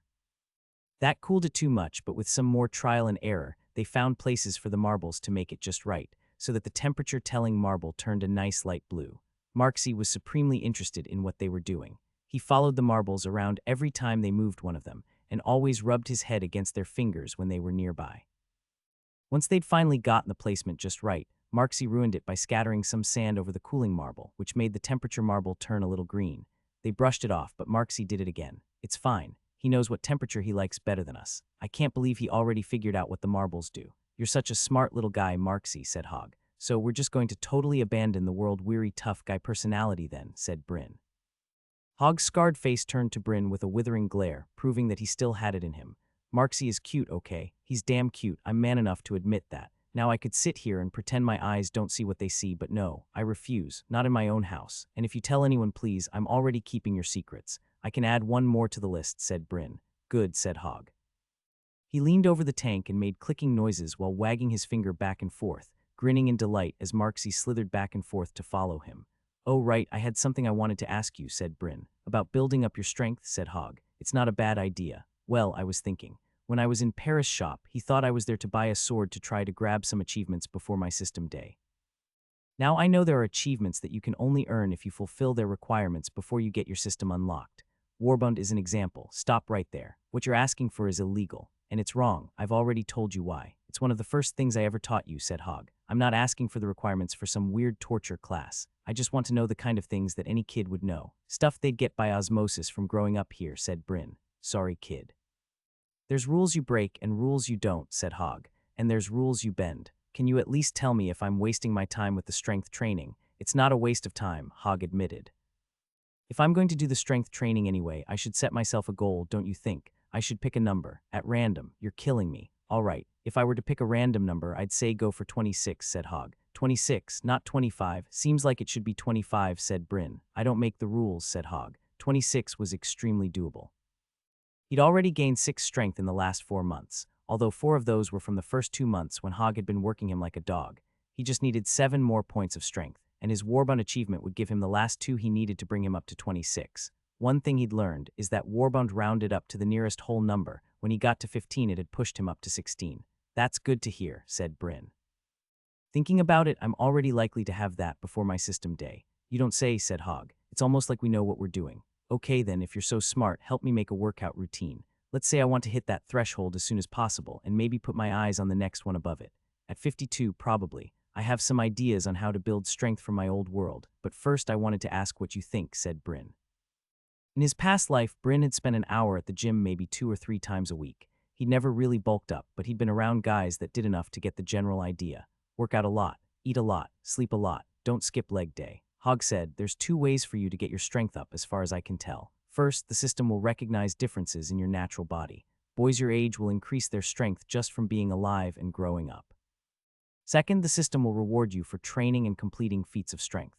The important thing to keep in mind here is that the system wants big, exceptional effort, and it's better if it's all one task that actually has a use, rather than, say, picking up a boulder and putting it down again 1,000 times. I see. Then is there any way you can adjust things so that for my morning chores I get jobs that have clear beginning and endings? Everyone wants those chores, said Hog. We do a rotating schedule. You get what you get, but you can still make it work for you if you put a little oomph into it. Wait, is that what Davy's doing? He's already past 26, isn't he? Said Bryn. It's not like I can see other people's status screens, said Hog, but I'd say he's well past it. Well, then I'll do it like this. The next day, Bryn woke up early. The town would ring a bell for the start of work at what would be 8 in the morning in his world, which was an hour past dawn since they were in early autumn, so Bryn woke up 2 hours before that and started a weight training routine.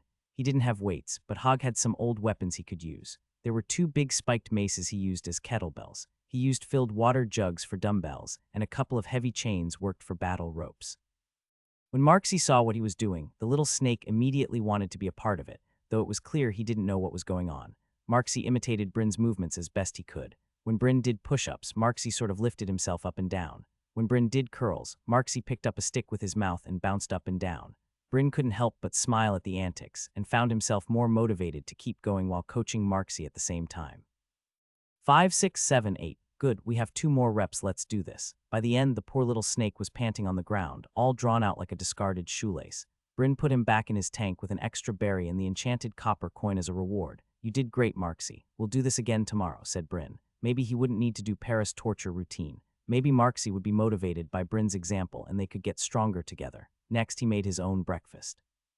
He ate 6 eggs and half of a chicken they'd cooked the night before, and then finished it off with an entire motto, a leafy vegetable the size of a grapefruit that had a sort of sour taste, like cabbage soaked in vinegar. The locals loved it, and he was starting to get used to it, meaning he could get it down without gagging. Breakfast was as much as he'd eaten in an entire day before, and by the end he was full to bursting, but that was one of the keys to bulking up. You had to eat way more than you thought you should, especially since he didn't have access to things like creatine and protein shakes.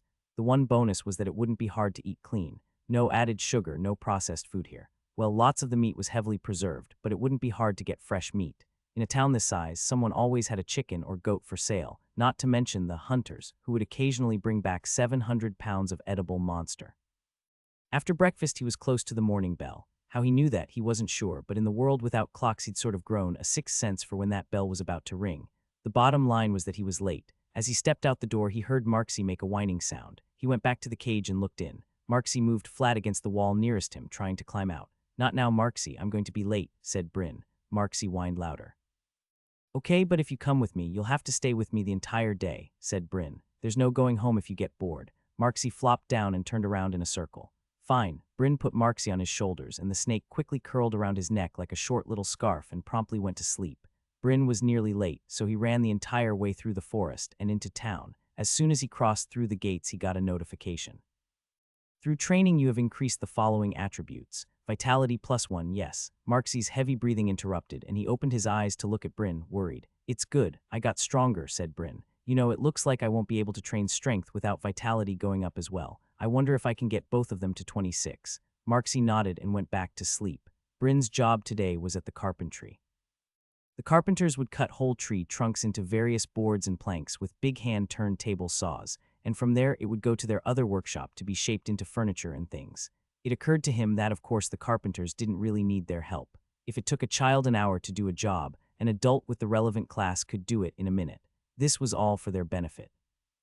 By helping out with chores, they gained attributes and got a look at the jobs they might have after their system unlocked. Marksy woke up about halfway through the shift, but Bryn cautioned him to stay on his shoulders. He couldn't let the snake jump on the table and get cut in half by the saw. But when it was time to carry the finished planks to the other workshop, he let Marksy carry a little wood chip and slither along behind them. Marksy turned around in a circle with his head high, looking very proud of himself. Even with a cute little snake friend mixing things up, the shift felt like an eternity. His arms and legs felt like they were always on the verge of collapse, but to his surprise, they always seemed to have more to give. When he wiped his brow after the last delivery, the system had another surprise for him. Through training, you have increased the following attributes. Strength +1. Not bad, 2 attributes in one day. Normally, he was lucky to get one a week. Clearly, it paid to be extra. He ate a big lunch, then wandered off to the crowd of children to play. Rough housing was the last thing he wanted to do, but he was determined. He was going to do his normal routine, plus the workout. No cutting corners. So he ran into the crowd, found the kid with the ball, and picked the 10-year-old up over his head and threw him into the other children. The 10-year-old in question couldn't breathe because he was laughing so hard, which gave Bryn the perfect opportunity to steal the ball. That lasted all of 10 seconds before he went down in a dog pile and the game was on. There was a brief interruption when they all noticed Marksy on his neck and everyone stopped so they could ask his name, pet him, and coo at how cute he was. Marksy loved the attention and rubbed the children's hands with his head when they pet him, purring all the while. Eventually the novelty wore off and they went back to their game. Marksy toughed it out on Bryn's shoulders, but after 10 minutes he bit a kid. It didn't break the skin, but Bryn still made him sit out the rest of the game on the sidelines. After a while, some mothers came by to fetch their sons away, and the group broke up, to Bryn's intense relief. Again, he got a notification. Through training, you have increased the following attributes. Well, +1.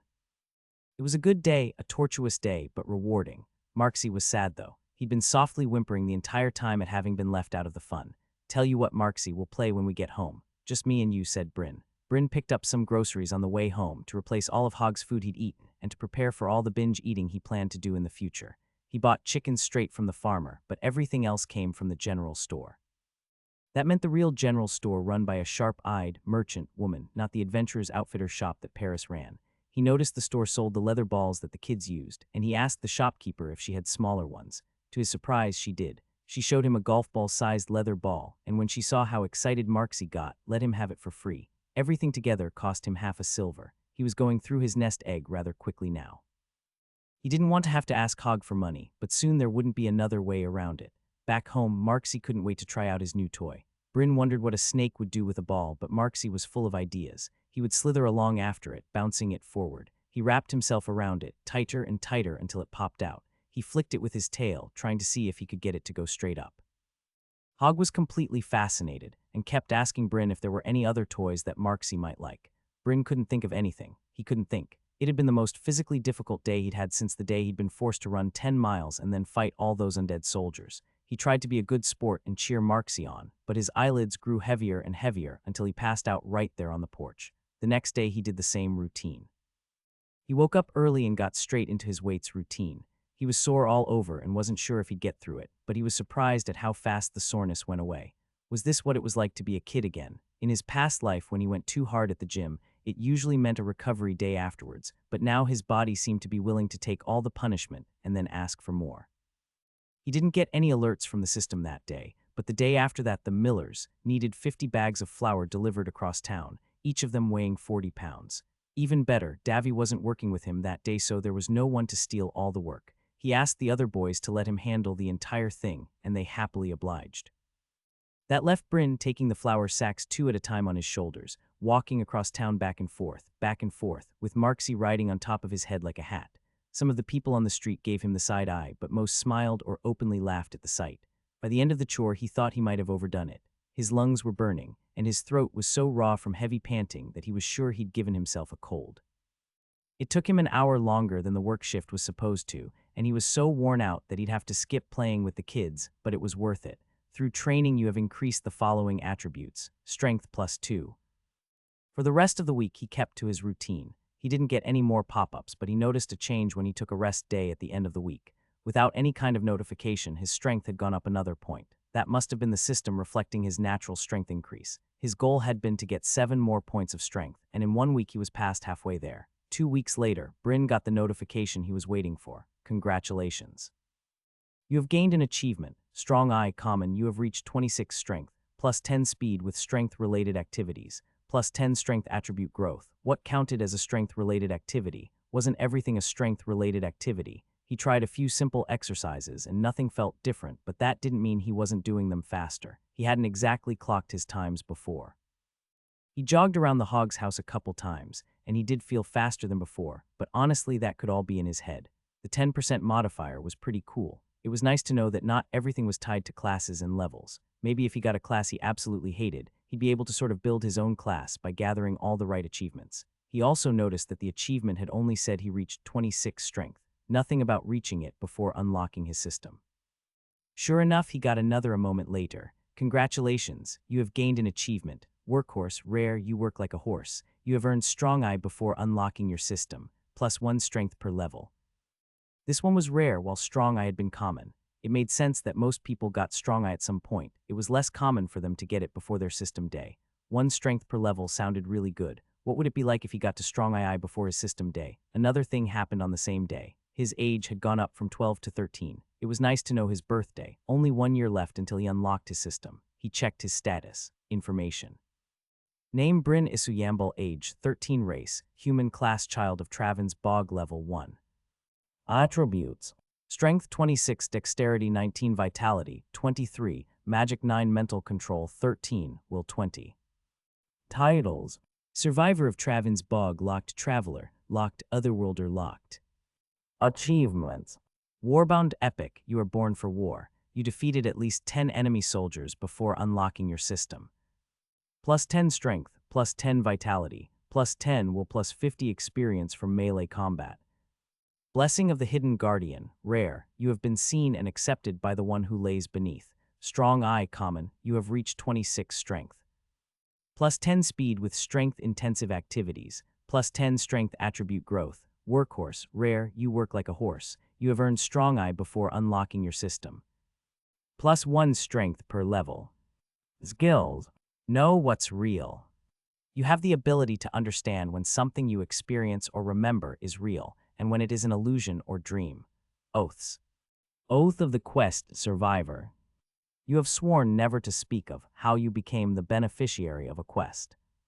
The next day, Bryn worked with Davy at the mill again, and the 10 speed boost really started to make itself obvious. Keeping up with the hulking youth wasn't as much of a struggle. In fact, Bryn felt a little bit misled. Maybe Davy wasn't some sort of prodigal hard worker. Maybe his achievements were doing all the work. After the shift, Hogg surprised Bryn by meeting before lunch. Usually the people he worked for provided lunch, which would be bread and butter since it was the miller's, but Hogg decided to take him to the public house. "What's this about? News about the army?" he asked quietly. "No, nothing new on that front. The others have all gone home. The scouts from the army and a few from Gallen's order have set up a camp at Travan's Bog, but they're more interested in hunting the monsters in the deep woods than actually searching for an army of undead.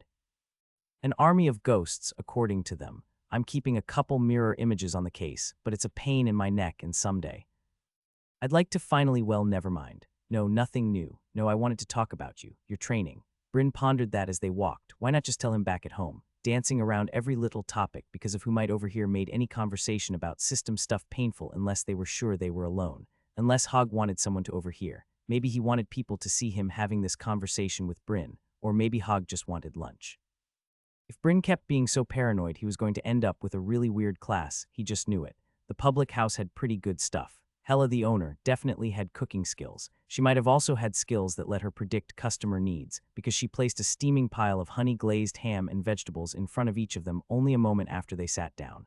Beer, too. Bryn's beer was heavily watered down, but he still found it funny that they had no problem serving alcohol to children in this town. He dug in, and the meat especially was delicious.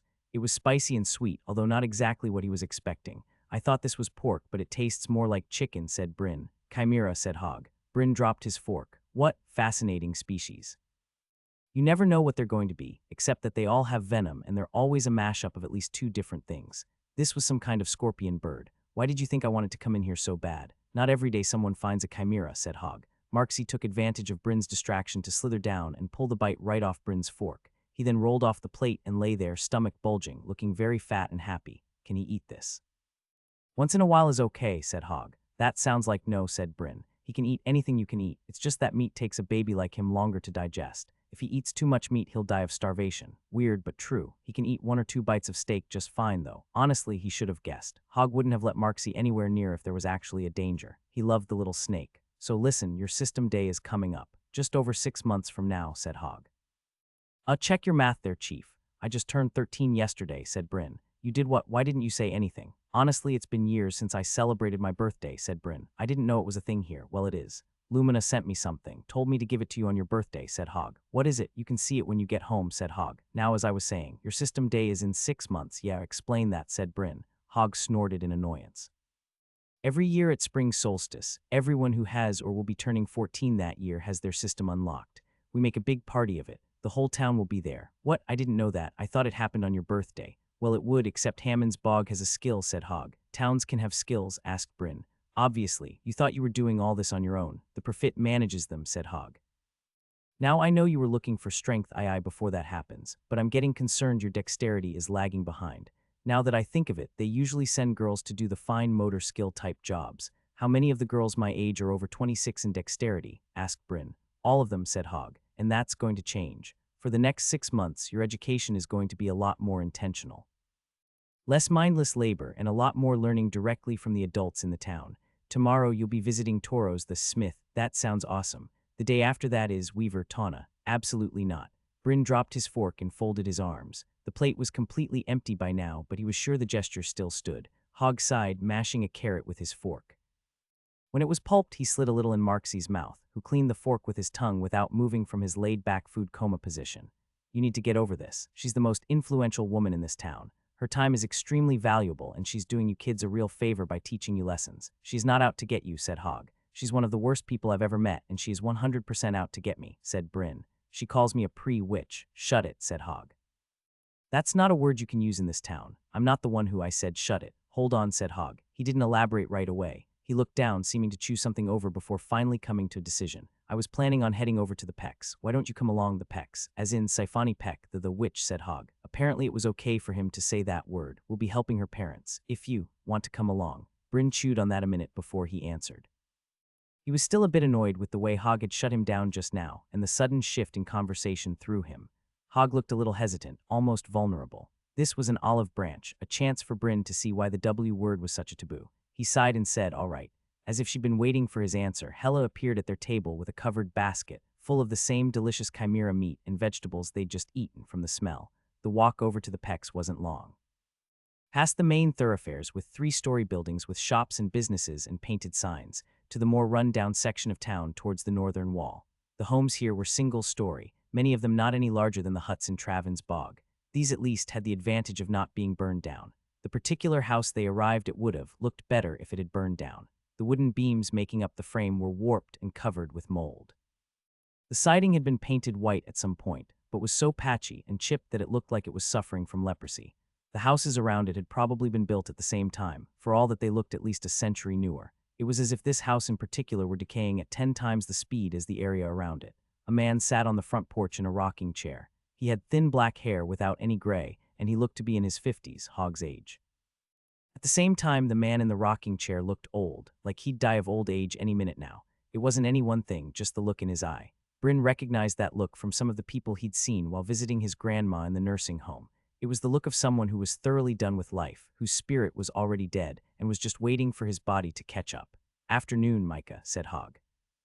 Micah's eyes found Hogg, but he didn't speak, and eventually those tired eyes fell back to the floor. Hogg stepped past him into the house. Bryn followed. The smell hit him first. Marxie, who had better sense than him, squeaked and jumped off his shoulder and fled out the door, but Bryn could only stand and stare. The house was a living, rotting pile of trash. Discarded vegetable peels, eggshells, and heels of bread with blue mold were strewn about on the floor, intermingled with clothes, torn books, and dishes and jars. A large crystal bowl had clearly been used as a chamber pot, and not 2 feet away on the reclining chair sat a pale woman. Bryn hadn't noticed her at first because she didn't stand out in any way from the other grime. She was wearing a thin, dirty nightgown.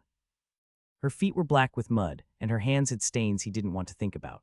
She sat unmoving, and didn't even bother to flick a finger when a fly crawled down her arm. She didn't flinch when a rat chased a spider across the floor before disappearing into a burrow dug into the pot of a dead houseplant. He knew what he was looking at. He'd seen this type of thing in the TV show about hoarders. There were hoarders who became that way because they couldn't throw things away, and others who simply would not or could not clean up after themselves. This woman was clearly in the second camp. The only difference was that the pile of trash was only inches deep, instead of mounds that went to the ceiling. Clearly someone came by to clean often enough to prevent that. No, the biggest difference from the TV show was the smell. Nothing had prepared him for the smell. He jumped when the woman spoke. Her voice was disturbingly normal sounding. "Oh, Hog, hello. Pardon me if I don't get up. Is that chimera I smell? It smells wonderful. So kind of you." "That's right. Afternoon, Effa," said Hog. "Here, let me fix you a plate." He eyed the table, also covered with detritus, then shrugged and swept it all to the floor with his arm. He put the basket on the table and brought out a clean plate and started to pile it with food, then handed it to her on the chair.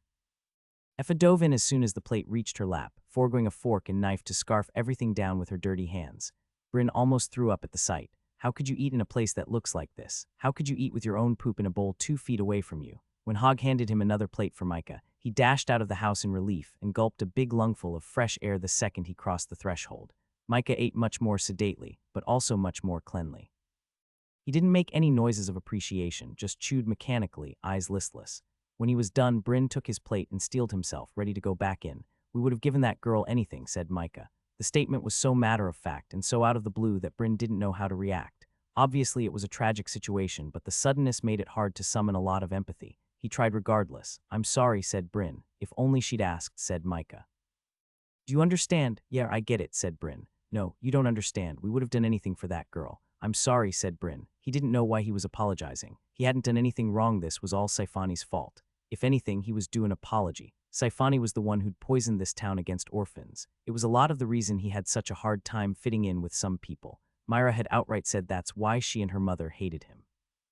Micah didn't say anything more. He stared out into the distance with glassy eyes. Bryn took his plate and went back inside. Hog was piling trash from the floor into a sack, chatting. It was a nice morning. A little warm, but a cool breeze from the east beat that back to make perfect weather for a nice stroll into town. That cool breeze will get stronger and stronger, I think, until winter comes with the rains. He talked lightly, unmoved by the filth around him. It was so unlike Hog that Bryn did a double take. Effa's responses seemed disingenuous as well. She talked like a normal woman would talk to her neighbor, not like a mentally sick person at all, with no acknowledgement of her disgusting circumstances. Also left unsaid was the fact that Hog had killed her daughter. When Hog noticed Bryn, he handed him the burlap sack, and Bryn took it, relieved to be out of there again. Everyone brought their organic waste to one of the mulching pits near each of the gates, for farmers to use if they wanted. Bryn might have walked a little slower than he normally would have, but not by much. As disgusting as it was, this was good work, important work. Back in his old world, they just let hoarders waste away until they died or got evicted. It was good that people were watching out for the pecks. It also made some things click in place about this town. Sure, he'd heard Saifani's story, but he'd never really understood it until now. There had been a shadow over this town since he'd come here, but now he knew why. It was like he'd finally looked up and seen the big black Saifani-shaped cloud covering the sun. When he grew up and proved that he was a good man, nothing like their old witch maybe that would finally serve to pierce that ugly old cloud. He got back, and Hog had the sink running, washing dishes. This house had enchantments to give them running water in the kitchen area, which meant they weren't poor. They just lived poorly. There was another sack ready for Bryn to take, and this time he made the trip there and back much more quickly. When he got back, he helped Hog with the clutter. They put the books back on the bookshelf and made the bed. Bryn washed the clothes with a washboard in the sink, then hung them up to dry on a line outside. When everything else was done, they scrubbed the floor, scouring a layer of dirt to find the wooden floorboards beneath. He slept on actual dirt floors in Travin's bog that were cleaner than this place had been, but now it was as clean as a whistle. Bryn stood and wiped the sweat from his face, eyeing the newly cleaned room with pride. Effa didn't thank them. She'd started ignoring the both of them a half hour ago. She was a rotting queen on her throne, unheeding of the scurrying of her servants. Well, he didn't care. He couldn't fix her brain, but he was doing what he could. He didn't get any notifications. System didn't make any indication that it had noticed their efforts and didn't try to reward them. It would probably only take a week or two for the Pecks to recreate the disgusting mess they'd just cleaned up. Regardless, Bryn felt more accomplished walking home that afternoon than he ever had after an evening spent lifting weights. The walk home was a quiet one. Marksy found them as soon as they were a fair distance away from the Peck's house. Hog picked him up and stroked him up and down the spine. Bryn didn't object. Hog needed Marksy more than he did, considering where his mental state must be right now. Bryn was full of questions but didn't know how to ask. How did you walk up to someone and ask them about the time they killed a teenage girl? Well, if Hog didn't want to talk about it, he'd just say so. He wasn't the type to be pressured into anything. How did it happen? Bryn asked. Hog responded immediately, like he'd been hoping for the question. After she cursed her parents, she ran into the forest. She moved quickly, and though a few hunters could track her, no one could catch her. You understand, not even me. but then I broke away from the rest of the group and somehow caught up with her. A mirror image. No one was nearby, but Hogg wasn't going to say that out loud, not in town where someone might possibly overhear. Then how did she die? Bryn asked. I snuck up on her and put a knife to her throat, an illusory knife. Bluff, Bryn filled in mentally. I made her swear an oath on her class and levels. I had the wording all worked out beforehand to make it foolproof. I think I knew from the very start that it would end up that way. I made her swear to never use her witch powers to harm or deceive another person. She swore to not even attempt it, to limit all her offensive magics to beasts or monsters. When I lowered the knife, she immediately broke her oath. I think she thought that she could get away with one last curse and take me down with her, but it didn't take. Before she could do a thing, the system took it all away. Then she drowned herself in a pond. I couldn't stop her in time, because he hadn't really been there in person. His mirror image had stood there helpless and watched. Chances were even if Hogg had been able to fish her out of the pond, the town still would have burned her at the stake. In this world, they did not suffer witches to live. I got the notification for it. You have defeated human. Level 1, said Hogg. Didn't even get the experience for her. Breaking her oath took it all away. Old battlefield tactic that's clever. Any oath will do, asked Bryn. Most soldiers swear a backup oath before going into battle, just in case. They'll swear to never say dandelion 3 times in a row, something like that. It can also grant you mercy if you're too wounded to survive, but too tough to die quickly, said Hogg. I'll keep that in mind, said Bryn. Nothing someone your age needs to worry about. One thing I've been wondering, now that we're on the topic of battles and armies, is why they don't use witches. If they're so powerful, then why doesn't everyone have one? Asked Bryn. How do you know she'll do what you say? Asked Hogg. Make her swear an oath. And how do you know she swore an oath to you, instead of bewitching you to make you only think she did? How do you know the witch in your army serves the general, instead of the other way around? And saying she does serve, how do you know she's trying to keep her soldiers alive, when their deaths will serve her magic even better? You'd have to be mad, or truly desperate. There's also the possibility that witches are more common than you think, said Bryn. The smart ones would stay hidden. That's possible, said Hogg. But the psychopathy and narcissism that would motivate someone to take the witch class in the first place also selects for people who aren't good at hiding their ambition. To be fair, I should add that there is one exception. There is one nation where a witch fights openly with the army, the Queendom of Arkina. Let me guess. The queen is the witch, said Bryn. Got it in one. And even she kills every other witch she finds. She knows better than anyone that you can't trust a witch. You know, Lumina and I talked about her a lot before she left for home. Lumina is starting to discard the Burrow City theory. If there's a million angry undead out there, then where are they? From what we've seen, we're fighting a smaller, smarter, highly trained, more specialized, and most of all more restrained group of undead. You call that restrained? Asked Bryn. Compared to the way most witches behave, extremely. And that suggests Arkina. What does it mean if it is her we're up against? I don't know. I barely understand what a low-level witch can do. Arkina is ancient. She has a kingdom full of people who literally worship her. If she really does have her eyes on the Boglands, then she'll be able to take it. Let's just hope it's not her. Somewhere in all the tense, uncomfortable conversations with Hogg, he'd mentioned that Lumina had sent Bryn a birthday present, a fact which completely escaped Bryn's memory until he and Hogg got home that evening. Hogg disappeared into his room and came back out holding a wooden chest, which he placed down in the center of the woven rug. It landed with a heavy thunk. It looked like a treasure chest. It looked exactly like if a movie director told a set guy to create a fantasy world treasure chest. It was so surprisingly cliché that he knew there had to be something else in there. There was no way that Lumina had sent him a big pile of gold for no reason. This was probably how all luggage looked in the era before Teflon and plastic. In fact, the chest was probably supposed to look ordinary. The fine craftsmanship was typical for this world. No factories here, everything was made by an artisan, so despite being beautiful, it was also normal. An ordinary chest of polished wood with leather straps. The only part that stood out was the lock. It faintly glistened in a way that he was starting to recognize as some kind of enchantment. Hogg handed Bryn the matching key. He put the key in the slot and the chest sprung upon. He blinked at the sight, trying to make sure that what he was actually seeing what he was seeing. No, what's real didn't sound any alarm. It was real. The treasure chest was full of treasure. Golden coins sparkled in the lamplight. They were piled all the way up to the brim, and when Bryn picked up a couple, they had the real weight of heavy metal. He tried to push his hand inside, but you couldn't actually swim through piles of gold like Scrooge McDuck. It was too solid. That duck should have broken his neck the first time he jumped off that diving board. If he ever got back to his world, he'd make sure that everyone knew that the trillionaire cartoon duck was completely unrealistic. What are you smiling at? Asked Hogg. I can't imagine why someone would be smiling in this situation, said Bryn. Hogg snorted a laugh. Bryn's eyes went back to the gold. So shiny. This was completely different from opening a suitcase full of paper bills, not that he'd ever experienced that. There was something very real about seeing a chest full of gold that was completely different from reading a balance on a phone app. He picked up a handful of coins and listened to the tinkle as he dropped them back down again. It was a deeper sound than he'd expected. Was all of this really his? Normally, when people won the lottery, they'd be jumping down in excitement, but that was because they were ready for it. They'd bought the tickets, then waited and hoped. This had just come out of nowhere, and he hadn't been ready for it. A laugh escaped his mouth, almost panic-sounding. There was an ornate wooden case with golden inlay nestled into the side. He pulled it out and opened it, and inside were rows of precious gemstones. If this was a movie, the set guy would have definitely thrown the jewels in all topsy-turvy with the gold. In real life, you wouldn't want them to get crushed or scratched. He wasn't watching Marksy, and the rascal slithered up into the jewel case and tried to swallow an entire thumbnail-sized ruby.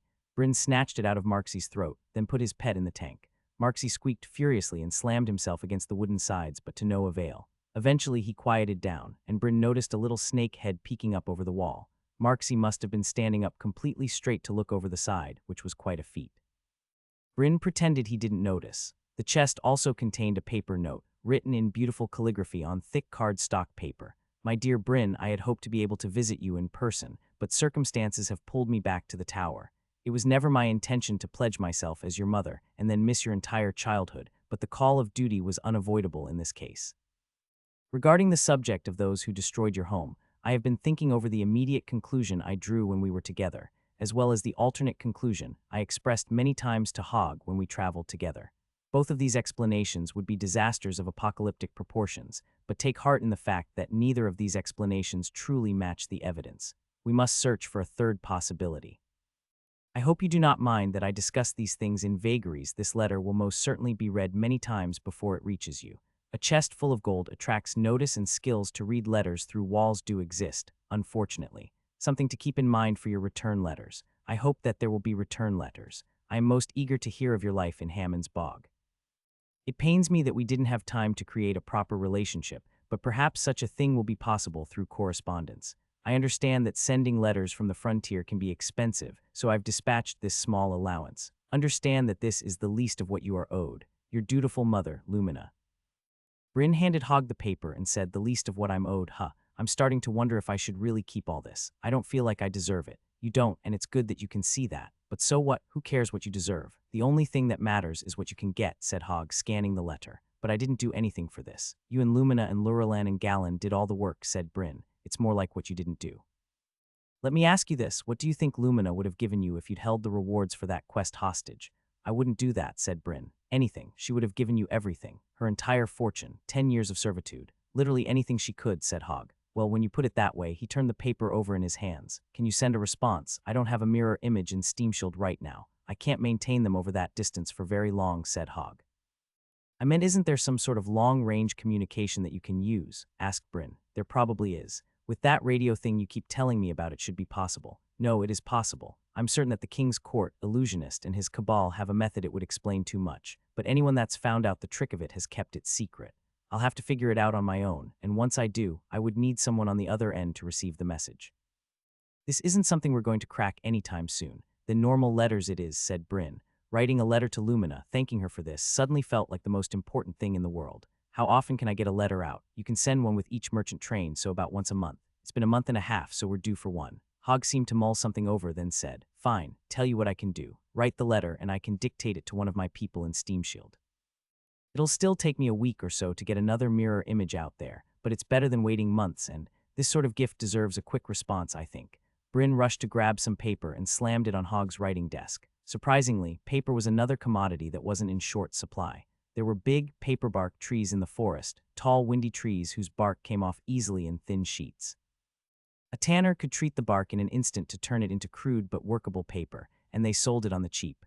Real paper, like what Lumina's letter was written on, was still pretty expensive, though. She'd probably paid an entire gold coin for the one sheet. Only now in gold it didn't seem all that expensive. Was he already getting used to being rich? He wrote out a reply with a charcoal pencil.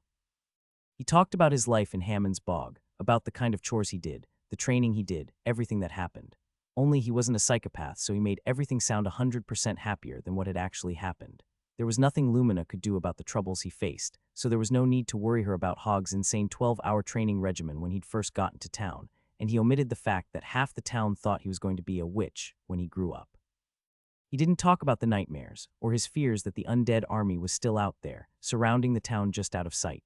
He made the chores sound fun and interesting, like he looked forward to them every day. He talked about how excited he was with his training progress. That part at least was all true. He also made Zilly and Davy sound like they were his close friends, and not just a couple kids he'd only hung out with a couple times. He kept Myra as is, though. A mean, stupid girl who seemed to follow him around just to throw insults at him. If he didn't write anything negative, Lumina would know he was hiding things. When he was done, he handed the letter to Hogg, who immediately started reading it. He chuckled a couple times and broke out laughing at one point. "You know, it's rude to read other people's mail," said Bryn. "How am I going to do this without reading it?" "Come on now," said Hogg. "Listen, I know how it sounds, but I didn't want to worry her," said Bryn. "I get it." "Yeah, this is good," said Hogg, but that didn't stop him from chuckling at him. When he finished, Hogg folded up the letter and put it in his pocket. His expression turned serious. "All right, enough about that. We need to talk about what you're going to do with all that money." Bryn knew something bad was going to happen. He wouldn't actually get to keep all this money, right? He tried to temper his expectations. And failed. He was going to buy all the cool stuff he'd been drooling at in Paris Adventurer's outfitting shop. But he couldn't lead with that, or Hogg would lock the whole thing down. "First, I'll need to break one of these gold coins. I'm running low on my stash from Travin's bog, just buying all the extra meat." "How much do you eat?" Hogg asked, alarmed. Bryn flexed his biceps. It wasn't bodybuilder big yet, but still impressive, and he was 13. "How much does it look like I eat?" Hogg scowled. "For most of it, I'd like to invest it, although I don't know exactly how that would look in this world. I can think of one or two businesses that could use a silent partner. It would be easier to use you as a go-between if you're up for it." "Oh, sure, I could do that. You could also think about funding a caravan," said Hogg. "What would that look like?" asked Bryn. "Well, you have to have noticed, or maybe not since you've only lived here, that the prices in this town are ridiculously cheap. Paris puts on a show like he's this ruthless price gouger, but the honest truth is that he could sell his things for twice as much in a bigger city. The merchants that come through help, but they pay our prices, not city prices. The solution is for people in the town to pool their money and put together a caravan to head to the city and sell everything at once. If you fund a caravan, you'd be doing the town a service and making a tidy profit. And if the caravan gets eaten by monsters, I lose everything." Full disclosure, how often do you fund one of these? "About once a year, but only as a way to help the town. I travel enough that I have better options, to be frank," said Hogg. That statement made Bryn notice something he should have picked up on right away. Hogg wasn't staring at the gold like it was a world-changing bombshell. He looked at it like it was slightly impressive, but mostly annoying. No envy, though. Too much money for a kid to have, but not more than he had. Just how rich are you? "Ask Bryn. Things are more expensive in the cities," said Hogg. "That's not an answer." Hogg shrugged. "About the caravan. It sounds like a good idea," said Bryn, "as long as I offset the risk with some safer investments here at home." "You sort of sound like you know what you're doing here." "It's weird," said Hogg. "I'll have you know, I had a very well-vested and diversified portfolio in my old life," said Bryn. Hogg chuckled. "You know, I half expected the first thing you'd want to do would be to run out and buy a cool sword." "Oh no, not at all. I don't want to buy a cool sword. I want to buy the coolest sword." Hogg snapped the lid of the chest shut and snatched the key from Bryn's hand. "Oh, come on, I was kidding," lied Bryn. He was not kidding. He was most definitely going to get a cool magic sword. "Look, it's your money. I'm not going to tell you not to spend it. But this is way too much. Lumina is out of her mind trusting a 13-year-old with this. Your idea to invest it is solid, but we need to do this discreetly. If everyone catches on that you're richer than half the town put together, life won't get simpler for you. Let's just say it like that. People still ask me for money, and I'm wildly unapproachable," suggested Bryn. "Exactly," said Hogg. "So you don't want to walk through town carrying half of Paris inventory on your back." Weirdly, that was the problem. There was no real limit to his funds. The limit was how many things were actually available for sale around here, and how much of it he could buy without raising suspicion.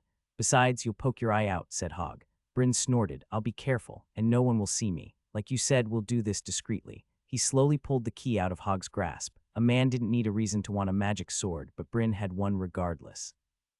There was definitely an achievement for killing a monster before your system unlocked, and if he had to guess, you had to do it alone without help from an adult. Otherwise, there was no way the parents of this town wouldn't have each of their kids finish off a captive monster. They talked a big game about not seeking achievements before your system day, and then did everything they could on the sly to make it happen. Normally gunning for something like that would be much too dangerous, but what if he had an overpowered weapon and was decked out in magical armor? Paris had told him earlier that the real power in this world was money. The right equipment drew a wide line between the haves and have-nots. There was no way Hogg would be on board with this plan, so he thought quickly. How about this? I'll requisition some equipment from Paris in preparation for my system day, so that I'll be completely ready to go if I get warrior. And with an achievement like Warbund, you have to think I'm a shoe-in, right? Until then, it'll all stay right here in this clearing, somewhere I can practice with it without anyone seeing it. Hogg reluctantly agreed, and Bryn inwardly cheered. He didn't run to Paris right away. One, the shop would be closed, but also because he didn't want Hogg to catch wind of what he was planning. There was no emergency. If there was an achievement for killing monsters as a child, it wouldn't matter if he did it now or the day before the town system day. Instead, they spent the rest of the evening carefully counting the coins. They even let Marksy out, and once they impressed on him how important it was that he not eat any of the treasure, the little snake helped by moving coins from one stack to another with his mouth. The end tally was 520 gold coins. According to Hogg, the gemstones were worth another 1,000 gold coins, which altogether meant that Bryn was now ridiculously wealthy. How rich was Lumina that she could give away this amount of wealth as a mere allowance? Well, he'd already known Lumina was rich.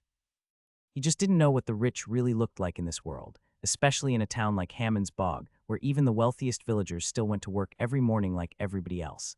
Gustav's movies gave a little bit of insight into the wider world, but not nearly enough. His movies were basically recorded stage plays, with illusory sets and painted props. He had no idea what was really out there. One day, he'd find out for himself. Until then, he just needed to focus on getting stronger. Hey, could you show me a thing or two as far as sword fighting goes? I just realized I'll have a sword, but I won't know how to use it. Hogg shook his head. There's no such thing as showing you a thing or two. I'm either going to train you or I'm not going to train you. Then train me, said Bryn. Get your dexterity up, then we'll talk, said Hogg. Why are you so worried about dexterity? There are other attributes I could be focusing on, said Bryn. Your will and vitality are both high enough that they'll probably happen on their own. I don't have a good way for training your magic or mental control. That leaves dexterity. All right, then I'll start there. The next day he lined up early outside of Toro's shop. Normally his chores would involve him and 2 or 3 other boys, except for days when he worked in the fields outside the walls. Today was another exception apparently, since there were more than a dozen kids with him, including Zilly and Myra. He tried to edge away from Myra by hiding behind Davy, but Zilly made a beeline for him, which meant that of course Myra came too. How's Marksy? Can I hold him? Asked Zilly, and Marksy slithered into her arms before she even finished the question. Oh, you're here, said Myra. I thought this was only for children from the town. Nope, beasts from the forest were invited too. Otherwise, why would you be here, said Bryn. Me? You literally live in the forest, Bryn. I bet you're doing evil forest things. Did you get those clothes from the last child you ate? Is that why they don't fit? Asked Myra. Bryn looked down. She was right. He was growing fast and nothing fit him very well anymore. His pants were up past his calves. It was too bad. These were the clothes he'd been reborn into, and they were dyed a dark blue. He had a few pairs of clothes that he'd bought here in town, but they were made of uncolored black wool. For some reason, he could never seem to get to the general store when linen was in stock, the only other local fashion option. He also had the thin overcoat he'd been wearing when he woke up in this world. It was half worn away at this point, but he wore it because Marksy liked to stay in the hood. He generally hadn't noticed that his clothes were getting this small, but now it would be the only thing he could think about for the rest of the day. Trying to play it off, he flexed his hard-won muscles. Maybe this is how they're supposed to fit.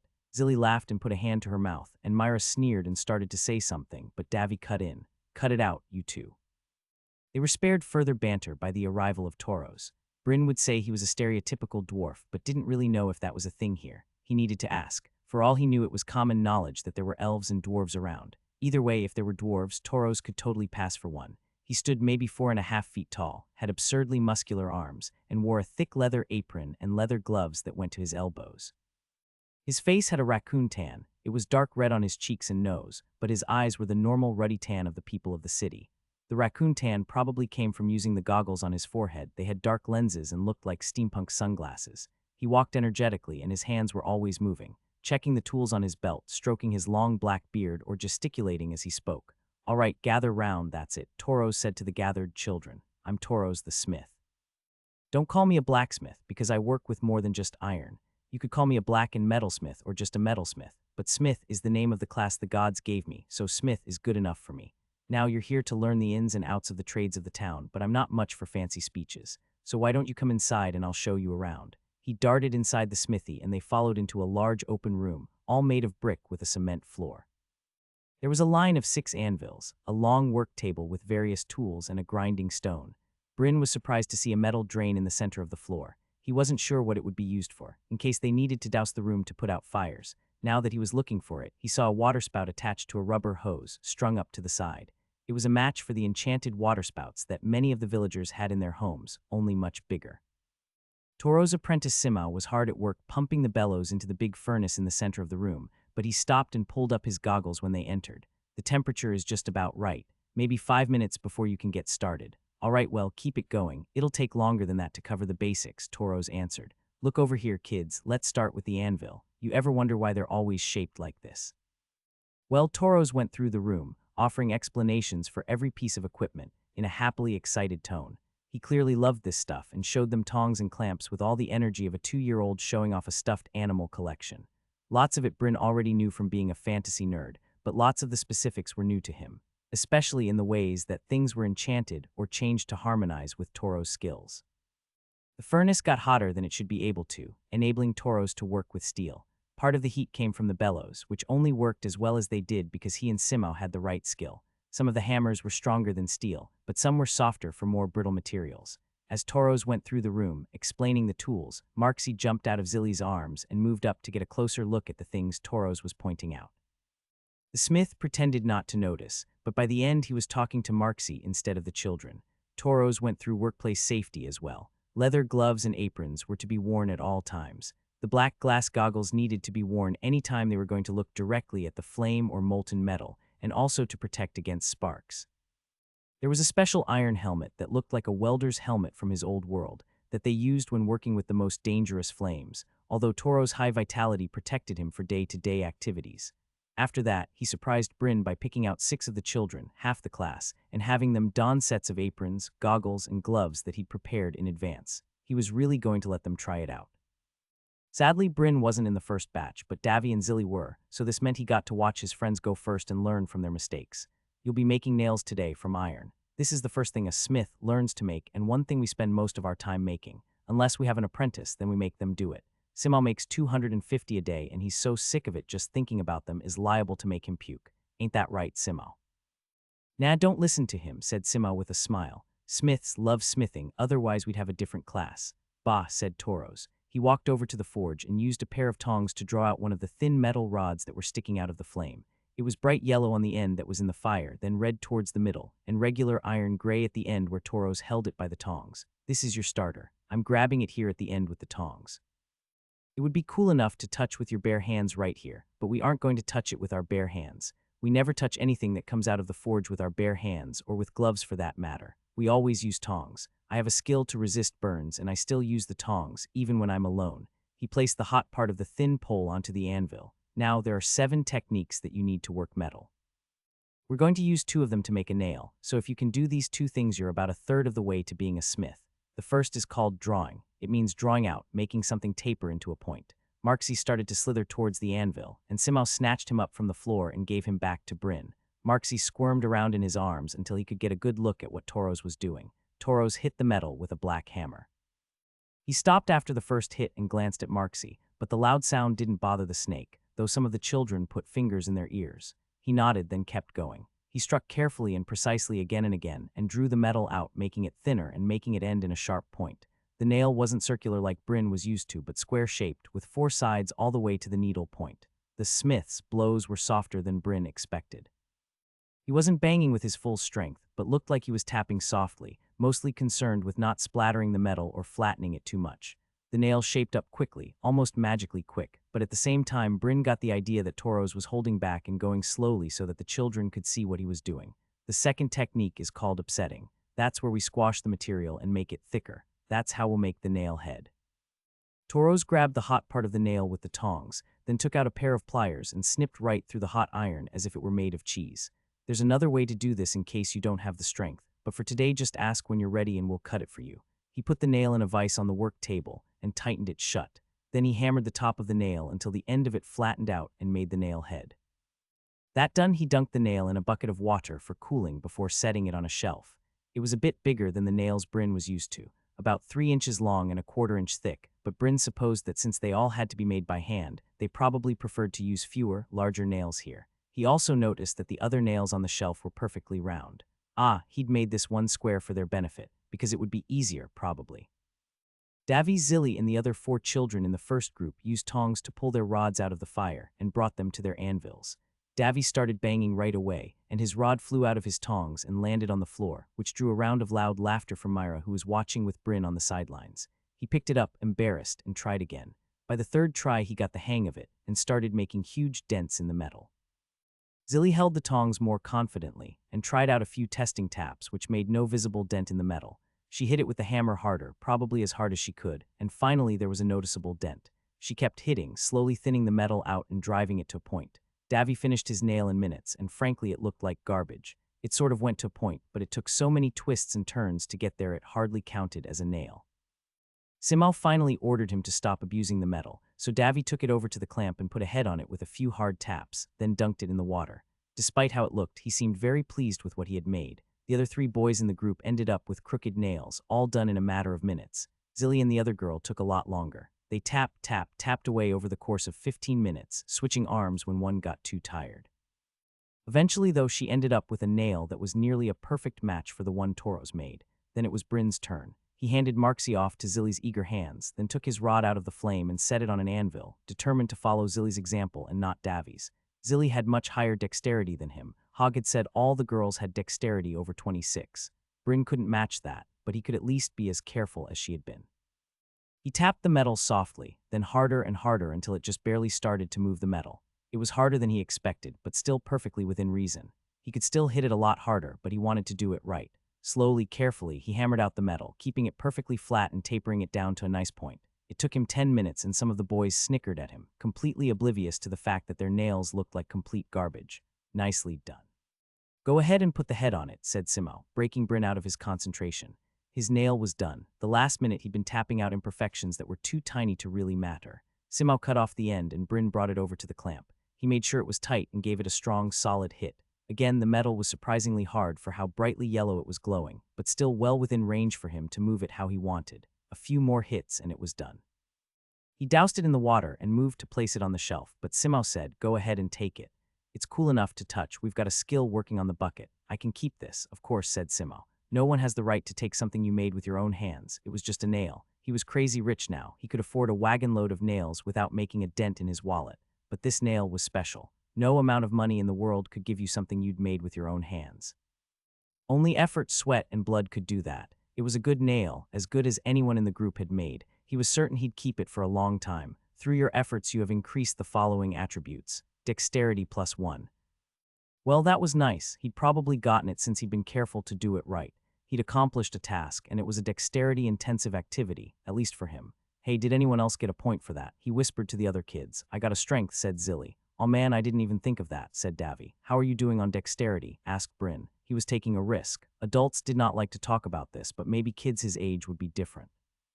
"I'm still 4 away," said Davy. So people did talk about earning achievements as children. He knew Hogg had been overreacting. "Oh, I got that ages ago. I don't think I'll make it to the second threshold before system day though," said Zilly. "I think I'm going to stop trying and go for strong eye instead." "Shut up, guys," said Myra. "Achievement chasing is a sure way to get an evil class. Mom says so. She would know," said Bryn. Toros must have overheard them because he said, "You'll get attributes for accomplishing new things. It's one of the reasons we do this. You'll all get another chance to make another nail, in case you did a crappy job this time," said Toros, eyeing some of the boys. "Don't need it," said Zilly, proudly holding up her pristine nail. "Girls rule." "Yeah, but it took you forever," one of the boys shouted back. "Doesn't matter, at least we did it right. Girls rule." "Okay, but Bryn did it pretty fast and he made the best nail in the group," said Davy. Everyone stopped and looked at him. They divided into groups, boys on the left and girls on the right. Bryn looked between them and then stepped to the girls' side and raised a fist in solidarity. Marxie nodded from his shoulder and chirped in agreement. The boys groaned while Zilly cheered and patted him on the back. "All right, now enough of that," said Toros, smiling in amusement. "So what do you all think about being a smith?" said Toros. "It was fun," said one of the boys. "Can I make a knife?" "That's right, it is fun." Toros replied to the comment but ignored the question. "Smithing is hard work, but it's rewarding. You get to make neat things, you get to provide a service that everyone needs, and there's always another challenge to keep the levels coming. I get to make meat hooks, gears, pulleys, all sorts of clever little mechanisms. Those are the days that really launch me out of bed in the morning." Toros had some examples out. In addition to the gears and pulleys he'd mentioned, there was a little cage on a chain that Bryn knew was for lowering food down into a well for people who couldn't afford refrigeration enchantments. There was a meat hook and set of what could be oddly shaped shackles, too wide for human feet. "What are those?" he found himself asking. Toros smiled beneath his beard. "Hobbles. Horses are pretty good about learning not to kick you when you're shoeing them, but oxen need to be held down. These were a right puzzle to make. It was great. Challenges mean growth, and growth means better challenges. But there are things about smithing that aren't so good. One thing, it's expensive. It's expensive to get started, and it's expensive to learn. Hammond's bog helped me get started, and I owe the town for that, but not everyone is so lucky. A lot of smiths take years and years doing lesser crafting, tinkering, or repairing before they can finally afford what they need to really get started. If one of you gets smith, I could take you in as an apprentice like Simao over there, but to tell you the truth, there isn't even enough work in this town for Simao, and metal is expensive, and there's not a lot who can afford my best work. People need regular stuff. Horseshoes, nails, simple implements, stuff you don't even really need the class to make. Most people in town have one or two really nice tools they got from me, and for everything else cheaper stuff that doesn't help my levels, or what they can have a demure the crafter make. I also make weapons to sell out of town, and I service the nearby bogs, although of course some of that dried up when he glanced at Bryn, then cleared his throat. Point is, getting started as a smith is tough. The normal path for a smith is to follow around a warrior or something similar. Weapons and armor break during combat way more than most people think, and just one physical combat classer can provide a smith with a decent amount of work. Some smiths are adventurers or soldiers. There's a strike skill that can be used in combat, and imagine repairing your armor right in the middle of a fight. Toros went on for a bit about the joys and pitfalls of being a smith, and Bryn listened, while turning his nail around and around in his hands. Yeah, it made sense that it would be hard to start out as a smith. If you had a clump of iron, or maybe even something rarer, why would you give it to a low-level smith, when you could give it to someone like Toros and get something amazing? Turns out Paris' speech about how money was everything actually held some water. If you could afford to waste materials, it didn't matter if anyone hired you. You could get to a high level on your own. Were other professions like that? Probably not to the same degree. Woodworkers wouldn't have the same trouble getting materials. Leatherworkers might, though. Paris was a leatherworker. He wondered if he had a hard time getting good materials. Toros finished his lecture and the kids went their separate ways, but Davy walked beside Bryn as he made his way out of town. "How are you doing it?" asked Davy. "What do you mean?" asked Bryn, instantly panicking on the inside. Which one of his secrets had Davy seen through? "How are you getting so strong so quickly? I was miles ahead of you when you first got to town, but you're catching up quick. Meanwhile, I've been stuck at 33 strength for 4 whole months now," said Davy. Bryn laughed, mostly at the sudden release of tension. He didn't need to keep this a secret, just whose idea it was. "Oh, that's easy. Hogg says that you need to do 3 things to bulk up. Eat a lot, sleep a lot, lift a lot." He talked through his morning and evening exercise routines, and Davy nodded along with enthusiasm. When he got to the part about his diet, he saw Davy's face start to fall. He felt like a jerk. His high-protein diet was expensive, too expensive for whatever allowance Davy was getting, which could very easily be nothing. How to fix this? What's wrong? It's not that hard to eat right. Is this about cutting back on sugar? I've seen the bakery near your house, so I don't blame you for non-stop binge-eating pastries, but if you want to get stronger, you need to cut back. Davy looked like he'd swallowed a frog. "That's not look, I'll make it easy for you. Come at dawn and we'll work out together and you can eat what I'm eating. It'll be easy, you won't even have to think about it." Davy's face darkened. "My parents won't want me taking a handout." "Who's offering a handout?" "Marksy, did you hear me offering a handout?" Marksy chirped, happy to be part of the conversation. "It's not that weird to eat breakfast at your friend's house, is it? If we went to your house right now, your mom would try to feed me, and don't try to tell me that's not true," said Bryn. "If you're sure," said Davy, "then you should come to my house at least once a week. That way my parents won't think you're giving me charity." "That could work. Actually, that could be better. People are already starting rumors that I'm doing evil forest things. It might be a good idea to work out right in the middle of town once in a while," said Bryn. "Nobody's saying that except for Myra, and she listen. She's really not that bad once you get to know her," said Davy. "I'll take your word for it," said Bryn. Bryn spent the day after the lesson working with Hogg on dexterity. Hogg had him learn to juggle, and he managed to get a hang of juggling 3 balls in an hour, and then spent another 4 hours moving up to 4 and then 5 balls. The system didn't reward him, but Hogg seemed to think they were making good progress. The next morning, Davy was as good as his word and showed up at exactly dawn. Bryn went through his regular set of exercises, but having someone else along motivated him to work harder than ever. Someone else other than Marksy, that was. The little snake did his typical mimicry of the workout routine, which sent the boys into fits of laughter more than once. To his surprise, he got a notification when the workout was done. "Through training, you have increased the following attributes. Strength +1. Only 2 days after his last one, that was terrific news. It would be difficult, but he still thought he'd be able to get to strong II on top of getting the dexterity, will, and vitality past the first threshold. He just had to stay on top of things. Davy got the same notification, and he was also over the moon about it. After the workout, Bryn made breakfast and put 6 eggs, half a roast chicken, a couple slices of bread, and a glass of milk in front of Davy. The boy's eyes widened in surprise at all the food, but Bryn put the exact same meal in front of himself, too, and tucked in like it was the most natural thing in the world. Neither of them saw Hog that morning, but he tended to sleep in most mornings, and he was a coffee for breakfast type of person regardless. Bryn put the kettle on for him, and then he and Davy set off for the day. He was in such a good mood after getting another point in strength that he didn't remember what they were going to be doing that day, so it hit him all at once when they crossed the gates into town. Today was the day they were supposed to learn from Weaver Tana. Bryn arrived with the rest of the children at the Weaver's hut, which looked exactly like the type of place a witch would live. Even in this crowded part of town, it was alone in an open grassy plain, and instead of being made with normal wood, which was abundant, it was built of seamlessly woven straw. Weaver Tana pretended to hate the idea that people would think of her as a witch, but then did everything in her power to make herself look like one. She wanted all the clout of a witch, but none of the stigma. The children with him seemed pretty excited. Myra was practically bouncing on the balls of her feet since this was her mother, but the other kids seemed excited as well, and more than a little nervous. Tana was a local celebrity, and frankly the lesson with Toros yesterday had been awesome. If that was the quality of lessons they had to look forward to, then obviously they would be excited. The only one dreading this day, apparently, was Bryn. He just wanted to get through it. The door to the hut opened, the various fibers making it up wriggled and squirmed their way into the walls, clearing the way. Out stepped Weaver Tana. She wore a shimmering violet gown covered in a gossamer shawl with the sleeves together so that her hands were hidden. Her head was high, her expression impassive, and her black hair was combed so smooth and straight she could be in a shampoo commercial. This wasn't the Tana he'd ever seen before. What was she trying to pull? He already knew she was a shrieking harridan. Was she trying to act cool for a group of 13-year-olds? She approached the group and separated her hands, but the sleeves were so long only her fingertips were visible. She gestured to the area in front of her and spoke in a cool, almost monotone voice. "Gather round, form a circle if you please." They complied, forming a circle with her. Myra stood on her right and Zilly on her left. "A weaver weaves," said Tana, as if it were the most profound thing in the world. She let the words hang in the air for too long. There was silence for 30 seconds, then a minute. The children started to look at each other, maybe wondering what they were supposed to do. Myra looked up at her mother with adoration in her eyes. Out of nowhere, Tana finally continued her lesson. To weave, one must understand threads. This is the base skill of our class, thread mastery. Threads of cotton, threads of silk, threads of linen. Myra dashed out of the circle to the hut and returned quickly with a worn and ragged farmer's shirt.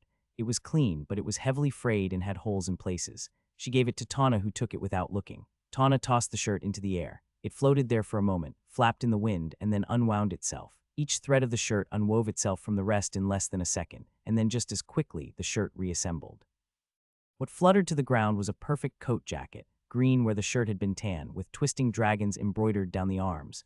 It was a smaller size than the shirt had been, but looked thicker. That was a coat someone would pay 6 silver for, and she'd made it in seconds. The children gasped, and Marksy looked like he wanted to leap over for a closer look. Bryn caught him and stuffed him into his hood. "Stay," he whispered. That brought his attention to his own clothes.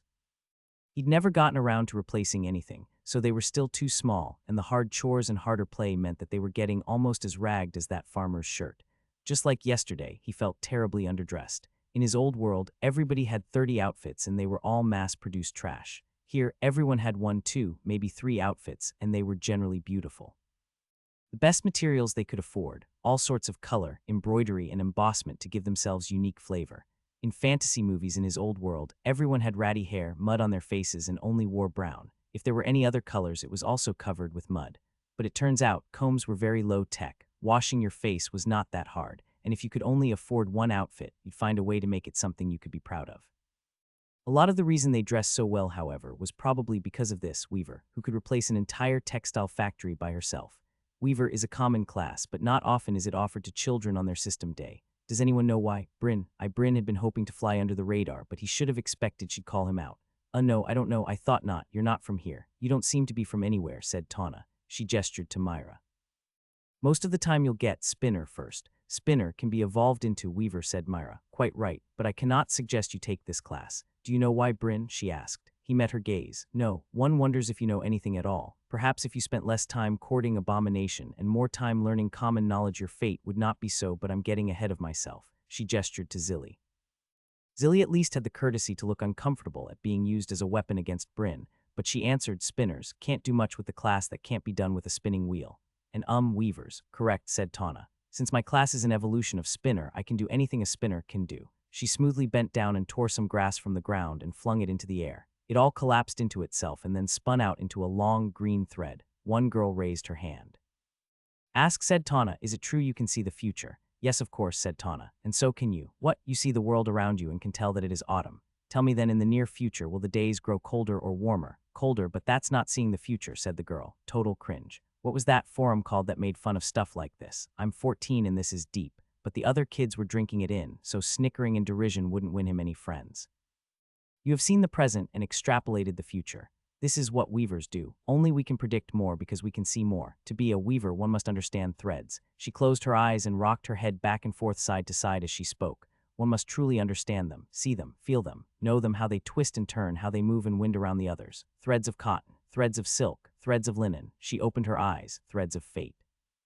There were gasps throughout the circle. If I can see your current path, can I not conclude that you'll continue to walk down it? Bryn resisted the urge to roll his eyes, but only because she was staring directly at him. Oh, and what do you see in my fate, Weaver? He asked, but not because she was starting to get to him. Was there something wrong with his fate? What did that even mean? I see one who pursues power to the exclusion of all else. You play, but only if it makes you stronger. You eat, but only to build muscle. You smile, but only to put others at ease. There is no gladness in your heart. Your fate is to bring chaos out of order, to push the fates of those around you into disarray. She couldn't really see the future, right? He felt like someone should have warned him if that were the case. The stuff about him chasing power was true, but it wasn't like he didn't care about anything else. He chased power because he cared, and the fake smile thing. That was a lie, a mean one, because it was impossible to disprove. He smiled sometimes. He'd been smiling today until he came here. To his surprise, not all of the children looked like they were on Tana's side at this declaration. Some of them glared at him with suspicion, but Davy was glaring at Tana, his face starting to darken. Zilly looked downcast. Even Myra looked concerned. She was biting her lip, eyes moving back and forth between Bryn and her mother. Bryn started. What about me? Zilly interrupted. What do you see in my future? Tana's eyebrow twitched. Her lip trembled, as if she were resisting putting her mouth into a sneer, but only with great effort. Her face smoothed, and finally she tore her eyes away from Bryn and looked at Zilly. You shine brightly, so brightly as to bring the shadows around you into stark relief. The other children all wanted their fortunes told, and Tana answered them all with trite astrology-style nonsense, stuff that could apply to anyone.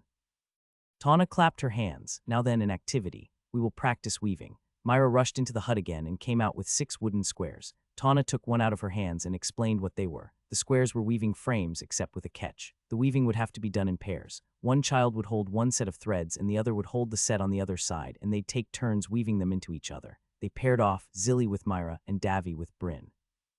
Then Tana said, Davy, why don't you work with me, leaving Bryn alone? It was a small, petty gesture, exactly the type of thing he'd been expecting. This didn't even look that hard. He probably wouldn't earn a dexterity for it, even if he had been allowed to participate. He wanted to say he was above it, that he didn't care, but somehow it still stung. He waited, jaw clenched against any insubordinate words, until the lesson was over. She obviously wanted him to lash out, to say something disrespectful so she could give him some sort of punishment, but he didn't give her the satisfaction. He waited. When the lesson finally wore down, he turned to go, but then took one last glance at the woven coat still laying on the ground. A thought occurred to him. He smiled, a genuine smile. Tana reeled backwards, as if physically struck. Did the sight of him with a genuine smile bother her that much? She totally looked like the type to drink her own Kool-Aid. Or maybe she really could see fate and his had changed. Changed with a single thought. He didn't make an accusation. He didn't have any proof, just a thought. The thought was this: the undead in Traven's bog had worn clothes. A uniform, tight black nondescript clothing, not the clothes they had died in. And while some of them had looked frayed, they'd mostly been in good repair. Whoever had reanimated them had also redressed them. And who would bother? No one, unless it was easy. Unless they could do it in seconds with barely a swish of their fingers. Necromancers evolved from witches. But where did witches come from? He would bet his left eye they evolved from weavers. Why in hog stories was it always weavers who got burned at the stake when witch paranoia overtook a town? Superstition, but superstition didn't come from nothing. That thought alone would make you want to stay away from any weaver you knew. To treat her with extra respect, but to take steps to stay away from them as well, such as not building your house too close to hers. Deference, but ostracization. He'd almost feel sorry for Tana if she wasn't so vile. He didn't know she was a witch. Honestly, he didn't even really think she was. It was just a thought. But it was a thought worth thinking about. And even if she wasn't one, so what? She knew what it was like to be isolated and shunned, to have suspicions laid on you that you didn't deserve. She knew exactly what it was like, but instead of being more empathetic to someone in the same situation, she did everything she could to make things worse for him. She was so petty, and the undead had been wearing matching clothes. Just a thought.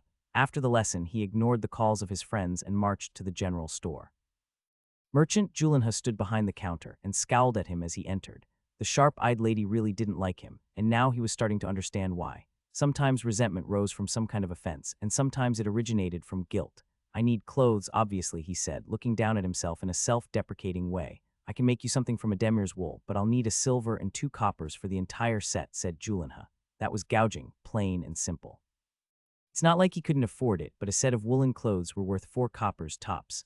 Come on, that plain ugly wool, asked Bryn. I'm not asking for a lot, Julinha. I just want to look like everyone else in the town. He stepped up to a shelf with reams of colorful linens. All of it would have been woven by Tana. He picked up a nice blue fabric. This looks good. She snatched it out of his hands. It's spoken for. Bryn met her eyes and held them for a long moment. She won't let you sell her fabric to me, will she? Get out, he didn't move. All right, I'll go, but I'll be back with the profit, and if he won't listen, I'll bring Hog. You know, after what happened to me, Hog, he bragged to the other heroes about Hammond's Bog, about how it's a great place for children. He thought it would be a good place for me to heal my scars. Her anger started to fade, replaced by sorrow and sagging shoulders. He'd been right about her guilty conscience. I get it. I'm not going to force the issue, but at the same time, I don't have anywhere else to go, you know. What am I supposed to do? She seemed to wilt before his eyes. She let out a long sigh and said, 3 coppers. I can't do anything about the linen. She has the right to refuse you, no matter what. She has the right. It was a good price, even if his clothes would be uniquely bland and undecorated. 1 copper and 2 bits. She winced, but nodded. Come back in 3 hours. How long had it been since he'd stood up for himself? It felt good. He turned to walk away with his head held high, but paused in the doorway. Maybe he should have paid full price. He wasn't really mad at Julinha. The problem was Tana. He chuckled. You know, I was just thinking about clothes. It's kind of funny, but even the undead were dressed better than me. What? The undead soldiers. They weren't wearing the clothes they died in. Someone dressed them. Why?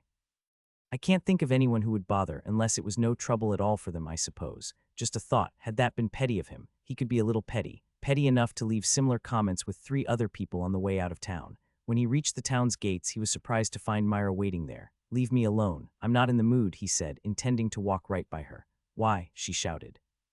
He stopped, stunned. Looking at Myra, he saw that she was crying. Well, she was about 10 years too late to manipulate him like that. Oh, cut it out, that's not going to work. Why, Bryn, why do you want to kill my mom? She asked. What's wrong with you? I don't want to kill anyone, he shouted. He looked to his left. This area of town was never very busy, but there were 2 women on the street a block away who'd stopped their conversation to stare at the tall, muscular boy shouting at the pretty, crying girl. I don't want to kill your mom, said Bryn, a little more softly. Did she tell you that? She didn't have to. I've seen it. She keeps it right up in the middle of the room. I grew up with it, Bryn, so I know, she said. He had no idea what she meant by it. Some kind of weaver thing, he guessed.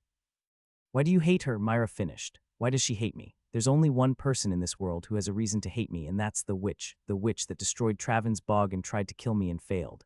If that's not your mom, then tell me why she hates me. Tell me why, and I'll fall down at her feet and apologize. Myra slapped him. She clearly hadn't earned strong eye yet, but it took every bit of willpower he had in his body not to return the blow. My grandmother died in a witch hunt, Bryn, said Myra.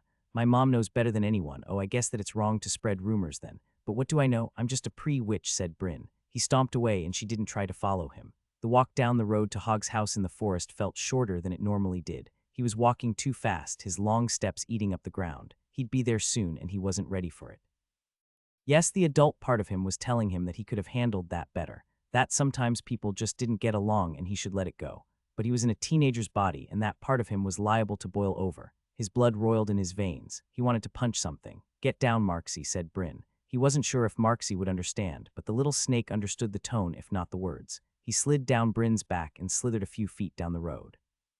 Bryn picked up a stick on the road and swung it into a tree as hard as he could. It shattered immediately. He grabbed a branch from the end of a limb on a tree and pulled on it, trying to tear it free. It bent but didn't break, and his pulling on it swished it back and forth and made him feel stupid. He growled, buckled down, and really pulled. Eventually the branch started to give, but the tear was uneven and pulled a long strip of green bark away until finally it came free. He hit the tree with the branch a dozen times until the green stick started to give way and turn into an awkward flail. He threw it on the ground and took a breath. That was immature, but he felt a lot better. Come on, Marksy, he said. The snake had been watching him with wide eyes, but when he heard the warmth in Bryn's tone, he squeaked and climbed up to his usual spot. When Bryn got to the house, he was serene as a summer morning. Hog was sitting on the porch with a vacant expression, concentrating on a mirror image somewhere, probably. His gaze focused when Bryn walked and he said, What happened to you? Nothing. I'm as serene as a summer morning, said Bryn. Hey, listen, can I ask you about weavers? Oh geez, this again, said Hog. What's going on with their fortune-telling? Can they really see fate? And what does that even mean? He could see Hog mentally calculating whether he actually had to answer or if he could tell Bryn to get lost. Oath to uphold his fatherly duties must have forced his hand, because Hog growled and said, "They're pretty tight-lipped about it. But it's real whatever it is. They can see something. Maybe it's better if I tell you what they can't do. They can't see the future. All sorts of surprising things happen to people, and Tawna doesn't predict any of it. She doesn't even try. They can't read your mind. I've played against weavers in cards, and they can't predict my bluffs, and they can't tell if their hand beats mine.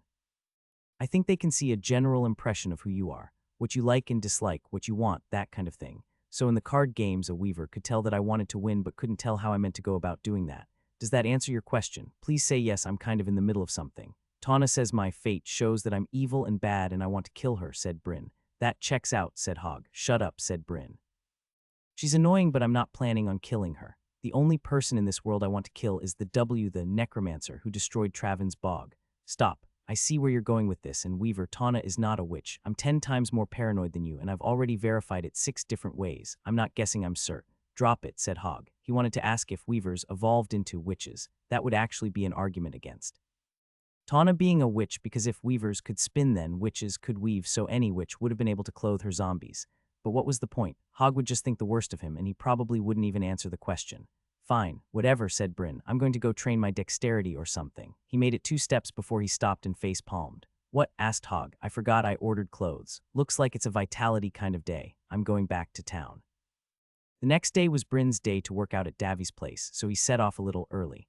Marksy didn't want to wake up, but he knew the little guy would be sad if he left without him, so he put him in the hood of his new drab woolen shirt.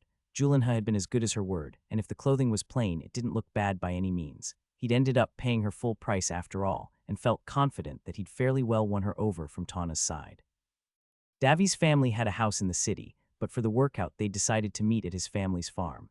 It was close enough that it was faster to go around the outside of the walls rather than cut through town. Bryn crossed the distance in a steady run. His vitality was close to hitting the first threshold, so he wasn't even winded when he got there. First he walked past the fields of motto. The plant looked foreign and otherworldly. Long purple vines covered the ground without seeming to go in anywhere. The field looked like someone had dropped a big pile of purple spaghetti on the ground. It was nowhere close to ready to harvest, so the pods that would eventually grow the motto were just lumpy tumors on the vines. There wasn't a lot of motto here, just an acre and 2 acres of hay, since Davy's family had an entirely different focus. After the hay, he passed the herd of grazing cows, cows being a somewhat imprecise term in this case. These animals were muscular and fierce-looking, with gray, hairless skin that reminded him of rhinos. Their horns were much thicker and longer than any animals he'd seen on Earth, and they spiraled out to the sides. Despite how fierce they looked, they were completely docile and didn't even raise their eyes as he went past. He didn't know why they looked like this. Maybe they had been normal cows at some point and transformed by magic or classes, or maybe it was simple evolution. Bryn guessed it was the former Davy's parents, Alvir and Bruna Pimentel, were both cattle farmer, an evolution of farmer that focused on raising and breeding livestock.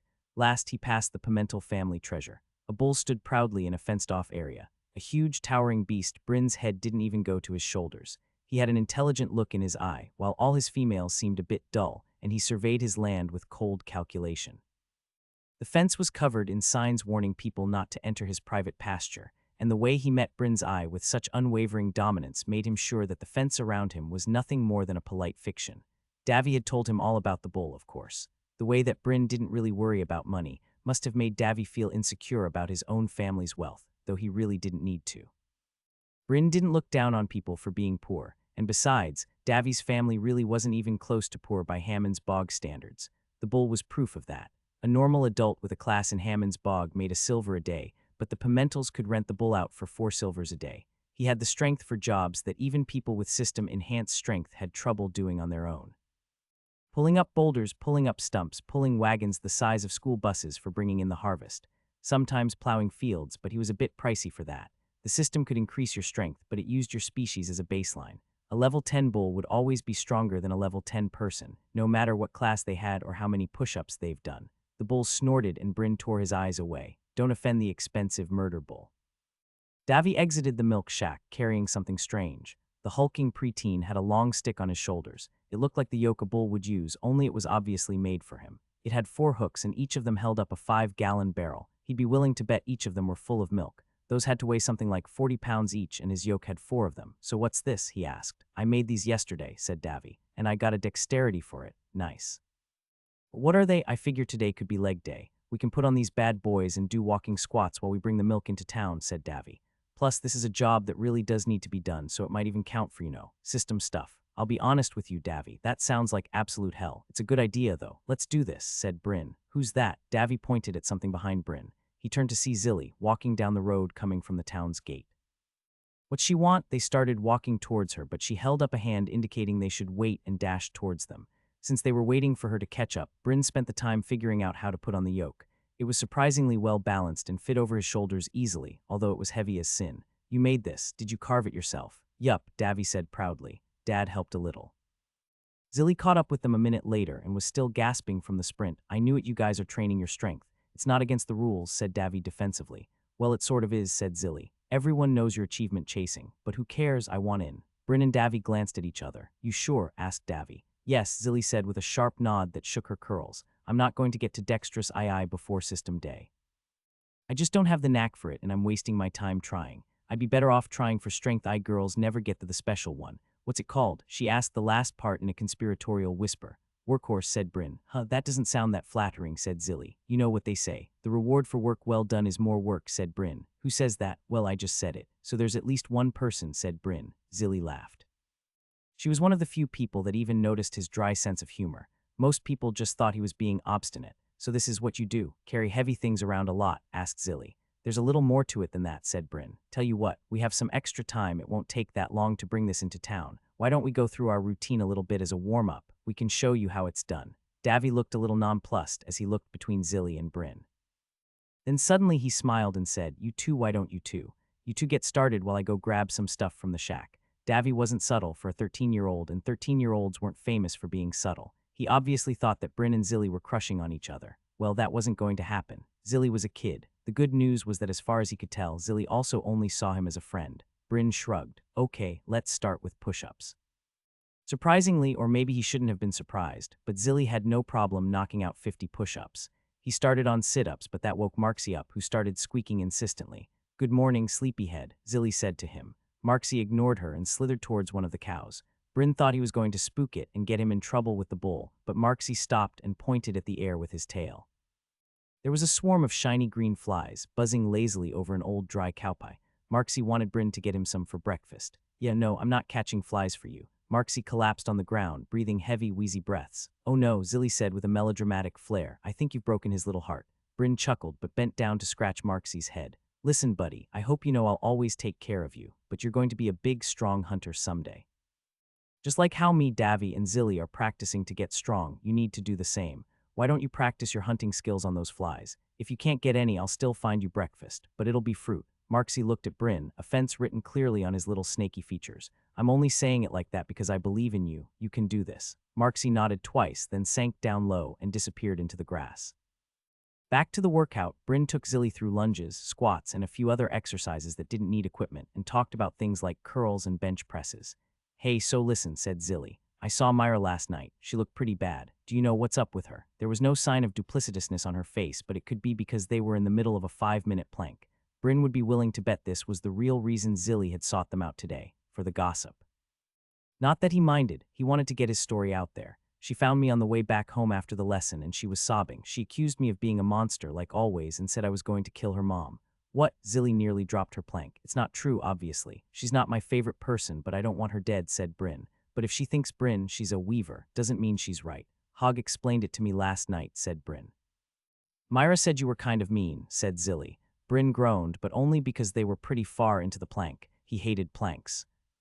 I may have gone a little too far, but they haven't made things easy for me either. Could you tell them something for me? Tell them I just want this to be over. If they need me to take an oath or something to prove I'm not evil, I'd even be willing to do that. I get that chasing achievements has people worried that I'm going to take an evil class, but I'm not going to. You're really not. No, I want to get stronger. These achievements will make our whole life easier. Zilly collapsed from her plank, her core finally giving out. She rolled around onto her back. Maybe. A basket maker doesn't care if she has 50 strength or 100. Bryn dropped out of his plank as well, even though he probably could have kept going another minute until she has to care. This world isn't always safe. This world, what other world is there? Besides, this world is even more unsafe to people with evil classes. If I get offered an evil class because I have too many achievements, well, so what? I just won't take it. What about you? I don't think there's anyone our age with higher scores than you, except maybe Davy. And I don't believe you about not getting dexterity II, by the way. I think I could be happy being a collier like Dad or a fruitier like Mom, but if I don't even get offered anything else I don't know, I think I at least want to have a choice." They laid on their backs staring at the morning sky. The conversation didn't start up again, and he didn't know if it was a companionable silence or an awkward silence. He could never tell. Bryn tried to think of something to start up the conversation again when Marksy got his attention. The snake had tried a couple times to snatch the shiny green flies out of the air, but always missed. He even pounced at them once, and Bryn was pretty impressed to see a snake jump. It didn't get him any closer to his goal. The little snake stopped and pouted, but Bryn didn't help. After a minute or two, Marksy stopped trying and curled around himself. Bryn thought he'd given up, but after a while, Marksy started changing colors. Or rather, he was always changing color instead. He stopped changing color. He turned the exact same emerald green as the flies. Then he lifted up his head slowly, ever so slowly. One of the flies landed on his nose. He bit it out of the air. Marksy got 3 more flies that way, and when he returned to Bryn, all fat and happy, Bryn praised him with full enthusiasm. Zilly was all too happy to join in as well. See, he didn't need to torture Marksy. Positive reinforcement and encouragement worked even better. Davy returned from whatever it was he was doing in that shack, still smiling happily. "What's up with you two?" he asked. "Bryn was just telling me about Myra. They had a fight," said Zilly. If anything, Davy's smile got brighter, but then he forced on a glare, though Bryn could tell it was for appearance's sake. "Aw, come on, Bryn, you need to be nicer to her." Oh, so that was it. Davy liked Myra, poor guy. Well, Bryn didn't have anything against teenage love triangles in principle, but he had no desire to be part of one. Besides, Davy had nothing to worry about. Myra despised. "Bryn, yeah, well, we should go," he said. They put their yokes back on, and Zilly grabbed one of the milk barrels by the handle in each hand. He was impressed. They had to be 40 pounds each, but she didn't seem to be straining too much. They made their way towards town. At first they tried squat stepping, but that lasted for all of 10 steps. Bryn felt like the walk alone would be pushing his body to the limit. There was no way he'd be able to do anything extra. Even those 10 steps left his knees burning, and it wasn't getting any easier. They made it to the town walls when Zilly put her jugs down and begged for a break. Bryn kept his yoke over his shoulders while they waited for her to catch her breath. If he put it down, he didn't think he'd be able to pick it up again. "Hey, there's been something I've been wondering. Why do we never train magic? How would we even do that?" asked Bryn. Hogg shut him down hard when he asked him about it, but so far Zilly and Davy had been an open book with this type of thing. "I don't think there's a way," said Davy. "You need a magical class to use magic. Most classes use a little bit of magic. Dad can make his charcoal burn super hot and he can shoot it like an arrow, and it uses his magic to do that," said Zilly. "Okay, but that's still a class. There's no way for us to do magic." Bryn shook his head. "That can't be true." "I have a belt that unclasps whenever I say the word Yonkers," said Bryn. "I think it's the belt's magic that's doing that," said Davy. Davy was probably right, since Chamala had said his magical objects would stop working when Marksy sucked all the magic out of them. Actually, that was a question he hadn't thought of. Were there magic items that did use the user's magic? If so, he might be able to train his magic that way. He'd have to ask Paris. "There's a way," said Zilly. "I heard Mom and Aunt Emma talking about it. You're not really supposed to do it to your kids, but Emma was saying that noble families do it anyway, in the hopes of giving their kids a better shot at a magical class. Did you know that nobles get normal classes just like us? They get butcher and baker and stuff, and they have to try to advance it to nobleman and lady from there. I've never seen a noble, but Auntie Emma has seen loads. I think Profit Elman is technically a noble," said Davy. "How do they do it?" asked Bryn hungrily. "Oh, so say you're a baker class, but instead of doing any work yourself, you buy a bakery. Then not that. How do they train in magic?" asked Bryn. "Oh, no idea. Emma says it's bad, though. I think they use drugs and stuff. That's probably why so many nobles go crazy. So there was a way. He just needed to get Hogg to fess up to it." "Easier said than done. Are you ready to go yet?" asked Davy. Zilly jumped to her feet. "Yeah, sorry." She moved to pick up her milk barrels, one in each hand like before, but it quickly became obvious that she wasn't going to get very far. Davy moved before he could. "Here." He grabbed one of the milk jugs in one hand and used the other to balance his yoke. Zilly lifted the remaining one with a lot more confidence, and they were off again. The walk into town was pure misery. He needed to have a talk with Davy and his great ideas. This was the worst idea Bryn had ever heard of. Sure, he wanted to get stronger, but who yoked themselves like an animal? Honestly, despite his internal grumbling, he didn't actually chew out Davy. He concentrated on putting one foot in front of the other. After what felt like an eternity, they finally stumbled into Davy's house, and he was greeted by a soothing blast of crisp, refrigerated air. This front room was a business area where they stored the milk before delivery, he noticed. He loved it. The cold air was soothing on his overheated body, and even all these months later, coolness still felt like safety to him. Many other big barrels of milk were stored here, and there was a big funnel leading into a contraption to help fill bottles. One interesting fact of the economy here was that milk was so cheap as to be practically free, as long as you were willing to bring your own bucket and visit the farm. The The Pimentals made most of their money from delivering milk. Bryn carefully set his burden down and immediately got a notification. Through training you have increased the following attributes. Strength +1 will +1 nice, said Bryn. I got a strength and a will. I got a strength too, Davy cheered. Strength and vitality for me. Still, that was too much, Zilly said, panting. It was good though, that put me up to 22 strength. What, that's insane. I had no idea you were that high, said Bryn. I'm stronger than I look, Zilly said, a little defensively. And she's also almost a year older than you, said Davy. My 14th birthday is in 2 weeks, said Zilly. But System Day-O, said Bryn. He'd been wondering why everyone was so happy to have all the kids unlock the system on the same day if it meant that their childhood would be cut off 6 months early. But that would only apply to kids whose birthday was in the late summer, like Bryn. Kids in the early fall would have their system day delayed by 6 months. He wondered if Zilly's parents had timed her conception for that, or if it was just luck. Not exactly something he could ask her. It was also extremely unfair. She got almost a year longer to earn her achievements than he did. If he was in charge, it would be illegal to have kids with Bryn's birthday. Did this world conspire to screw him over every single way? All right, said Davy. He opened the door to a bright and cheery dining room. Let's get some breakfast. Davy's mother, Bruna, greeted them with a complete match of Davy's tireless energy. She never stopped moving, always doting on them, putting things in order, tidying and straightening. He would have picked her out of a police lineup as Davy's mother, despite how she didn't look much like him. She was a tall, thin woman with her hair in a tight gray bun. Oh, Zilly, how wonderful to see you, too. Have a seat. No, don't worry about a thing. Breakfast is already done. And Bryn.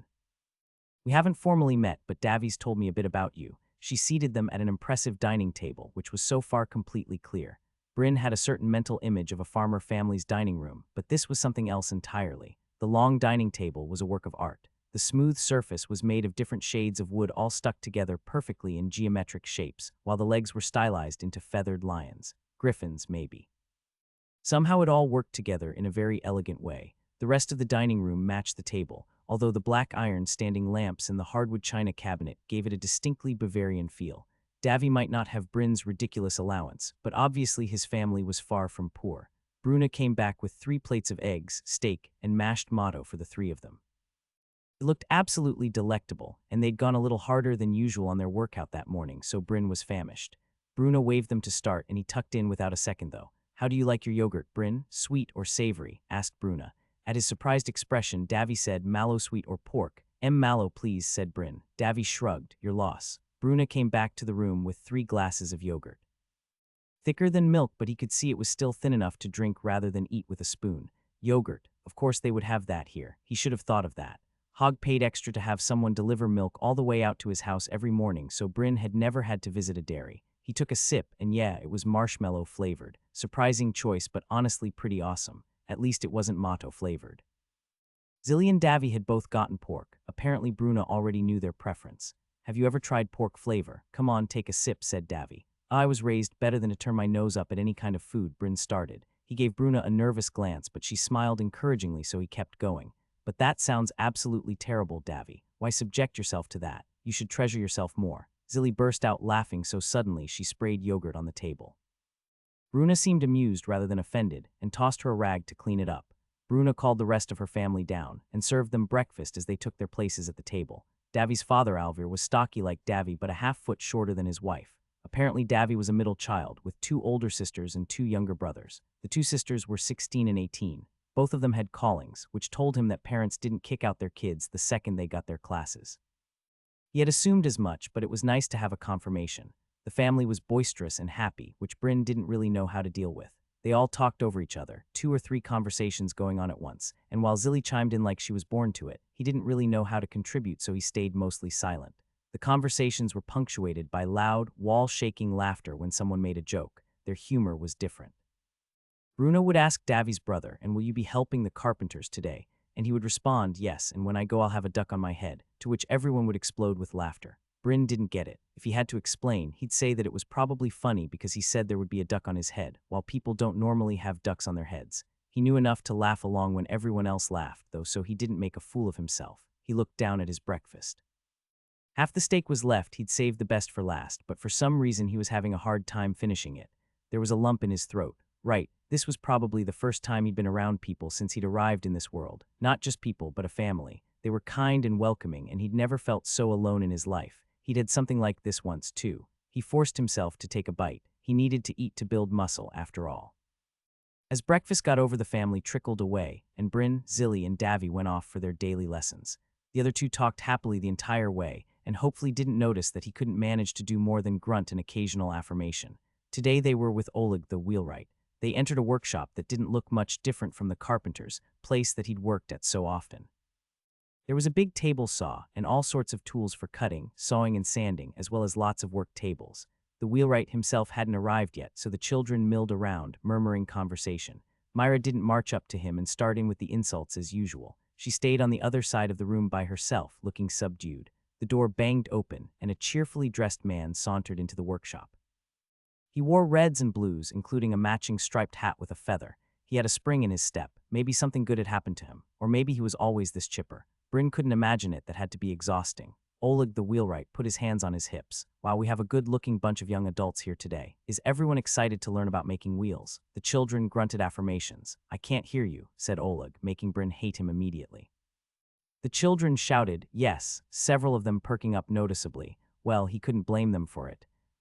Wait until the 1000th time a public speaker pulled that trick, and they'd be as sick of it as he was. The wheelwright is an evolution of carpenter, so we'll be starting off the day talking about lumber, said Oleg. He went straight into a lecture about the collection and preparation of lumber, and Bryn realized he'd been wrong before. Woodworkers absolutely did need to worry about getting materials. They had to find the right kinds of trees, and they needed trees that were tall and wide and not too twisted and gnarly, which could be a chore in this forest. Then they needed to get the logs into town, where they seasoned it, cut it, sanded it, and basically prepared it about 7 different ways before it was ready to be used. Bryn had to give Oleg his due. He made the lecture interesting. He asked questions and got the kids involved, and explained things in a way that was on the children's level, while also still being interesting to Bryn's adult mind. Still, he wasn't in the mood to be impressed with someone, so his original opinion that Oleg was an annoying kind of person stayed firmly in his mind. It turned out that a lot more went into making wagon wheels than Bryn had assumed. They had to be extra strong to account for the ridiculous loads they used them for. And there were no trees big enough to cut the whole rim out of. Instead, it had to be locked together perfectly from several different pieces. Each piece had to be exactly the right shape, and every wheel needed to be exactly the same size. Oleg claimed that a carpenter needed a whole week to make one wheel, while he could make an entire wagon in a week. So, wheelwright, not carpenter. Did you notice? Can anyone tell me why the more specific your class is, the better it is? Asked Oleg. Well, that can't be true, said Bryn. Toros is just a smith, and he's one of the highest level people in town. That's a little different. Toros needs a broad class because he needs to do the work of the entire village. If he couldn't work with iron, for example, then we'd have no one else to ask. But if he could focus on just one thing, he'd be much better at it. What about spinner? It's specific, but weaver is obviously the stronger class, said Bryn. Myra glared at him warily, but he didn't mean anything bad by it. It was just a useful example. Ah, you see, not that useful unless what you want to do is spin, in which case spinner is the better class. Not very good at low levels, perhaps, but I know of high-level spinners who can literally spin straw into gold. The children gasped, impressed. Bryn couldn't help but start to think that spinner might not be that bad of a class to get after all, until he thought about the high-level part. How high of a level? Because being high-level in any class could make you rich. And how much gold could they produce per day? If Lumina could spin straw into gold, she probably wouldn't. It wouldn't be worth her time. Could spinners manipulate thread the way weavers could? Did they have any self-defense abilities? Because if not, they'd just get locked up by some noble or bandit or something and forced to work all day for free. Come to think of it, isn't that exactly what happened in that fairy tale? He thought about asking some of these questions, but honestly, Oleg wasn't really a bad guy. Bryn was just in a confrontational mood. He didn't need to be a pest. After the lecture, Oleg guided them in making little wagon wheels of their own, about 2 inches tall, using some of his carpenter tools. It was surprisingly complicated, but Oleg guided them through it with admirable competence and patience. The end result was a neat souvenir, and he got a notification when it was done. Through training, you have increased the following attributes. Dexterity +1. All right, he could admit when he was wrong. Oleg was cool. After that, Bryn was able to vent some of his irritability into a rowdy game of ball, but when that was done, he still didn't want to go home. He decided he'd go see Paris. When he got to the store, an adventurer carrying a halberd and decked out all in furs was exiting the store. Terrible clothing for this weather, but the young man didn't seem uncomfortable, at least not from the weather. He seemed very uncomfortable by the string of curses chasing him out the doors. 10 gold, you flea-bitten son of a goat, come back when you're a real adventurer. You can't buy a bottled fart in this store with 10 gold, much less a bottomless flask. Bryn snuck past the unfortunately poor adventurer and through the door, and the yelled tirade immediately stopped. I'll sell you a boot to your Bryn. Good to see you, son. Hey, Paris. Rough day? Not for me. Paris put on a sleazy smile. Can I make an observation? Just something out of the blue, for no reason, but I must say, Tawna sucks. She comes in at least once a week to stare at me for 5 minutes, then she leaves and never buys anything. Again, only an observation. You know, I don't often talk to people, and I never listen to them, so this is to do with nothing, just an observation. Now, Marksy, you're looking bad, said Paris with a sneer at the little snake on Bryn's shoulder. You look fat and slow and dumb. Do you even hunt? Marksy hissed and then hid in Bryn's hood. Hey, don't listen to him, Marksy. You're a great snake, very fierce. Remember those flies you caught this morning? Bryn reached back and gave Marksy a scratch. Paris winked at him. Now, Bryn, are you in for anything special today? You could say that, said Bryn. So listen, I convinced Hogg to buy me adventure gear for my system day. You know he's loaded, right? Well, I want to lighten that load. Bryn would actually be the one paying, but they decided to let everyone think that Hogg was footing the bill. An evil glint entered Paris' eye. Spending someone else's money, I see. I approve. An enchanted sword or two, potions, equipment, single-use enchantments, armor, the best leather armor you can make. Why don't we have a look around? Bryn held up a hand. I've got one condition. I want your best price. Never. I want your best price plus 10%.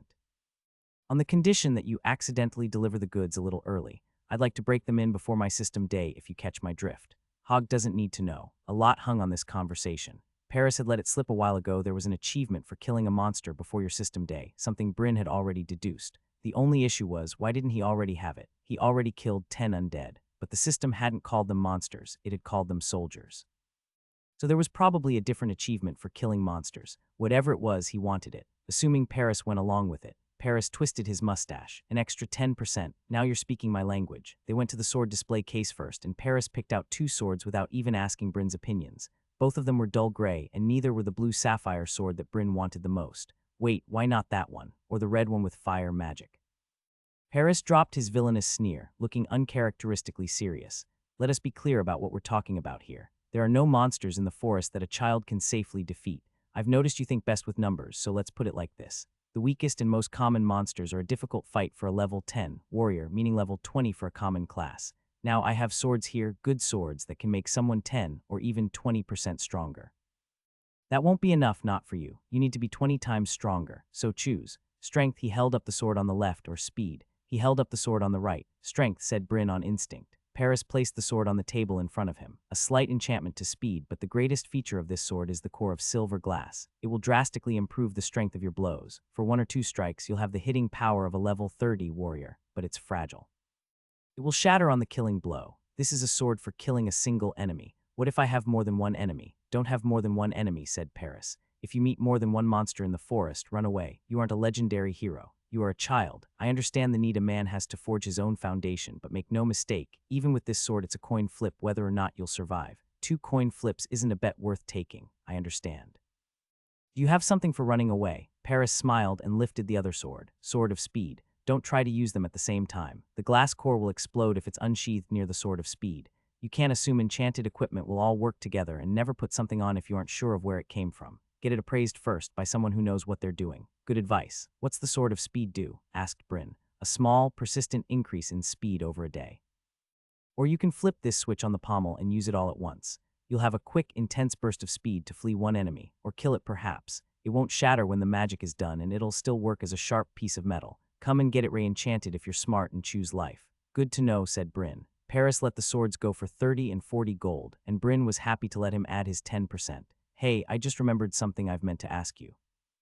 Do these swords use my magic to fuel their enchantments, or is it built in? It's built in, said Paris. Chamala has to make a battery of sorts for each one. It's one of the main drivers of cost. Even more expensive is when the sword needs to recharge itself by absorbing ambient mana, rather than single-use enchantments like these 2 have. Do any of them use their wielder's magic? Why? I just think if using your muscles makes you stronger then. Paris raised an eyebrow, then turned and walked back to his counter. Behind the counter were shelves full of lockboxes. These were full of expensive, small, stealable items that he guarded with enchanted locks, and with his body whenever adventurers drew too close. He pulled out a wicked-looking metal object that sort of looked like an evil starfish. It has 6 clawed points and a long, thick needle jutting out of the middle. Press this into your flesh. The needle will drain your mana at great speed. Make sure you're already laying down before you start. It will be pain like you've rarely experienced. The needle will disengage on its own when you're empty, so it won't kill you. Have Marksy stand by to get help if something goes wrong. You can at least do that, can't you, Marksy? The little snake shuddered inside of Bryn's hood at the sound of his name, but didn't come out. Also, visit the pharmacist on the way home to get something for the scars. I don't want anyone coming here to ask where you got them. You will not punish me for trusting you with this, do you hear me? Paris asked, unusually stern. I won't, said Bryn. Also, I should mention that it isn't going to work. You'll get a few points, but you'll never hit the threshold in time before your system day, not unless you're already at 20. Hypocrites. Besides, if they could have dissuaded you, they already would have. All that's left is to help you survive. You're a good person. Paris raised a finger and glared. Call me that. Bryn laughed, and Paris laughed along with his usual dramatic cackle. All right, so what else you got? Paris had a few regular things, like a compass and a crude map with landmarks of the immediate area. He had some awesome things, too. A smoke bomb that would also send off sparks and heat. It would work against undead, and also creatures that hunted using electrical senses. He sold him a wand that fired a one-time fire beam spell. Don't point this at anything you don't want to destroy. He also sold him 2 more cheaper wands that fired illusions that looked like the flame beam spell, for bluffing in case the first one doesn't finish them off. The thing Bryn was most excited about, however, was a black, swirling potion. A potion of turn undead, said Paris. 80 gold. 80 gold? That's crazy. That costs more than both swords combined. Cost isn't always the same thing as value, Paris said in a low voice. Everyone else can ignore what's right past their noses, but I can see the writing on the wall. The tidings you brought from Traven's bog. The fact that the merchant caravan is half a month late. I haven't talked to Hogg in a while. And you don't see the profit around town much, do you? Any other time perhaps I'd agree with the others and tell you to slow down, but now. Get stronger, Bryn, and I'm going to need 80 gold to part with this. I'll take it, said Bryn. Let me not oversell what this is. It is a potion. It must be drunk, or the majority of it must be poured upon open skin. It will free the departed's living soul from enslavement, but you will not become their new master. There's no telling what they'll do. I'll take it, said Bryn. The one thing he didn't get was healing potions, because Paris didn't have them. Healing wasn't as convenient in this world as it should have been. The only 2 people in town with healing-related classes were the pharmacist and the midwife, and while both were impressive compared to medieval medicine from his world, neither could heal wounds in seconds or regrow limbs. Anything else? Yeah, armor. How good is your leather? Asked Bryn. I got a piece of that chimera the hunters brought in. My next set of leather armor will be the best armor ever produced in this town, said Paris with no small amount of pride. I want it, but I need to ask first. Could you let it out to make it bigger as I keep growing? Asked Bryn. Paris showed Bryn a scrap of leather. He cut it in half with a knife, then put his pieces back together and ran a thumb along the seam. The leather was healed, becoming one piece again. Bryn smiled. I want the chimera leather armor. But I have one condition. All of it needs to be seamless. Don't use any thread at all. Can you do it? Paris' face lit up in delight. My boy, I knew I liked you for a reason. He didn't take any of the things home with him except for the magic drainer. The rest, Paris would deliver it sometime before his system day, and before that he needed to find a way to sneak 320 gold out of the house. Not that it would be hard. Hogg had been distracted lately. Still in a good mood from talking to Paris and thinking about the terrific breakfast, Bryn decided to make dinner. Something from home. Could he make enchiladas? After a trip to the pharmacist, he went to the bakery. The baker was more than happy to make a pile of tortillas for Bryn once he explained what he wanted, and he found some seasonings and spices that could work, along with a nice cheese. When he got home, though, he was alone. So empty, especially after seeing Davy's family and remembering that people really did still live like that. Hogg was away somewhere, and Bryn lost all motivation to make enchiladas. He skipped dinner and then went to bed. He laid there and stared at the ceiling. He pulled out the mana drainer. The pharmacist had sold him something to prevent scars, but was he supposed to put it on before or after? After, probably. He'd go back tomorrow and ask, just to be sure. For now, no time like the present. He jammed the device, needle first, into his forearm. The pain hit immediately, like a bull had kicked him in both temples at once. He would have thrown up if he'd eaten dinner, and Marksy squeaked in worry and tore through the house frantic, but there was no one to ask for help. The device clicked and disengaged from his arm, bringing out a squirt of blood. The hole pumped twice, shooting little lines of blood, then stopped. The pain didn't stop. The headache pounded in his brain, and he welcomed it with the way that it chased away every other thought, even the loneliness. Through training, you have increased the following attributes. Magic +1. The end of part 2. Oh, come on, where are we going? Asked Bryn, being tugged along by his wrist. To the gate, said the prophet. Somewhere his new merchant friends couldn't see him abusing a child. Huh, what a jerk. Why, you are to be pilloried, said Prophet Elman. Pilloried. Just like that, like it was a normal thing. Crime and punishment in Hammond's bog was distinctly different from his old world. It wasn't something he'd really thought a lot about until the day the prophet came back with the merchant caravan. Bryn hadn't seen much of the prophet, and there was a reason for that. For the year Bryn had been here, the caravans had been only coming half as often as they should have, and the prophet had been on a one-man mission to find out why. For Bryn, those months had been full of training. He'd worked out with Davy and sometimes Zilly, and then hung out with the two of them most afternoons. He and Myra hadn't become best friends, but they'd at least learned to put their bickering on hold in order to stop making their other two friends uncomfortable. If things with Tana didn't get any better, well, at least he could say he'd gotten used to it. A person could acclimate to anything, and they'd approach something like an equilibrium where mostly they just stayed out of each other's way. He learned that Profit Elman's year, on the other hand, had been full of frustration. He hadn't been able to learn why caravans were becoming less frequent, and he'd had a terrible time enticing more of them to visit. One caravan had disappeared completely, while another two had simply changed their course without telling anyone. For this one, he'd actually had to travel to Oud's bog himself and offer to guard the caravan for free to convince them to visit the town. They'd taken him up on it, of course. A level 40 warrior had little to fear in this world. But if he had to guard every caravan that visited, he wouldn't have any time to do anything else. When he arrived in triumph, the whole town had turned out to meet the caravan in the town square, and there was something of a festival atmosphere.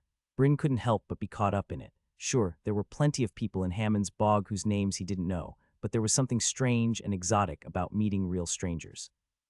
He'd never have understood it in his old world, but here, when you were surrounded by the same people every day, there wasn't anything more enticing than novelty. The merchants set up their wagons in a ring, looking like a cross between a pioneer reenactment and a mini mall. He'd immediately set out looking for fabrics, but who would bring fabrics to a town with a high-level weaver? They had many very beautiful spools of thread, which he could do exactly nothing with.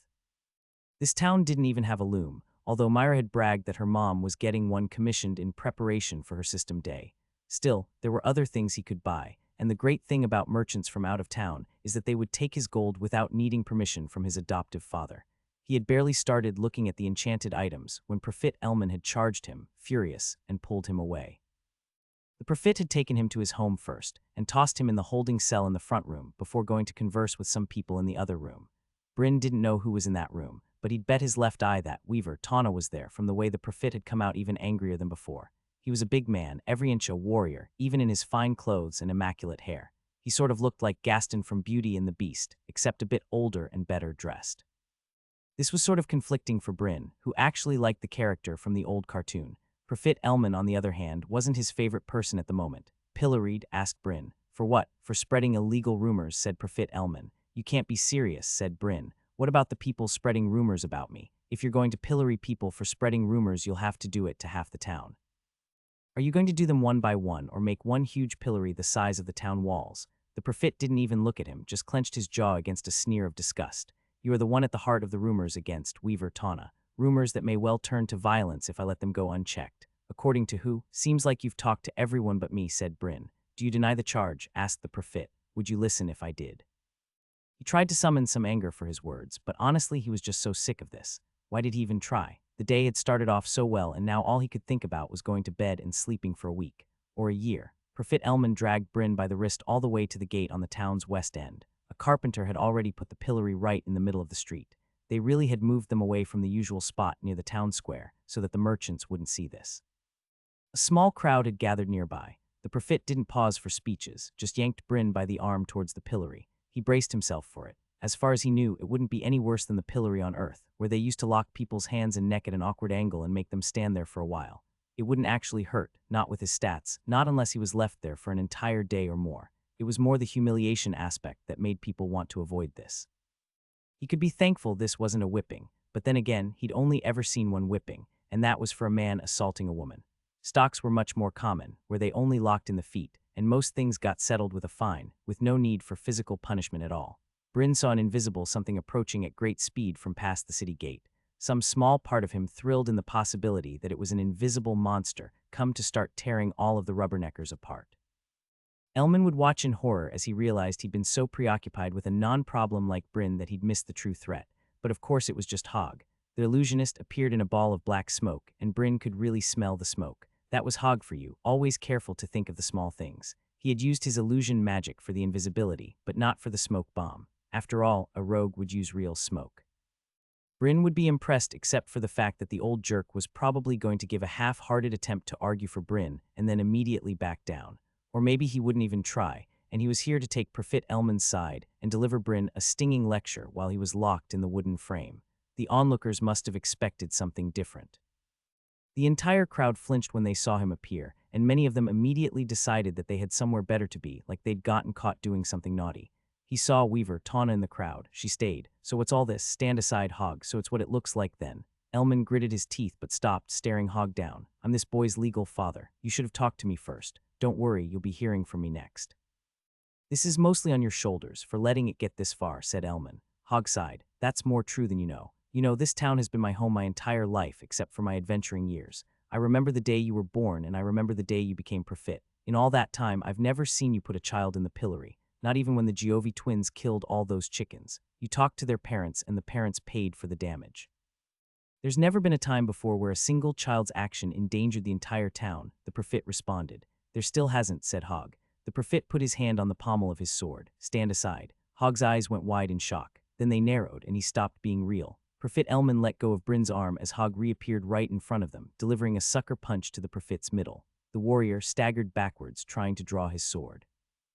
Hog slammed it back into its sheath, pushed a punch away with contemptuous ease, and then slammed his fist into Elman's jaw. That Elman stayed standing was impressive. Bryn had literally seen that fist shatter skulls. Hog's movements were strange because he looked like he was dominating the Prophet completely, but no what's real was blaring alarm bells. Hog was hiding his true movements, probably making it look easier than it was. Whatever Hog was doing, the effect on the Prophet was real. Hog turned and delivered a roundhouse kick to Elman's shoulder. The Prophet got his hands up to block, but the kick blew straight through his defense and knocked him off his feet, across the street and through the wall of the nearest house. He exploded out of the mess, flinging rubble in every direction. Hog caught him by the shirt and neatly threw him to the ground. Elman moved to stand again, but stopped when he noticed his own sword at his throat. Is this what we're doing now? Strongest is in charge. Because if that's what we're doing, I'm happy to oblige. This isn't new ground for a rogue. This is where I'm comfortable. Hog stood and threw Elman's sword into the dirt in disgust. You're the Prophet here, and up until now I've been satisfied with that, because until now you've governed with laws, not with bullying and temper tantrums. But that's over, I guess. Strongest is in charge. So here's your first new law. If you ever put your hand on your sword when you talk to me again, you'll lose it, and that's a promise. Elman stood, dusted himself off, and met Hog's eyes, somehow reclaiming some of his lost dignity. Bryn would have wilted under either of these men's stares, and the air between them practically sparked with lightning. You and Bryn are banned from town for 3 days, said Elman. Fine, that's fine, Hog said, a bit of mockery in his voice. But I want you to, don't you dare, Elman started. Said Hog, making a cutting motion. Elman's lips kept moving, but no sound came out. I'm talking. I want you to keep an eye on that, Weaver, for me. I don't like the kinds of things she's been saying about he glanced at Bryn. Son, I want you to be at her door before she leaves in the morning and drop her off again at night. You're going to hear the tinkle when she uses the privy. You're really going to do it, too, you hear me? I won't be around for a few days, but don't forget, this is Hog Town now. All right, you can talk, but don't say anything stupid. Elman was clearly taking great pains to contain himself. Apparently, he could contain his temper as long as the person talking to him could beat him black and blue with little effort. Still, he looked like he was going to disagree, until Tawna stepped to his side, putting a hand on his shoulder with pleading in her eyes. I will consider your suggestion, sir, said Elman.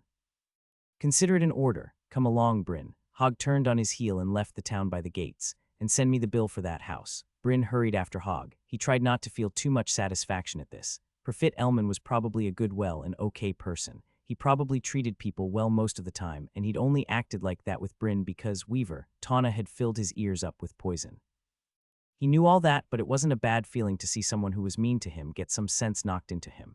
It wasn't a bad feeling at all. He noticed his hands were shaking. Right, even though he was weaker than Hog, Elman was still strong. He'd gone through that wall and came out without a single bruise. He could kill Bryn with a flick of one finger, and Bryn's instincts knew that even if his brain tried to forget it. He jogged to catch up with Hog walking down the road and matched his pace, walking next to him, even though he was walking pretty dang fast. He needed to take a second to process. How did he feel about what had just happened? Everything. Gratitude that Hog had stepped in to help him. Anger that it had taken this long. Sadness that it had been necessary. Fear, an aftershock of seeing such high-level people fighting, even if this had been a fairly restrained dust-up. Vindication at seeing Elman get beat down, although he wished it had been Tawna instead. Not sure where to start, Bryn opened the conversation on more neutral ground. How did you do that? Know what's real, told me what I was seeing wasn't really what happened, but I couldn't see what did happen. A big black mallet appeared on Hog's back, then turned invisible again. It was black iron, but the ends were covered in leather. That would probably feel like getting hit with a fist, more or less. If you want people to think you punch like a hammer strike, then hit them with a hammer, said Hog. Nice, said Bryn. There was a silence for a moment. So listen, they both stopped. You go first, said Bryn. Listen, Lumina shared that letter you wrote to her with me, said Hog. Yeah, okay. Bryn scratched the back of his head. Maybe it was a little corny, but I don't know how to write things like that's not it. Lumina, she has a way of reading in between the lines. She read a lot in that letter, more than you thought you were letting on, said Hog. Really? Love her to death, but she didn't seem like a super perceptive type person, at least not when it comes to social stuff. She'd surprise you, said Hog. She could tell from the letter that you're not having a great time of it. Bryn clasped Hog's shoulder as they walked. Hog, I'm fine, honestly. Nah, you're not fine, and a lot of that is on my shoulders. He started to object again, to say he was fine, but was he fine? To be honest, he was still a little pissed off at Hog. One act of public violence didn't undo a year of negligence, but it did help. Come on, Kai man, I'm no good at this. You got to meet me halfway. Say something, said Hog. You could have just arged. No, said Bryn. He took a breath. This kid body is inconvenient. My emotions are always all over the place. Okay, so you know in the before, I had a girlfriend for a while. Long story short, she left me, but to get over it, a guy's got to think of all the reasons he's actually better off without her. One thing she did that drove me crazy was that she always punished me when I did something right. I took the trash out. You should have done that 2 days ago. I took the day off work, for the first time this month. Hog spat in disgust. Cut the bull. I'm not a baby and I'm not your girlfriend. You don't need to protect my feelings. Let's just drop it, said Bryn. Hey, is that Zilly? Zilly was coming down the forest road from the direction of their house. She must have been the one to inform Hog. He'd have to thank her for it later. Hey, Zilly, walk with us, Hog said to the girl. She looked between the two of them. Are you sure? What happened at town? I thought the prophet was going to pillory you for sure. He was, but Hog beat him up. It was awesome, Bryn said. Stop changing the subject. Bryn here was just going to tell me all the ways that I'm a bad dad. Only I can't get him to say anything. Zilly nodded. That's typical. It's hard to get Bryn to say anything about anything. It's like pulling teeth. I can't even get him to answer if he has a crush on Myra or not. I don't, said Bryn. See what I mean, said Zilly. Hog eyed her contemplatively, but you don't have that problem. Nope, then you do it. I'll give you 10 silver for every good reason you can think of, said Hog. Don't you dare, said Bryn. Don't be silly, Bryn. Of course I'm going to do it. We're not all rich like you, said Zilly. She scooted in between him and Hog, pushing him to the side. As she did, she also handed off Marksy, who slithered up and down Bryn's body, looking worried and checking for injuries. I'm fine, Marksy, he said, and rubbed the snake's head. He couldn't figure out how exactly Marksy had ended up with Zilly. He hadn't even noticed the snake was gone. The only thing he could think of was that Marksy had gone for help, found Zilly, and then Zilly had taken him to go get Hog. That was a lot of complex reasoning for a little snake. He had been treating Marksy like a pet, but it was possible that Marksy was smart. Like human smart, it was something he needed to look into. Later. Right now, Zilly was ruining his life. 10 silver for each way I'm a bad dad. Go, said Hog. The first thing is that you're never around, said Zilly. Other kids have parents that go to town, talk to the other adults, and do the shopping. But you never come to town. We don't even see you if we come to your house. Bryn does all the shopping and the cooking, or he goes hungry. Hog smiled and stroked his chin. That's 2 things. 20 silver. Keep going. Bryn groaned, but Zilly had stars in her eyes. You didn't try to stop Tana from saying bad things about him. Anyone else would have been hopping mad from day one, but you just let it sit. You're a sneaky person, so you could have followed Bryn whenever he met with Tana. At the very least, you could have watched the lesson, but you didn't. Myra told me what her mom said to you about what happened that day, and it wasn't the true story at all. Hog nodded. Good point. You're up to 30. Zilly said, and that's all I got. What about you, Bryn? If you can think of anything, I'll add it to Zilly's pool. Zilly immediately turned to him with pleading in her eyes. That is foul manipulation. It sure is, but that one doesn't count, said Hog. Bryn sighed. Fine, you never listened to me. I've told you all this before. Well, some of it, and I shouldn't have had to tell you any of it. Oh, gross, now I sound like my liker. See why I didn't want to do this. I'm counting all that as one, said Hog. You treat me like a kid, said Bryn. You said when I moved here that I'm already mostly grown, so you treat me like an adult, but in every conversation I'm just kid. You won't tell me what you're up to all day. That's adult stuff, and I'm just a kid. Fair, said Hog. The complete acceptance to all these accusations just made Bryn more angry, but he found that he was tapped out. That's all I got, said Bryn. Really? You haven't even touched my personality, said Hog. You want to talk about how I hide behind a wall of sarcasm. Nah, I don't mind that. Overly sincere people make me uncomfortable, said Bryn. Well, if you think of one more, Zilly will be at a gold, said Hog. The way you dress, said Zilly. You don't dress like a dad, you dress like an adventurer. I'll allow it, but only because I'm not carrying any change, said Hog. He flipped a gold coin towards her and she snatched it out of the air. Now get lost. Later, Bryn, said Zilly, and took off down the road. They listened to her footsteps retreat behind them. Then they listened to the rustling of the breeze in the trees, the buzzing of the insects, and the ever-present calling of the birds, until Hog finally spoke. It's not like I never cook, right? It's weird she just assumed that. You make a decent stew, said Bryn. Bite your tongue, I make a great stew. The conversation dwindled again. They walked. The weather, the scenery, the birds in the tree, they were all absolutely normal, and Bryn couldn't find a single thing to remark upon to break up the stiflingly awkward silence. That last one, I don't think it was completely true, said Bryn. Damn right. There's nothing wrong with the way I dress, said the black-clad man. Bryn didn't match his smile. I meant the one before that. Oh, said Hogg and looked solemn. You don't treat me like an adult or a child. If I was a child, you'd care for me, and if I was an adult, you'd befriend me. But you haven't done either. You haven't done anything because you don't know which one I am. I don't even know if I'm a child or an adult. I have the power of a child, the body of a child, and the social status of a child. I have the memories of an adult, sure, but they don't help at all. None of those memories are useful. They don't do anything for me. They're just an anchor tied to my back. For all intents and purposes, I'm even younger than I look because I have no idea how to act in this world. When I look at Zilly and Davy, I don't see children anymore. I see the big kids because they have 14 years of experience living in this world and I don't even have one. I have no idea how to live. I just don't know how to live. His voice cut off and there were tears in his eyes, in front of Hogg of all people. So embarrassing. This is why he hadn't wanted to do this. Why couldn't people leave well enough alone? He was fine. That's why I'm always trying to get achievements all day, every day. I don't know how to do anything else. I don't have anyone. I told you I don't know how to do this, said Hogg. Then try, said Bryn. I don't know how to do anything, but I try, don't I? No one can tell me I didn't try. All right. Okay, Hogg said quietly. I'll try. Burn me, I'll try. Good, said Bryn, snorting up a runny nose. That's all I ask. Are we supposed to hug now or something? Asked Hogg. Please no, said Bryn. Damn it, I think we have to hug anyway, said Hogg. Hogg grabbed Bryn's shoulder to turn him around and pulled him into a hug, pressing Bryn's head against his chest. Hogg was still a lot taller than Bryn, but not for very much longer at the rate he was going. Hogg held him there for a minute and patted his back. It was the most awkward, mortifying, and embarrassing thing Bryn had ever experienced in either of his entire lives. Despite all possible rhyme or reason, it still made him feel a lot better. Bryn hugged him back tightly and let it all fall away. It felt like a weight had been lifted. When Hogg finally let him go, he realized it was a beautiful day. Had the sun always been that bright? Can I say something in my defense? Asked Hogg. I suppose that's fair, said Bryn. If I had a child, a real one, I would never treat him the way I've treated you, said Hogg. Bryn snorted, then laughed. The laughter felt good after all those heavier emotions. Oh, awesome, good to know, exactly like you. I would forget everything else and get every single achievement I could. Friends, relationships, peace of mind, good food, relaxation, a good reputation. You can get all those things after your system day, but if you don't get those achievements now, then you lose your only chance.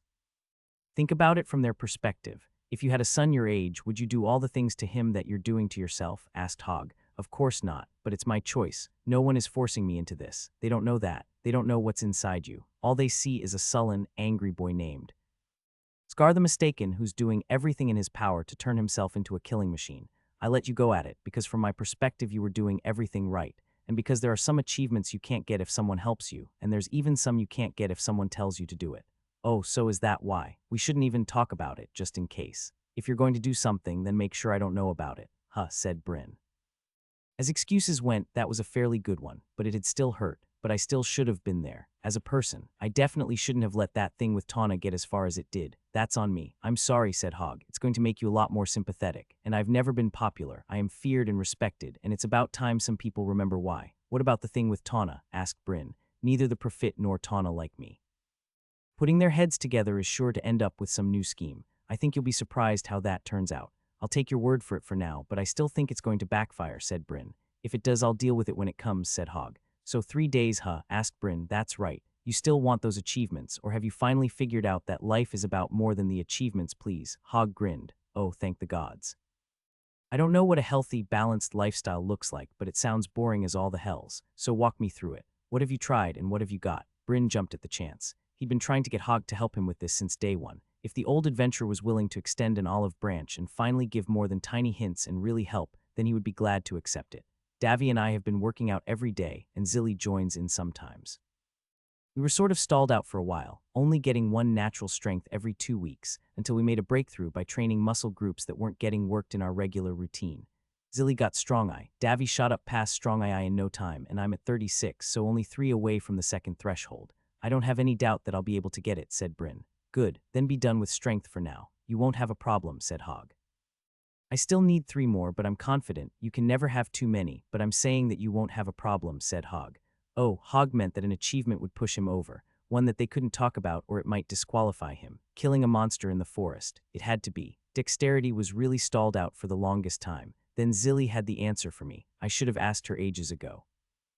Apparently when I worked on dexterity, I only worked on one aspect of it, the fine motor control. Apparently flexibility and acrobatics play a big role in it as well. Once I started working on that stuff, it skyrocketed. I'm at 24. Vitality and will are doing well at 30. I noticed when I got them, I didn't get new rare achievements. Workhorse just upgraded to give a vitality and will per level. Zilly has adept and all her rare attribute achievements got carried into there. That's normal, said Hog. Okay, maybe I could go for the second threshold on one of them, but I don't have a way to directly train them. Mental control and magic are the hardest. I know about your mana drainer, said Hog. Oh, well, in that case, it gave me 5 points in magic, but it's pretty much stopped doing anything except give me headaches. I made a breakthrough in mental control by using the mana drainer to fry my brain and then try to read or do math. I got 5 points that way. You know, anything that could help, I'll ask Lumina, but it's a long shot. Most children that get the magic achievement start when they're 5, said Hog. It's the one attribute that's not worth it, especially with how easy it is to get magic with a class. Mental control might be possible, but we're pretty close to the deadline. I'd suggest we start with dexterity. Works for me, Bryn shrugged. Have you tried sleight of hand? Stealth, asked Hog. No, okay, I'm going to suggest something, but if you don't want to do it, we don't have to, said Hog. I'm listening. What I should do is take you out for ice cream. And don't even say it, because no one is too old for ice cream. There's no parlors around here and we're banned from town regardless, but I know how to make it. We should spend the next 3 days bonding, or whatever it is that we were supposed to be doing this entire time. Then you can spend the next 3 weeks until system day shoring up your achievements, said Hog. You had me at ice cream, said Bryn in an over-the-top way, pretending to swoon. The other option is that I go the complete opposite direction and become the drill instructor from hell for the next 3 days with an absolute focus on attributes and achievements. Does the drill instructor from hell still make ice cream? Asked Bryn. Fine, okay, yes, but don't enjoy it too much. Bryn took a deep breath. Taking a break was the healthy choice. Bonding time and focusing on fixing his relationship with the only real parental figure he had in town was probably the right decision. But he wanted those attributes. I want to train, said Bryn. We can do all that other stuff after system day. For now, it's good enough to know you're on my side. Hog turned into the forest and disappeared. For once, Know What's Real didn't say anything. He was just gone. Bryn went to the spot where Hog had disappeared and saw him creeping along the shadow of a tree. In the bright daylight, suddenly moving behind a tree and then into a spot of dark shadow had made him incredibly hard to see. It was impressive considering it was the middle of the day. Bryn followed his path, crouching down the same way and walking through the same place. He followed the way that Hog walked. He placed his feet in the same places, then noticed how. Hog was stepping with toes first and copied that too. A bird called in the tree and Bryn only glanced at it for an instant, but by the time his eyes went back, Hog was gone again. It didn't take him long to find him, laying down behind a patch of grass he would have sworn wasn't big enough to hide a person. Let me ask you something, said Hog, standing up. Did Know What's Real tell you that the bird call was from me? No, said Bryn, but then really thought about it. He hadn't noticed at the time, but now thinking back on it, his skill had been disturbed by something. Actually, yeah, I think it did. I didn't notice at the time. You're a visual person. Just now you were matching the way I look when I walk. You're a natural at thinking about things like sight lines, and you're generally good at noticing things with your eyes, but I don't think you were thinking about sound at all. You're loud, so for now you're going to practice moving quietly. Although stealth is about more than moving quietly, you're not being quiet for quiet's sake. Today you have a purpose, and that purpose is to improve and refine your control over your physical body. It's about control. Moving silently means moving with complete control, total precision and intentionality. You aren't letting chance decide how much noise your footsteps are going to make. You're taking control. Think about a cat moving around a house. Even at home, its every step is measured, its landings are controlled, and all needless sound is avoided. Stealth is also about awareness. Awareness of yourself, your body, and the world around you. Some people practice awareness by sitting around all day trying to think about nothing. What a waste of time. You never really know who you are until you're fully, truly engaged. Stealth is something you learn by doing, so I'm going to give you time to practice. Listen to the way things sound. Feel the difference in the way you engage your muscles when you're trying to be stealthy versus how you move normally. You'll find yourself tensing muscles you'd normally relax and relaxing where you'd normally be tense. It might be tiring at first, but mostly it'll be dispersing the strain of each movement throughout the body. Think about it like this. A loud landing is a heavy landing. The softer the impact, the less sound it makes. And stealth will help with dexterity, asked Bryn. Yes. It's a type of dexterity that you haven't been focusing on. Here, a thin white circle appeared at the edge of his vision. His skill told him it was an illusion, but that was obvious. What's the white circle expanded wildly with the sound of his voice, turning yellow and then red. A sound detector. That will pick up any sound within 3 yards of you, said Hog. Keep it white anything higher and people will hear you. Well, rogues will hear you no matter what, and there are some other classes you can't sneak up on.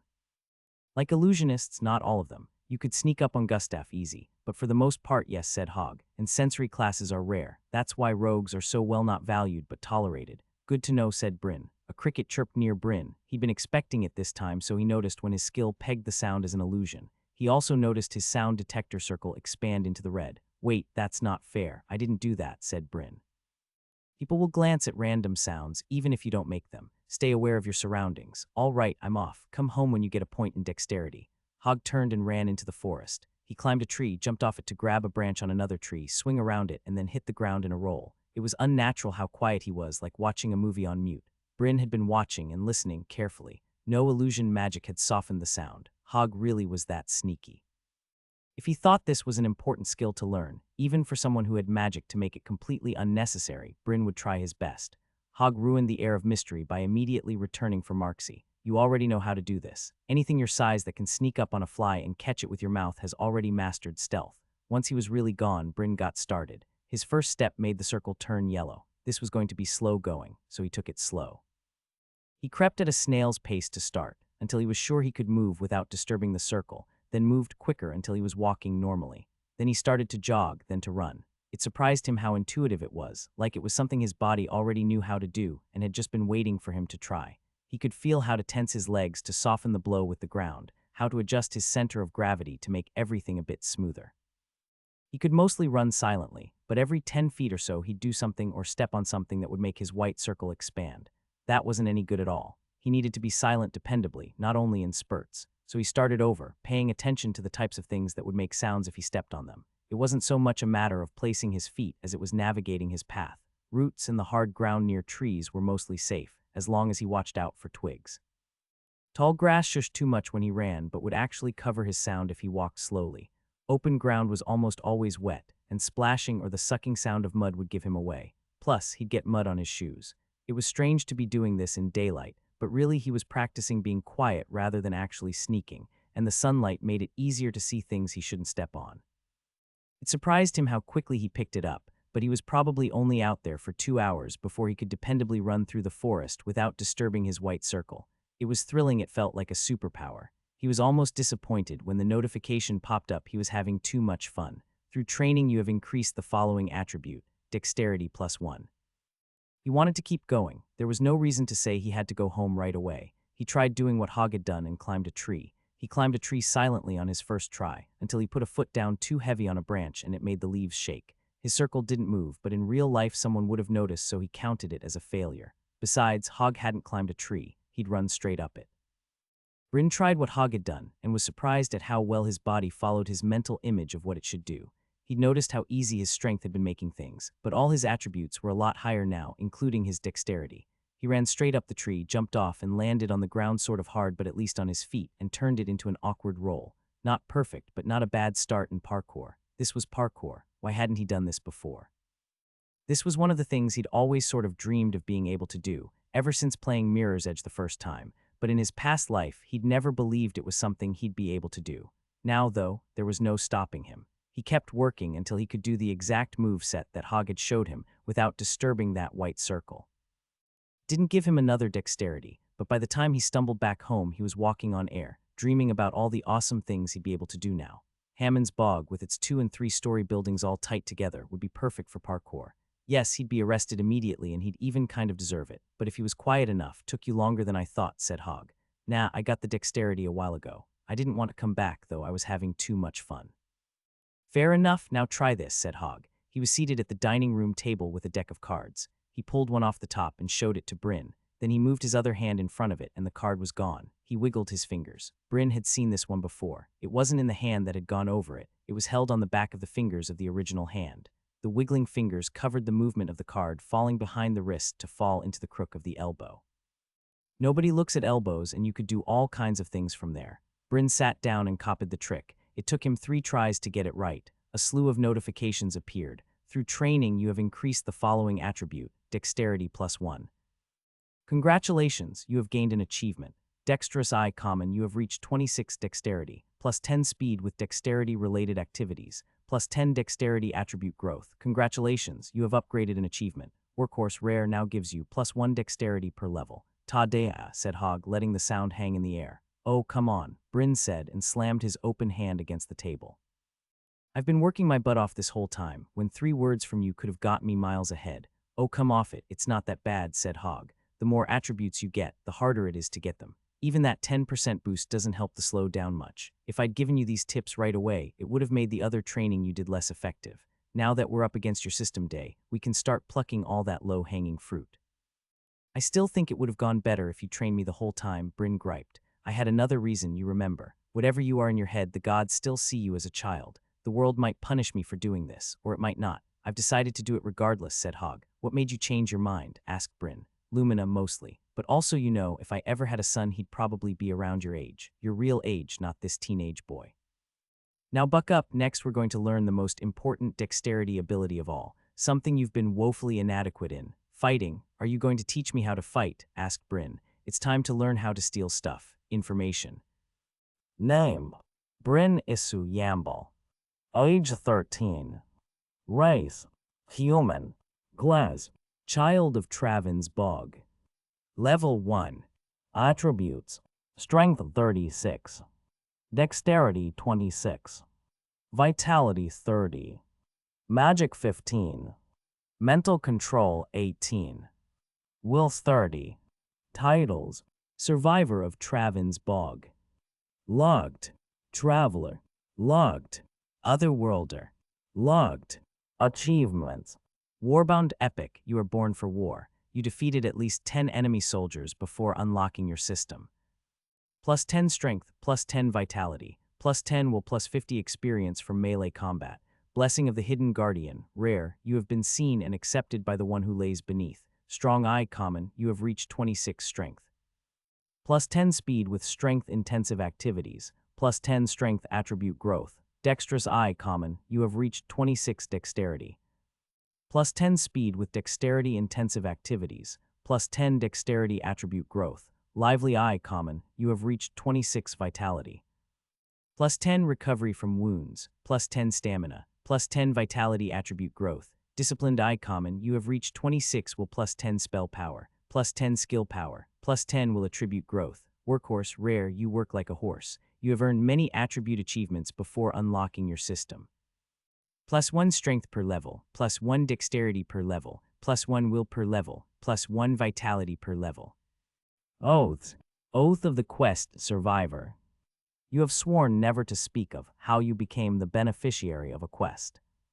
I don't know, maybe we should switch to vitality, asked Bryn. Nah, today feels like a dexterity kind of day, said Hogg. Let's get some more of that low-hanging fruit before we move on. Bryn shrugged. This was more help than anyone had ever offered with gaining attributes. He wasn't going to turn his nose up at it, even if it wasn't in the exact order he would have chosen. Hogg took him through the ne'er-do-well masterclass.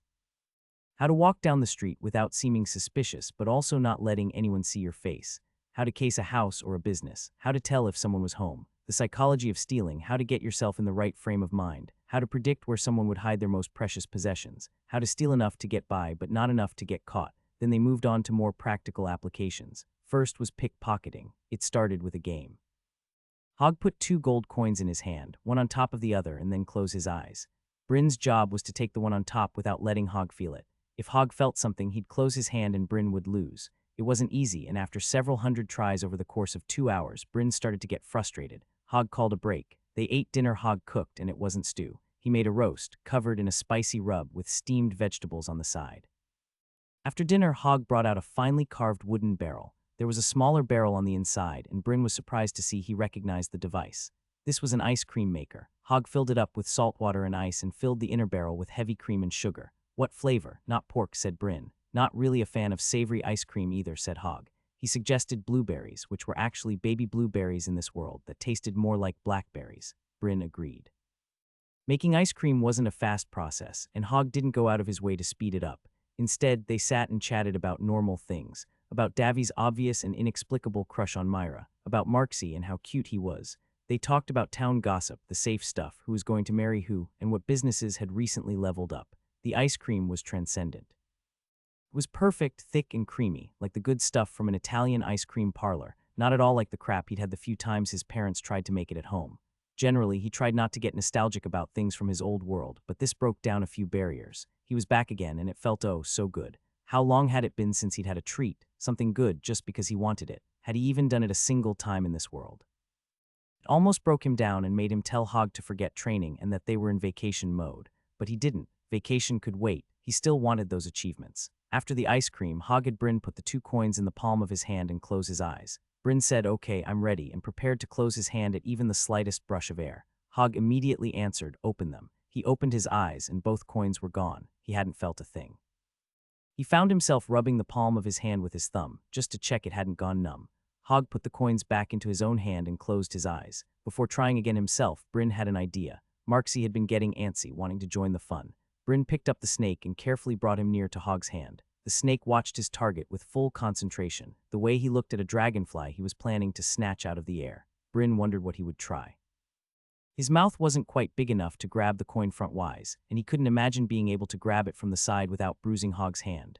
Marksy delicately let out his tongue. It twitched back and forth, testing the currents, and stuck out further and further. He had a really long tongue. It just kept coming. He delicately brought it around the rim of the coin, propped it up, and then in an instant it was in his mouth and the snake was retreating up Bryn's shoulder. "No way," said Bryn. "Did you finally get it?" Hog asked. "See, it's like I keep saying, you have to think about pressure, and Marksy got it," said Bryn. Hog stared at the snake with his mouth open. He finally gathered himself and said, "Well, of course he did. I told you Marksy didn't need this lesson. He's already a master of stealth." Marksy preened, and they had to take a break for snake appreciation time. But when Marksy finally got his fill of scritches, Bryn was ready to go again. It was possible. This wasn't some weird kind of punishment. There really was a way to do it. He reached out slowly, feeling the pressure of the air the way Marksy had. He felt the slight body heat from Hog's hand, the slight movement in the air. Slowly, delicately, he reached down. His fingers were on the rim of the coin and starting to pull it away when Hog pulled his fingers shut. "Keep trying," Hog ordered. Bryn kept at it, until finally he managed to pull the top coin from Hog's hand. Hog immediately jumped into the next lesson. Still, he understood the assignment. Just for fun, he had Marksy go first, and the snake leaned down to the pouch from on top of the table and immediately came up with a mouthful of gold coins. The little guy was a natural. Bryn didn't find it too hard either. Compared to pulling a coin off Hog's hand, this was a lot easier to manage. He just had to make sure he didn't move the pouch at all. Harder was taking without changing the way the weight applied pressure against Hog's side, but it didn't take him too long to figure out. Even after succeeding, Hog had him keep trying. He needed to be able to do this quickly. No one would sit still and let him pick their pockets over the course of 30 seconds. He kept practicing, getting better and better. A notification interrupted their exercise. "Through training you have increased the following attribute, Dexterity +1. How do you know all this?" asked Bryn. "When everyone thinks you're a rogue, you need to know how to do rogue stuff. It wasn't easy. I didn't have the system to guide my fingers. I had to learn all of this on my own." Bryn expected that to be the end of it for now, but Hog kept going. He had Bryn sneak around the house, telling him where to step and how to tell which floorboards would creak. The sound detector was still active, and Hog had him do things like open and close cupboards, clean and put away the dishes, and sweep the floor, all without making any sound. He randomly threw spoons and forks, and Bryn had to catch them without dropping the broom or the sponge he was working with, and without making any sound. Honestly, he probably should have figured it out sooner, but it wasn't until Hog showed them how to silently jimmy locks that it finally occurred to him why they were doing this. There was an achievement for stealing stuff. Hog wanted him to sneak into Hammond's bog and steal something. "Not like that," said Hog, as Bryn tried to jimmy the lock to the house. "You've got to do it silently. If you can't get into the house, you can't do anything." Marksy slithered under the door, and an instant later, the door silently swung open. A smug-looking rainbow snake rode on the doorknob on the other side. Hog stared for a moment, then shrugged. "That works. Can I ask you something?" "Did you predict this entire thing, or are we just taking advantage of an opportunity?" Hog crooked an eyebrow. "Now, how would I have guessed that Elman would ban us from town? He should have had me whipped." "Could he have? Would you have let him?" Hog laughed. "Course not." "Well, that's enough dexterity training for now. Let's do what you said and work on vitality. Run to Hammond's bog and back 6 times. Bryn blinked. "Really?" "Yep," said Hog. "Don't let that sound circle get to yellow while you're out there." Bryn took off running. The distance was a little much, but he was in fabulously good shape. He was careful not to make a sound, but the road was free of branches or leaves, and as long as he didn't slip his concentration, he managed to keep up his stealthiness.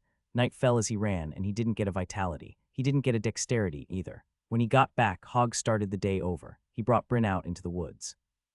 He gave Bryn the exact same speech about stealth as before, and then left Bryn with the same instructions. In the dark, it was harder to move in the forest without making a sound. Much harder. He couldn't see what he was stepping on. He had to guess based on what he could see. The vague outline of trees meant that the nearby ground would be solid, but not necessarily empty of twigs or leaves. He had to sort of feel with his feet if he was going to step on something that would make a noise and quickly readjust where his foot was going to fall. It was hard to do through his leather shoes, but not impossible. Running made it even harder, but again, not impossible, not completely. When he finally got to the place where he was comfortable, it was late into the night, and he was getting so tired it was difficult to concentrate. Through training, you have increased the following attribute, dexterity +1. He went inside, and it was pitch black. Hog magicked up an orb of light so that Bryn could see that he was holding 2 coins in his hand. Then he made it dark again. "No way," said Bryn. "Find a way," said Hog. Bryn moved his hand slowly, reaching out into the dark. He brushed up against Hog, who immediately said, "Fail, try again." He tried slower this time. He concentrated on the air, on feeling the currents. When he felt Hog's body heat, even without touching him, Hog said, "Fail, try again." This time he did the same, but stopped when he felt the still air that was near the body heat, but not warm yet. This time he touched the coin before Hog said, "Fail, try again." He tried again and again and again. The darkness and the stillness tried to lull him to relax, but he fought against it. His exhaustion warred against his concentration, and when he finally got the coin, he wasn't sure if he'd learned something or if it had just been a fluke. The next part with the pouch was easier, and he got it in a couple minutes. Through training, you have increased the following attribute, mental control +1. It wasn't over. Hog had him do things around the house again, and again he threw things at Bryn. Bryn had to catch forks and spoons after they hit him, but before they hit the ground, and Hog would even ding him if the forks made too much sound when they hit him. He had to roll with the hits to soften the blow. Hours passed, and Bryn thought he could see the glow of dawn in the distance. All in all, he had to say it had been a good day. He'd gotten a frankly absurd amount of attributes. Hog's hellish training was exactly what he'd been asking for. He tried to keep that in mind, but when Hog finally told him it was enough, he didn't even say good night. He went to his room and was asleep the second he hit the bed. He woke up the next day feeling bleary and sore. Hog made him breakfast, though it was late in the afternoon. Davy came by. "I told him to let you sleep," said Hog. "So listen, tonight I have a lot of stuff I need to focus on, so I won't really be present for the rest of the day. You can shake me awake if you really need me, but other than that you're on your own. You should do your regular workout before dark. After sundown, you are absolutely not allowed to go out of the house. I'm saying this as your legal father. Do you understand?" Hog wanted him to go rob Hammond's bog, but he couldn't give him permission. "I understand, but I still have to know. What is it you do every day with your illusions?" "None of your concern. You just focus on tonight," said Hog. "I will, but I still need to know." "You promised you wouldn't treat me like a child," said Bryn. "This is part of that. Some of it is business. I have a lot of contacts all across the country, and being able to coordinate them all in real time can be very lucrative for trade," said Hog. "What's the real project?" "You've been consumed with something," said Bryn. Hog bit his lip. "I did promise." "This is the issue. Someone is surveilling the boglands. There are invisible watchers everywhere. There are ways for invisible illusions to find each other, and we've been playing a never-ending game of cat and mouse. Against a less talented illusionist, I should have been able to pinpoint their location by now.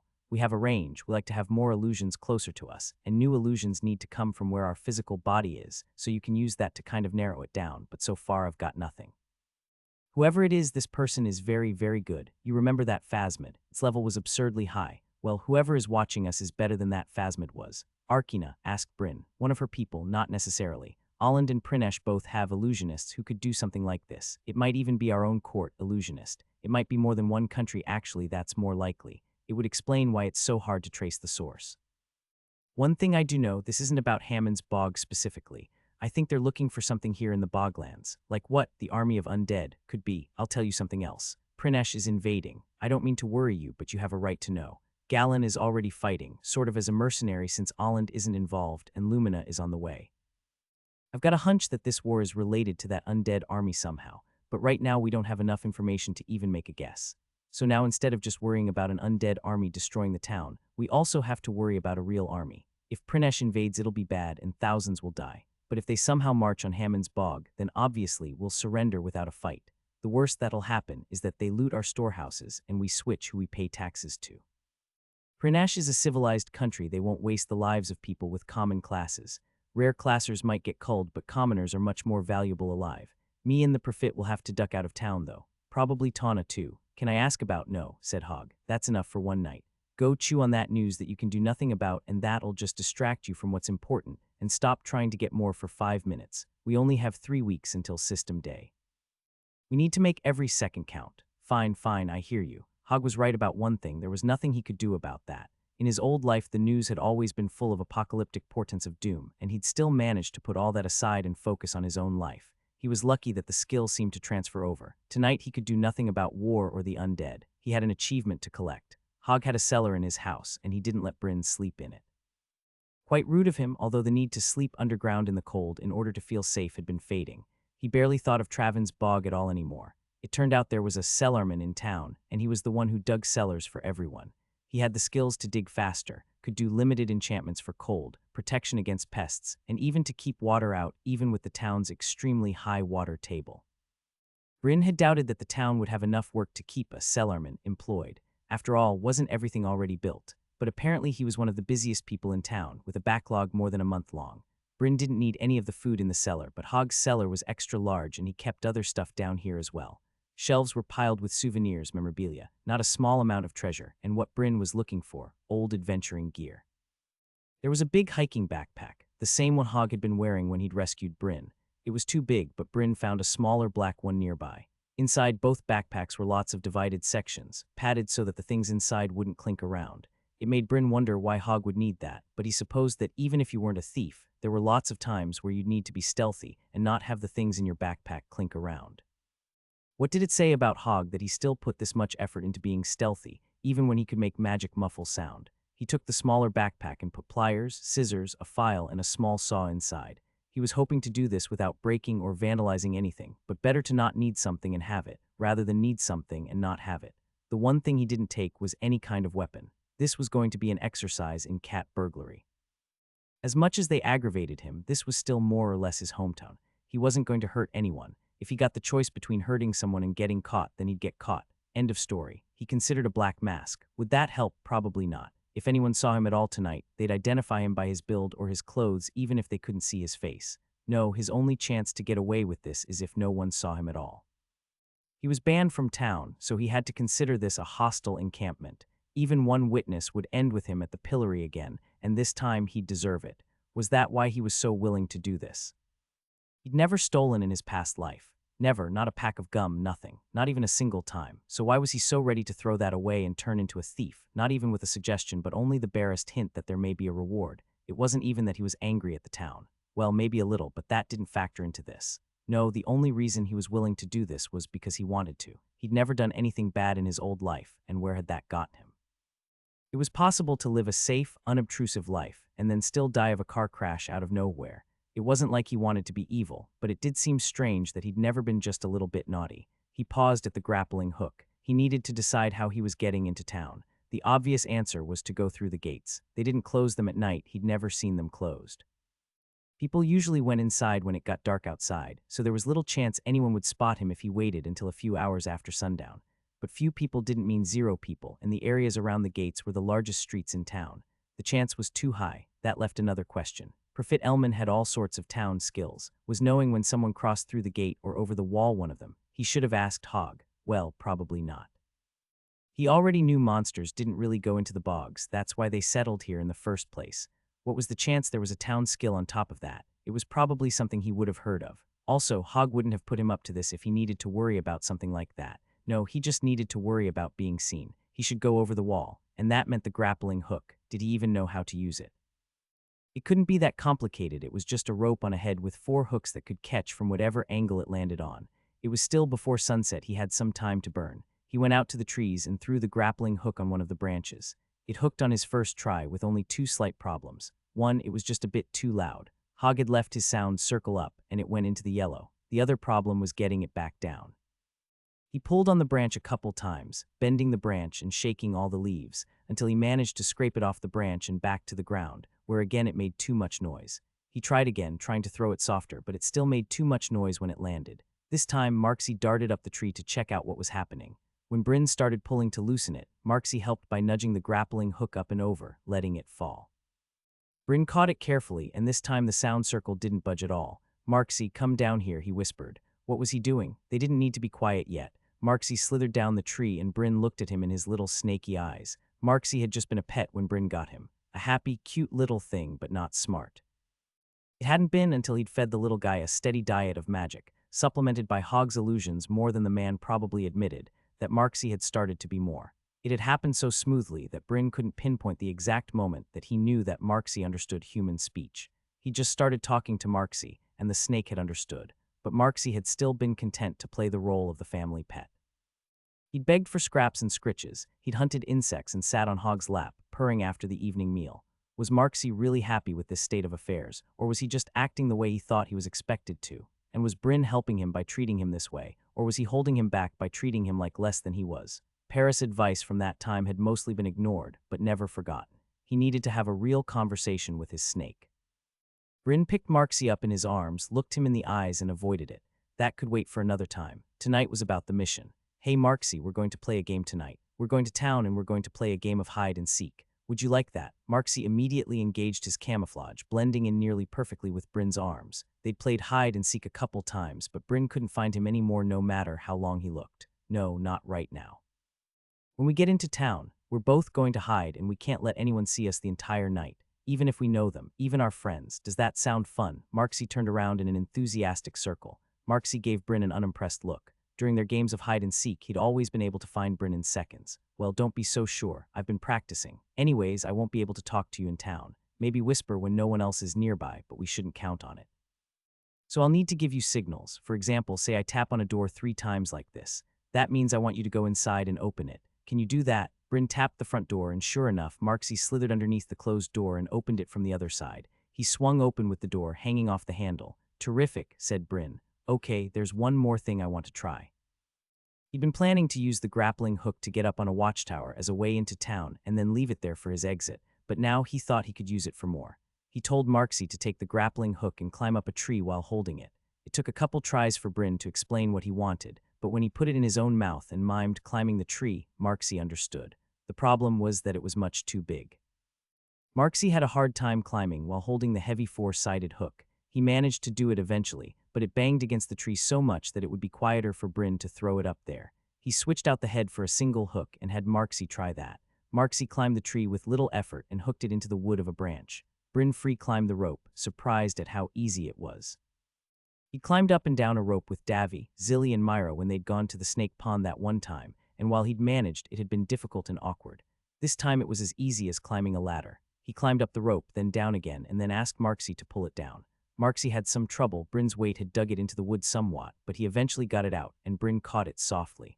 Other than giving Marksy instructions, the sound circle hadn't moved a single time. He called Marksy down and congratulated him on a job well done, giving the snake a generous amount of the belly rubs he was coming to enjoy so much.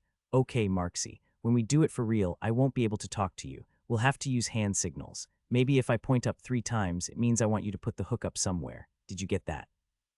Marksy didn't get it, but after explaining it a few times and miming what he wanted, the snake understood and they practiced getting the hook up and down in absolute silence a couple times. When they were done, it wasn't quite dark enough for them to set out. He wanted it to be sundown before he even got on the road. Marksy started acting weird. He kept turning in circles over and over. Then he would hold up the tip of his tail and twitch it towards Bryn.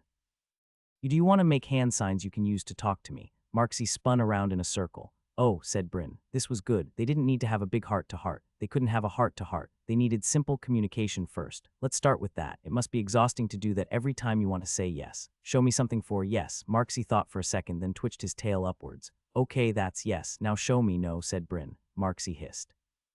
That's an angry no. Show me a normal no. Marksy thought again, then twitched his tail side to side. Great, so that's yes and that's no. Are there some other things you want to say? Marksy waved his head side to side, tasting the air with his tongue. I already know that one. That means you're hungry, said Bryn. Marksy spun around in a circle, and then remembering their sign, stopped and twitched his tail up and down. Next, the snake slithered away from Bryn. He made a chirping sound, kind of like the sound he made when he was scared, but it started lower in pitch and rose up. Then he darted towards Bryn lightning fast. He did it a couple times and grew frustrated when Bryn didn't know what was going on. The next time he made the sound, then looked at Bryn expectantly. Bryn didn't know what to do, and Marksy twitched his tail no. It took several tries until Bryn finally got it. When you make that sound, you want me to come running as fast as I can. Yes. Marksy went away a few paces and made the sound, and Bryn dutifully charged towards him full bore. Marksy was pleased. Okay, I'll do it, but you can only use that for emergencies. Understand? Only when you're scared or hurt or someone else is hurt. We need a different sound for when I'm supposed to come, but things are normal. I'll come anyway, but I need to know if it's an emergency. They settled on another rising chirp, but this one didn't have the note of fear in it from before. Bryn demonstrated that he would come when Marksy made the sound, though he would walk instead of run. The next thing Marksy wanted Bryn to learn was a sort of hiccuping sound, which meant that Marksy wanted Bryn to pick him up. That was a strange one. Marksy could climb straight up his body easy as pie, but if it was important to Marksy, it was important to him. Marksy, are we okay? Bryn found himself asking. Shoot, where had that come from? He'd said it before thinking. The snake eyed him curiously. Bryn sighed. Why did he do this to himself? He'd already decided to ignore this issue, and now he'd gone and opened the can of worms. Well, no use but to trudge onwards. Hopefully this wouldn't be as dramatic as him and Hog's heart to heart. He'd had enough emotions in that one day for an entire year. You're smart, Marksy. I know I say that all the time. Clever Marksy, but you're smart. Like really smart, you understand me. Maybe not every word, but you get what I'm saying, don't you? Marksy didn't respond. He didn't twitch his tail. His eyes were sky blue and looked like they had scales on the inside as well as the outside, but Marksy could change his eye color as easily as the rest of his body. He didn't give anything away. Marksy, I'm trying to ask if you're happy. Are you happy with me and Hog? Marksy didn't answer, but Bryn could be patient. He waited for a full minute, for what felt like an hour, until Marksy timidly twitched his tail. Yes, Bryn smiled. Would you find a way to let me know if there was something I was doing that was making you sad? Marksy didn't answer. Bryn had a thought. Marksy was smart, crazy smart, but he was a kid. Pick me up, feed me, come now. Those were all the first things that babies learned how to communicate. He was right to assume Marksy was smart, but wrong to assume Marksy knew things. He needed to simplify. Hiss at me if I ever make you sad. Can you do that? Marksy twitched his tail. Yes, Bryn laughed in relief. He and Marksy were fine. They really were fine. He'd known that, but it was nice to know for sure. Anything else? Asked Bryn. Marksy waved his head, tasting the air. Hungry, me too. Let's get dinner. He looked out at the night sky. It was time. Then we'll go play our game. Not a long time later, he stood at the edge of the forest, Marksy on his shoulders. He would cross the fields to the town walls soon enough, but he wanted to take a minute and look out at the town. His memory showed him pictures of breathtaking cityscapes. The view from his hotel bedroom the one time he'd gone to New York City on vacation. The city lights blazing in the night, the sight of the skyscrapers towering into the heavens, all of it looking like a turbulent sea of stars. It was a memory that would always stay with him, even now in another world. The sight of Hammond's Bog was very different, but somehow it felt the same. They both gave him a feeling of being grounded, of being in civilization. The lanterns on the street were much dimmer than the city streetlights, but they still fought back against the darkness, providing order and comfort. The first time he'd seen Hammond's Bog had been at night, he realized. Hog had carried him through on the way home. That's why he was feeling so nostalgic right now. Hammond's Bog had been his first real assurance that there was such a thing as safety in this world. Sure, seeing the heroes had proved to him that it existed, but it wasn't until he got here and saw normal people living normally that he'd started to feel it. The lanterns lit up the night, but they couldn't shine on everything. They failed to reach the shadowy places, and the way the light hit the smoke from the chimneys gave the town a lowly, murky sort of feeling. It was a complicated place, and it gave him complicated feelings. The town had been good and bad to him, and now he was coming as an invader. It was enemy territory, and he decided he didn't actually like the way that felt, only for tonight. He'd take his toll tonight, and then it was over. He would forgive Hammond's Bog and love it the way everyone should love their hometown. That didn't mean he was ready to forgive all the people in it. He wouldn't pee on Tana if she was on fire. But the town itself, yes. After taking what he wanted, any bad blood between himself and the town would be over. The street lanterns seemed to wink a little as if to nod in acceptance, or perhaps in challenge. He imagined the soul of the town nodding down at him and saying, "Your terms are accepted. Come and ransack if you dare. I am not so defenseless as I look." Bryn took a step forward, smiling in nervous anticipation. Bryn exited the forest and ran straight across the open plain between the trees and the walls. There was no cover out here, but there was also no reason to be out here looking in this direction. He should be safe, but still he ran quickly. He decided to climb up the guard platform. Sure, he could simply climb the wall, but the town walls were just big straight logs with sharpened tips all pressed together. It would be a little awkward, and jumping down the other side would make a sound. Probably not an issue, but he didn't want to start the night taking needless risks. Once he got to the wall, he threw his grappling hook up to the platform up on the watchtower. It hit with a noticeable clack, but not so loud that anyone would hear it unless they were right there, hopefully. He waited for 30 seconds, and when he didn't hear any sign of movement on the other side of the wall, he started climbing. He climbed to the top with Marksy and the backpack on his back, and it wasn't difficult at all. It still surprised him all the things his body could do with dexterity after the first threshold. Sure, he'd been close for a while, but he had a whole lifetime of experience in his old body, and it still adjusted his perception on what was possible. It made him more careful than he needed to be. That might be a problem someday, but for tonight, it was perfect. He got to the top, wasted no time in rolling up his grappling hook and stashing it away, and then crept down the stairs. Hog's sound circle had disappeared the instant he'd started on the road away from the house. Clearly, Hog didn't plan on helping him with this. He was wondering if the old guy was even watching, or if he was determined to ignore the whole thing in the hopes it would give Bryn a better achievement. Either way, he couldn't depend on him. Besides, he didn't really need the sound circle. It had been a useful training aid, but it had served his purpose. He walked down the stairs silently. At the bottom of the watchtower, the only thing in sight was the backs of the nearby houses. Before he could second-guess himself, he walked up to the nearest house and pressed his hand against the doorknob. He turned it slowly. It wasn't locked. He crept inside and closed the door behind him. The interior was dark, but he could still make out the shape of obstacles. He was in a hallway that went straight through to the street, with a staircase on the left and a doorway to the kitchen on the right. The only obstacle was a little entryway table. He ran his hands along the entryway table and found that it was the kind with a little drawer. He opened it and felt inside very carefully so that whatever was inside wouldn't roll around and make a noise. He felt a hand mirror, a pin cushion, and then a cheap deck of bark paper cards. He took the cards. There was no achievement. He hadn't really expected there to be one, but he'd hoped. There could be two reasons. The most obvious, and the thing he hoped was the problem, was that he hadn't gotten away with it yet. He needed to get out of the house, probably out of the town, before he could count this as really stolen. That was easily testable. He left the house the way he'd come, then walked up the watchtower and rappelled down the other side. He walked into the forest. To his surprise, he got a notification. Congratulations, you have gained an achievement. Thief Common, you have temporarily stolen something with every intention of giving it back. There was no reward. Just like his blessing of the Hidden Guardian achievement, it acknowledged his accomplishment but didn't give him any rewards. Unlike the other achievement, this one gave him a very obvious clue as to what he had done wrong. The more he thought about it, the more he realized that he had every intention of giving the cards back. Curse himself all he wanted, but he knew he was going to give everything he took tonight back, hopefully before the owner realized it was gone. He could tell himself all he wanted, that he was going to keep these cards forever, but as soon as he got the achievement, he'd probably change his mind. This wasn't going to work unless he changed his determination, or his strategy. He made his way over the wall, same as before. He walked through the same house. He thought about giving the cards back on his way through, but giving heed to morality was no way to start a night like this. He walked through the hallway, opened the front door just a crack to look at the street beyond. Nothing in sight. The moon was a thin crescent tonight, and right now it was behind the clouds, which gave him a wonderful darkness to work with. The street lamps were somewhat scattered, only one for every 10 or so houses, and they weren't the bright electric streetlights of his home, so there were more than enough areas still cast in shadows for him to move around without being seen, even if there were anyone to see him. He started walking on the boardwalk, careful to keep his footsteps silent, and close enough to the side that he would be able to easily duck into an alleyway or doorstep if he needed to get out of sight. People rarely moved around at night, but that didn't mean they never did. The fact that they had streetlights at all meant that they recognized there might be reasons to be outside past nightfall. Also, with winter the nights were so long that there was a weird midnight culture. Instead of sleeping through the night, people would wake up for an hour or two in the middle of the night. They'd mostly read or work or do other nighttime things, but some people would go on walks. He figured he had about 2 hours until then, but he didn't really know what to expect. He'd never been out this late in town. He only knew what he'd picked up from conversation. The public house would be open for that, so Bryn was going to stay away from that entire section of town.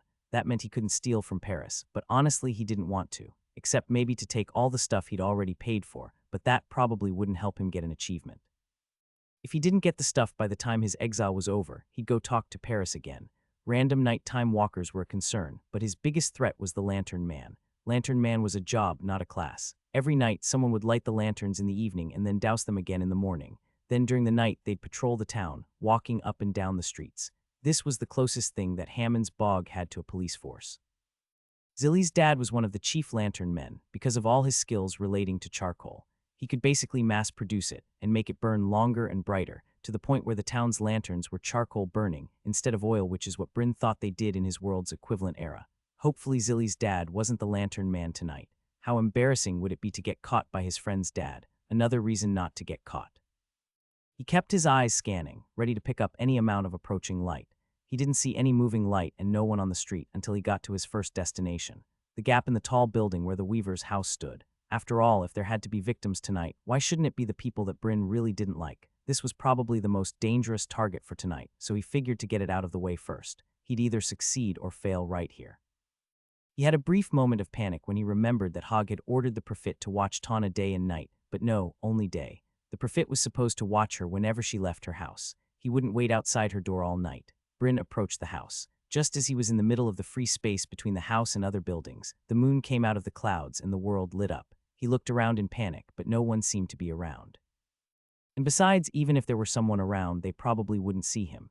It looked bright to his night vision adjusted eyes, but still dark enough. He kept walking. He stopped by the house, pressed up close to the woven fibers so that his profile would blend in with the houses.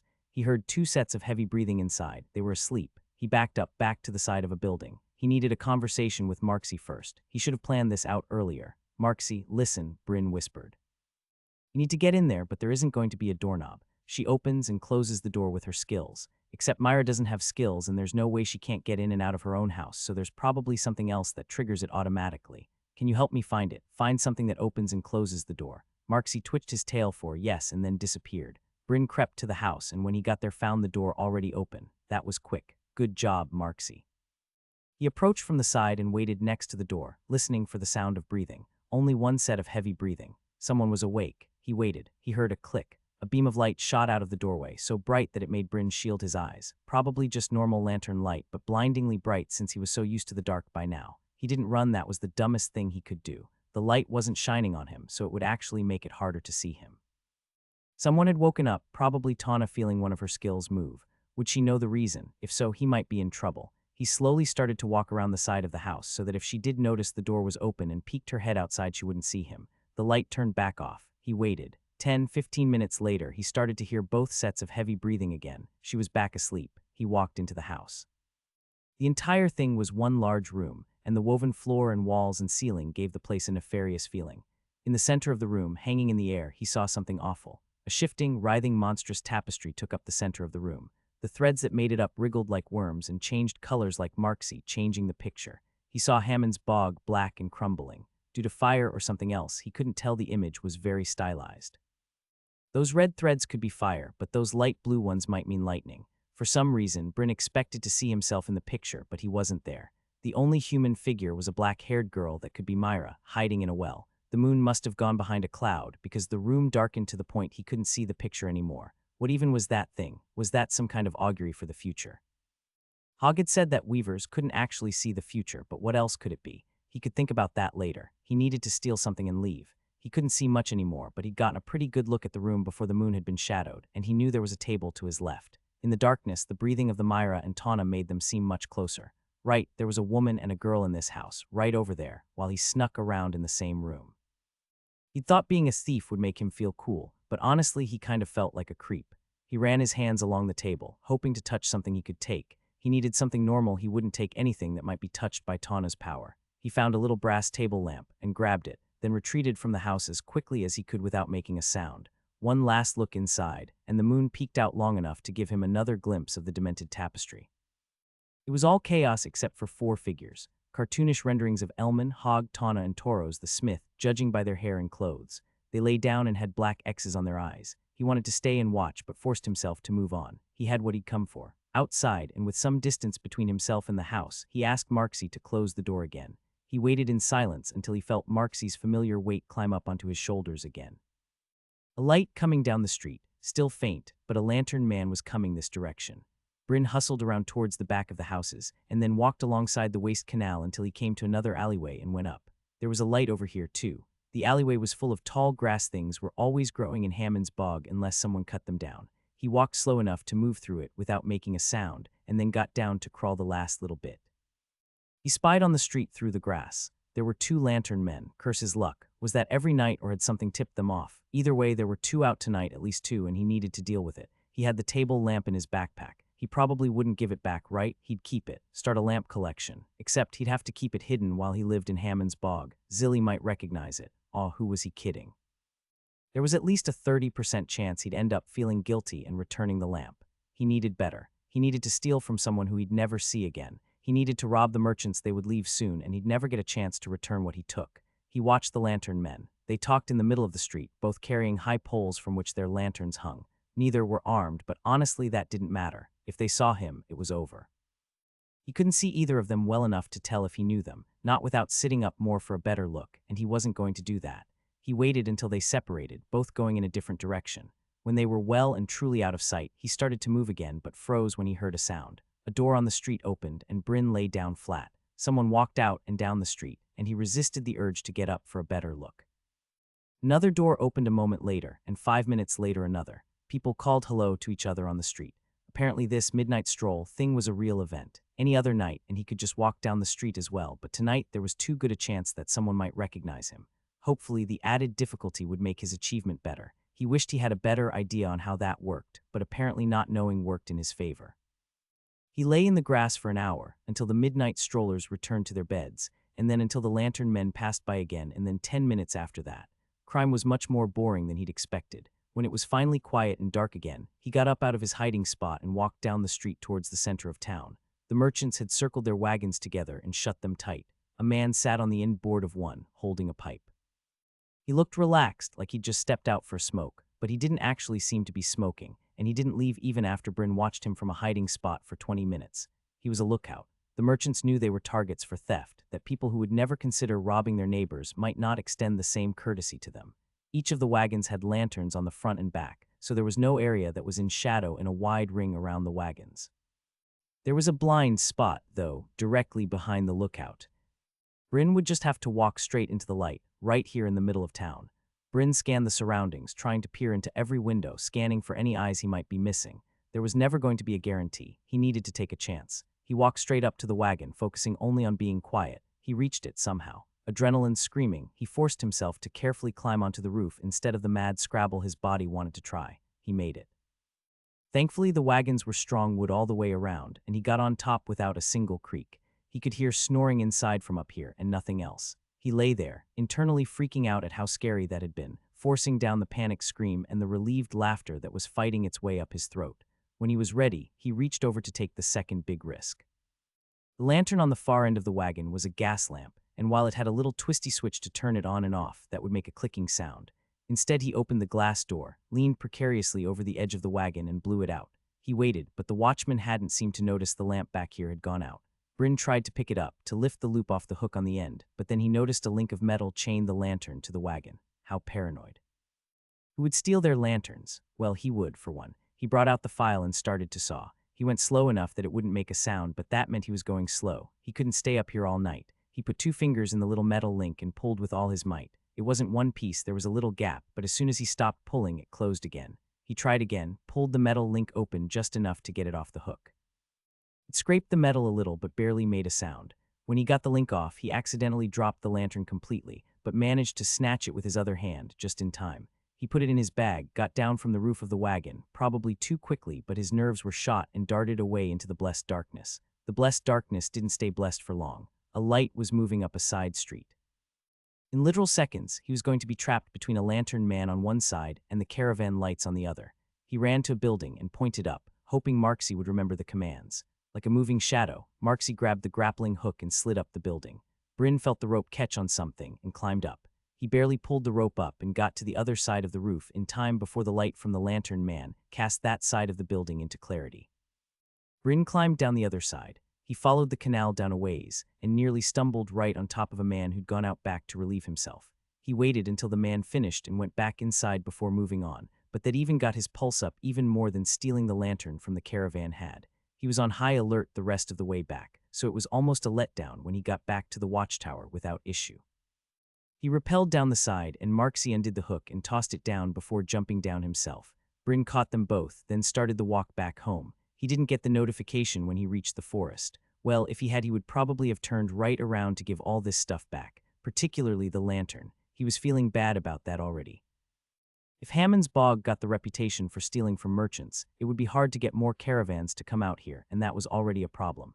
He didn't even get the notification when he got back to the house. He opened up his pack to look at his gains, a deck of cards, a lamp, and a lantern. How ugly. Worth a few measly silvers at most. This is what he got for selling out his morals. He waited. He paced back and forth. He watched the night sky, waiting for it to get brighter. He debated going back. He was so pathetic. This wasn't even that big of a deal. Nobody would probably even notice it was gone. Hogg didn't get up when he arrived, just stared into space, which meant he was focused on his illusions. Bryn waited until finally the barest hint of light appeared on the horizon, warning that morning was nearly there. It was too late. The merchants would leave in the morning. He'd lost his chance to give the lantern back. Whatever was going to happen would happen. He got a notification. Congratulations, you have gained an achievement. Thief rare, without aid or instruction, you have snuck into a hostile territory and stolen from right under the nose of a lookout. +10 dexterity, improved hearing, improved dark vision, You can estimate the approximate value of things. He couldn't help but smile. That last one was probably the most valuable part of this, at least to him. He knew what things were worth in his old world, but had a hard time relearning it all in this one. Hog's eyes focused on him. You got it, didn't you? You get a certain look on your face, like you're mad to be interrupted, but also really excited. Yeah, I got thief, said Bryn. Obviously, but what did it give you, said Hog. It's not always the same. It depends on the circumstances. Bryn recited the achievement's description. Nice, Hog said, drawing it out. That value estimation, that's going to be a lot more useful than I bet you're thinking right now. Really, because I thought it was going to be a game changer, said Bryn. Oh good, Hog nodded. All right, hand it over. I can still put this all back before anyone notices it's gone. Wait, really? Asked Bryn. Yep, unless you wanted to keep it, said Hog. No, please take it all back. I'm not cut out for this, said Bryn. The cards, Hog cut him off. I was watching. I need to get it this quick, though. Be back soon, Bryn watched him go. Behold, Anshar spits at your lack of resolve. Achievement, thief has been confiscated. His heart sank. Well, it was probably better this way. It hadn't sat right with him, too. Behold, Solia smiles upon your act of contrition. Plus 10 dexterity bonus from thief transferred to dexterous eye, improved hearing, vision, and value estimation merged with know what's real. Checking his status, he saw that dexterous eye now had a 10 dexterity bonus. The description for know what's real had updated as well. Bryn went outside into a dark part of the forest, the darkest he could find. Yeah, he really could see better in the dark, only a tiny bit better. But a small bit of light went a long way in absolute darkness. He sent off a quick prayer of gratitude to Solia. It was only right information. Name: Bryn Isu Yambal. Age 13. Race: human. Class: child of Travan's Bog. Level 1. Attributes: Strength 36. Dexterity 31. Vitality 30. Magic 15. Mental control 19. Will 30. Titles: Survivor of Travan's Bog. Logged: Traveler. Logged: Otherworlder. Logged: Achievements. Warbound Epic, you are born for war. You defeated at least 10 enemy soldiers before unlocking your system. Plus 10 strength, plus 10 vitality, plus 10 will plus 50 experience from melee combat. Blessing of the Hidden Guardian, rare, you have been seen and accepted by the one who lays beneath. Strong Eye common, you have reached 26 strength. Plus 10 speed with strength intensive activities, plus 10 strength attribute growth. Dexterous Eye common, you have reached 26 dexterity. Plus 10 speed with dexterity intensive activities, plus 10 dexterity attribute growth, plus 10 dexterity. Lively Eye common, you have reached 26 vitality. Plus 10 recovery from wounds, plus 10 stamina, plus 10 vitality attribute growth. Disciplined Eye common, you have reached 26 will plus 10 spell power, plus 10 skill power, plus 10 will attribute growth. Workhorse, rare, you work like a horse. You have earned many attribute achievements before unlocking your system. Plus 1 strength per level, plus 1 dexterity per level, plus 1 will per level, plus 1 vitality per level. Skills: know what's real. You have the ability to understand when something you experience or remember is real, and when it is an illusion or dream. Hearing increased. Vision in darkness increased. You can now approximate the value of things. Oaths. Oath of the Quest Survivor. You have sworn never to speak of how you became the beneficiary of a quest. A mirror image of Hog returned minutes later. Bryn expected to get right back into training, but Hog said, "Hey, how much money you got left?" "More than 1,000 gold. Why?" Bryn asked. "The merchant caravan is leaving soon." "I know. They're only staying for 2 days and I'm banned for 3. I think Elman was thinking of that when he banned us from town for 3 days, said Bryn. He saw how excited I was to see it, like he even thinks about you that much. Anyway, you still want to invest some of your money. If so, we've got a good opportunity here. I don't know if you knew this, but the average level of Hammond's Bog is quite a bit higher than the average in a city. Being isolated like this can mean a lot of extra work and danger, but it also means levels. We have some crafters here who can make things as good as the very best in the city. Since caravans have been so rare this year, the town has a lot of built-up inventory on their high-skill, high-quality stuff, especially Toros and Chamela. We could front the merchants the money to buy it here, and they'll sell it for you for a portion of the profit once they get to the city, and they're headed straight to Blackcliff after this. With the Profit guarding them on the way back as far as Ood's Bog, well, it's about as close to a sure thing as you'll ever get in this life. How much? 500 gold, I think. More than that and they won't bother to haggle, said Hog. A huge chunk of his savings, but honestly he was glad to finally invest some money. He hated the idea that it was just sitting there. Let's do it. Good. Someone will come by the house later to finalize things, but just to be clear, you're fine with me negotiating on your behalf, of course, said Bryn. Hogg nodded. They're going to have to meet me at the town gates and then do all the purchasing by running back and forth across town. It's going to make Profit Elman look like a jackass. Somehow I can live with that, said Bryn. Hogg chuckled. Me too. Now let's talk about training. I don't think you're going to get to the second threshold on will or vitality, but with that 10 bonus, it may be in reach for dexterity. I'd really like to get to the first threshold in magic and mental control, said Bryn. In that case, getting mental control to the first threshold is your best bet for locking in one last achievement before System Day. Bryn had thoughts on that. It still bothered him that System Day gave nearly every other kid in town more time to rack up achievements, while it had stolen nearly 6 months from him, just because of an inconvenient birthday. If he left town, could he get more time? Maybe he could get to the first threshold in every attribute. There had to be something cool for doing that. He didn't bring it up, though, in case Hogg actually said yes and wanted to start packing immediately. He still wanted to hunt alone in the forest first. Once he'd killed a monster and got the achievement for that, then he'd bring it up. What about magic? Asked Bryn. If we had another year and Lumina's help, maybe. As it is, mental control will still help your chances at getting a magical class if that's what you're aiming at. It's by far the most important attribute for magic. Hands down. Bryn shrugged. Mental control it is. Did you ever get any while practicing with Jeffrey? No, Bryn guiltily thought of his loot gathering dust in his room. I got a few dexterity for it at first, but I sort of stopped playing after the attributes dried up. Thinking about it, he hadn't wanted to play music for the sake of gaining attributes. He wanted to make music. He'd learned the first few songs Jeffrey had taught him with gusto, and figured out how to play Sweet Home Alabama from memory, even including the sweet little guitar solos between the verses. He didn't remember the words past the first verse, but he'd started revising the lyrics to match his new home. At the time, he hadn't been thinking about attributes at all. He'd been doing it because it was fun. When had that stopped, maybe everyone was right about him. He'd been consumed with his goals of gaining as much power as the system would give him, and completely forgotten to enjoy his life. Even if he wasn't just a kid, an ambitious adult should remember to have fun now and again. He promised himself that after System Day, he'd slow down and live his life a little. He realized he was zoning out while Hogg was talking.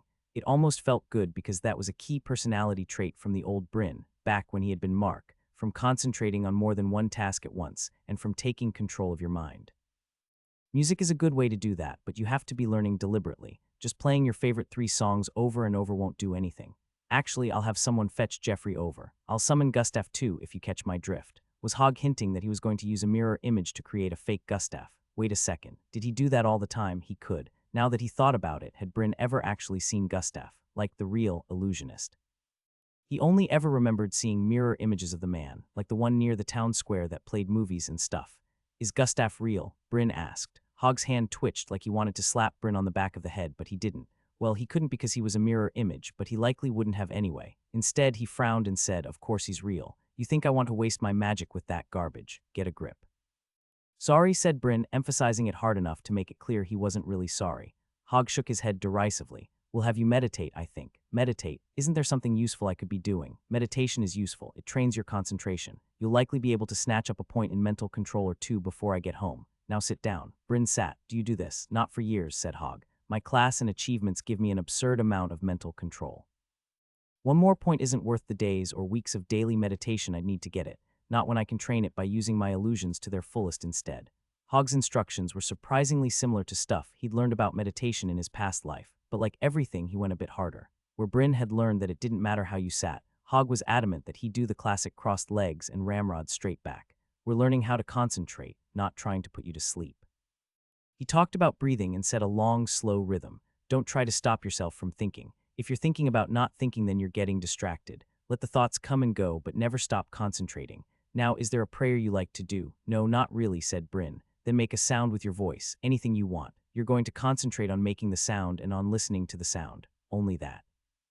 Bryn thought back to the old cliché of the Buddhist monk sitting exactly like this, saying, Aum, over and over. He always thought that was a Hollywood exaggeration. Was that a real thing? Aum. He gave it a try, and to his surprise, meditation was actually kind of hard. His mind kept going to Jeffrey, the merchants, his night in town. Sure, he wasn't supposed to try to stop all thoughts, but he was supposed to acknowledge those thoughts and then dismiss them, rather than dwell on them. Part of what made it so hard was that he was exhausted. His rhythm was all messed up now that he'd been awake through the night 2 nights in a row, but doing mental work while you were tired was one of the best things for training mental control. He'd figured that one out all on his own. He was a little jealous of Marksy, actually. The snake had climbed into his tank and passed out the second they got back from town. Stop saying it over and over. Say it once and draw it out as long as you can, said Hogg. Now concentrate, Bryn tried again. It was still difficult, but he gave it his all, and after what was probably 2 hours or more, he got his first notification. Through training, you have increased the following attributes. Mental control +1, huh? You got that in 20 minutes. Not bad, said Hogg. This is harder than I thought, said Bryn, feeling gratified, but also a little annoyed that his 2 hours was actually only 20 minutes. Could he blame this on the child body, or was he really that impatient? Take a break, do some push-ups or something, then try again, said Hogg. Bryn scowled at him, but he did the push-ups and they really did make him feel better. He hadn't gone this long without weight training for months now, and he was starting to feel the itch. The second time he tried it went a lot easier, but that also meant that he wouldn't get rewards as quickly. He chased that thought away with every other and meditated. Don't scratch your nose, concentrate on your aum. All other thoughts are irrelevant, said Hogg about halfway through. Through training you have increased the following attributes. Mental control +1. 2 in 1 day and the promise of more on the way. Maybe he really could do this. 3 weeks was a tight deadline and he knew that he'd run into dwindling returns, but if Hogg only knew 2 or 3 more tricks like this, Bryn would be there. He wasn't as excited as he should be. Sitting still for so long really drove home how tired he was. He slapped his cheeks a couple times, trying to jolt himself awake. Got one more, huh? Good work. I wasn't sure if you were really awake there for a minute. Bryn yawned. I'm awake, somehow. Hogg wasn't in his usual lounge chair and he didn't have a drink. He was standing stock still. Easier to render that way. This was still the mirror image, and Jeffrey wasn't anywhere in sight. Jeffrey wouldn't come. He's still asleep, which I should have guessed. Bards keep odd hours, but I got him to spill on a good way to train mental control. Better this way, actually, since now I don't have to conjure up a pretend Gustav. Basically, you're going to play some music, and I'm going to be a very annoying and distracting audience, just like what a real bard has to go through. Let's get started. Play something. Bryn went to his room, dusted off his lute, and brought it out. Wanting to show off a little, Bryn played his Sweet Home in the Boglands. Hogg interrupted him after 2 bars. Did you make that up? Nah, it's from Earth. I adjusted the words a little, said Bryn. It's never going to work. No bard in Frenaria would write lyrics like that. It needs to be more poetic, said Hogg. Now that I think of it, the songs bards sing are really snooty and pretentious sounding, said Bryn. What's with that? Hogg smiled at the insult to his people's music and culture. That's High Frenarian. It's a little archaic sounding on purpose. It's how the nobles are taught to speak, and it's how they speak at court. Maybe in your world it's cool to pretend to be dirty and ignorant, but here people want to be elegant and refined. Everyone likes to think they're good enough for high society, so you'll never find a bard alive or dead singing any other way. This is good, though. Translate your song, not just from English to Frenarian, but from English to High Frenarian. That would be difficult. The system had imprinted Frenarian straight into his brain, but High Frenarian he'd learned by picking up bits and pieces here and there from music and movies. Bryn cleared his throat and started to play what he was now calling Fair Home in the Boglands. O faithful wheels, thou stalwart rollers, bearing me forth past trees and boulders, to the land where dwells my family, and I will deem it sinful, verily. The meter was all off. He was trying to cram twice as many syllables into the same line of music, which made the whole thing even harder. Even that wouldn't have been too bad if Hogg had just sat and listened quietly. Hogg didn't listen quietly. He walked around, bumped into a table which sent a glass of water to the ground, where it shattered. Neither the bump nor the glass were real, but the illusion was good enough that it was pretty distracting. I hearkened well to Master Young who sang her woe, also hearkened I to Master Neil who scorned her so. I hope Master Neil will bethink to hear this truth. A boggish man doth not require him, forsooth. Hogg met his eyes. He summoned up some colorful lights, then casually started to juggle them. The lights started to strobe, flashing different colors. It was enough that Marksy peeked out of his cage, before sneezing at the racket and laying back down to sleep. Bryn pressed forward, trying to translate the words without slowing down the song. Fair home in the boglands. Thy skies are of uncommon blueness, O home in the boglands sweet, I hasten back to thee with trueness. Hogg bit his lip. His juggling orbs started to make chirping sounds. Bryn held his gaze steadily and then blew through the solo without skipping a beat. He really had practiced the song quite a lot. This wasn't enough to throw him. Then he went into the solo from after the second verse as well, because he still didn't remember the rest of the words, and there was no way he was going to be able to make something up. He only remembered one more line, and he translated it on the fly. In Ood's bog they love the ruler. Fie, fie, fie. Hogg burst out laughing, and his colorful distractions disappeared. Okay, you got me. That song, I can't handle it. Is that what music is like in your world? It's killing me. For your feat of mental discipline, you have been awarded the following. Mental control +1. Bryn smiled more at the notification than at Hogg's insult to his people's music and culture.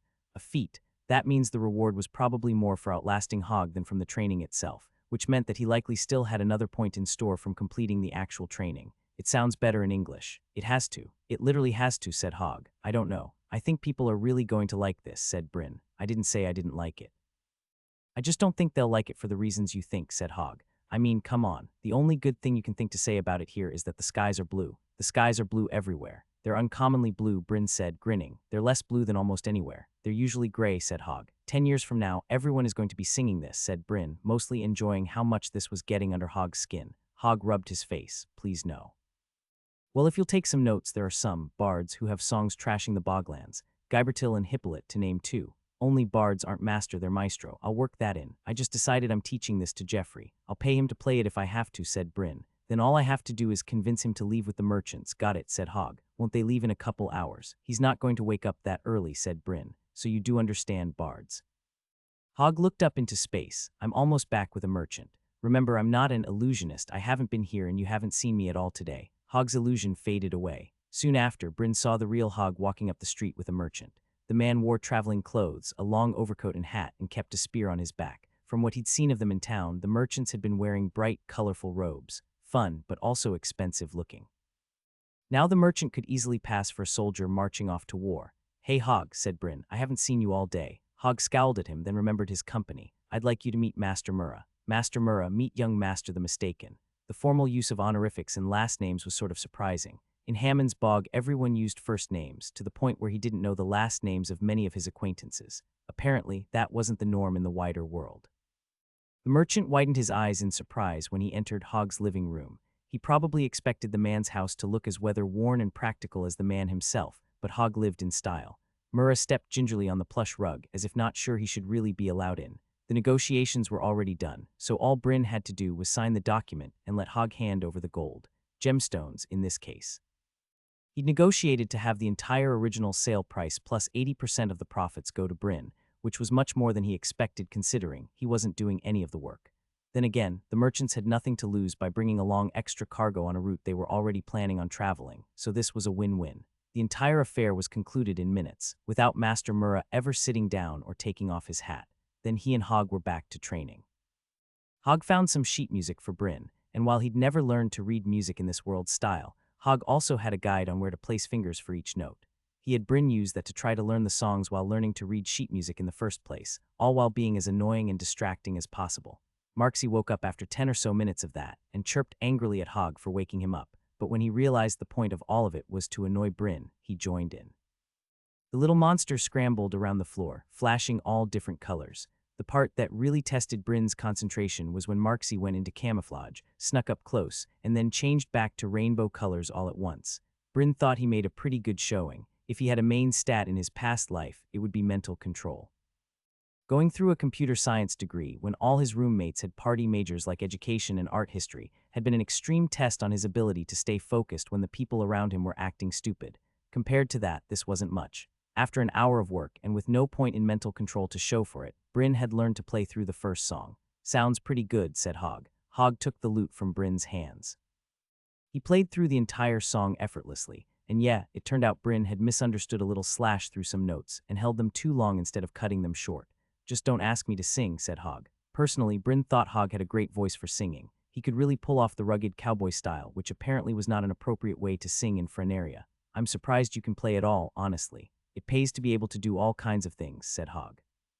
And with high dexterity, you'd be surprised how easy it is to pick these things up. I've noticed that, actually. Hog handed the lute back. Let's switch things up a bit. I want you to keep practicing that song, but now you're going to start dancing with your feet. Bards dance, asked Bryn. Some do. This will also help you learn the steps for your first dance at the Solstice Festival, which if you think about it, the Prophet might have shortened our exile to only 3 days so that you wouldn't miss it. Like he even thinks about me that much, said Bryn. Touché, said Hog, but maybe he does. All right on your feet. Not for the first time, Bryn regretted not taking the 3-day vacation option, but he'd asked for this and he'd see it through. The solstice dance was surprisingly complex, like a wandering river dance, but while holding the hand of a partner at arm's distance. The partners switched as the dancers moved in rotating circles, and you had to keep track of the steps because the circles would suddenly switch direction. Hog magicked up a couple dozen figures for him to dance with. They were sort of blurry and low definition, but good enough for him to keep track of his place. He did all that while also playing the music on his lute, and Hog also provided backup music to make sure he would never miss a beat. His hands were full with the music, but the girls in the dance still held their hands up to him and acted as if he were holding them. They used the grassy clearing outside the house, which added another layer because the ground wasn't exactly flat. He didn't actually know where the real dance would take place. There wasn't a dance hall or anything. It would probably be in the town square. It was noon by the time Bryn got another point in mental control. They had plenty of time to keep going, but he was done. He didn't think he could tie his shoes, much less try to recite the alphabet backwards while doing a handstand under a waterfall or whatever psychotic thing Hog would dream up next. Good time for a break anyhow. Look alive, we got company, said Hog. Bryn dragged himself off the ground and over to the chair on the deck, just in time for Profit Elman to appear on the road leading from town. Like the merchant earlier, the large man wore a traveling cloak, a wide-brimmed hat, and had a sword at his side. Unlike the merchant, the metal of a full suit of armor peeked out from under the heavy clothes, which Elman wore with the same casual ease as Galen had. Instead of only looking like a soldier, this was a real warrior. He approached Hog first. I was present with Tana for every moment she spent outside of her house for the last 2.5 days. However, I must now hurry to catch up to the merchants if I am to uphold my agreement with them. I trust this fulfills your requirements. Hog thought it over while scratching at the stubble on his neck. We're square. May I speak to your son? Of course, Profit, said Hog. Bryn stood up and approached, while Hog went inside, although there wasn't a doubt in anyone's mind that Hog would hear every word that was said. Profit Elman folded his arms and looked down at Bryn. First, I need to make it clear that you were absolutely guilty of the crime I charged you with. You did spread those rumors, and a few hours or even a few days at the pillory would not have been too much. Another time, Bryn might have argued, but after a night robbing the town, he didn't feel all that innocent, and after a night robbing the town and then half the day training mental control, he was too drained to summon up the energy to argue about anything. I understand, he said neutrally. That being said, I was too hasty in passing judgment. After spending 2 days with Tana, suffice it to say, I learned that she was far from blameless in this matter. Elman searched his eyes and apparently didn't find what he was looking for because he frowned and said, I'm sure you felt at the time that justice was being applied unevenly. Do you still feel the same way? Bryn didn't have any reason to lie. Yes. Then think on this. I've not visited everywhere or seen everything, but to my knowledge there's never been a witch burning of a pre-system child. Perhaps somewhere it's been done, but for all intents and purposes it simply doesn't happen. On the other hand, when friendless, unpopular weavers are concerned, I've personally seen it happen twice. Not here, thanks Solia, but there's nothing different in our makeup that makes us immune to human foibles. Only with diligence and caution have we avoided it so far. You might think a witch hunt is a surgical procedure, a knife in the dark to remove an unpopular neighbor. You haven't seen it, so you don't understand the madness, the sheer chaos that's unleashed upon a town when fear and paranoia are stoked into an inferno. For however dangerous witches are, the fear of witches is even worse. Do you think I could stop it if a mob came for Tana? Hog aside, I could easily defeat any 2 men or women in this town. But what about 10? What about 100? Impossible. To prevent a tragedy, I must stop it before it gets that far. I can't let that happen here. For the record, I don't want that either, said Bryn. Good. Officially speaking, your rumors against her were damaging and illegal. Her rumors against you were not. As Profit, that's my only interest in the matter. On a personal note, however, I've warned Tana and Myra against continuing such rumors, and I have asked them both to be nicer to you. Even through the weary haze, that last part shocked Bryn. He hadn't expected a red cent from Profit Elman. After the browbeating and public humiliation Hog had given him, Bryn expected to have an enemy for life. Instead, the Profit was trying to fix things. It wasn't exactly some grand gesture, and he really doubted Tana and Myra would change their attitude, but it was still something. The Profit finally must have found what he was looking for in Bryn's expression, because he smiled and thumped Bryn on the shoulder. Good lad. The Profit left, and Bryn didn't even remember stumbling off to bed. He awoke at dawn the next morning, having slept away half the day. Just like that, his 3-day exile was over. His mind was a lot clearer after a good night's rest, even though he was a little irked that he'd slept so long. Yesterday might have been exhausting, but it had been worth it. He'd gotten 4 whole points of mental control in one day, which meant that he only had 3 left for the first threshold. That was looking entirely possible, not to mention all the other gains. The 10 increased to dexterity, the improved vision, the value sense. He'd totally forgotten about that one, but now that he remembered it, he wanted to try it out. Why had he not noticed a change last night? He'd noticed his night vision get better, but he hadn't seen the value of things. He looked at his blanket and 5 silver. Oh, that was all. It wasn't automatic, but only needed a little bit of intentionality. The loot in the corner, 4 silver. The dresser with his clothes cost 6 silver. There wasn't much else to look at in here. He was pretty Spartan with his personal space, not by choice so much as by omission. The door cost another 5 silver, but he couldn't really get a feel for what the walls were worth, until he thought of the house while looking at them and the 250 gold came to mind. It was strange how the skill operated. It worked the same way as how he knew what was real or fake. There was no pop-up or line of text in his mind. He just knew. The information just arrived as part of his perception. The same way he knew that the door was brown, he knew that the doorknob cost 2 silver, 8 copper, 4 bits, give or take. Outside, he saw Hog and was relieved when the skill didn't give the man a price tag. That would be uncomfortable. Marksy on Hog's shoulder cost a whopping 85 gold. No, Marksy is not for sale. The skill didn't change its assessment. Was that on him? Did he think of Marksy as an object? Well, whatever the skill said, Marksy was family. End of story. It was rare to see Hog up at the hour, and not only was he up, he was making breakfast. Good stuff too, bacon, eggs, and fried bread. No weird Hammond's bog stuff like Motto mash or barf yogurt. Although the marshmallow yogurt hadn't been half bad. This new value sense is pretty crazy. It's going to take a minute to get used to, said Bryn. Does everyone have the thief achievement? You have a pretty advanced version, said Hog. The value sense part is hard to earn. Bryn looked around the room, putting a price to everything. The beautiful reclining lounge chair 12 gold. The finely carved end table next to it 20 silver. The carpet was 14 gold. It almost cheapened the experience to see exactly how much everything cost. The real value of the room was how everything worked together to give a feeling of civilized comfort. The plush yellow love seat. Bryn's eyes bulged out. 200 gold.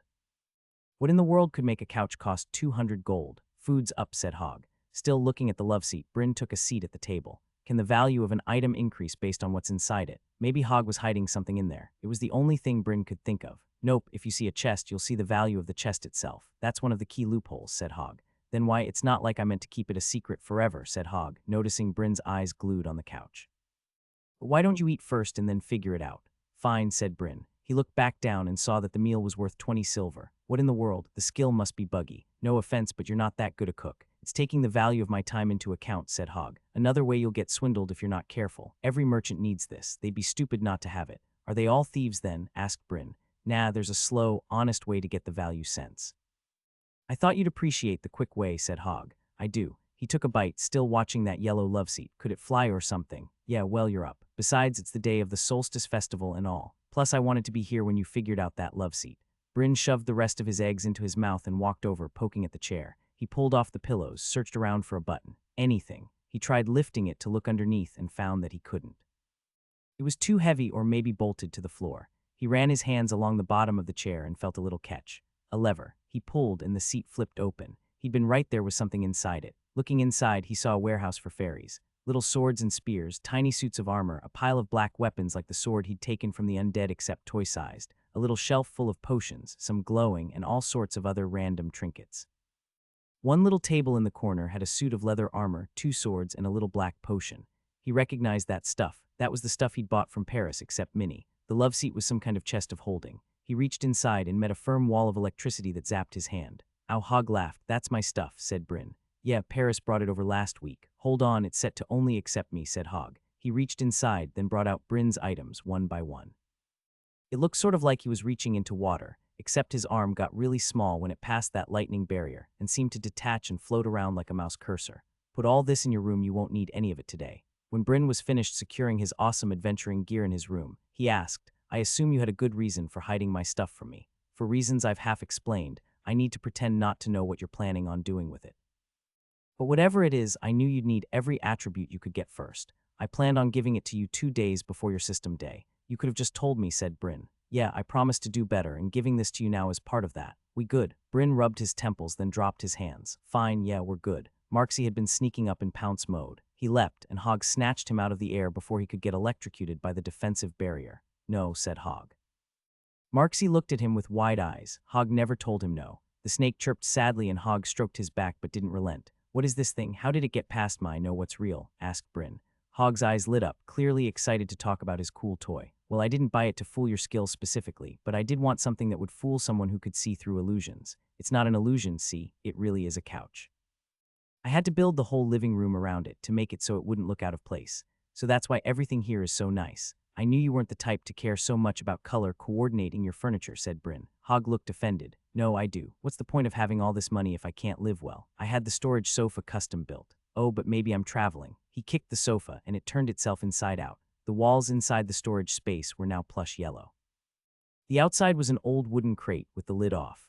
Hog kicked it again, and it went back to a partially dismantled sofa. How is it doing that without magic? Asked Bryn. It's magic, just not illusion magic. And the magic is all on the inside, holding it together, holding itself contained. Nothing leaks out, no sign that anything magical is going on from the outside, said Hog. That's really neat. Do they make these travel-sized, like a backpack? Asked Bryn. Well, yeah. Get you set up with one sometime, said Hog. Bryn thought back to when the heroes had rescued him. Hog had carried a big black hiking backpack. Let me guess, you carry your bag of holding in a much larger backpack so that no one will be able to identify it. That's right, said Hog. Clever, said Bryn. He gave a glance back at his room. There was nothing stopping him from going through with his plans to go kill a monster in the forest. Well, nothing except the festival. Tomorrow, he promised himself.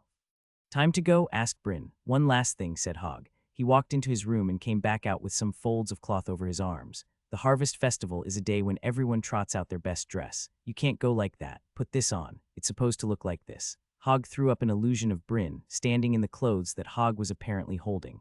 There was a paper white collared shirt underneath a navy blue overcoat. The overcoat had glistening gold trim, and as the model rotated, he could see a stylized rainbow dragon like an adult Marxie flying across the back.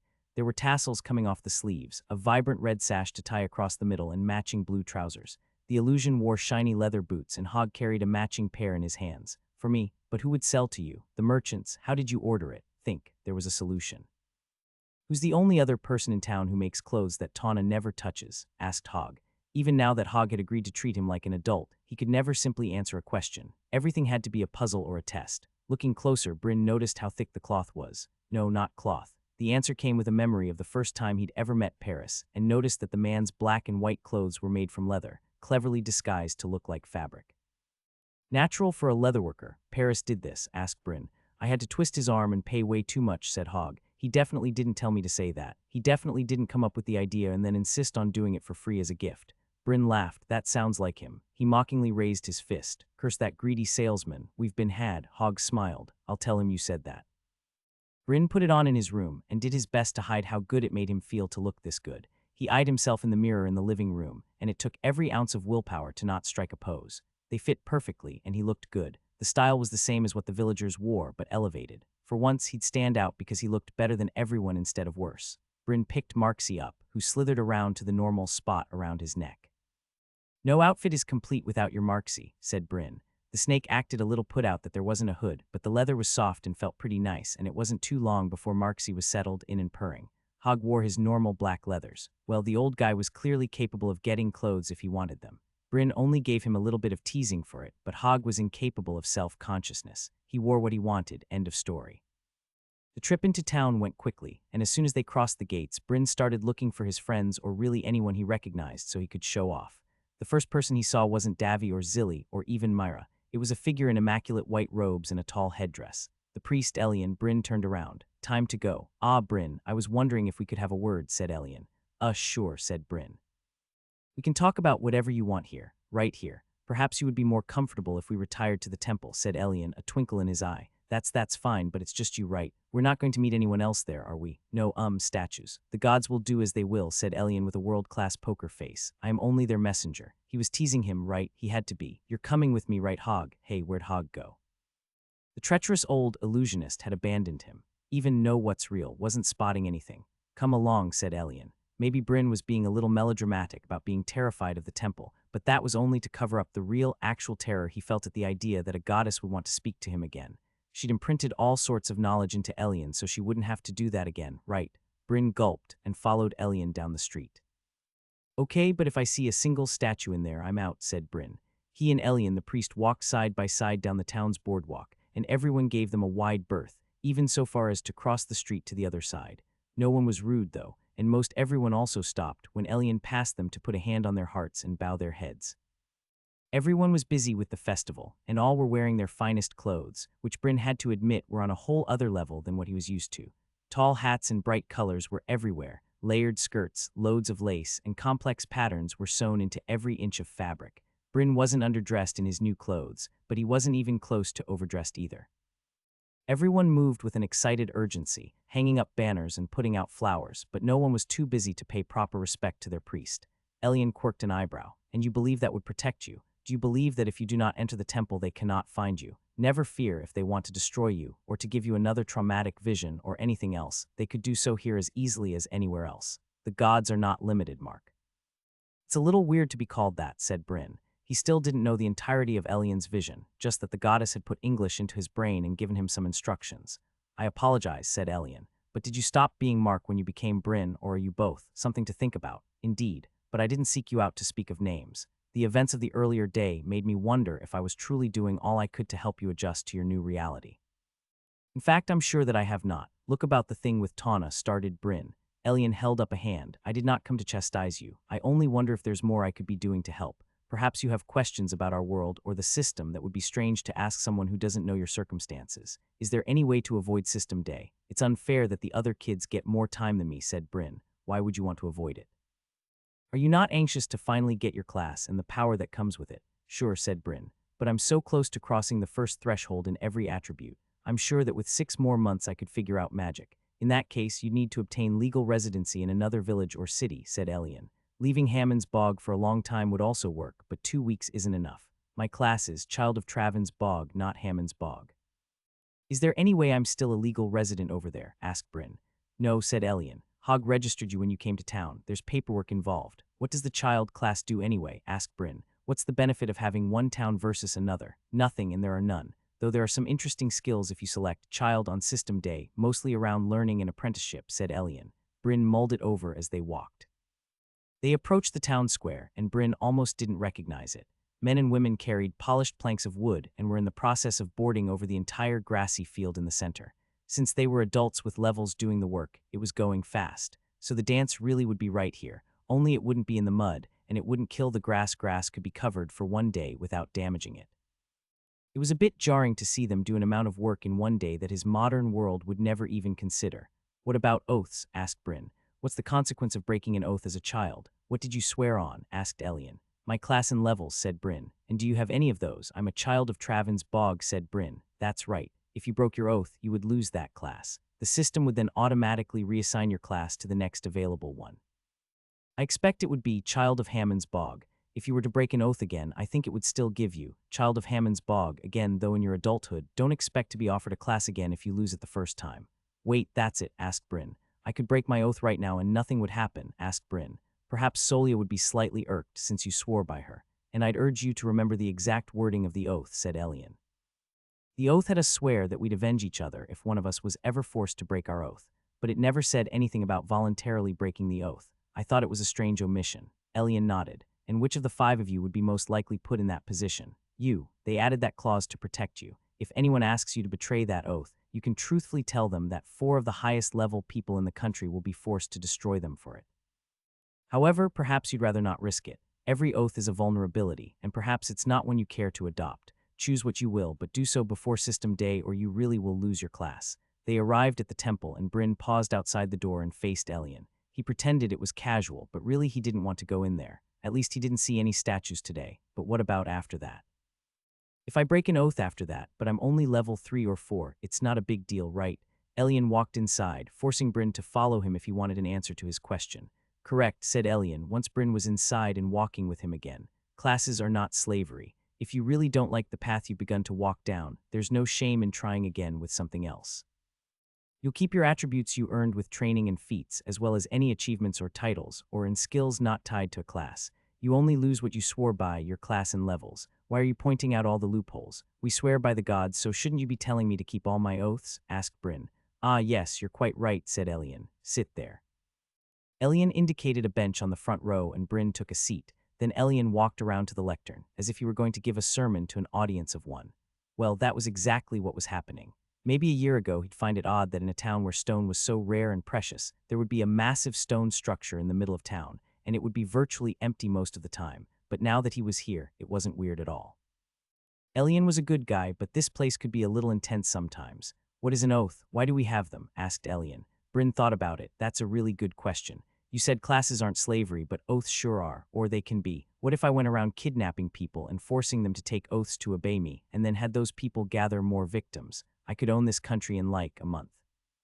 What you are describing is called oath slavery, and it is exactly what oaths are not supposed to be. We swear by the gods, because oaths are meant to be for the gods. We swear as a proof of our faith. Perhaps we swear to avoid a temptation that has been troubling us in order to increase our righteousness. Perhaps we will swear an oath as a sacrifice to increase our faith. but always it should be in service to the bond between men and gods. Do not use oaths to enforce simple business contracts. This is a sacrilege. At first, Elian had kind of seemed like a cool priest, like a youth pastor who lightly nudged you in the right direction sometimes, but never at the cost of being too harsh or uncool. It turned out, Elian was extremely dedicated. It was just that the things he was dedicated to were totally different than Bryn had expected. If it does come into your head to build a tiny empire through the use of oath slavery, I will warn you, do not. Do not think that your victims can protect you. I am authorized to remove unrighteous oaths as a token of my service. Your own oath slaves will be the first to condemn you to the chopping block. You can remove oaths. Asked Bryn. I can. If you ever swear an oath you regret, come to me. Perhaps I can remove it. Sometimes I will mediate it, but often I will command you to keep it. Do not swear careless oaths. Got it, said Bryn. There is one other matter, said Elian. That couldn't be good. Go on, you have offended Anshar. This is unwise. You should make him an offering. Bryn gulped, looking around. What's Anshar the god of? This is a silly question, and you know better. If I told you that Solia is the goddess of rivers, protection, and maternity, what would you say to that? I'd say that you are vastly oversimplifying a being beyond your comprehension, said Bryn. Just so. By that token then, think of Anshar as the god of conquest, said Elian. He gestured with one robed hand towards the offering bowl on a raised column.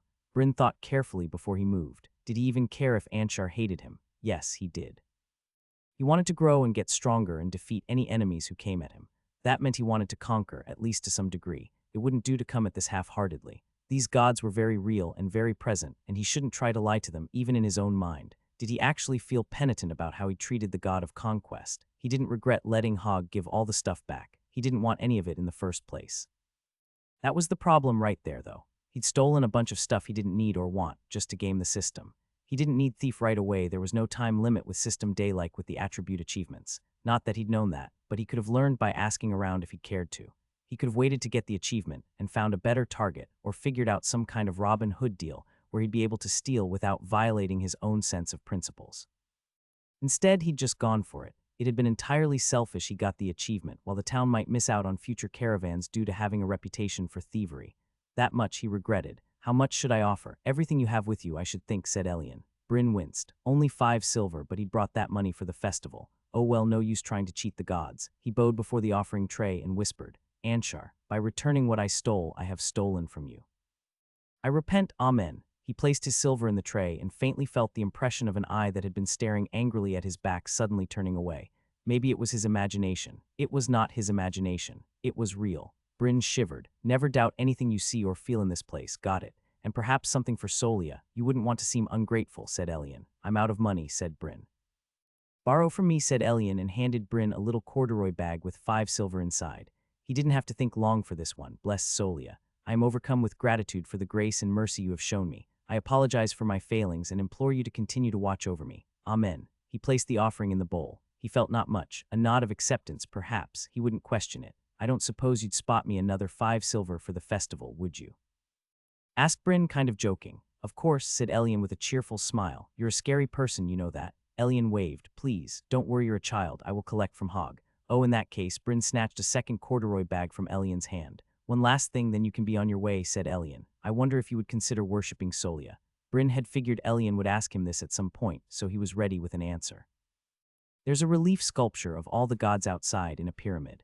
That one at the very top, he's the real god, right? The god of everything. It seems like he's the one I should worship. Elian nodded. And you will, through Solia. This wasn't your exact faith culture, but in your old world there were many who found it daunting to try to pray to the all-powerful Lord of everything. Instead, they worshipped the Almighty with one of the righteous dead as an intermediary. The saints, they call them. Perhaps you could think of Solia as one of these. You make a pretty good point, said Bryn. I do. Did Solia tell you to say that? She did. I'll think about it. You will. Now run along and enjoy your festival day. I've used enough of your time, said Elian, and waved him out the door. Bryn bolted. He didn't have long to think about Elian's last question. Davy was waiting for him outside the temple with Marksy. So what happened? Davy asked before even saying hello. Took a minute for Bryn to figure out what he was talking about. Right, Davy hadn't seen him since he'd been exiled from town. He probably only learned what happened from hearsay. The prophet tried to pillory me. When Hogg showed up and said he couldn't, he banned me from town for 3 days. Davy frowned angrily. Right, the big guy was a real rule follower. He wouldn't be happy to hear that Bryn had trouble with the law, so it was natural that he'd want to side with the prophet. What a jerk, said Davy.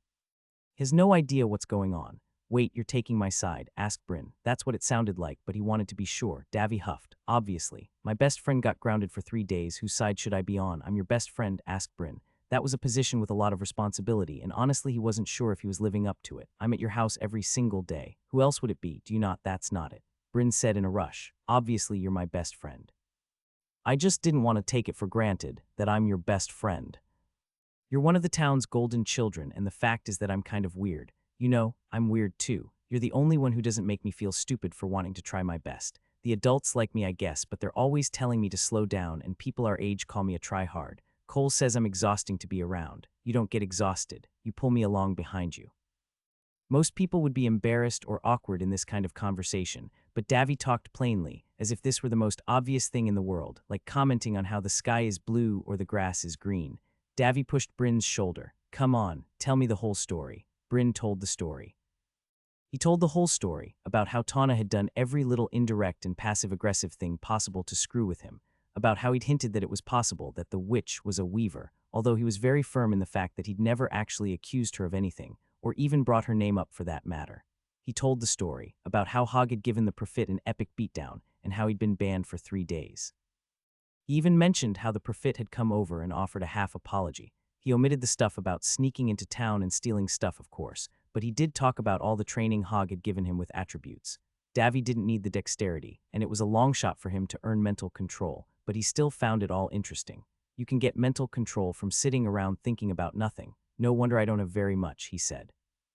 Bit more complicated than that, but yeah, I should be a lot higher in mental control than I am, said Bryn. He hesitated, but decided to say a little more. He couldn't tell Davy everything, but he also wanted his friend to understand him at least a little better than he did. I don't know everything that happened to me before, you know, but I really have a strong feeling that mental control is supposed to be my strong suit. I don't know why all my attributes were so low when I woke up. Maybe they were always low, or maybe something happened to get them taken away. Davy nodded gravely. That makes sense. No, it doesn't, Bryn said. Then he laughed. I must sound crazy. Davy shrugged. Zilly found them next, and then he had to tell the entire story again. This time, he gave extra care to detail Zilly's quick thinking and heroism in running to fetch Hogg, to her intense satisfaction. Marksy looked a little put out that his part in the story had been passed over, so Bryn took great pains to play up Marksy's role in helping him train his dexterity and mental control, and then together they showed Zilly and Davy all the commands that they'd taught each other. That was fine for Marksy's commands to pick him up and come quickly, but then Marksy insisted on showing off how he could open doors and climb up to the top of a building with a rope in his mouth. Those would be really useful for a rogue, said Zilly. Please, I'm not going to be a rogue, I'm way too honest. For once, he was actually sort of telling the truth. Zilly giggled. Sure, Bryn. That's exactly what a rogue would say, though, said Davy. You too, Davy. Marksy was chirping furiously and running around in circles. Clearly, he wanted Bryn to talk about their awesome adventures sneaking around robbing people. For once, Bryn was glad that snakes couldn't talk. Are you hungry, Marksy? You know, I bet they're selling those honey-coated grasshoppers. Sadly, that actually was a thing here. They trotted them out in place of popcorn or roasted peanuts and sold them in little bark paper bags. They weren't even that bad if he could trick his brain into forgetting he was eating bugs. Normally, he avoided them, but if it would get Marksy's mind off of Bryn's little omission, then it would be worth it. The adults were still mostly busy setting up, but a lady had already set up a booth and was doing good business. Bryn bought 3 bags for his friends. It worked like a charm. Marksy immediately dunked his head into his bag and didn't bother coming up for air. He decided right there that he was going to spend the rest of the day screwing around and having fun. A part of Bryn screamed at him that he was wasting precious attribute-earning time, but he shoved it down. He could take 1 day off.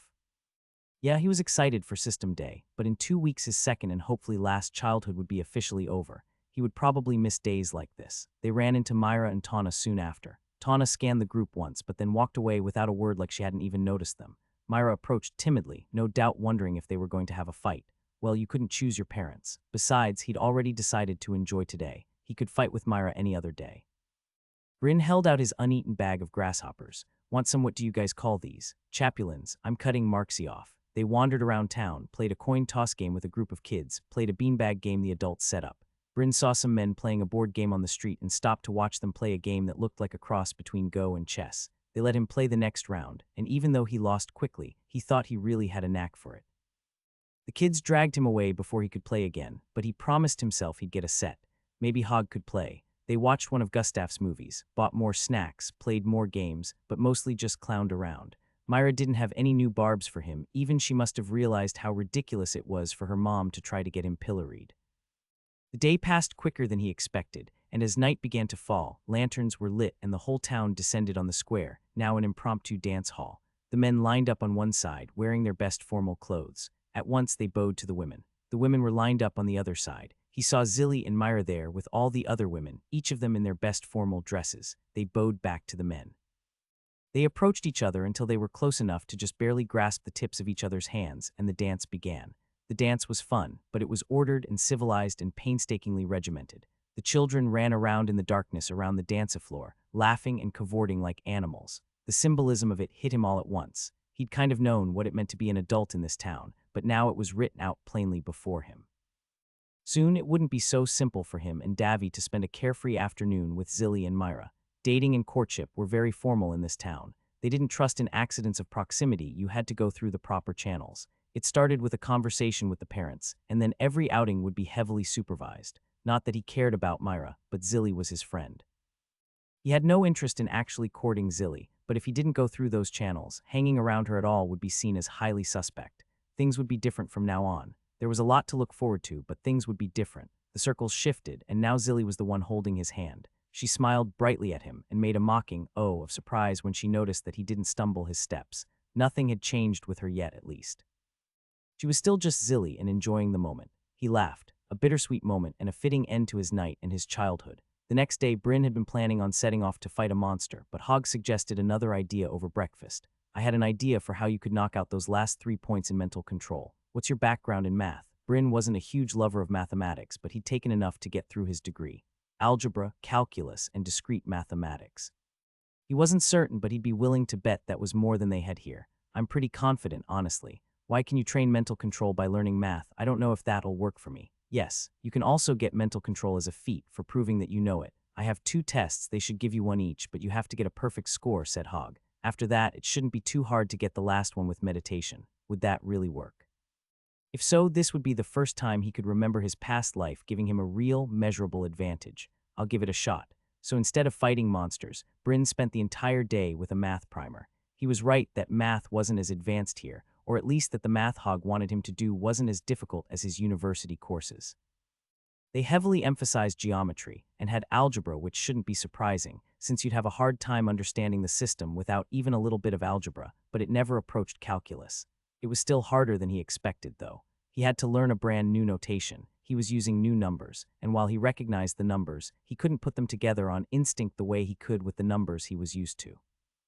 The primer went into great depth in geometry, focusing on practical applications. The practice questions wouldn't simply ask for the missing angle of a triangle. It would ask how to calculate a ship's location based on its speed and the location of the stars, or calculate the height of a tree based on the length of its shadow. There was also a large emphasis on Newtonian physics, calculating forces, estimating power and impact. He didn't miss the implications here. The system did a lot of work in quantifying things like strength with numbers.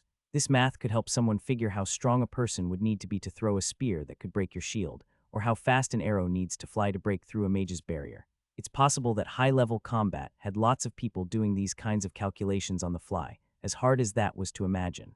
These calculations would especially be more valuable to someone with a magical class.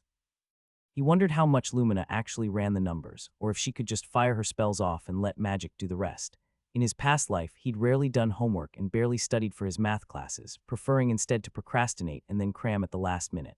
C's get degrees, but this time he needed to get a perfect score. He took his time and went over the material again and again, making sure he had each step mastered before moving on.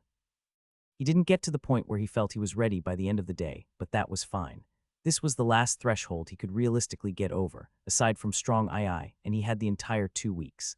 The next morning, Davy came over. They went through their usual exercise routine, not that they had any real reason other than habit, since Davy already had strong II, and Bryn was hoping the monster hunting achievement would push him over. Hogg had implied that it would, and Bryn was counting on it.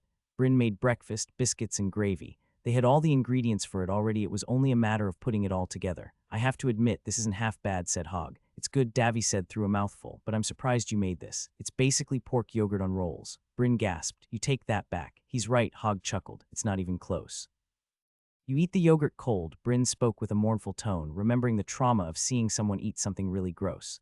There's a solid layer of fat from the pork on top. It's hard and you break it up with your spoon and mix it in. That's the best part, said Davy. Although this really isn't all that bad served warm. Bryn sighed and took a bite. It was good. They even had a decent black pepper here. He wouldn't let the unwashed heathens ruin this for him. So what's your plan for today?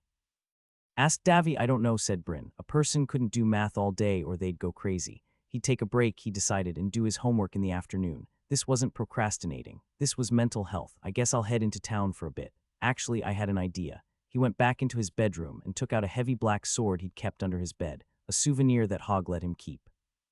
He could pick it up with little effort now, though it was still too heavy to be practical as a weapon. Davy's eyes widened as Bryn returned. Is that? Yeah, said Bryn. It's a sword from one of the undead that Hogg killed. He let me keep it. It was actually the sword Bryn had used to kill a whole team of undead, but telling that story would give away Hogg's secret. Davy blinked at it, chewing on his lip. Everyone's heard by now that there's undead out there. And I never heard anyone say they didn't believe it. Hogg's not the type to lie about something like that. But seeing a real sword like this now, I really believe it. You know, yeah, even for me, it's easy to forget once I get caught up in the normal routine, said Bryn. I was wondering, Hogg, did you ever get someone to look at these? Try and figure out where they came from. Of course I did. What do you take me for? Asked Hogg. Oh, said Bryn. You know what? Take it to Toros. Ask him to tell you what he told me. Davy isn't the only one who could use a reminder, said Hogg. That worked for Bryn. His main goal here was to have something to do that wasn't math. He and Davy walked into town, Marksy darting through the trees nearby. The snake was getting bolder where before he stayed on Bryn's shoulders whenever they left the house. He would now dart into the forest and only reappear several minutes later. In town, he and Davy went directly to Toro's place. The short, muscular man was bent over his work table, etching at a purple gemstone with his goggles over his eyes. They weren't the usual black glass from before. Instead, they were clear and clearly magnified, so his eyes looked twice as large as normal. The goggles must be able to switch out lenses. Toro stood when he noticed them enter. Davy, Bryn, what brings you in? I was hoping you could take a look at this. Hogg wants me to hear what you told him, said Bryn. He put the heavy black sword on an empty work table. Toro's eyes grew more serious, and he stroked his beard with a leather glove. I see. What do you know about black steel? Not a thing, said Bryn. It's stronger than steel, but also much heavier, Davy offered. It's cheap too, but so heavy we only use it for things we never plan on moving, like stakes for fence posts. Toros nodded. That's right. Doesn't hold enchantments very well either. I can make it easy as pie, but it's not my go-to for anything, really. Regular steel is better for most things, unless weight really won't be a problem.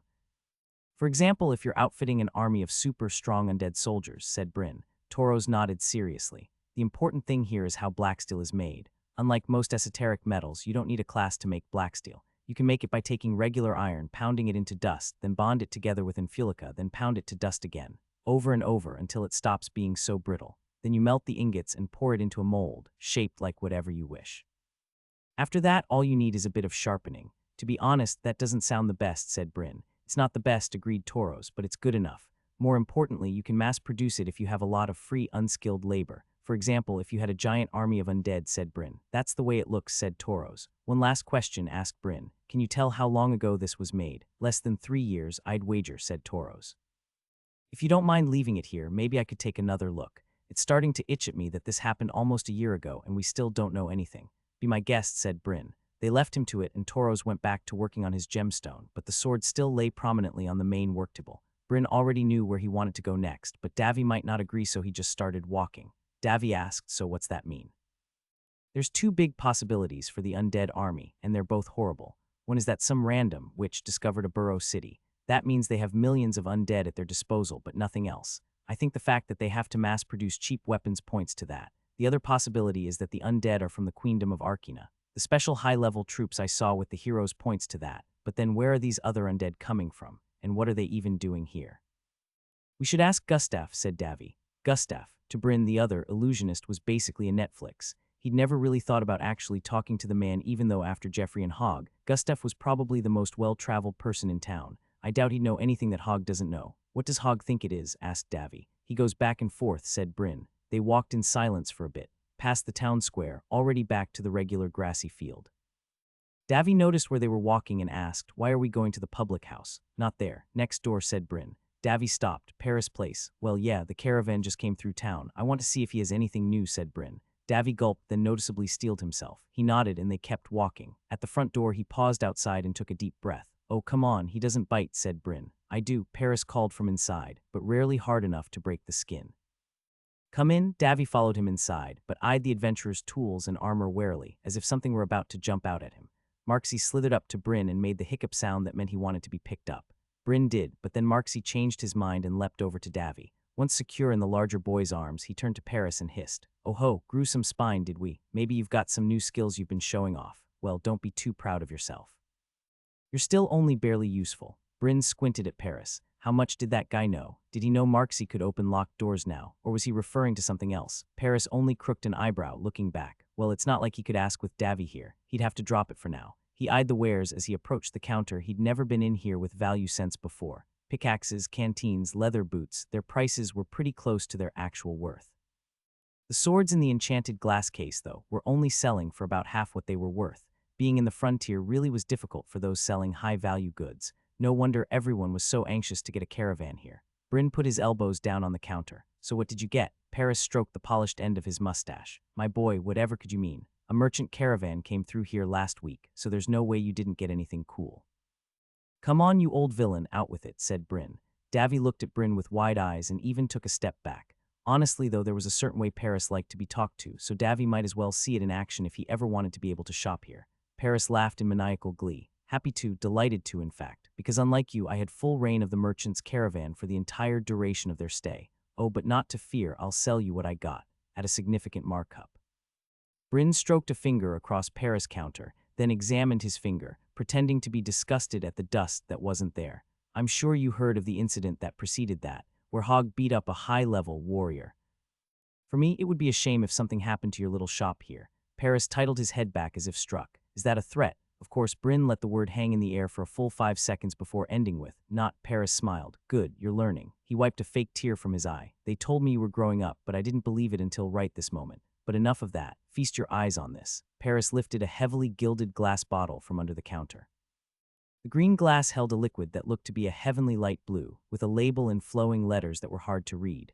"Quenachit, Garachit." The bottle was impressive, and his value sense appraised it for an eye-popping 120 gold. "That's crazy. Who would pay more than 100 gold for a drink?" asked Bryn. Even Davy overcame his fear long enough to step forward and eye the bottle with awe. "What an interesting achievement you must have to know how much this costs," said Paris. "Yes, 122 gold. This bottle comes from the winery that serves the royal family of Holland, and I promise you this, I'm going to sell it for full price. Not to me." "Come on, you know I don't have any taste," said Bryn. "Ah well, such is the weakness of youth," said Paris. "Come on, show me the cool stuff." Paris did have quite a few new interesting little trinkets. No new weapons, though. Paris wasn't in the business of buying weapons since Toros already made more than he could sell. Bryn left the store with a bottle of anti-venom, a little enchanted cylinder that could make a candle-sized flame, basically a lighter, and the board game he'd seen the adults playing at the festival. It was called Jagosa, apparently, and Davy claimed he knew how to play. As soon as they exited the store, Davy looked around and when he saw they were alone, asked, "You've been shopping from Paris for a while. Adventuring stuff?" "Yeah," said Bryn. "Are you going for Monster Hunter?" So that was the name of the achievement. Of course Davy would know about it. Was it safe to talk about it, or would discussing it weaken the rewards? Well, probably it was fine to talk with Davy since he also didn't have a class yet. "I am," Bryn admitted. "Why?" asked Davy. "I can afford to, for one thing. I have all Paris' best stuff, and he thinks I have pretty good odds. I just know that if I don't take the risk, I'll regret it for the rest of my life," said Bryn. "And Hogg is okay with this." "Hogg could stop me if he wanted to. He knows I'm going to try and hasn't said anything," said Bryn. "How are you going to do it? Do you know how to find the monsters?" "No," Bryn said. "I was just going to set out and hope I get lucky. It might take a couple days. That's stupid. What if you run into a chimera or something? You should ask a hunter where the weakest monsters are," said Davy. "They'd never tell me. It's probably illegal. They'd go straight to the Profit and he'd lock me away until after System Day," said Bryn. "But you do have a point. They would know. They just wouldn't tell me. Who's out on patrol this week?" "I don't know all of them, but Hunter Tiago is out this week for sure," said Davy. "Why? Do you know where he lives?" It turned out Davy did know, so they went over together. The house was in a narrow corner street, sort of a back apartment that you could only get to by walking through a side street that was almost an alleyway. Bryn walked straight by the house, marking it in his memory for later. It was strange to him that he was even considering this. Hadn't he felt so guilty last time that he'd ended up offending a god? Only this time was different. There was something in there that he actually wanted, hopefully. And he didn't actually plan on stealing anything, just having a bit of a look around. No one would ever know he was there. He stopped and looked around. It was right in the middle of the workday, about 2 hours after lunch, so there really weren't that many people around. Yes, it would be smarter to come back tonight, but he didn't want to. And this house was in the perfect place for going in and out without anyone seeing. Hold my stuff, he said to Davy before he could second-guess himself. Wait. Said Davy, calm down. All you have to do is stand by the street here. If anyone comes by, just say hello to them. I'll hear it, said Bryn. Hold on, said Davy, as Bryn pushed his things into Davy's hands and took back Marksy. He walked down to the door and mimed like he was going to knock on the door while looking left and right to see if anyone could see him. There was no one around. He tapped on the door and Marksy slithered inside, then unlocked it from the other side. Bryn walked in. The front room was clearly not meant for visitors. A layer of dust lay on all the furniture, speaking of someone who wasn't home often and didn't do much cleaning when he was home. A pair of gleaming black horns were mounted on a wall, no doubt a prize from an especially hard-to-kill beastie. A skinned hide covered the floor, and the only other furniture was a writing desk made of raw wood. It was extremely rustic-looking, which may have been a deliberate choice, considering how easy it was to get something better around here. It felt wrong to be in here, in someone's personal space without an invitation. Wrong but exciting. No, he told himself. He would not develop a taste for this sort of thing. This was the last time. Inside the desk, Bryn saw a bunch of folded bark paper letters. He opened one. Date. Hunter. Den's Copse. Snake Cave. Spinewolf Den. Spider Nest. Thick Brush. Stone Dam. Red Clearing. Were those locations? He found 6 papers with the exact same list on them, a form to fill out after a patrol, he guessed. The 7th, however, had a bit more information, written with a different hand. Date, 8th of Somerset. Hunter Tiago. Den's Copse Clear. Snake Cave Clear. Spinewolf Den 2 Spinewolves, Pups. Spider Nest Clear. Thick Brush 3 Small Spiders. Stone Dam Not Checked. Red Clearing Clear. Those were definitely locations. They had to be locations that the hunters checked regularly, probably because monsters tended to congregate there. Spinewolves, those didn't sound fun. And how small was small for those spiders? Dog-sized like the one he'd seen. Hopefully they didn't get bigger than that. Hello there, miss, Davy said from outside. Too loud, suspicious sounding. Whoever it was, they got drawn into a conversation with the big lad, but Bryn knew he should hurry and finish here. He had a list of locations, but he didn't know where they were. He kept digging around until he found an old piece of bark paper with some kind of drawing.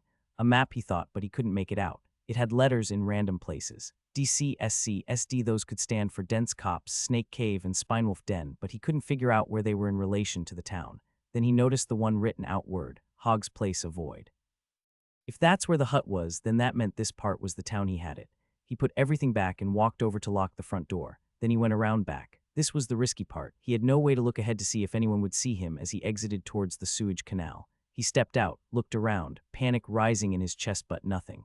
It was possible someone had seen him and simply hadn't thought anything of it. After all, people didn't randomly break into houses in the middle of the day, right? So rather than look around and scan the windows, which would definitely look suspicious, he just walked down the canal until he could wrap around to where Davy was. Whoever he had been talking to was gone, and he was standing at the entrance to the side street, looking flushed and sweating heavily. He sagged in relief when he saw Bryn coming from the other way. "Any time, Bryn. I know this was asking a lot.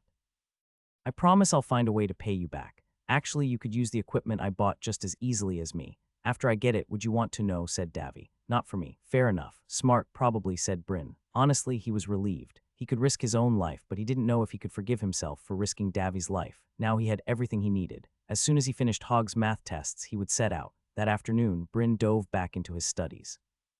In his other life, he'd sworn the day he graduated that he'd never study for a test ever again. Yet here he was. It wasn't miserable work. In fact, he felt pretty confident that he'd be able to handle it. But he wanted to be sure to do this right, so he forced himself to concentrate even though there were about 100 things he'd rather be doing. He got a notification right as he finished for the night. "Through training, you have increased the following attributes. Mental control +1. Nice, he only needed 2 more and he'd get those from the tests. No more meditation needed. He was running out of excuses. He was really going to have to face the monsters, and as much as he tried to put a brave face on it, he had to admit it, he was stalling. There was no reason he needed mental control before he fought monsters. It just gave him something else to do while he put it off. A coin flip, that was what Paris had said. A coin flip with his life on the line. A 50% chance that he'd come out of this alive with a shiny new achievement, and a 50% chance that he'd die. What kind of idiot took those odds? Even stupider was the fact that he knew he was going to do it. He didn't want to call it fate. There was no invisible hand pulling him there. It was only that he knew himself. He knew he wouldn't be able to talk himself out of it. What were all those hours spent working twice as hard as everyone else, if not for this? One more day and he would conquer or die. Either way, he wouldn't have any regrets. The next day, Davy came over again for their workout and breakfast again, and he stuck around for a bit to play Jagosa. Davy won the first 3 games handily. It was surprising how good he was, actually. Bryn had never thought he was dumb exactly, but he'd also never pegged the big guy as a tactical thinker. By the 4th, Bryn was starting to get the hang of it. Won the 5th game, but then Davy won the 6th game. Davy gained a point in mental control for it and left soon after. Bryn asked Hogg to play a game and was surprised when he said yes. Hogg completely obliterated Bryn. It was great. He already had ideas on how to do better next game. Don't you have something better to do? Hogg said, looking pointedly at the math primers. Bryn sighed, I guess. He gave it 2 hours of solid effort, but then let himself get distracted by lunch. After that, well, he really didn't want to get started again. Hey, didn't you promise to show me how to use the sword? Asked Bryn. Well, yeah, but honestly, we're this close to system day. We might as well wait and see what you get. Swords might not even be the best weapon for you, said Hogg. It takes years to master the sword, not something you can do in a day. Can you get a basic foundation in a day, though? Asked Bryn. Hogg tilted his head side to side while he thought it over. Might be a good idea. All right, meet me out front. Bryn waited in the clearing outside the house, and Hogg joined him a moment later, carrying 2 of the black steel swords the undead had carried. Make no mistake, these are still too heavy for you. But if we're doing this, you might as well get a workout, said Hogg. Now, do this. Hogg placed his feet in a forward stance and pulled the sword back to a ready position. Then he walked over and adjusted Bryn's feet and elbows until he was satisfied. Remember that chop I had you do when we were running from the army? Yes, said Bryn. It was crazy to think of how much he'd grown since that day. This sword that he could barely lift was barely a burden to him now. Do me a favor and forget all that, said Hogg. What? It was all you could do to get the sword in the air back then. A real downward strike looks like this. He moved slowly into a 2-handed chop. Bryn moved to copy it, and again, Hogg adjusted his form until he was satisfied. Bryn went through the motion again and again. Repetition is the mother of learning, or so they say. Hogg urged him to chop faster and faster. You need to count on fighting enemies that are faster than you. Every blow needs to be as quick as you can make it. His arms were burning 5 minutes into it, and after 10 minutes, Hogg was satisfied. All right, now do this. He showed Bryn how to slash from the side, and they went through all the steps again. When he mastered that, they went on to the next motion. Bryn learned to slash from each side, cut upwards, and then thrust. The thrust is the most important. There are enemies you won't be able to cut, but who can still be pierced. Step forward with this one. You'll want to give it all the power you can muster. Then Hogg had him put them all together. Down, left, right, up, thrust. Yes, combo attack. Don't look so happy. This isn't going to work against a real opponent. We're just practicing your form, said Hogg. This time, Hogg stepped forward with his sword in the ready position. Against me this time. Bryn struck with as much strength and speed as he could from the get-go. There was no use holding back against Hogg. The older man blocked every blow easily, just as Bryn expected him to. Again, faster, said Hogg. Bryn did his best to comply. He practiced again and again, until the minutes turned into an hour and he thought his arms were going to fall off. Hitting Hogg with the heavy black steel sword felt like he was striking an anvil, and he'd grown bruises on his palms. Good enough, said Hogg. Now it's time to learn to block. Hogg's sword came down from above, and it was all Bryn could do to get it up in time. He managed to stop the blow, no doubt because Hogg let him, but the old guy went straight into the next one, and the next one, relentless. Bryn blocked most of them, but any time his form was even a little bit off, Hogg knocked the sword straight out of his hands. By the time Hogg finally let him go, Bryn was happy to get back to something as simple as math. He literally couldn't lift the sword anymore. Hogg had to bring it back inside. When he got back and sketched some math problems into a bark paper writing pad, his hands were shaking so much it was barely legible. He put it down and focused on rubbing some life back into them instead. By the way, don't go around telling people you know how to use the sword now. You don't, said Hogg. Hogg suddenly looked pained. But I have to admit, you did pretty good out there. I thought you'd give up after 10 minutes. You're no swordsman, but you've got the basics. When we met, I figured you'd get rogue or possibly some kind of class that's intellectual like philosopher. Now, though, I wouldn't be surprised if you really do get warrior. He looked down at his math homework. Yeah, that wasn't happening. He stood up to go sit next to the coffee table where they'd left the Jagosa game. He looked up at Hogg with puppy dog eyes. He hadn't been that into chess back in his old world, but he had been addicted to games, and now that he'd been reintroduced to one, he'd awoken a deep hunger for them. Oh, fine, said Hogg and pulled a stool over to the other side. Bryn made the first move, predicting that Hogg would use the same strategy from last time. Hogg did something completely different that left Bryn scratching his chin. What's class selection like, can I ask? Well, I was planning on having this conversation a little closer to the night before system day, but there's no real reason I can't tell you now. Bryn perked up, extremely interested. Most people get offered 2 classes. One is child. If you really don't like your choices, you can take child and you'll have better options next year. It really is a valid option. No one will look down on you for taking it, said Hogg. You can't get the pre-system day achievements that way, said Hogg. Shoot. Worth a shot, said Bryn. Everyone will also be offered at least one common class. Most people will have 2 or 3. For me, I could have chosen from 6, but only one was a real temptation, said Hogg. What was it? Smoker. They can do stuff with smoke. Also lung protection, said Hogg. No offense, but I think you made the right choice, said Bryn. Sometimes I wonder about that, said Hogg. Something about the term smoker made Bryn picture young Hogg as a stoner. Hogg smoked a pipe occasionally, but not more than once a week or so. Had he toned it down for health reasons? Was this the origin story for Hogg's gravelly voice? Bryn stared at the board. He seemed to be doing really well, but he didn't really understand what Hogg was up to. What was he missing? He moved his queen. Hogg moved to block, and he was 3 turns away from losing. Could he turn it around? Hogg talked while Bryn stared at the board. Some people get offered a rare class. I don't need to explain to you why they're worth taking, so let me tell you the exceptions instead. Remember to ask what the pre-evolutions are. If you get offered knight, ask if you can have squire instead. If you get offered mage, ask if you can have student of magic. You'll still end up with the more advanced class eventually, but you'll be much better off for it in the long run. Some classes aren't worth it, though, and don't bother with common classes. Tinker to smith, for example. Don't take tinker unless you like to tinker. I can remember that, said Bryn. Next, Hogg looked down, clenched his jaw, then looked back up. Don't take an evil class, all right. It's not just witch. There are plenty of classes that are predisposed towards the unsavory. Can a class really make you evil? Asked Bryn. No, but actually yes. The gods won't take away your freedom, but you can take it away from yourself. There are classes that bend your mind, that remove your compassion, that give you dark appetites. Maybe you think you have the willpower to resist those appetites. Well, good for you. Resist taking the class in the first place and make it easier on yourself. Bryn didn't see a way out in this game. Hogg had him beat. He made a random move, hoping that maybe something he hadn't noticed would save him. Hogg's next move surrounded Bryn's citadel. Sure, they could play it out, but the game was basically over.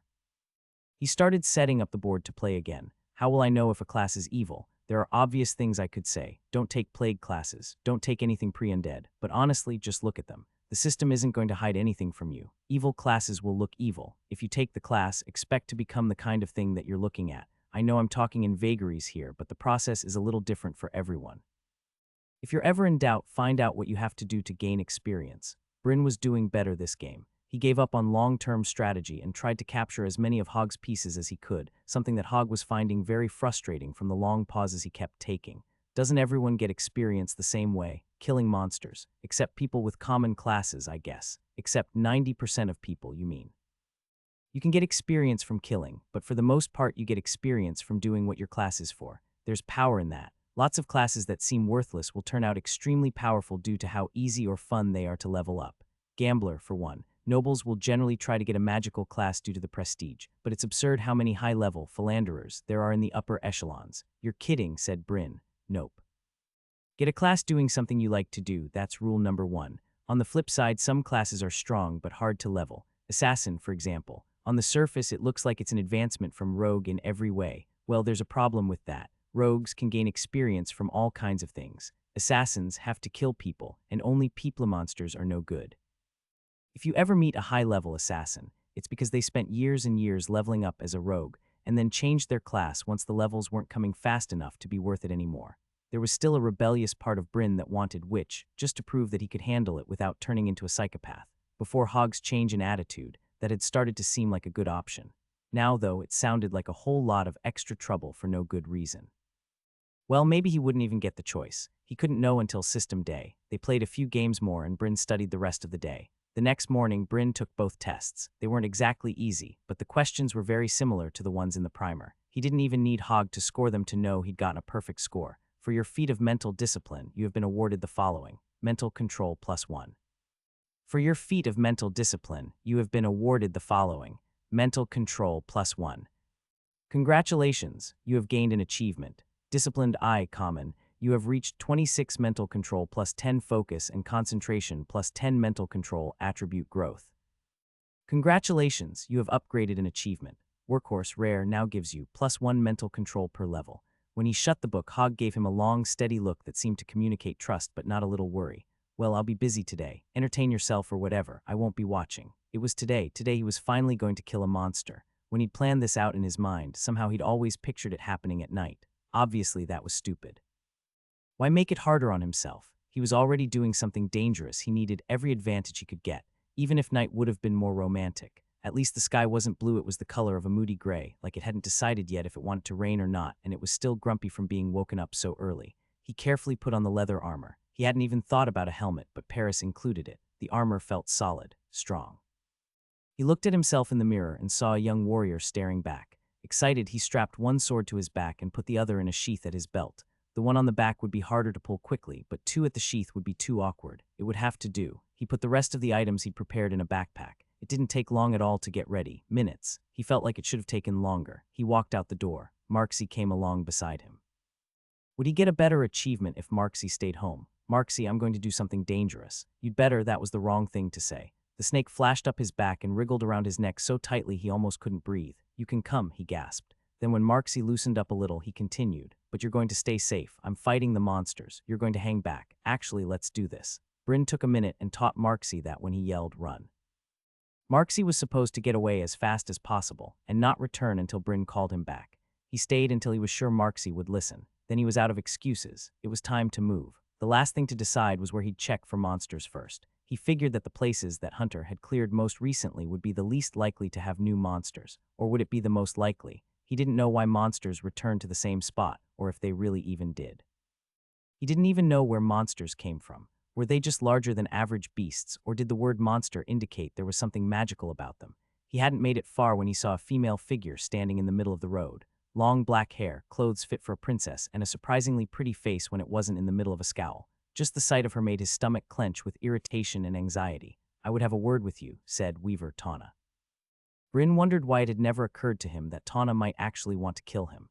That she hated him was clear, but if she'd actually wanted him dead, she would have made her move before now, right? Or maybe she was waiting for the opportunity. This was the perfect one. He thought about the sword of speed at his side, priming himself to grab it and then run away. As much as he loved the idea of cutting her through right here and now, he was under no illusions that he could win. He had no idea how high a level she was, but it had to be high. No, he couldn't fight, he wouldn't even try. Tempting. But no, you are in no danger from me, said Tana.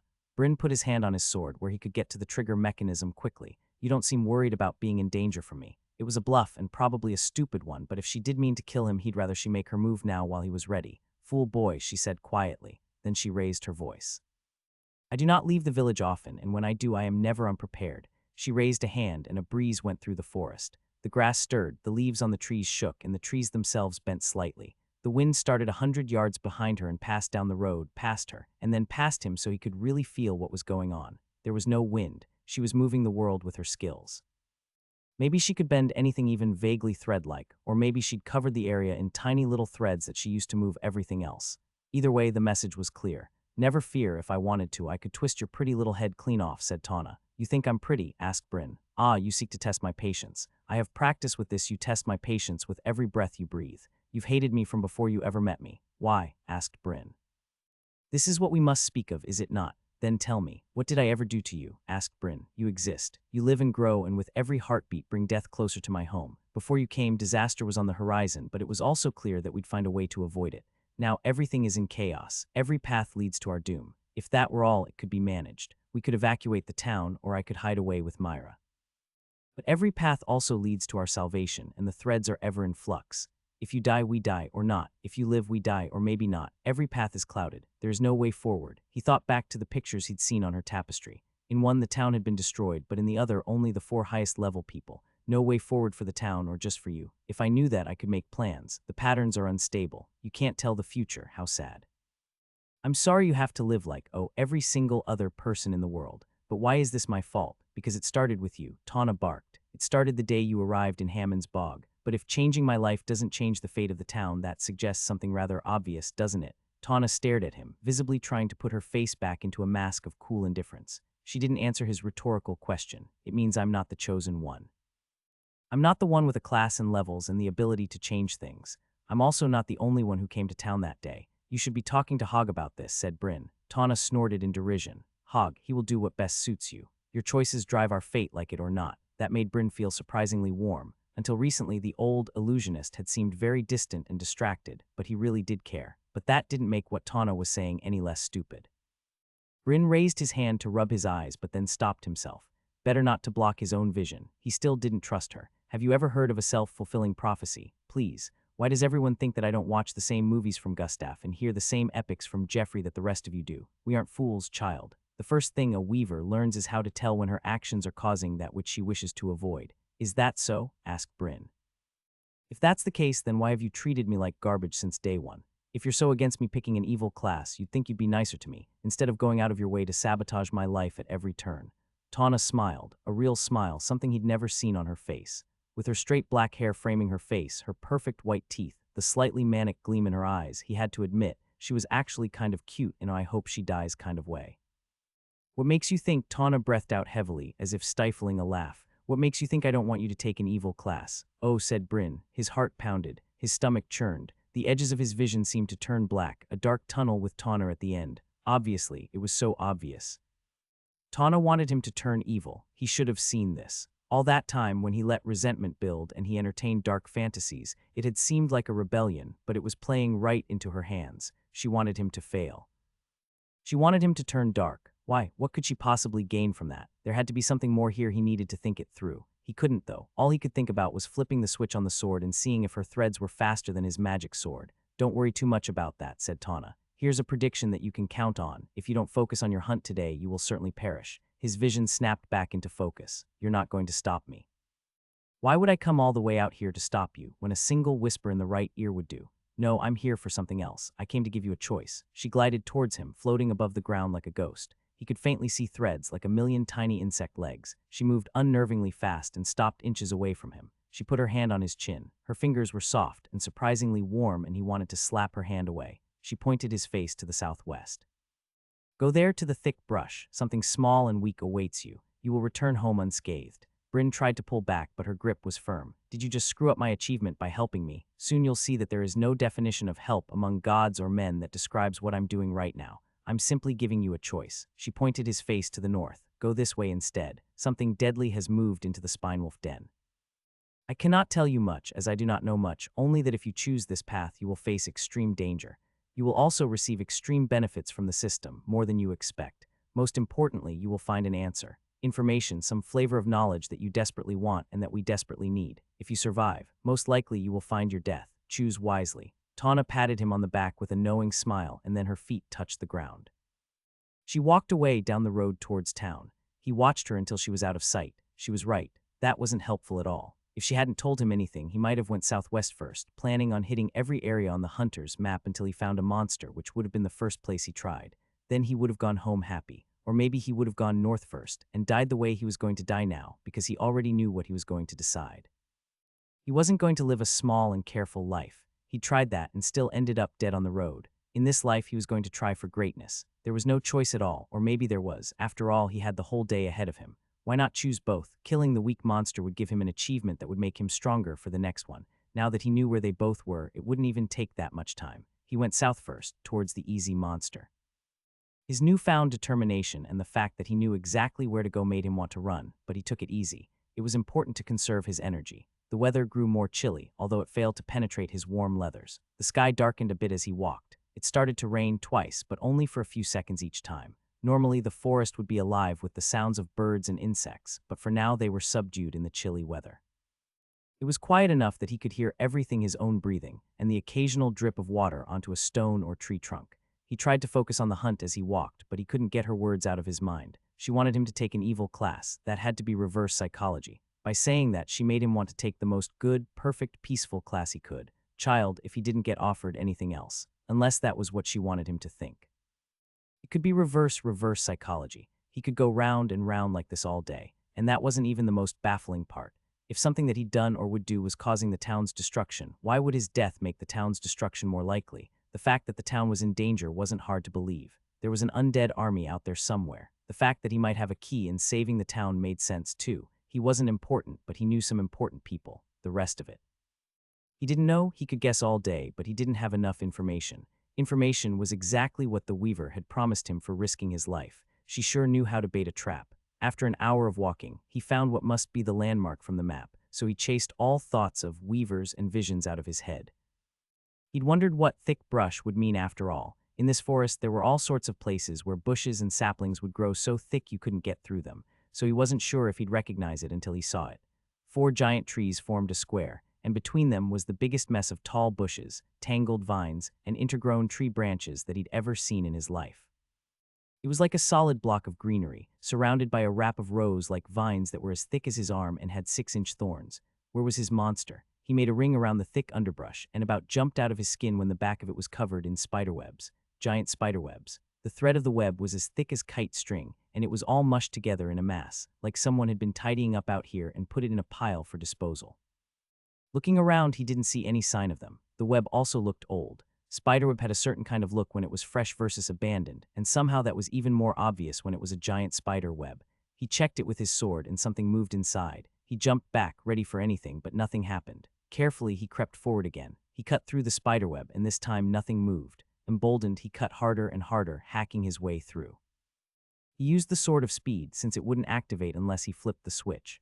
Finally, he got the glimpse of something black and wriggling and jumped back again. He felt stupid for being so cautious, but better cautious than dead. He carefully peeled back the layers of spiderweb and saw a giant spider. It was black and as big as a basketball, so much smaller than any giant spider he'd ever seen. It was almost small enough to be a regular spider. This was a nest, he realized. It had been born here and then somehow gotten trapped in the web. It was hard to tell what exactly was keeping it trapped here. It seemed like it should be able to crawl straight out. Maybe he'd already cut something away. It wriggled when he exposed it to the light, but lethargically. It was practically dead already, maybe starving. All he had to do was finish it off. He looked over at Marksy, still riding on his shoulder. The snake could probably take it. Who knew this might be exactly the opportunity that Marksy needed to fuel his growth? Would Bryn still get the achievement if Marksy helped kill the monster, though? He hated that he was even thinking along those lines. "You want to do the honors, Marksy?" asked Bryn. Marksy eyed the spider with suspicion, then snuggled in closer to Bryn. He tapped his tail side to side. No, well, it might be small to him, but it was still big compared to Marksy. Bryn stabbed the spider straight through. Alert. You have defeated Giant Spiderling 1. Alert. Your system is currently locked. Experience confiscated. That second message still made his blood boil. That experience was his. They had no right to take it away. At least it was almost over. Soon he'd have his class and everything would be better. Marksy made a terrified squeak, and Byrne turned around just in time to instinctively swat another spiderling out of the air with his sword. There were dozens of them, swinging out of the forest on long, nearly invisible strands of spider web. They were bigger than the first little basketball-sized one. These were the size of Dobermans. Another on his left nearly landed on his arm. Marksy pounced and bore the spiderling to the ground. 3 more arrived at the same time, and Bryn cut one in half. It felt surprisingly solid against his sword. The other 2 landed on his arms, and he jolted in a panic, waving wildly. They flew off, but more were coming. Panicking, he looked for Marksy. The spider he'd taken down was dead on the ground, but Marksy was nowhere to be seen. Right, sneaky snake. He could take care of himself. Bryn covered his face with his arm and ran towards the side, trying to get some space between himself and the spiderling horde. They landed on him, climbed up his legs, not too heavy when it was just one, but they swarmed all over him, weighing him down.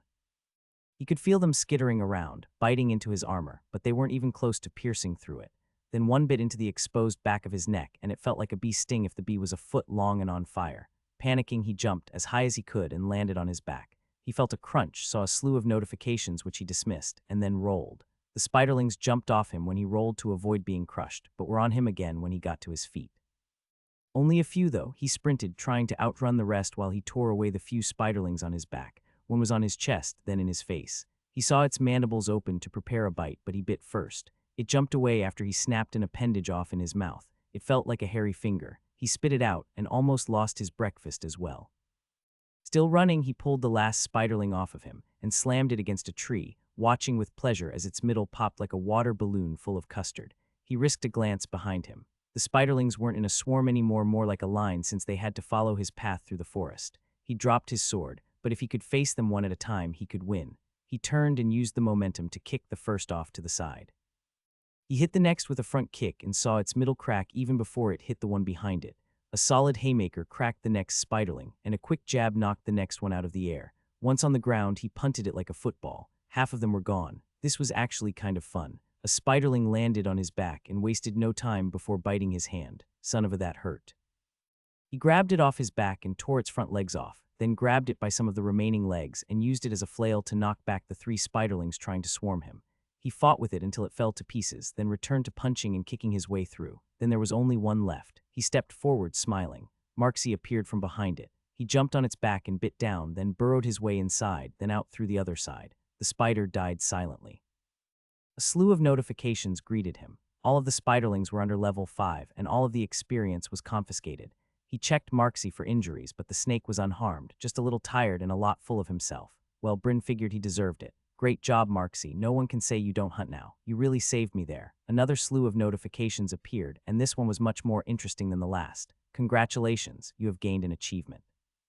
Monster Hunter I Common, you have slain a monster. +5 attribute growth rate for all attributes. Skill granted, Monster Sense. Congratulations, you have gained an achievement. Monster Hunter II Common, you have slain more than 10 monsters. +10 attribute growth rate for all attributes. Skill upgraded, Monster Sense. System override, Monster Sense unlocked. You have a moderate ability to sense monsters in the area. You can sense the difference between monsters and natural animals. Congratulations, you have upgraded an achievement. Warbound Epic, you thirst for violence. +10 strength upgraded to +20 strength. Congratulations, you have upgraded an achievement. Workhorse Rare, +1 strength per level upgraded to +2 strength per level. Bryn cheered and Marksy squeaked along, probably thinking they were just happy about killing the spider. Monster Sense was interesting. It basically confirmed that there was something special about monsters that made them different from regular animals. He'd have to learn more about that. People were suspicious about children who wanted to learn all about monsters, and Hogg had only recently started answering all of his questions, but both of those weren't going to be issues anymore. Interesting as that was, the real win here was obviously the upgrade to strength. He'd broken through to the second threshold. He checked his injuries. The bite on his neck and the one on his hand both hurt like he'd been stabbed, but he didn't have any loss of motion, and after watching it for a minute, it didn't seem to be getting any worse. Just pain. Well, he could deal with a little pain. He took the potion of cure poison just in case, but he wouldn't let this end his day. This was only the appetizer. The real fight would be in the Spinewolf Den. Information. Name: Bryn Isu Yambal. Age 13. Race: human. Class: child of Travin's Bog. Level 1. Attributes: Strength 40. Dexterity 31. Vitality 30. Magic 15. Mental Control 26. Will 30. Titles: Survivor of Travin's Bog. Logged: Traveler. Logged: Otherworlder. Logged: Achievements. Warbound Epic, you were born for war. You thirst for violence. You defeated at least 10 enemy soldiers before unlocking your system. Without aid from an adult, you have defeated at least 10 monsters before unlocking your system. +20 strength, +10 vitality, +10 will +50 experience from melee combat. Monster Hunter II Common, you have defeated more than 10 monsters. +10 attribute growth rate for all attributes. Blessing of the Hidden Guardian, Rare, you have been seen and accepted by the one who lays beneath. Strong II Common, you have reached 39 strength. +20 speed with strength-intensive activities, +20 strength attribute growth. Dexterous I Common, you have reached 26 dexterity. +10 speed with dexterity-intensive activities, +10 dexterity attribute growth, +10 dexterity. Lively I Common, you have reached 26 vitality. +10 recovery from wounds, +10 stamina, +10 vitality attribute growth. Controlled I Common, you have reached 26 mental control. +10 focus and concentration, +10 mental control attribute growth. Disciplined I Common, you have reached 26 will +10 spell power, +10 skill power, +10 will attribute growth. Workhorse Rare, you work like a horse. You have earned many attribute achievements before unlocking your system. +2 strength per level, +1 dexterity per level, +1 will per level, +1 vitality per level, +1 mental control per level.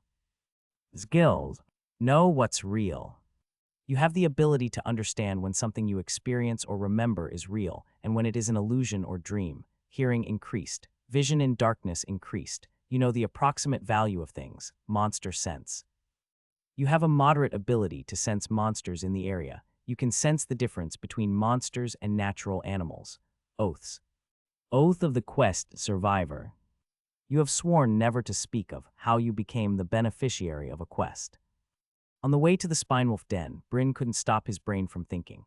Was doing all this playing right into the Weaver's hands? If it was, so what? If Tana wanted him to do something that he also wanted to do, would it make sense to not do it just to spite her? That would be giving her too much power. The best decision would be to live his life as if she didn't exist, not to rearrange his life based on every little thing she did.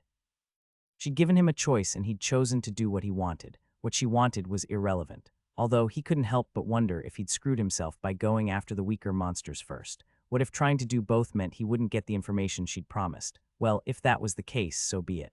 This was already an extremely lucrative day. The clouds continued to darken as he walked, and a chill wind began to blow, but for now the rain stayed constrained to a few drops here and there. Around noon, he knew that if he went any further then he would be near where he thought the den should be. Before that, he should take a break. The fight with the spiderlings had taken a lot out of him. He needed to approach whatever this was at his absolute best. He found a patch of soft grass, asked Marksy to keep watch, and then lay down and closed his eyes. Back in his old life, he'd been the king of the 15-minute nap. He wasn't sure if that talent had transferred. With all the preteen manic energy he'd been living with, he'd never needed it, but it was worth a try now. He lay on the ground but couldn't sleep. His neck and hand hurt too much. Well, even if he couldn't sleep, a rest would still help. He woke up and it was dark. Panicking, he thought he'd slept through the night, but it wasn't actually that dark. The clouds had gotten a little bit darker and the wind was blowing harder, but he doubted he'd been asleep for more than an hour. The pain in his neck and hand had diminished to a dull ache, but for some reason all his other muscles had started to ache more. Oh well, this was as good as he was going to feel. Best to get started. He continued north towards the Spinewolf den. The trees thinned out, but the water became more and more muddy, until pools of stagnant water started to cut off his path, and he had to wander through them like a maze. He copied Luralen's trick of cutting a tree branch to use to test that the ground in front of him was solid. He didn't fear illusions, but sometimes grass that looked normal was actually floating on top of the water. Slowly, he made his way through the swampy forest. He might have gotten lost, but Marksy had no problem swimming over the top of the water, so Bryn could send him ahead and use him as a goal post. Finally, Bryn saw a trail. A game trail, probably. Whatever animals lived in this forest would know the best way to get through on solid ground. He followed the trail, astonished at how easy walking was when you didn't have to fear every step. Soon he found a small hill rising out of the swampy surroundings. There was an old dead tree he recognized. It had been drawn on the map. Underneath it on the other side, there would be the mouth of a cave. The perfect home for whatever evil thing happened to be passing through the area. The area around the hill was wet and treacherous. Without his stick to test the ground, he would have sunken into the mud a dozen times over. He approached cautiously, straining his ears to pick up any sounds. Yeah, something was definitely in there. He wasn't sure exactly what it was that made him think so, just a strong sense of danger and wrongness from that direction. This had to be what monster sense felt like. He'd need to remember this feeling. He backed away and thought about his plan of attack. Without knowing what it was, he couldn't really think up a strategy, but the fact that it sought out this hill as a place to hang out meant that it probably couldn't live in water. Maybe he could use the swampy terrain to his advantage. He also couldn't swim very effectively while wearing full leather armor and carrying a backpack and weapons, but that didn't mean there was nothing he could do. He saw a tree covered in vines, some of them hanging down all the way to the water, and that gave him an idea.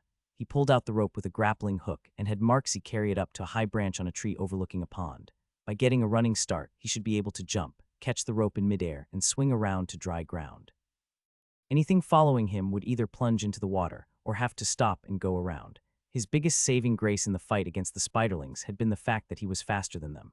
That meant that he had been able to disengage and then fight them on his own terms. He tested it, running along the ground and leaping into the air to grab the rope. He was gratified to feel the strength in his arm as he easily held his body's weight with one arm.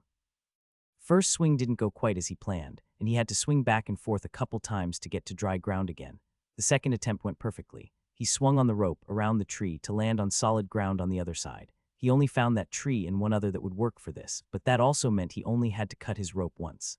After that, he spent some time going over every inch of ground in the surrounding area, figuring out what was dry and what was wet. If he was going to be running around here, it would help to know what was safe to stand on. It would be just his luck to die because he stepped on the wrong spot and plunged down to his neck in mud, presenting his head nice and convenient for some monster to come and bite it off.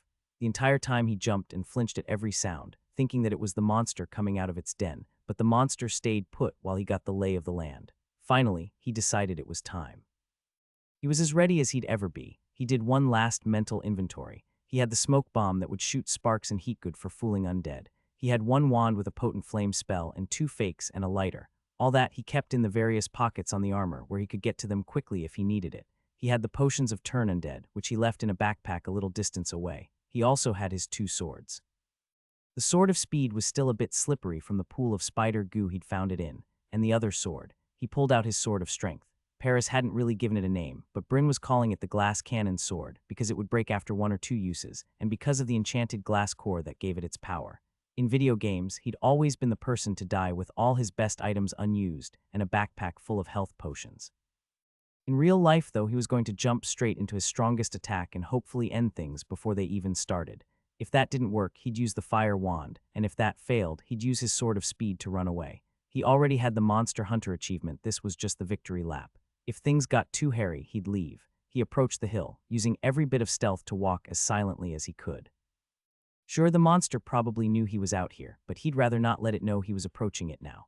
It was probably too much to hope that he'd be able to sneak up and stab it while it was sleeping, but that would obviously be preferable to a straight-out fight. He saw motion and froze. Something rose behind the hill, a line of red and yellow spikes. They were on the back of a large green head, a giant lizard. It had the protruding eyes of a chameleon, but spines along its back like an iguana. Monsters roar in movies. The first time you see a monster in any movie, TV show, or video game, it always roars. The giant lizard didn't roar. It barely even looked interested. It simply climbed over the crest of the hill, approaching in no great hurry. It was bigger than any lizards they had on Earth. Bigger than Komodo dragons. It was more like some dinosaur he didn't have a name for, especially with the way that its tail curled up and around, with a dagger-length stinger on the end. Its legs were much longer than he'd expected, keeping it high off the ground. Maybe the size of a horse if a horse was a lizard with the tail of a scorpion. It walked casually, moving faster than it looked because of its size. What would it look like if it actually wanted to move fast? It stopped only 10 feet away and stared at him for a long moment. He started backing up towards the tree with the rope. All at once, the giant lizard charged, jaws open, scrabbling towards him across the mud. It moved unnaturally fast, and was upon him before his brain even registered what was happening. He dodged the stabbing stinger tail on instinct and swung his glass cannon sword towards its head, but felt only air. He dodged its bite, but then it spun and the side of the tail clubbed him across the chest. He flew backwards, further than he expected because he skipped across the water once before splashing in. He flailed against the water to stay on the surface and realized that he was right below his rope, so he grabbed it. His wet fingers slipped in his panic, but he tried again, got a hold and started climbing up. It was difficult with his sword still in his hand. Somehow he hadn't dropped it, so he put the hilt in his teeth and climbed with both hands. All his strength went into getting a strong enough grip on the wet rope to hold his body weight. Actually, moving up was taking forever. He couldn't breathe. The armor had miraculously stopped the stinger from running him through, but he still felt like he'd been kicked in the chest by a bull. The giant lizard was hesitating at the side of the shore. Could it not swim, or was it afraid of the water? Was there something in here that was even worse? The panic that thought brought him nearly made him lose his hold. He took a deep breath and kept climbing. He noticed the giant lizard had a heavy wound in its side he'd thought he'd missed with the sword, but apparently it had cut through the monster's flesh so easily he hadn't even felt resistance. The glass cannon sword had cut and it hadn't shattered. Lucky. Paris said it would work for 1 or 2 blows, and apparently he was getting 2. He needed to make the next one count. He tried to focus on climbing, but he was still holding his breath, and his vision was starting to go dark. He forced his lungs to move, and he managed to suck in air, but his chest screamed in pain. He slipped, falling 2 feet down the rope before barely managing to catch it again. The giant lizard liked what it saw. It slid into the water and swam towards him. He was only a few feet above the water. The stinger would hit him easily. Unless something changed, his only chance would be to jump from the rope and stab the monster on the way down. The monster would be ready, of course. He didn't like his chances. How dumb had he been when he had gone over the terrain, picturing a long, drawn-out battle where he'd have lots of time to maneuver. One way or another, this would be over in seconds. Marksy appeared on the surface of the water, a flash of camouflaged motion that he only barely noticed. The snake must not have watched enough movies either, because he didn't roar or screech either. He slipped up to the giant lizard, wiggled around an arm that tried to swat him away, and bit the lizard's protruding eye. The monster let out a high-pitched screech, and the water erupted into splashing chaos. Bryn couldn't tell if the lizard had caught Marksy, but he knew that it was angry, in pain, and most important of all, it wasn't thinking about him. He took the sword from out of his mouth and let go of the rope. He brought the sword down in a solid overhand slash, and this time he was watching, so he saw the full effect of the glass cannon sword. It parted the water like Moses. It split the flesh of the monster like a knife through butter. No, like a knife through fog. He cut the neck just above the shoulder, and if he'd aimed better, he was certain he'd taken the head clean off. He wouldn't get another chance. The sword shattered as it exited the wound, the pieces falling into the water. It was definitely a mortal blow, which is why he was surprised when the monster's mouth clamped down on his leg and started twisting him around in the water. His throat filled with water, and he forced himself not to cough as his body churned in circles through the whitewater. And then, slowly, it stopped. Alert, you have defeated Fakeldagart 12. Due to level disparity, extra experience will be rewarded. Alert, your system is currently locked. Experience confiscated. He was right, he'd mortally wounded it, but its death throes had nearly killed him in return. The mouth holding him let go, and he swam to the surface again. The leather armor was more buoyant than he'd have thought, which is why he survived at all, but it was all he could do to strain his way upwards and take gasping, coughing breaths. Somehow, he made it to the shore and pulled himself up, just happy to be alive. Marksy was already there, slithering in agitated circles. When Bryn pulled himself up, he switched from fear for Bryn to extreme pride in his role in the fight. Once Bryn was sure he wasn't going to pass out or hack up his lungs, he spared some energy to lift one weary hand and give Marksy some scritches. More notifications arrived. Alert: due to extreme levels of experience confiscation, your experience will temporarily be transferred to attributes. You have 3 free attributes. Please assign them within the next 13 hours or they will expire. Alert: due to your actions, you have lost a measure of system protection.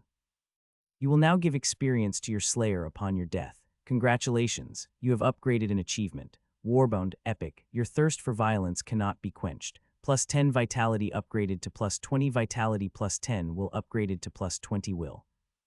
That was awesome. At the same time, he couldn't help but feel like it was a bit anticlimactic. It was a nice but expected increase to his achievement. It wasn't the earth-shattering, mind-blowing advancement that Tana had promised. Had she just been screwing with him in the hopes that he'd die? At the same time, it wasn't as dangerous as she'd said either. True, he could have died, but with his magic sword, it was closer to the coin flip Paris had talked about. Not the Weavers, most likely you will die. That meant that either the Weaver was totally full of crap, and that Paris was the only one who was actually straight with him, which totally checked out, or it meant that the danger wasn't over. That thought had him sitting up straight despite his exhaustion. This was a monster den. He shouldn't expect to be safe here. He stood up, groaning at the pain in his middle. He loosened the armor to poke around a little, and he didn't think anything was broken, just very bruised. He'd have to walk it off. He didn't want to stick around here. He did another quick inventory. His wands weren't broken, the lighter still lit, and the sword of speed was still in its sheath. The other sword was broken and lost. He hadn't even held onto the hilt. Surprisingly, his armor was completely whole. It was scratched, but none of the monster's attacks had cut through. Just how good was this armor, Paris? He fetched his backpack, ready to leave before something else came to the Spinewolf den, but Marksy refused to leave the spot. He kept moving around, looking agitated, and pointing at the water where the corpse of the giant lizard, the Fackeldaggard apparently, was still floating on the surface of the water. Strange that it could float. The thing was definitely heavy. Well, if you want it, you're going to need to fetch the grappling hook for me, said Bryn. Marksy quickly climbed the tree and loosened the grappling hook, then climbed back down with the rope in his mouth. Bryn threw it out to the monster, where it hooked against the tough, scaly hide. He pulled it to shore. Actually getting it on land was difficult. He couldn't get good leverage, and the ground was slippery. He ended up using the grappling hook again by stabbing it in deep and then using the rope to pull it up. Marksy found the hole in the monster's side and started biting it, trying to dig itself in deeper. Marksy, I don't really know how to dress a kill, and I don't think we could explain where we got the monster parts if we brought it to town. I think we'd better leave it here. The little snake wouldn't give up, so Bryn sighed and used his sword to deepen the hole Marksy was trying to dig into. He didn't know what he was looking for, so he stabbed deep inside in several different directions. The smell was intense. He knew corpses smelled bad when they rotted, but he had nothing to prepare him for the strong, stinging smell of an animal's insides. Marksy disappeared inside the monster. Hiray emerged, slimy with blood and viscera, holding something in his mouth. It was red and glossy. It looked like a rock. A gastrolith, maybe. It could also be a mana stone. He'd heard that adventurers collected them from monsters and that Chamala used them for enchanting, but he'd never seen one before. Before he could get a better look, Marksy swallowed it. No, Marksy, we don't know what that is. It was too late. Snakes could regurgitate, but it was dangerous. He'd only make Marksy do it if he was sure the thing he'd eaten would kill him. He'd ask Hog about the stone before he made him do it. For now, Marksy curled around in a pile and immediately fell asleep. Right there, in full view of a Spinewolf den. Exasperated, Bryn picked him up and put him in the backpack. Then he took off. He ran from the area at a steady, maintainable pace. He was exhausted, but the worst was behind him, and now he just wanted to get home. There was nothing to conserve his energy for. No other monsters found him as he ran. He didn't hear or see anything out of the ordinary. He didn't even see any animals, and the birds were silent. The rain started to come down steadily, a light drizzle. Not enough to make it cold, especially not to him in his leather armor, but it was enough that the ground started to get slippery, so he slowed down to a walk. The walk almost felt worse because now that he wasn't expending so much effort, he could start to think about how tired he was and about how much his bruised chest hurt. To get himself to stop thinking about that, he started thinking about Tana instead, which wasn't any better. Danger, rewards, and information. She'd promised him those 3 things, but hadn't really delivered. Was it because he'd gone to the thick brush first? Would something different have happened if he'd gone to the Spinewolf den right away? He couldn't imagine what. He'd have fought the same monster, then come home after, walking this same exact direction. The timing would have been different. As nice as it would be to have more achievements, he'd accomplished a lot today. more than he'd even expected when he set out.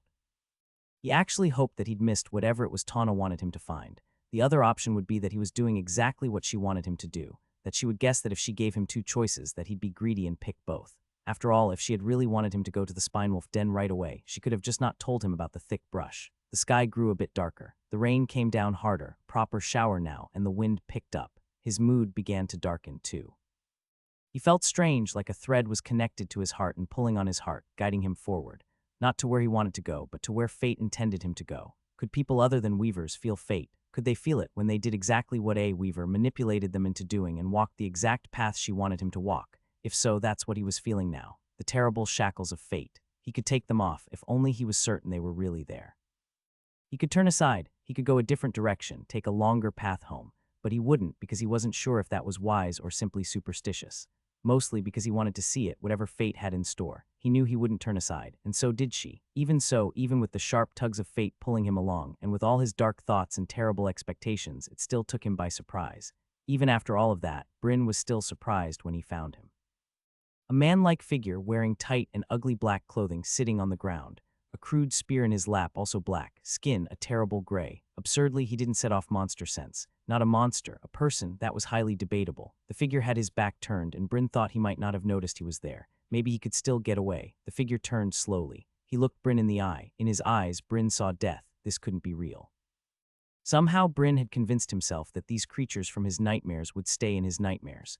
That was how he'd got himself to be able to sleep at night. He'd convinced himself that they were gone, that they were far away, not even real anymore. He'd told himself that he was protected, that he'd never have to worry about them ever again. That's why it felt like an impossibility. It was an impossibility. The dead don't move. They don't get up and walk and kill. They don't hunt little kids, and they definitely don't do it twice in one lifetime. Yet here he was. The undead soldier casually stood and faced him. With slow, unthreatening movements, Bryn slowly withdrew the bottle from his backpack and placed it in a loop at his belt. His mind gibbered in horror, his thoughts reeling, but for some reason his body was calm, like it knew what to do. His hands didn't shake. The undead cocked its head to the side, but was content to watch Bryn make ready. Bryn withdrew his sword from its sheath.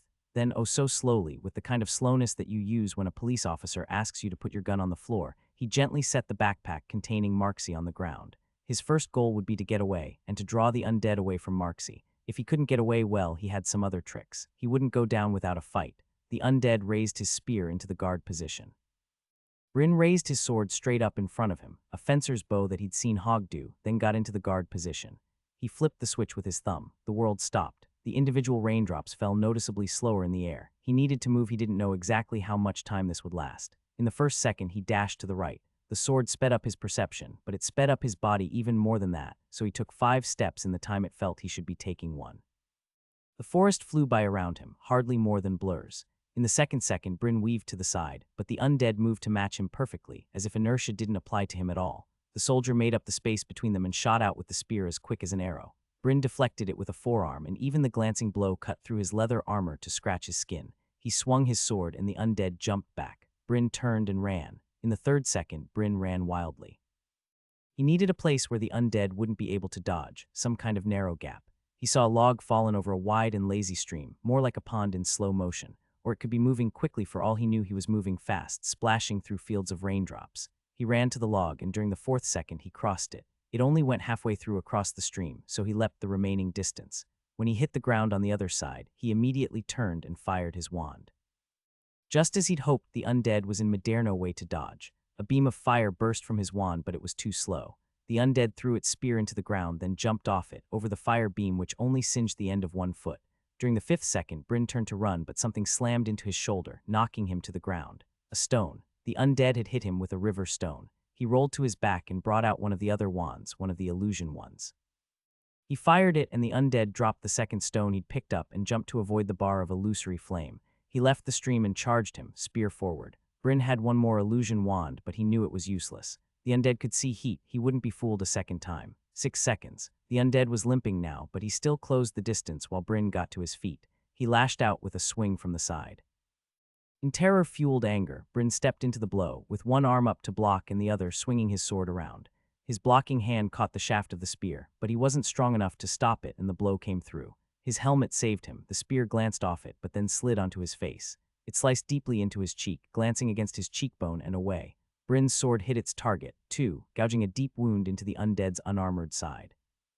A notification appeared, one like he'd never seen before. You have been scarred. Title granted. Scarred system override. Scarred unlocked. Your wounds heal 10 slower. That sucked. You could get bad titles. In the moment of distraction from the notification, the undead punched him. His vision blinked black. The hit knocked him back, but he kept his feet and that gained some space between them. He ran, 7 seconds. The undead could still run, but he was limping now and Bryn quickly outpaced him. He gained ground, getting further and further away, until he nearly made it out of sight.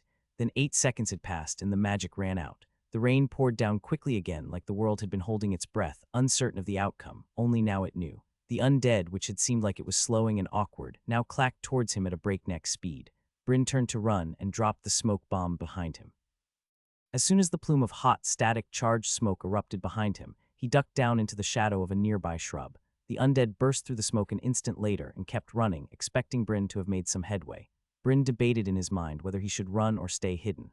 Déjà vu, stay or flee. If he ran now, he might get away. He only had to get far enough away that the undead couldn't see or hear him anymore, then he'd be set. On the other hand, if the undead figured out his ruse quickly and returned, running away would give away his hiding spot. Stay or flee. He hadn't missed this game. He stayed hidden just like last time. He wasn't sure if this was his plan or if he'd just frozen in terror. Then undead returned less than a minute later. He'd been nearby, he would have seen Bryn if he'd tried to make a break for it. He'd been right, but that didn't make him feel better. The soldier walked with obvious effort. It clutched its wound in its side, still oozing black blood. Why did undead bleed? Make no mistake, he was glad they did. But why? How wounded was it? Could he take it now? He didn't think so. At the same time, he wasn't sure he would get the choice. The smoke bomb was still going, obviously distracting the undead. He looked at it longingly, then shook his head and scanned the surrounding forest, only for his gaze to inevitably be drawn back to the smoke bomb. As long as that smoke bomb kept going, he was safe. All too quickly, it started to putter out. Bryn had 2 items left, the spent sword of speed and the potion. He had one plan left, a bold, stupid, silly plan. Perfect. He should die as he lived. Fine, you looking for a real fight? You got it. He threw the sword on the ground and smiled. He looked at the potion and started laughing. He was going for triumphant laughter, but it came out hysterical. Good enough. The undead, sensing that something was up, ran towards him. Bryn laughed and brought the potion up to his lips. The undead jolted in surprise, leapt towards him and got there in the nick of time. He stabbed Bryn in the chest with the spear, but his full attention wasn't on it because it didn't pierce the armor. His other hand reached out to grab the potion away from Bryn's mouth. Bryn let him have it. He punched the potion into the undead's face. He'd like to have shattered the glass, but glass is actually pretty tough. Even so, the motion poured the bottle's contents right into the undead's eyes. Bryn jumped back, scrabbling away from the undead until his back hit a tree. His feet wanted to run, but that wouldn't work. If the potion didn't work, then anything else he tried would be futile. The undead blinked. It tilted its head to the side again. It spoke. Ah, freedom, how nice. What a strange freak of fate for the two of us to meet again here. Out of all the days you could have gone hunting, out of all the scouts you could have run into, you run into me, here and now. I hazard to guess that's no coincidence. No, I don't suppose it is. Bryn let out a shuddering half-laugh, half-sob. He breathed in and out too quickly. He had to force himself to stop hyperventilating. It was really over. The potion had worked. The undead wasn't going to kill him. Still, it was standing there, that thing from his nightmares. It was just standing there, looking at him with those dead, unseeing eyes. Not just standing there, it was talking to him. He wasn't going to die, but he'd almost rather fight to the death again than hear the dead speak. The undead's voice sounded like frogs in a blender. You seem to have the advantage of me, sir. Do you recognize me? Asked Bryn. Of course, Aberthal, it's me.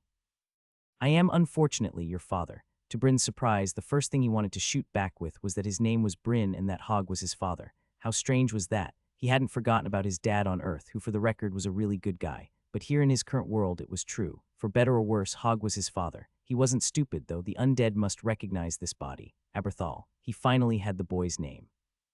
His eyes widened in shock, and the undead seemed to accept that response. You must have many questions. We must be quick about them. That potion should be drunk. That you splashed it on me means that we have limited time. I will warn you before I return to my previous master's control so that you may slay me. You're okay with that, of course. How are you talking? I knew the potion would free you from the necromancer's control, but I figured you'd go into a blind rampage.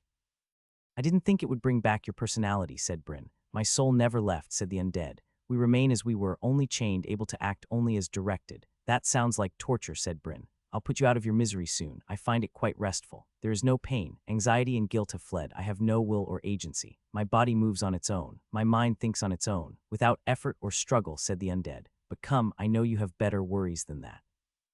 Why were you so much stronger than all the other undead I've faced? Asked Bryn. You faced other undead, how strange. Were I still a man, I would be sorry to hear that. To answer your question, not stronger. Faster, I was a scout in life. I imagine most of the undead you faced were animated commoners. Tell me about the night you died, said Bryn.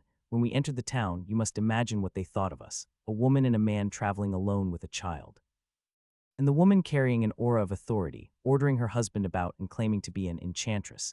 I think they must have seen the fatigue in our features, the worry in our eyes. You can imagine what they must have thought. They thought she was a witch. They shunned us, said Bryn, nodding along like he already knew. Well, yes, they thought that, but do you remember being shunned? People don't treat you badly when they actually know you're terrible and powerful. They welcomed us with full hospitality.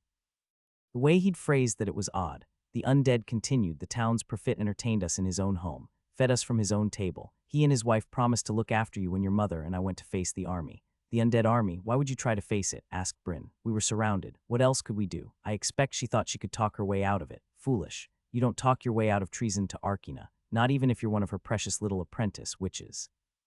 They cut me down immediately, and by the end of the night I joined the army. Her death, I imagine, took much longer. That confirmed it. His birth mother was a witch, not just any witch, but an apprentice of Arkina. Then how had she made that artifact that saved his life, the one only enchantresses could make? Unless Weaver wasn't the class that witch evolved from. Enchantress was Chamela. Something else about that bothered him. People here, they say that Arkina doesn't tolerate other witches in her queendom. Yes, of course they would say that, said his zombie dad. Do you mind if I sit down? He sat before Bryn answered, still clutching the wound in his side. It was possible he'd bleed out before the magic of the potion ran out. That would be fine by Bryn. As much as the undead claimed kinship with him, he felt nothing but fear and disgust for the monster. But he needed this information. Could she still be alive? Asked Bryn. If she is, then she wishes that she were not. So the undead army really came from Arkina, not a burrow kingdom. What's it doing all the way out here? The undead cocked its head in confusion. Did you really not hear us when we spoke of this? I know she ordered you never to listen, but can a child really turn his ears off? Bryn ventured a guess as to what kind of relationship that child had with his mother. Fear can make you do crazy things. This is so. I cannot offer you an apology for never interceding. I resented you as another chain around my neck. Now in death I cannot claim otherwise. The dead have no use for lies, comforting or otherwise. I've moved on, said Bryn, though if he needed another reason to really not care about this guy, that was it. Tell me about the army. It was both. Our spies found a burrow kingdom in the wastes. When Aberfah learned of it, she rebelled. She could serve someone who wanted to rule the world without hesitation. However, serving someone who actually might succeed in conquering the world was a different story. There's a level of madness and death that even your mother couldn't accept. Aberfah tried to take control of the army, but the others beat us there. We fled. We sought to make it to Steamshield. Perhaps if we brought a warning to Frenaria, they would offer us sanctuary. This potion's effects will soon wear out. You should slay me soon. Do undead have weaknesses I should know about? Asked Bryn. We are weak to fire. Bright heat blurs our vision. And it doesn't hurt, even that wound in your side. No, you need not pity me. What may look like pain or fear or anger is simply a readjustment of tactics due to changing conditions. We must obey our orders. We must preserve ourselves. We must preserve our master. Anything else? Who is your master? I don't know. Where is the Burrow Kingdom? I don't know. In the wastes. What's their current plan for the army? To bring it home. Therein lies the difficulty. If the army is discovered too soon, the whole continent will unite against Arkina. However, if they can move across the boglands in secrecy, then only Prinesh lies in their way. They will burn a line straight across Prinesh and then reinforce Arkina. The world will still unite against her, but it will be too late. She will be unassailable. Then they don't want to destroy Hammond's bog. Bryn thought out loud. They want to get past without anyone noticing. If I wanted to get a message to them to talk things out, is there a way to contact them? You could write a letter. We have orders to retrieve any mail we intercept. Is there another way I'm not thinking of? A way to stop this army before tens of thousands of people die? Perhaps in life I could have made a plan. I have no wish to bend my mind to this now, and you lack the means to force me. Oh, one thing I should mention. I had another family before your mother took me. You have a half-sister and 2 half-brothers. They may yet live. A town called Canibri in Prinesh. He didn't know how to feel about that. A strange sense of longing, maybe, to meet someone related by blood, someone who wasn't a corpse, who hadn't tried to kill him. My mother was Aberfah, right? What's my last name, and what's your name? Asked Bryn. The undead paused, confused. You are Aberthal Bainon, and I was Cadwy Baines. Cadwy Bainon after I was taken. Are you not Aberthal? Bryn winced, then smiled, then winced again when the smile reminded him of the oozing gash on his face. Sorry. The undead twitched, then started to shake. Is it the potion? Is it wearing off? Slay me now, whoever you are, or perish. Bryn picked up his sword and hacked off his father's head. It took 4 tries before the head finally tumbled to the ground. A tinkling chime sounded as a series of notifications appeared. May as well get the bad news out of the way first. It was time to look at Scarred again and see if he'd missed anything. It was totally unfair. A fight to the death with an absurdly high-level undead, and he got a decrease to healing speed. He had to be reading that wrong. When he pulled up the status screen, there was a little more information. Title: Scarred. An undead delivered a wound to your face that inflicted necromantic rot. You have been scarred. Your wounds heal 10 slower. This title cannot be lost while the wound or scar remains. That sounded like the title had come from some kind of ability or skill. The wording, while the wound or scar remains, was promising though. Hopefully that meant that there was something he could do to nullify it, or possibly even turn it into a positive. He remembered back in his old world, there were a bunch of people who liked to come up with worthless superpowers and then find a way to exploit them to be crazy powerful. Your toast always lands on the butter side down. Put butter on both sides and you have infinite energy. Try as he might, he couldn't think of an exploit for your wounds heal slower. It was dumb because he wasn't even scarred yet. Scarring is what happened later. You weren't scarred when your wound was still bleeding. The cheek where he'd been punched ached, while the one where he'd been cut felt like it was on fire. He didn't even have anything for it now, but he didn't think he was in danger of bleeding out or anything. He could take care of it when he got home. The next notification was more exciting. Alert, you have defeated. Elite Undead Soldier Scout 32 due to level disparity extra experience will be rewarded. Alert, your system is currently locked. Experience will be rewarded as free attributes. Plus 5 free attributes. Please assign them within the next 13 hours or they will expire. Bryn pumped his fist. That was 8 now. He could bring dexterity, will, or vitality to the second threshold. Or if he put them all into magic, he'd only need 3 more to get to the first threshold. Then he'd have the complete set. He could do it too. He didn't need to fight monsters alone anymore. He already had that achievement. He just needed a bit more experience. Surely Hog would help him with that. It was also strange that Cadwy was only level 32 when he was so much stronger, or at least faster, than the other undead he'd fought. The word elite must be important. Levels weren't always a good judge of how dangerous something was. He'd proven that tonight. Congratulations, you have upgraded an achievement. Warbound, epic, without aid, you have defeated an enemy soldier before unlocking your system. You sing the song of the battlefield and your enemies fall before you. Plus 10 dexterity, plus 50 experience from melee combat upgraded to plus 100. Skill granted, Battle Fury. Notice system skills are locked pending full system access. Oh come on, why was he only rolling snake eyes today? The system had unlocked Monster Sense for him, but not Battle Fury. That was unfair. He couldn't wait to find out what it did. It sounded awesome. Although the 100 experience increase was incredible. He'd basically level up twice as fast as anyone else, from melee combat at least. He was starting to realize he didn't actually like melee combat. Too much a chance of getting his face cut to pieces, even when he won. He should really learn to use a bow. The notifications weren't finished. Congratulations, you have gained an achievement. Filial Piety Epic, you performed a noble act of service to your father at great risk to yourself, freeing his captive soul from those who bound him in servitude. Extra resistance against mental manipulation, soul manipulation, and mana pool manipulation. You may also pick one of the following options. Strength of arm to match your strength of character. Mental fortitude to always know what must be done. Magical growth to gain more wisdom of the world. Bryn didn't have to think about the choice for long. He selected magical growth. You have received plus 100 magic attribute growth. He had been hoping it would be a straight-up increase to magic to push him over the threshold, but still it was an unexpected boon. He had never considered that man his father, but apparently it counted even if it was only your birth father. The 100% magic attribute growth was like water in the desert. Hog had made light of the regular plus 10 attribute growth he'd gotten with other achievements, saying it didn't mean much against the natural rule of diminishing returns from training your attributes, but 100 still had to be something special. He might even be able to train up to 26 using the mana drainer, never mind getting Hog to help him hunt monsters. As far as the other stuff was concerned, it was kind of scary to hear the system talk about soul manipulation. Was that something that could happen? Hopefully that just meant being bound as an undead. Cadwy hadn't seemed all that bothered by the experience. And mind manipulation, what did that look like? Would he even know if it was happening to him? Well, better to know what was out there and have resistance to it, rather than not know and be vulnerable. Things were looking up, but he was feeling down. The adrenaline from the fight was wearing off, and now the pain from his wounds were starting to overwhelm him. The burning cut, the aching bruises, not just on his face but everywhere. Was there any part of his body that didn't get hurt somehow? Even the spider bites from earlier were painfully itchy. He grabbed everything from the area he felt he should. His sword, the spear, the head of his father. He needed proof of what he'd seen tonight. Hog would believe him, but he figured the town would need to see a zombie head for it all to sink in. He stumbled back south-ish. Night was falling and he couldn't find the sun behind the clouds. His journey felt long, although he probably only went 10 steps before Hog caught him. Oh, thanks Solia, said Bryn. Were you watching? Of course I was watching, said Hogg. You said you weren't going to watch. Of course I said I wasn't going to watch. Otherwise you'd have known there was a safety net and your rewards would have been smaller, said Hogg.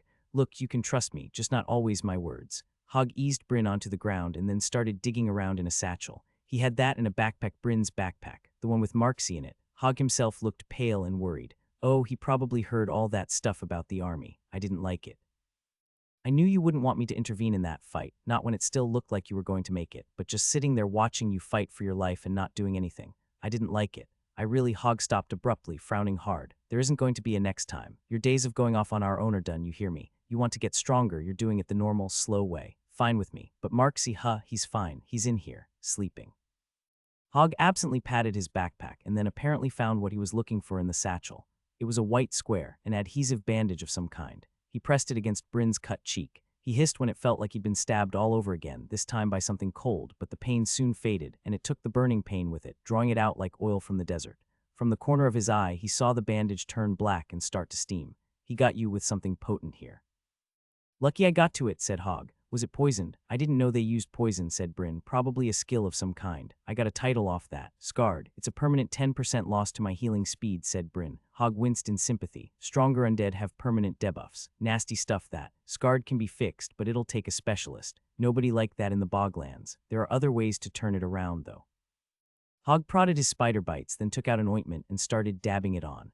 Okay, but Marksy, he ate something, said Bryn. Hogg paused. What, some kind of stone? Probably a beast core from the fecal falafel dagger. Yeah, that. Bit of an expensive snack, but he can probably handle it. We'll keep an eye on him. Bryn sagged in relief. Oh, good. All right, where else are you hurt? Asked Hogg. My chest. Nothing broken, but you'll be sore in the morning, said Hogg. You're bleeding somewhere else. I can smell it. Bryn tried to think. There'd been so much today that trying to think of every time he'd been hit was difficult for his frazzled mind. The spiders had bit him, the giant lizard he knocked him around, but the armor had protected him. The undead soldier, oh right, his arm, he held up his forearm. I'm surprised you couldn't just, see in the dark. We don't know what else is watching. I'd rather not turn the lights on, said Hogg. Bryn held up his lighter with the other hand and created a candle-sized flame. His forearm looked worse than he remembered it being. Blood ran through the rent in the armor and down to his elbow. I think I can glue this shut, said Hogg, and reached into the rent with a dab of a green substance that smelled like rotten spinach. It stung when it touched the skin.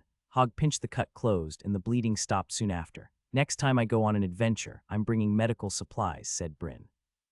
You think? Asked Hogg. Hogg dug in his rucksack again and brought out a small yellow bottle. Drink this. Bryn examined it. 10 silver. He knocked it back and it tasted like nothing, but somehow had a really terrible limey aftertaste. He started feeling warm, light. The pain in his body seemed to melt away and the fog in his mind lifted. He'd really been fading there for a second now that he was back to himself, he could tell. He wasn't just free from pain, he felt good, energetic.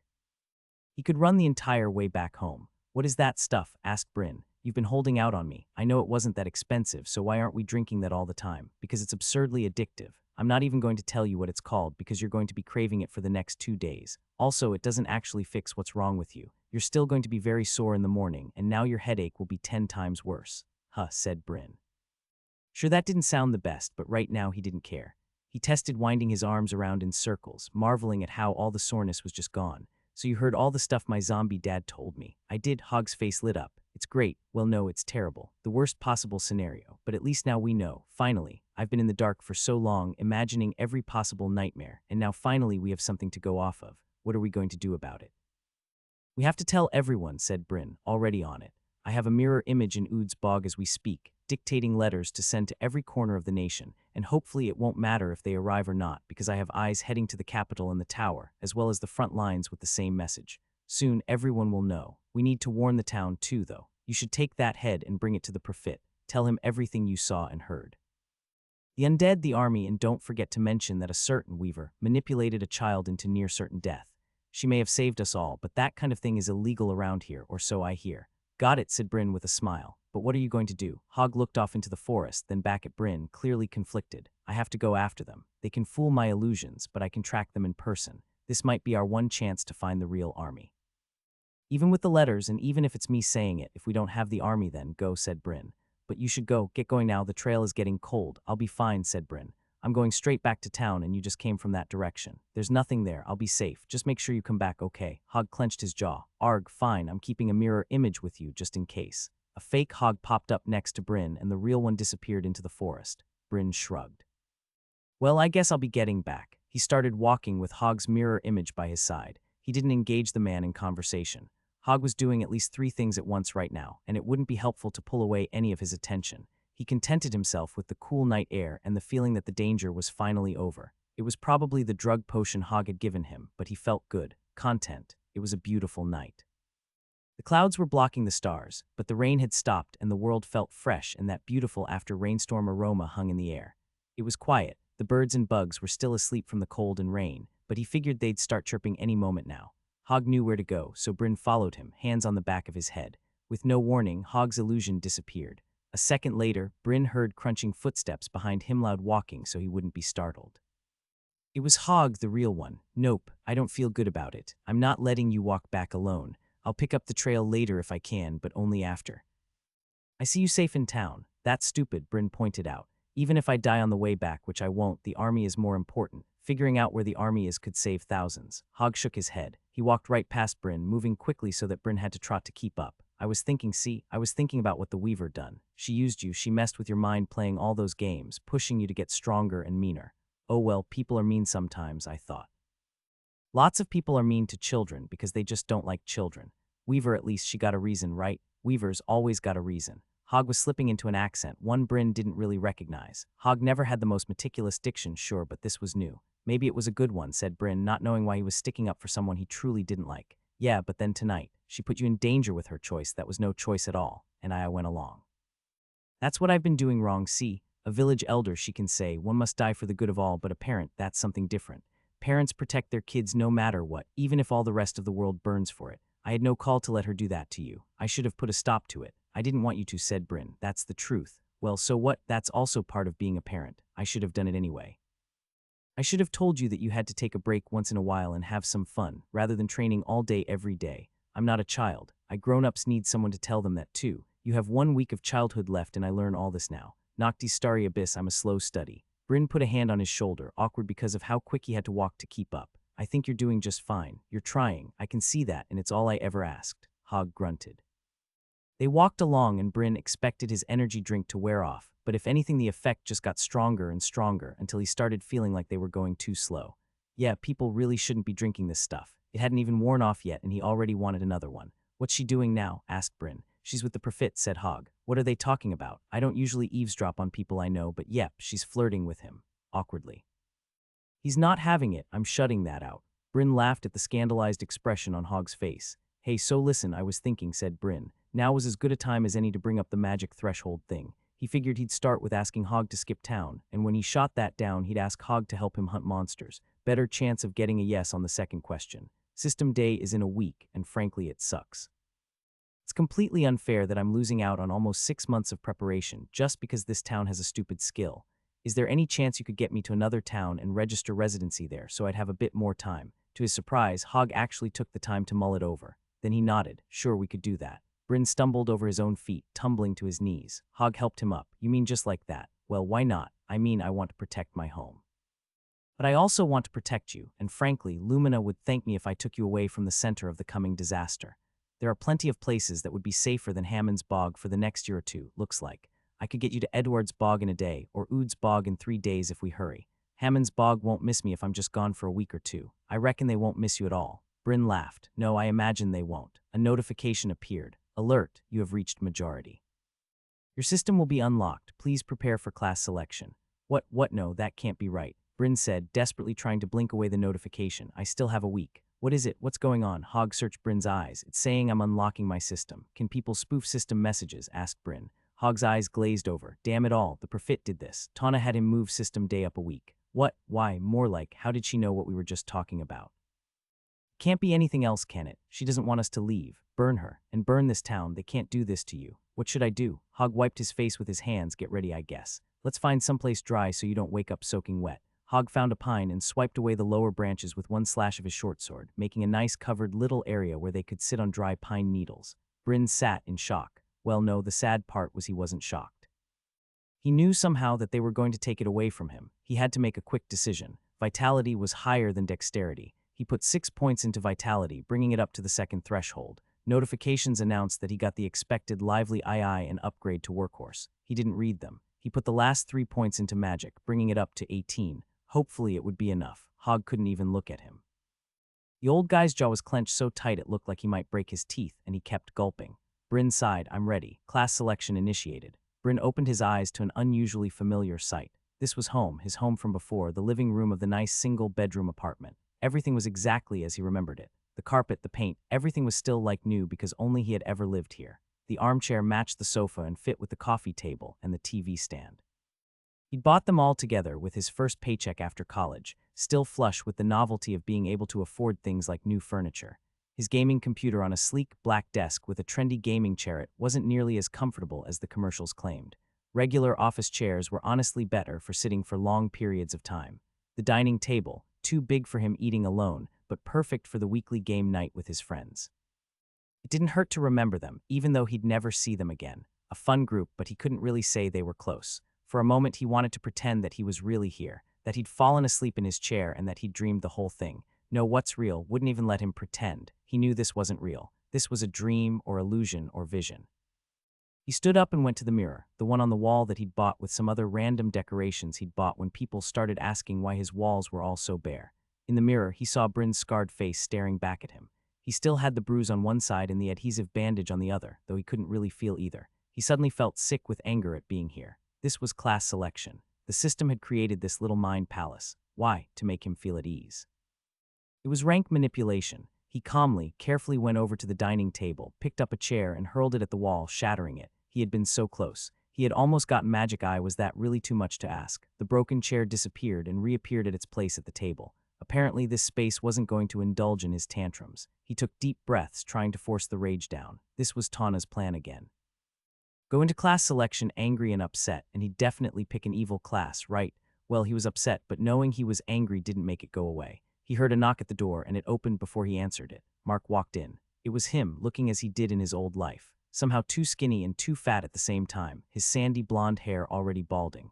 The strangest part was what he was wearing, nothing but lederhosen. No shirt or socks either, just the short suspenders combo that German children used to wear. They weren't real leather. Either they looked like he'd bought them from a Halloween costume store. He went to the fridge and pulled out an orange cream soda and then sat at the table and looked at Bryn. Honestly, I don't know where to start. Hi, welcome to class selection. Bryn frowned. Hi, who are you supposed to be? And can we do this later? I kind of had plans. Okay, let's start there. First off, I feel you. I really do. It sucks what just happened. Bryn fumed, walking across the floor of the living room that now felt too small. It sucks. That's all you can say. I was so close. Why would she do this? What could I have possibly done to earn this ridiculous level of sabotage from her? When I think about it, said the lederhosen Mark, everything she's ever done to me hasn't been because of what I've done, but because of what I could do in the future or not do.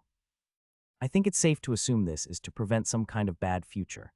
The guess that she somehow figured out that I was planning on skipping town and that she needs Hog here seems the most likely to me. Why are you saying it like that, like you were the one that this happened to? Asked Bryn. I'm you. You can call me the child. Yeah, because that makes sense, said Bryn. He was irritated to find that it actually did make sense. Know what's real, pointed it out in some strange way. He was talking to himself. What could she possibly gain from this? It isn't just me this time. She screwed over the entire town with this stunt. People treat system day like their wedding day and college graduation all wrapped up in one. This is going to piss everyone off. Why would the profit fall for that? It's not just that, said the child. Hog is going to murder her. He's been sticking up for me recently, and even if he hadn't been, do you really think he's the type of person who's fine letting himself be manipulated to this degree? This isn't just mean, it's stupid. Exactly. I honestly don't see how she thinks she'll get away with it, said Bryn. By triggering System Day, she's completely stopped Hog's ability to track down the army. Or maybe that was the point. Are we completely sure she isn't allied with the witches? Hog seemed pretty certain she wasn't, and the visions I saw on her weaving showed her dead with the rest of the town. But I can't think of anything else that would explain it. Maybe this is all just about getting me killed. Maybe she assumed Hog would leave me to fend for myself, and that I'd be comatose on the forest floor, perfect pickings for some monster to come along. You really think this is all some complex plan to get a monster to kill me? Asked the child. I think it's a win-win for her either way. Either I die and her visions clear up, or I bring back word of the army. Bryn stopped pacing back and forth and slumped into the armchair. Well, I could sit here making guesses all day, but we really won't know until we get back to town. Let's just get this over with. How do I select a class? Oh, buck up. You missed one achievement that you wanted, but you still have an incredible start. I don't think there are even very many noble kids with as good a start as you. But yeah, time's wasting. I already introduced myself. I'm the child. I'm here to represent the possibility of choosing the child class. I'm you, but mostly I'm the you that would choose child. If I choose child, I'll go back to looking like I did before. And what's with the lederhosen? Why aren't you wearing a shirt? Don't tell me you're going commando. Then I won't tell you, said the child with a wink. I think your subconscious couldn't imagine that you would choose my class, so it had a hard time coming up with what that would look like. But don't worry, the other guys will get here soon. We just figured I'd come on ahead and explain how this is going to work.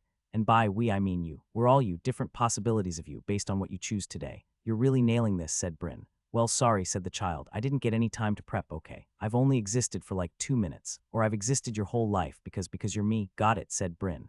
The child chugged his orange cream soda straight down. Then he got up and grabbed himself another. Those were the expensive brand, so he had to drive to a special store in the city for them. He didn't complain, though, because they weren't even real. The child slammed his empty bottle on the table. All right, so first things first. Where are we? This is your soul space. It can be anywhere, but we decided on a place that would feel comfortable and familiar to you. I'm surprised you didn't choose Hog's place or my Earth parents' house. Hog's house is Hog's house. It needs to be your place. As for your parents' house, this should be a time of self-reflection, not a time for breaking down and crying about all the stuff you miss.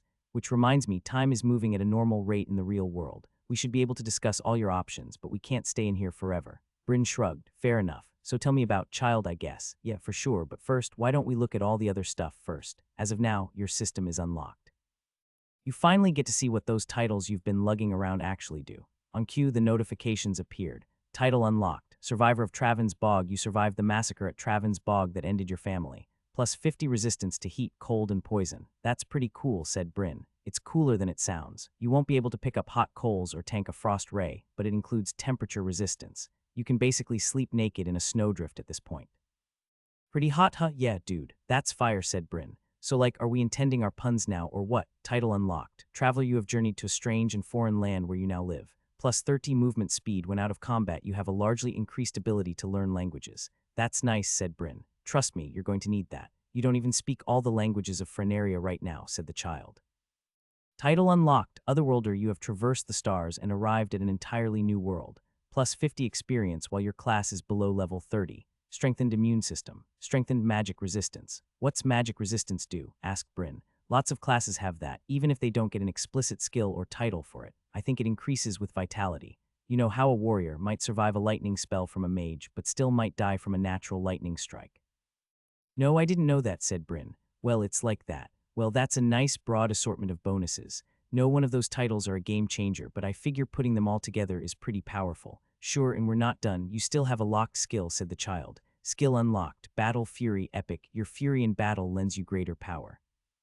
Plus 5 increase to the effects of your strength, dexterity, and vitality with each wound you take and with each wound you give. Plus 50 increase with each enemy you slay. These increases are capped at plus 100. These increases expire 30 minutes after you leave combat. That's what I'm talking about, Bryn said. That really would have made things simple when I fought all those spiders. Although I'm worried this is going to lock me into a melee class. You aren't going to be forced into anything. That's what today is all about, true, said Bryn. And it's not like I hate the idea of warrior. Am I going to be offered warrior? No, mage, no, but we'll get to that. Let's talk about child first, said the child. Bryn sighed. Fine, tell me about child. The child leaned back in his chair, making the wood creak. The thing about child is you don't want child. It's not much of anything. It's got unobtrusive presence, which makes me look smaller and like less of a threat, and monsters will have a hard time noticing me. I'll also get emulate, which lets me learn skills from adults. I'll be able to use a much weaker version of a skill that an adult directly teaches me, and I can only hold one at a time. I'll get 0 attribute points from the class, but 1 free attribute per level for being human. I also won't be able to get the pre-system achievements. Those are still gone. That sounds like it sucks, said Bryn. It does. Come on, there must be at least one reason to pick it. The child sighed dramatically. The only good thing about child is that it lets me delay my choice. When I do pick a real class, it'll give me all the attributes I missed as if I'd been leveling in that class the entire time. I guess there's one other thing. If there's a certain class you really have to have, and you have someone willing to teach you, you can use child to give yourself a better chance. I can get mage that way. Yes, the child said reluctantly, but some nobles have to try 6 or 7 times before they finally get it. That's 6 or 7 years, that's the other thing. Choose child and you won't be able to switch classes for another year. Not even breaking oaths will work, but that will work for other classes. Sure, if you have a class you really can't stand, break an oath and you'll get something else, but it'll be automatic, you won't get to choose. And child is the most common class to get automatically assigned to. Try to choose something you really want. Bryn nodded. I'll keep that in mind. The child nodded. Cool. Now, for the record, please state the reason why you're not going to choose me. Bryn didn't really love how the child acted like he knew what Bryn was going to say. He probably did if he really was him somehow, but that didn't need to act like it. But he was right. I'm done with being a child. I've had enough of it for 2 lifetimes. Yup. Alright, so like I said, time is still moving like normal. We're probably fine with Hog watching over us, but for the rest of the spirit vision or whatever, I'm going to be looking through our eyes and hearing through our ears just in case. I'll tell you if something happens. I appreciate it, said Bryn.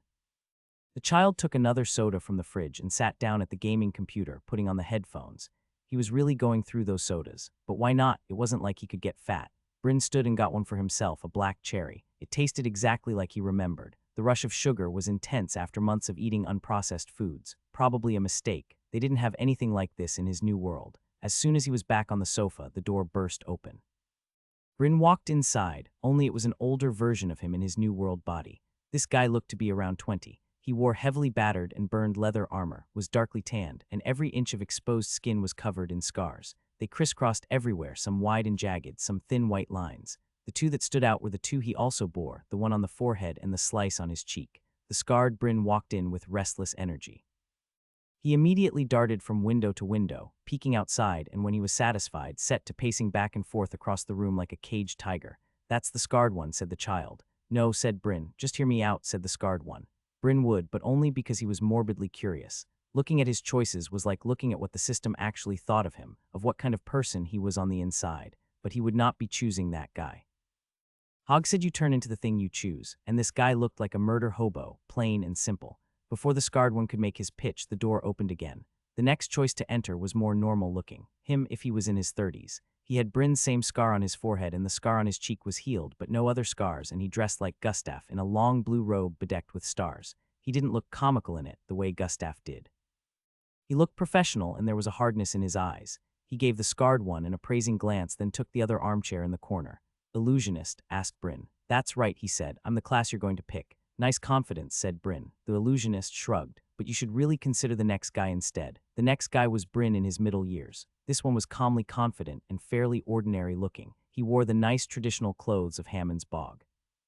He looked solid enough but not threatening in the way he met the eyes of every other man in the room, one by one. He gave Bryn a nod and then went to the fridge. He took a soda and clinked it against the child's on his way to the sofa. He picked up the remote and turned on a football game, which for some reason Bryn couldn't see or hear. The man lifted his drink. Glasser, or glassmaker, whichever you prefer. Okay, said Bryn.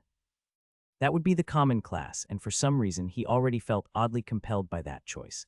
That was the only version of him that wasn't hard and lean. He was strong but soft, like someone who didn't have to fight with his life on the line every day. Let me go first, said the scarred one. Bryn stood up to face him, eye to eye. For some reason, despite the evil class's clear penchant for violence, Bryn didn't feel intimidated looking at him. Maybe because this was real made him sure that this really was some version of him. Even evil Bryn still had Bryn's best interests in mind. Not going to lie, I don't think there's anything you can say that will change my mind, said Bryn. I don't want to hurt anymore, said the scarred one. Bryn sat down. Oh, that was a good pitch, because he really felt it. The vulnerability, the sincerity, the fatigue. It was like he was the one who was talking. Why is it that everywhere I go and everything I do, I have to hurt so much? Everything is pain. It's painful to work out all the time, to always be tired, to always have sore muscles. And most of all, it hurts to get hurt. I get cut up and stabbed and poisoned, and it hurts. It never gets better. It hurts every time. And the things they say about me. Why do I have to care what a bunch of ignorant dirt farmers in the middle of nowhere think about me?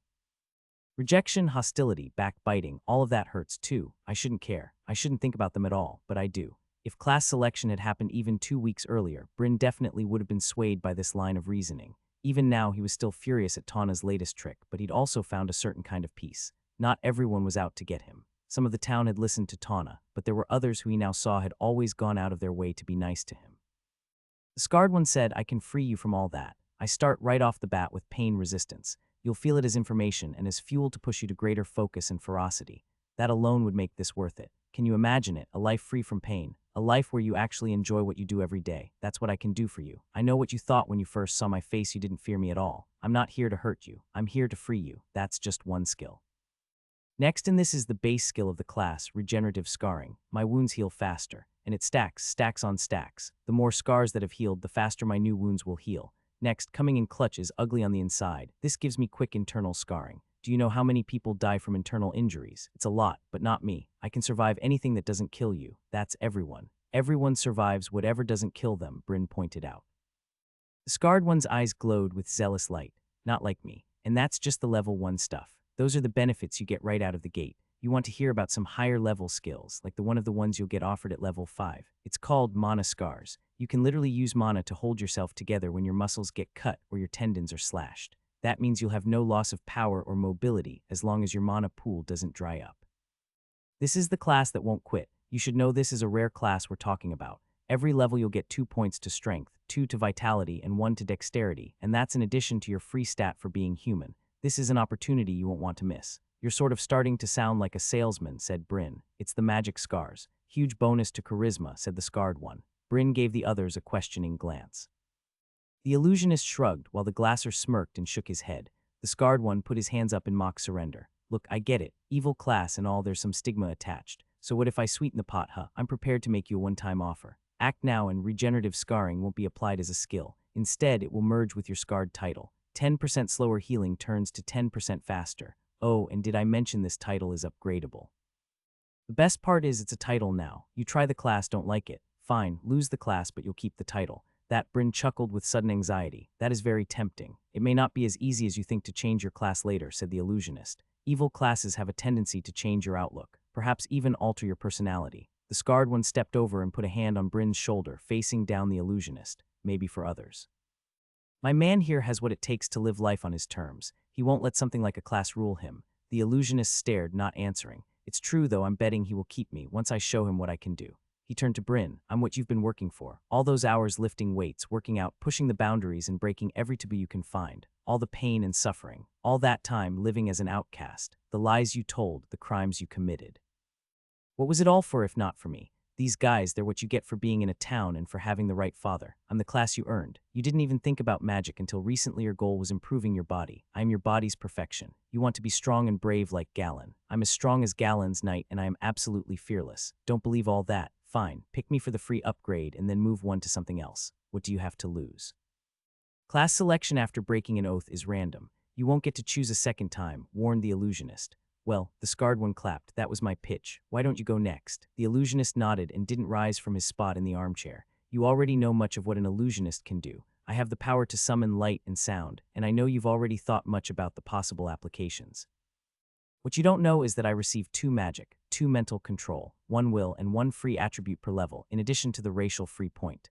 I am certain that you will choose me, but for now I would yield my turn to the glasser. Bryn honestly didn't hate the idea of being an illusionist, but Scarred One was troublingly tempting, and it was a little weird that this guy wasn't trying at all. He didn't have any reason to refuse, though. He nodded at the glasser.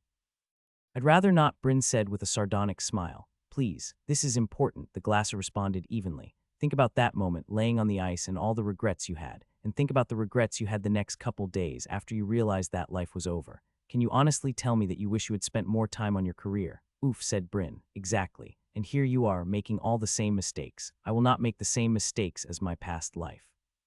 I could try to sell you the class based on its merits, and don't get me wrong, there are a few. I make glass, and given time I'll be able to summon, shape, and move it with mana alone. Also, there's a memory skill. At level 10, I can remember anything I ever saw or learned about glass. Flipped past a page of a textbook where the chemical properties of glass was mentioned. Fall asleep with the TV on something about the manufacturing process. I'll remember all of it. Frankly, I'll revolutionize the field. You think you might know what glass can do, but you haven't even scratched the surface. With your memories and my abilities, I can see glass that waves in the wind like grass, a shining glass tower with walls stronger than black steel glass weapons that are named in the epics. That aside, though, I think it's important to recognize what I represent. Look around the room. What's different about me from everyone else? You're a little bit fatter, said Bryn. True, I'm not starving, not even close. I eat dessert every night and then sleep in my own bed, but that's not what I meant. How am I different from all the others, even including the child? Bryn knew the answer. You're the only one who's happy, he admitted. The glasser smiled. A kind smile. A smile Bryn wasn't sure he'd ever worn on this face. I can be happy. My profession is complicated, difficult, and creative. Perfect to capture the attention of my sharp mind. I can be satisfied with my work, but it won't overwhelm me. I am a respected and beloved member of my community. I can get married, have a family, and grow old. The scarred one spat on the floor. No, you can't. Who could you marry? You're too old for the kids your age. In this culture, it isn't strange at all for a teenager to marry a 30-year-old, said the glasser. Don't give me that. In my culture, that's weird. You wouldn't marry a teenager, accused the scarred one. Are we really doing this? Asked Bryn. No, he's got a point, said the illusionist. You're siding with him, the glasser asked, aghast. Do we really have to talk about this? Asked Bryn. Who else are you going to talk about it with? Asked the scarred one, dramatically pointing at him with an accusing finger. You've certainly been thinking about it hard enough. Bryn raised his hands in surrender. All right, the glasser nodded. Let's hash this out then. I don't think I should rule out romance for my entire life. It's not healthy. Who are you going to marry? Someone Lumina's age. Face it, that would be even worse. That would just make her the creepy one. And I'm not marrying a teenager. I'm 26 years old by Anshar, said the scarred one. You're really going to swear by Anshar? Asked Bryn. Of course I'm going to swear by the awesomest god. No teenagers, I mean it. I'm not going to be that creep that hangs around little girls asking if they're legal. Fine, okay, said the glasser. But did you notice? You said you're 26. That was a year ago. Am I 26 or 27? The illusionist stroked his chin thoughtfully. I think I'm 26. I think I'll be stuck at 26 until this body turns 27. The glasser said, okay, now we're getting somewhere. What's the rule for how young someone can be before it's weird? Half your age plus 7. 20, said the illusionist. The scarred one nodded hesitantly. But don't go out and shack up with the first random girl you see. I want to live my life a little. Fine, fine. Are we in agreement? The other aspects nodded. Glad you got that settled. Well, you weren't going to, said the scarred one. The illusionist raised a finger. Actually, that's an interesting metaphysical question. Technically, if we settled it, then he did. It's settled, said the glasser. Yes, yes, said the illusionist, annoyed to be cut off. The child made a thumbs up from the gaming computer, while the scarred one gave a terse nod. They all looked to him. Yeah, sure, I have other stuff on my mind right now, said Bryn. The glasser clapped his hands. Then it's settled. I can get married to someone 20 years or older when my new body is also at least that age. Geez, you guys, you sort of made me lose my thought a little. I didn't interrupt your pitch, scarred one. Where was I? Oh yes, the point of all this is that I can live a life of substance. I can have real relationships and give them the attention they deserve. I can do all the things that you regret not doing. I regret not traveling more, said Bryn. The glasser waved that away. If you wanted to travel, you would have. You hate travel. It's uncomfortable and boring. Why drive 8 hours just to see something you could have looked up on the internet in 3 seconds? No, you'd much rather stay home with a good book and a mug of something hot. Bryn thought about it for a long moment. I wish I was the kind of person who could choose you. You are, or I wouldn't be here. But there's an army of undead out there. My life isn't safe. I need to be able to protect myself, said Bryn. I'm not defenseless. How about morphic glass armor, sharp blades, and glass projectiles that shoot like bullets? But how long will that take? A year, 10. I need to be able to defend myself now, said Bryn. I think you'll find that the world is less dangerous for people like me. There will always be violence out there. Leave it to the violent. The only way to find peace is to be peaceful. What do I care if my town is conquered? I have no loyalty to Frenaria. I'll pay taxes to Prinesh or even Arkina. It makes no difference to me as long as the people I care about are okay. And there will be people like that. I will love and be loved in return. The glasser returned to his seat and the illusionist stood. He straightened his robes and walked from his spot in the armchair. My class's base skills are summon light and summon sound. From there you'll find some branching paths that I'm sure Hogg can better explain than I think Hogg is a special case though. It would probably be wiser to think about doing the things that Gustav can do. Mirror images, recorded moves, shadows during the day and light during the night. I think you know that there is virtually no end to the possible applications. Blind your enemies with bright light. Deafen them with sound. Is there any enemy you couldn't defeat if it were deaf and dumb? And that's just scratching the surface. All kinds of things that can be done with light. Lasers maybe. I think they must be harder to create than I'm imagining, but that just means that when I do create them, it'll be that much more groundbreaking. Radio, I'm sure I can crack it when I work on it myself. Music, I didn't expect to be so interested in learning to play the lute, but look where I am. I have so many regrets from my old life it's hard to fit any new ones in, but there's one. I regret not making more time for music. I hardly spent a minute in my old life without music playing in the background. Forget Bard, they're all about control and manipulation, where music is a means to an end. Illusionist is a class of infinite music. Now, the scarred one has made some interesting points. He said his is the class I've been working for. That's certainly true in this life. But wasn't that out of necessity? I hardly had any other options. If I could have spent all that time in a library instead, I definitely would have. In my old life, I had so many more options than I have here. I could have become a gym rat or a soldier if I were interested in those things. I didn't. I worked hard on my mind. I studied the applications of logic on light and sound. I became a programmer. Illusionist is the class of information technology. It's the life I chose back when I could have chosen anything. It's the life you will choose again. You've acted differently out of necessity. I think you've acted admirably most of the time. But that was all a reaction to your situation. It isn't who you are. You are who you are and you haven't changed. You've made some good points, said Bryn, but I've evaded the heart of the matter. I've got all those reasons, and they aren't the real reason you're going to choose me, said Illusionist. True, said Bryn. For the record, please state the reason you will choose me, said the Illusionist. It's so simple. I want magic. Sure, I'll do what I have to in order to stay alive, but when it comes to what I want. Don't want to live in a world with magic and not have any of it for myself. Bryn stepped forward and offered his hand. The Illusionist folded his arms. In that case I stop, yelled the child. He tumbled backwards out of the gamer chair. The sight was somewhat comical, but Bryn could feel the panic the child was feeling. This wasn't a moment for joking around. The child was the lookout. He was the one who'd been tasked with keeping an eye out. Stop, choose the scarred one. I'm sorry, we don't have time. Scarred one, choose now, said the child. Bryn looked between them, from the child who was breaking down in utter anguish to the scarred one, whose battered features looked confused and a little worried. Know what's real didn't let Bryn stay confused. He was the child and all the others. He knew what would cause him to choose, scarred one, what it had to be. Well, burn me, said Bryn, and chose the evil class. He opened his real eyes, and at once the world burst into vibrant sensation.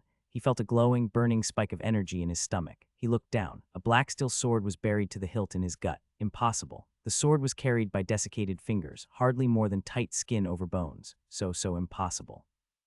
He looked at Hogg, staring back at him with shock and anguish written on his face. Hogg, taken by surprise, completely, irrevocably impossible. Past Hogg, more undead burst from the ground in plumes of earth. They'd been underground. Ridiculous. Funny, actually. Hilarious. Finally, he met the gaze of the undead who'd buried a sword in his guts. Its eyes widened. If he didn't know any better, he'd say it was afraid. The scarred one smiled. The undead pulled the sword from his stomach, and he grasped it in a vain attempt to keep everything in, feeling the warm sensation of blood spilling through his fingertips. He staggered under the expectation of pain, but none came. He felt heat burning hot and glorious, urging him to action. He raised his head and met the rotting eyes of his would-be assassin. The undead flinched back into a guard. The system had some things to say.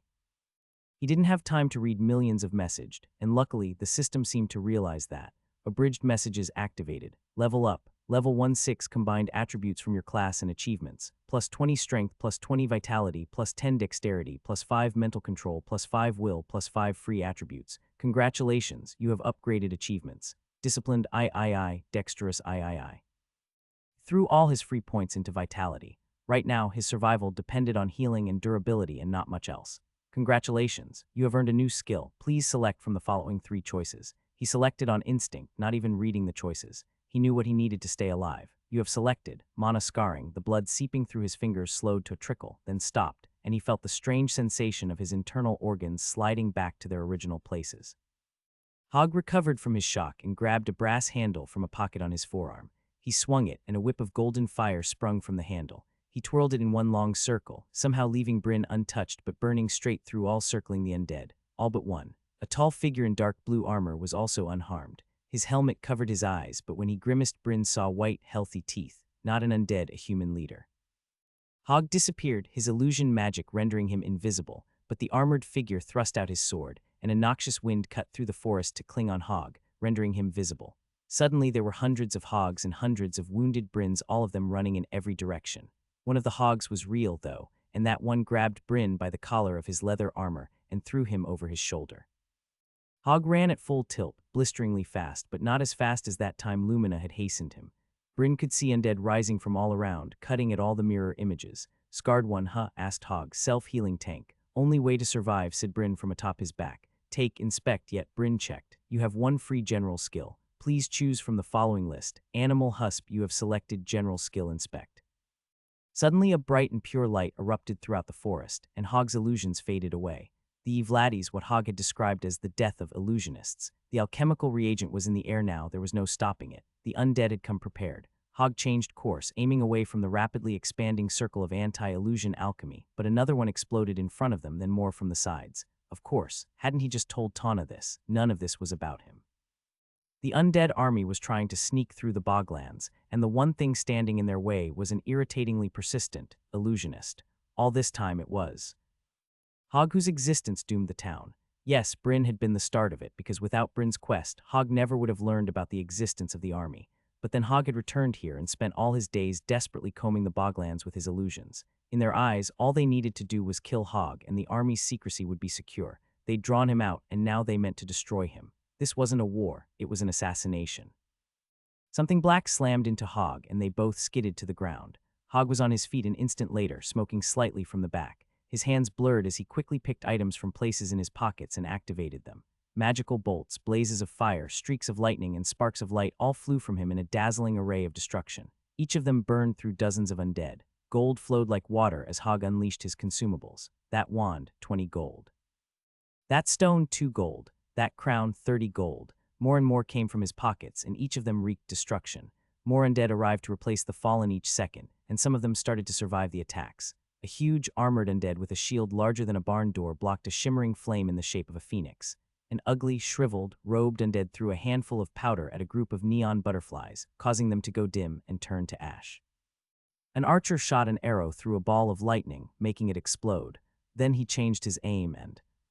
Oh no, Bryn tried to dodge out of the way. The arrow punched into him, lodging itself in his thigh. Level up, you have reached level 7. +4 strength, +4 vitality, +2 dexterity, +1 mental control, +1 will, +1 free attribute. Congratulations, you have upgraded achievements. Lively I. The archer knocked another arrow. The robed undead turned to Bryn and the armored brute lifted his shield. Hog shouted in dismay and then threw a smoke bomb to the ground. Unlike Bryn's smoke bomb, this one was absolute. The world went completely black. He couldn't hear anything. Even his sense of smell was numb. He felt Hog grab him and then they were running again. They soon ran through the affected area and Bryn awkwardly broke the arrow off and pulled it out. Can you run? Asked Hog. Yes. I could get away myself, but not if I have to protect you. Run when I tell you. Get to the town. Once I've covered your escape, I'll follow you. That felt like a lie, but Bryn couldn't argue with the main point. He really wasn't any help against these enemies. Got it. He saw the blue armored figure stride through the smoke behind them. He used inspect, not really thinking it would work, but it gave him something. Just 2 words of information. The assassin's class was anti-mage. Hog held up a glass orb with a frothy clear liquid inside. 200 gold. It exploded but didn't harm him. Quick recharge, said Hog. Use this and your sword. Now run. Hog tapped Bryn with a twisted tree branch and then threw it behind him. It sunk into the ground and then a heavy fog sprang up from all around. The whole world was covered by mist except for a narrow tunnel leading through the forest. Bryn got the picture. He ran down the tunnel of fog. From inside, he could just make out the outside world, where everything was moving in slow motion. Hog was lashing out with his whip, and then Bryn was too far away to see. It felt strange to run on his wounded leg. It didn't hurt, but it burned, and that burning made him angry, not berserker furious. It was an energetic, yet calmly calculating kind of anger. He felt good. He felt dangerous. Far ahead, something hit the wall of fog, making cracks appear. An undead a quarter mile up the path was striking the tunnel. It punched again, and one fist actually broke through. Bryn flipped the switch on his sword, and yes, the recharge had worked. The world slowed down even further. His legs seemed to double their speed. He sprinted forward, determined to pass the undead before it could get into the tunnel. As he neared, he realized he wouldn't make it. He got his sword in position, and then swung with all his might as he ran by. The undead got a black mace up in time to block, and the collision sent Bryn tumbling. He skidded to a stop and looked back. The undead sagged against the foggy wall of the tunnel, its head cloven in 2. Bryn's sword was nearby. He scrambled over and grabbed it again, but the world didn't speed up when he held it. The speed magic in it was spent. Alert, you have defeated. Undead Warrior 19, due to level disparity extra experience will be rewarded. Habit made Bryn expecting the other, very disappointing message. This time, however, he got to keep his experience. Level up. Level 7 9 +8 strength, +8 vitality, +4 dexterity, +2 mental control, +2 will, +2 free attributes. Congratulations, you have upgraded an achievement. Strong I. He smiled. How was his mana doing with holding him together? There was no convenient display, but he sort of felt mostly full. He was fine. He could take much worse wounds than this and keep moving. He put them into strength. Another undead climbed over the body of its comrade. This one was clothed in black, much darker than the rank and file, though it was like he was clothed in the living night. Inspect told him the class. Undead assassin. Bryn ran. He felt rather than heard the footsteps behind him and turned right at the last second to block. The undead assassin cut under his block with a rapier to strike both of his forearms at once. The leather armor showed its worth and slowed the attack enough that it left barely a scrape, not even enough to get a level out of, apparently. Quick as a gunslinger, Bryn brought out one of the illusion wands and fired. The undead assassin dodged the fake flame, giving him some space. Bryn cheered inwardly that the wands had recharged like his sword. That would have been an embarrassing death if not. He ran but kept his head faced back to watch the undead. He drew out the other illusion wand. See, he'd learned something in the last fight. He'd used the wands in the wrong order. He raised it with shaking hands and fired wildly. The undead assassin still dodged this one, but with a little less haste. It turned its gaze from the fake flame back to Bryn, a hint of mockery in its features. Bryn tripped, then scrambled backwards. Stay back, he held up the last wand, the real one. Stay back or I'll use it, said Bryn. Maybe a bit too much. No, just enough judging by the way the undead sauntered forward so confidently. When it was only a few feet away, Bryn activated the wand. A jet of real, non-illusory flame knocked the undead back and through the air. He laughed. Fool. He turned to run again, but to his surprise, something rose from the ground. The undead hadn't evaporated in the flame. Oh, this one was tough. That should alarm him, but for some reason he felt oddly excited. The undead lurched forward, stumbling and awkward but persistent, the way all good undead should be. Bryn should have run. He didn't want to. He charged the undead and went into the combo Hog had told him definitely wouldn't work. Right, left, up, down, lunge. The undead parried the first 2 blows, but the second 2 left deep gouges, and with the lunge, Bryn pierced its monstrous heart. During the short fight, the mist of the tunnel had disappeared. He was back in the forest, back in regular moving time. He must have outrun most of the army, but there were still a few undead within sight, already moving towards his area. They hadn't seen him yet. Bryn bent over and lit the body of the undead on fire with his lighter. Luckily, now that it was dead, whatever had been protecting it from flames stopped working and the corpse caught easily. He kicked it over towards some tall grass and then ran. The undead converging on the scene were drawn to the flame. He could hide for now. He took a moment to check his messages. Alert, you have defeated. Undead Assassin, 26, due to level disparity extra experience will be rewarded. Level up, level 912. Plus 12 strength, plus 12 vitality, plus 6 dexterity, plus 3 mental control, plus 3 will, plus 3 free attributes. It looked like the third threshold was at 65. He'd already gotten that for strength and will, and he wasn't close to that for anything else. He put 1 into mental control and the rest into strength. Congratulations, you have upgraded an achievement. Controlled I. 4 undead had arrived and they stood in a circle around the burning corpse. The fire spread into the grass. None were looking towards him, so he figured he had the chance to keep reading his notifications. Congratulations, you have earned a new skill. Please select from the following 3 choices. Upgrade pain resistance. Pain will feel even better, like pleasure instead of simply heat and energy. Upgrade ugly on the inside, increase healing speed of internal scars. New skill bloody vengeance. Increased power and speed proportional to the amount of wounds received. The increase to pain resistance was easy to rule out. His wounds already felt kind of good. He didn't need to turn into a full-blown masochist. It was already going to be hard enough trying not to let himself get hurt on purpose for the free levels. As for the other 2, what he should take sort of depended on what he wanted to do. He was back to that age-old question. Hilarious that he was back here again. Hide or flee? Flee was the obvious answer, but they'd be expecting that. They probably had the route home swarming with undead. Right now, while he was hidden near a fire, the undead couldn't use their heat sense to find him. He had some time. Not a lot, but maybe enough. Enough for what, though? Whether it was 2 minutes or 20, the flames would go out and his hiding spot would be useless. Hide wasn't an option, but flee wasn't either. He was going in circles. There didn't seem to be a best option. How much of this had Tana foreseen? If she'd known about the army, she would have told someone, right? Even she couldn't be that obtuse. That meant she probably only knew the beginning and the end the action she could take, and whether or not that brought doom closer or further away from the town. He ran the scenarios in his mind. He was glad Scarred One hadn't made him dumber. He could already feel his emotions shifting in subtle ways, but his mind was the same as ever. Scenario 1, Bryn does the smart thing and goes home after killing the easy spiders. He wouldn't have learned about the undead army. He would have taken Illusionist on System Day. Hog would have kept scouting. Nothing would have changed. Scenario 2, Bryn dies in the fight with his undead father. Hog would have gone to investigate. He would have killed Cadwy easily, but the ambush afterwards would have still happened without Bryn to take the first blow. Hog would have died and the town would never have learned what happened. The undead army sneaks by. The town is unharmed. This was probably the most likely scenario, but that ship had sailed. Bryn had survived. Scenario 3, Bryn dies in the ambush, but Hog survives. Hog would probably get word to Lumina in time for her to send a rescue. The town might still be attacked, but most would survive. This was the second most likely outcome. Scenario 4, Hog dies holding off the undead, but Bryn survives. In this situation, the whole town would find out about the army, and Arkina would have no choice but to massacre them all. Frankly, this outcome wasn't very likely. Bryn would almost certainly die trying to get back alone. And why should he try? He could hide again, maybe survive, but why would he want to? He pictured Hog, Davy, Zilly, Paris, and everyone else, all shambling along with the horde while he hid in cellars again. Him hiding in the cold again with his memories and some new scars. Is that really what he wanted? No, that wouldn't happen. The army didn't know this, but Hog had already succeeded in spreading word. Rescue would come either way. In the real Scenario 4, only Hog would die. Bryn would be fine. The choice was smaller. Would he let Hog sacrifice his life for a beat-up, angry, evil-class little jerk? No, logically that was a bad move. This was logic, right? This wasn't just him trying to justify something he wanted to do anyway. Bryn checked his sword. The magic was gone, but it should still serve to kill some stupid undead. There was no choice, right? No choice at all. You have selected Bloody Vengeance. With the wounds he already had, Bloody Vengeance hit him like a tidal wave. The burning wounds across his body felt like limitless batteries, pumping a sick and intoxicating energy into his soul. He would try for Scenario 5. Tana's plans could burn, and so could the rest of the town for all he cared. He would save Hog or die trying. There were 4 undead watching the flames lit by the undead assassin he'd killed. Even now, with all his new levels, he thought just one alone would be a hard fight. What could he do against 4? But he had to do something. Running would just cause him more problems later. He rose from his hiding place and rushed them. They turned around casually, as if unsurprised to see him.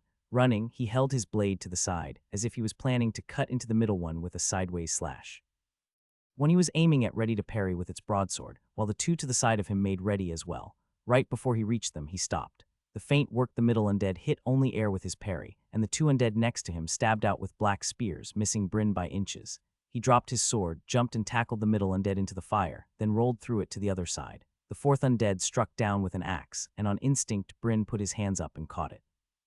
The blow was strong enough that he didn't stop it completely, but to his surprise, he was able to stop the majority of the momentum, so that the axe didn't even break through the armor of his shoulder. Bryn pushed, knocked the undead off balance, and then wrenched the axe out of its hands. Was he actually stronger than these things now? He spun with the axe and knocked away another stab with a spear. The blow was so solid that it left his hands ringing, but he still knocked it away. He could do this. He was strong enough now to actually fight them. The next undead stabbed into his thigh, and rather than step back to avoid it like any sane fighter would, Bryn accepted the blow and traded it for a swing at the undead's exposed neck, severing it. He kept the momentum up and dispatched the unarmed undead behind him.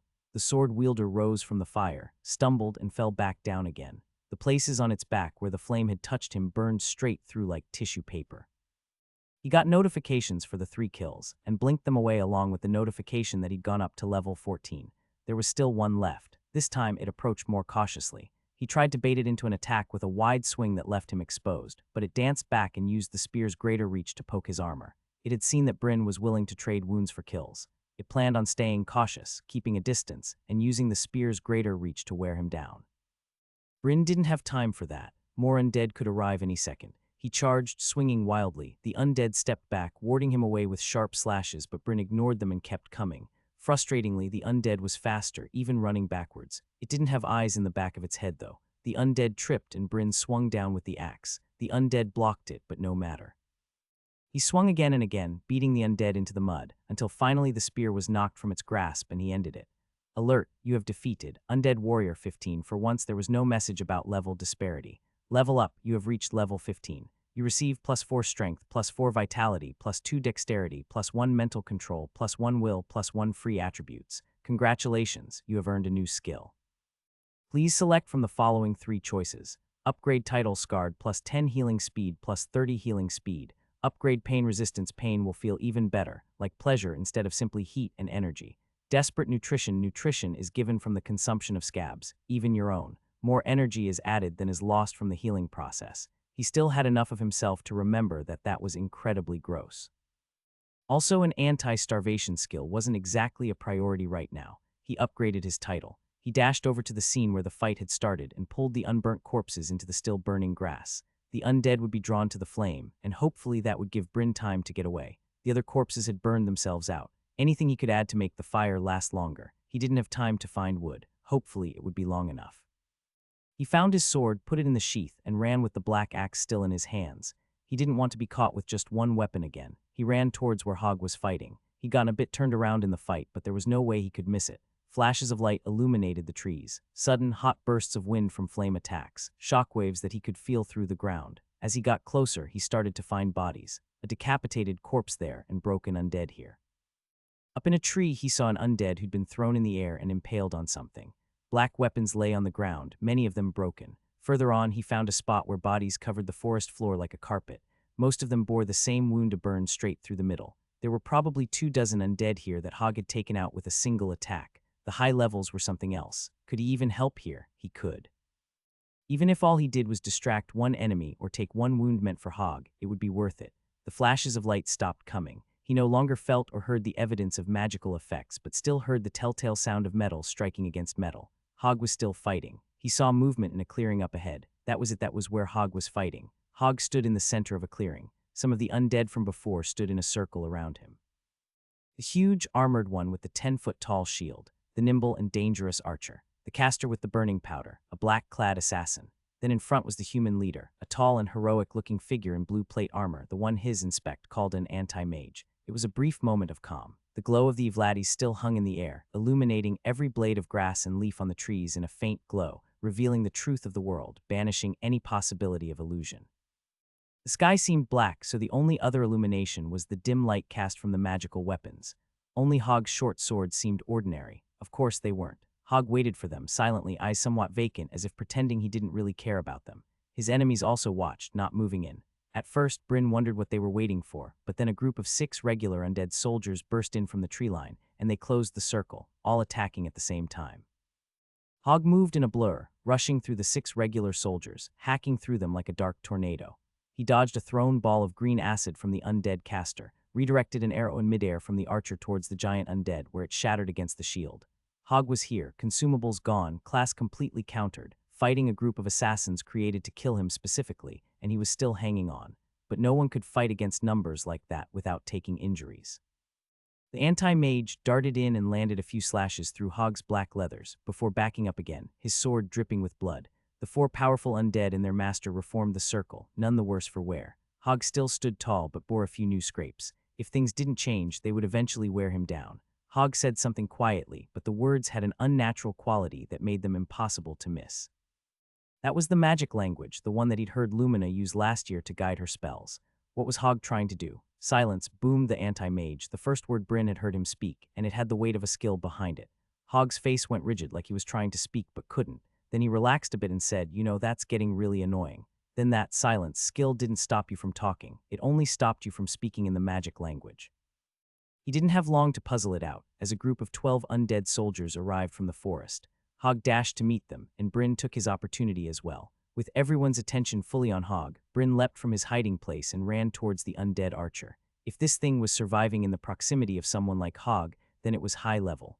Bryn had no illusions that he'd actually be able to outfight the archer. But he was starting to realize that wasn't what Scarred One was for. If he couldn't outfight someone, all he had to do was out-crazy them. He swung with the axe in a lumberjack's chop. The archer saw him coming in time to block, but unfortunately for the undead, it blocked with its bow. Bryn felt intense satisfaction as the wood shattered, though the shock of the hit knocked the axe out of his hands. At the same time, he felt a blazing, thrilling heat. He looked down and saw a sword, not black steel, something nicer sticking into his lung. The undead had stabbed him with its sidearm. Bryn smiled with bloody teeth and pulled his own sidearm and stabbed the undead in return. The stab didn't get as far as he'd like. The undead staggered back with only a light wound, but the look of shock on his face made it worth it. Level up. You have reached level 16. You receive +4 strength, +4 vitality, +2 dexterity, +1 mental control, +1 will, +1 free attributes. Bryn laughed, but it came out as a bloody cough. Still got your sword. He pulled it out of his stomach. Even without the pain, seeing the gush of blood like water from an unclogged sewer drain made him a bit woozy. He sucked in a breath, and his chest burned with a poisonous and glorious energy. He couldn't stand completely straight. That last wound had broken some ribs. He felt his magic start to wane. Mana's scars was having trouble keeping up. He did have some free points, though, so he put them all into magic. He immediately felt a bit better. He could hold his body together a little longer. Through training, you have increased the following attribute: magic +1. He heard Hog swear, then a grappling hook wrapped around his leg. He looked up just in time to see Hog yank on the rope and pull Bryn towards him.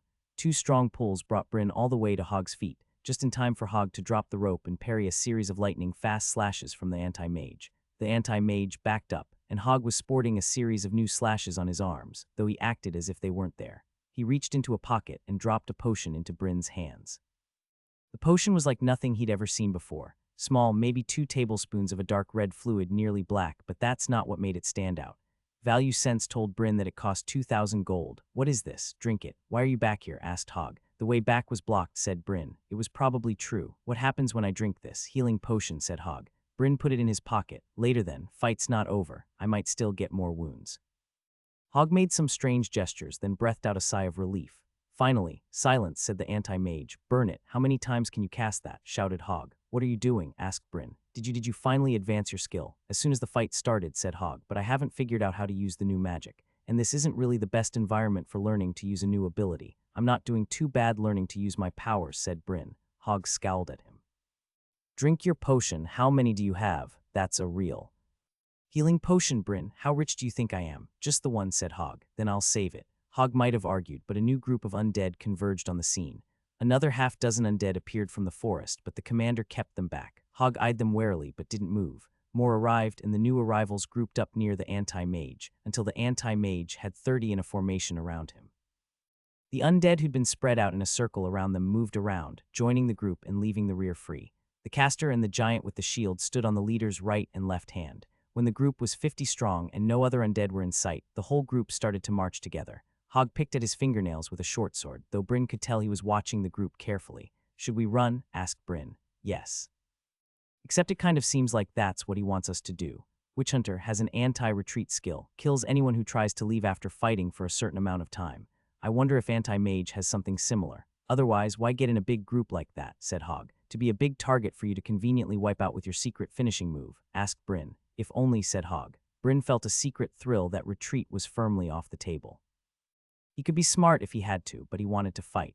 Battle Fury and Bloody Vengeance both got stronger based on wounds he'd received, and he wasn't lacking on those. The power burned through him like a furious but polluted furnace. The anti-mage sheathed his saber and pulled a two-handed broadsword from a sheath at the hip of the armored giant. It was absurdly long, 2 hands longer than the wielder's height, but he carried it lightly. He gave it a flourish and then pointed it at Hog. The entire group went into a run, and Hog twirled his short swords, ready to meet them. Bryn held his new sword eagerly. An itch at the corner of his vision, know what's real, was warning him. He turned and saw a blur in the air. Whatever it was heading straight for Hog's back. Bryn jumped to intercept it, and saw the undead archer, now without its bow, tear away a camouflage cloak of some sort. It hit Bryn before it could get to Hog, and buried a black knife in his guts.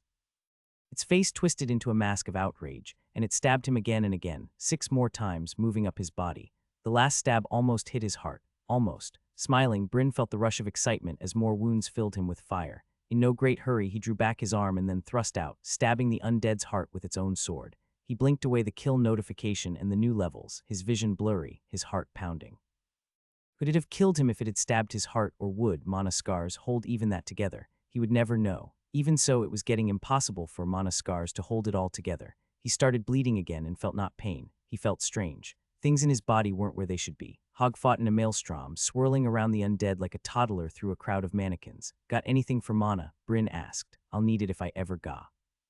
Hog darted around the undead soldier who'd gotten a lucky strike in. Fine, here. Bryn snatched a glowing silver potion out of the air and downed it. In a daze, he saw his wounds stop bleeding again. A few shining drops of silver seeped from the lower stab wounds. Then the energy hit and his mana went from empty to overfall. His body burned. His wounds closed. His organs shifted, putting themselves back in the right place. He even stood up straight again, as the skin and muscles on his chest pressed against his broken ribs, putting them back into place. His vision cleared and he saw enemies everywhere, and Hog desperately fighting to keep them away from him. Bryn attacked. The first undead didn't even see him coming. The second swung at him with a mace, but his sword seemed to know right where to go to knock it to the side and take the monster's neck. A punch from Hog knocked an undead into the air, and Bryn stabbed it through the chest before it hit the ground. An axe hit his head, knocking his leather helmet off. He whipped the sword around and took the arm off the axe wielder without really looking, then stepped backwards, stopping a furious series of stabs from a spear wielder. He fought madly, uncaring of any wounds. He couldn't care he didn't have skill or strength or numbers. All he had was the madness of his class. 3 spear wielders came at him at once, and he charged into them, swinging every direction wildly, beating them down with no skill, just overwhelming strength. Something hit his sword hand, cutting 2 fingers off. He found them on the ground and stuck them back into place, and mana scars held them there. He used that same hand to grab the bladed end of a war scythe and yank it out of a surprised undead's hands. Then he set to work with it, waving it in wide sweeps around himself, forcing the undead to step back and give him some space. It gave him the space to see Hog's fight. The undead caster was dead, and the armored giant was bunkered behind its shield. None of the regular undead could touch him, but the anti-mage pressed him back. The huge broadsword was supernatural in its ability to find Hog in the crowd. It knocked him out of the air, batted him around like a volleyball. Every strike hit with the force of a mortar shell. Hog blocked every strike but still took heavy wounds as if they were appearing on their own. Hog jumped off an upward swing and flipped through the air to land next to Bryn. He stumbled trying to reach his feet but made it up on the second try while clutching his side. The man in blue armor laughed. He started to say something, but just as he did, a blur tore through the air, aiming at Bryn. Hog moved in an instant, catching it.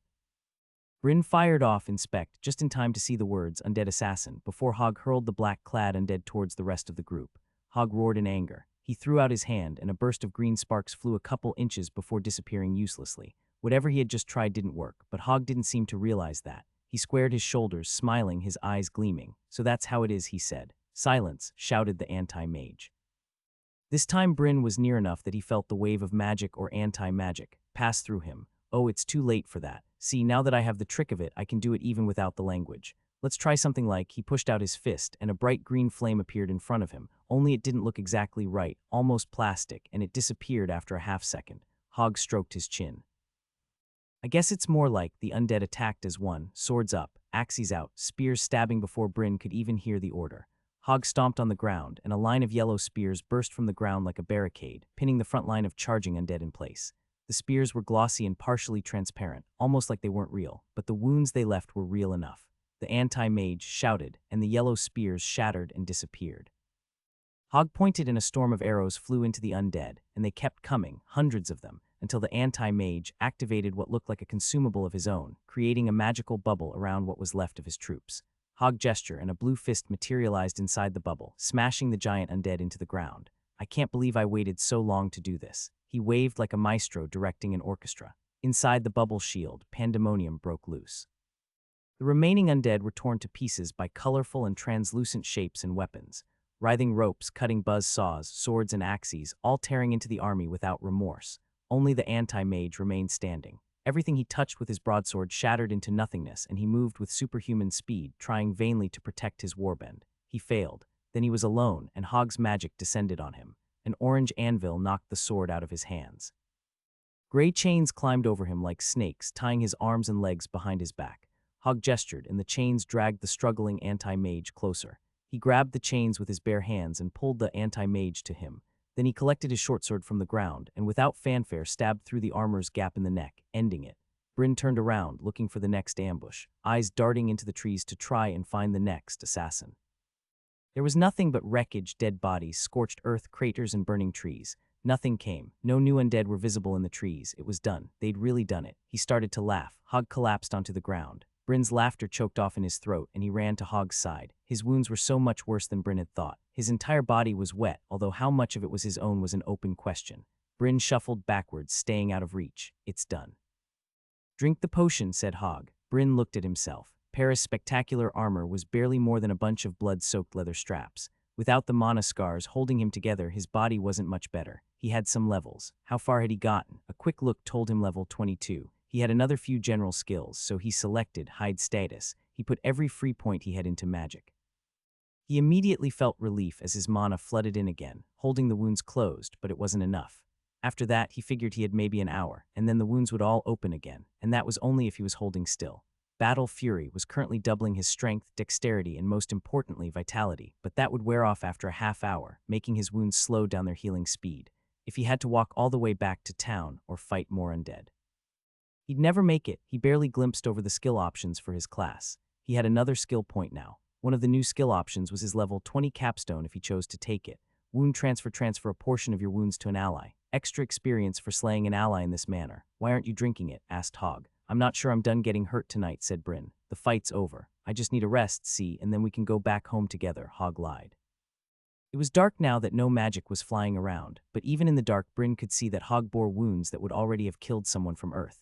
No, it would kill someone from this world too. It would just take a lot longer. "You have any more healing supplies in those pockets? Any bandages?" asked Bryn. From his back, Hog made a show of looking down at his black leathers. They weren't in any better shape than Bryn's armor. Rags. Hog's pockets were finally empty. "Where's Marksy?" asked Bryn. "Camouflage bag back that way a bit," said Hog, indicating with his chin. "Now drink it. What are you waiting for?" There was only one way this was going to work, so Bryn turned his heart into stone. He barked out a laugh, a cruel laugh. "I'm waiting for you to weaken a bit more. You understand, right? What kind of skills a scarred one has. Face it, you're going to die either way, so why waste the opportunity? I just need to know for sure you aren't going to magic my head off the second I get close enough to activate it. Nothing personal, but I can't pass up an opportunity like this." Hog closed his eyes. "An evil class really works that fast?" Bryn shook his head. "No, don't you get it? I've always been this way. It makes sense, see? We get the class we really deserve. A class isn't what you do. It's what you are. It's nice, though, not to have to hide who I am anymore." "No, you're not. I don't believe that." You weren't, you'll see, so take it. I want you to take my experience. There's probably some good achievements in it for you too, but just listen. Just listen, okay? Someday you're going to wake up. Evil classes will sometimes evolve their way back into sanity, and when that happens to you, don't beat yourself up, okay? It's my fault you have an evil class. My fault, okay? It's mine. There's 100 things I could have done differently to stop all this from happening. When you come back to yourself, I want you to, someday. Hog really was fading, so Bryn sprang forward. Hog gasped in surprise, which was the perfect opportunity. Bryn poured the potion down Hog's throat. Hog tried to spit it back into his face, but Bryn had been expecting that. He used every single new point of strength he'd earned to hold Hog's mouth closed until the potion started to work. There was no visible effect, no flash of light, so Bryn had no idea if it was even working. Hog struggled against him weakly, then less weakly. Then Hog threw him off, his strength fully returned. Bryn fell to the ground, barely feeling it, and started to laugh. I can't believe you actually thought. He couldn't really blame Hog. Evil classes really did get inside your head, and even though it had never been his plan to kill Hog, he had been really close to taking and using wound transfer. That would be the smart thing to do, right? He hadn't done it, though, because there was a chance the skill would have killed Hog before the potion healed him. He still wasn't sure if it was the right call or not, but he did know it would have been callous and cruel, and that's not who he wanted to be, not even as the scarred one. Instead of wound transfer, Bryn put his last skill point into his scarred title. Idiot, Hog yelled. Bryn laughed again, but fell onto his back. His mana still had about an hour left before his organs turned to mush, but his stamina was completely spent. Darkness started to seep across the edges of his vision. His body was still on fire, and his insides felt like he was full of wriggling worms. His vitality was insanely high. Was that the feeling of his body healing? Or maybe he was getting delirious. Even the energy of his transformed pain couldn't keep him conscious much longer. Would, scarred and ugly on the inside, fix him in time? This was a good way to find out. He'd either wake up or not. In his last moment of consciousness, he saw the trees blurring by in the darkness as Hog carried him home. Bryn ended up waking up after all. He sort of expected to be in his room. He wasn't. He was in his bed, and that was his wardrobe with his clothes, but the room was different. Looking down, he was naked under the blanket, unless you counted bandages. If you counted bandages, he was fully clothed. He sneered at them. Who needed bandages when you had scars? They were all completely white without a speck of seepage, and he could feel mana scars still burning his magic, keeping everything where it was supposed to be. He was surprised he still had mana, honestly. How long had it been? He checked his status first and grinned at all the high numbers. How long ago had it been that he was so proud of 26 strength? Now he was at nearly 150. That should have been the best part, but it wasn't. He had an achievement waiting for him. Alert. You have upgraded an achievement. Warbound Epic becomes Warbound Legendary. Warfare was his birthright. He craved the clash of steel. He sang a song of bloodshed that the dead could hear and feel, the terror of the battlefield. A cursed child was found. Warbound. Plus 20 strength, plus 20 vitality, plus 20 will, plus 10 dexterity becomes plus 20 to all attributes. You have been granted a new skill. Battle Sense. You have an innate sense about the position of your allies and enemies in conflict. You have an innate sense of how to direct your allies to greatest effectiveness during conflict. What he'd done felt legendary. He couldn't believe his memories, the things he'd done. He'd fought those undead like he was immortal. He'd run right through wounds like he couldn't feel them. He'd out-zombied the zombies. His scarred title was different. Heavily scarred, you have been scarred. You have upgraded this title twice. Your scars are regenerative. Healing rate increases based on upgrades and the amount of fully healed scars. Your wounds heal 60 faster. With that one increase after all these injuries were healed, that was a happy thought. Almost as an afterthought, there was one last notification. Alert, through training you have increased the following attribute, Magic plus 5. Apparently his magic had been working overtime while he slept. He sat up, moving slowly, and his body exploded with warmth and energy. He knew enough of his class by now to know that that wasn't a good sign. That was pain, transformed into something more useful. Only in this scenario it was the opposite of useful because it made him want to jump into action. But what he should be doing right now is holding still so his body could mend. The movement made something stir at his side.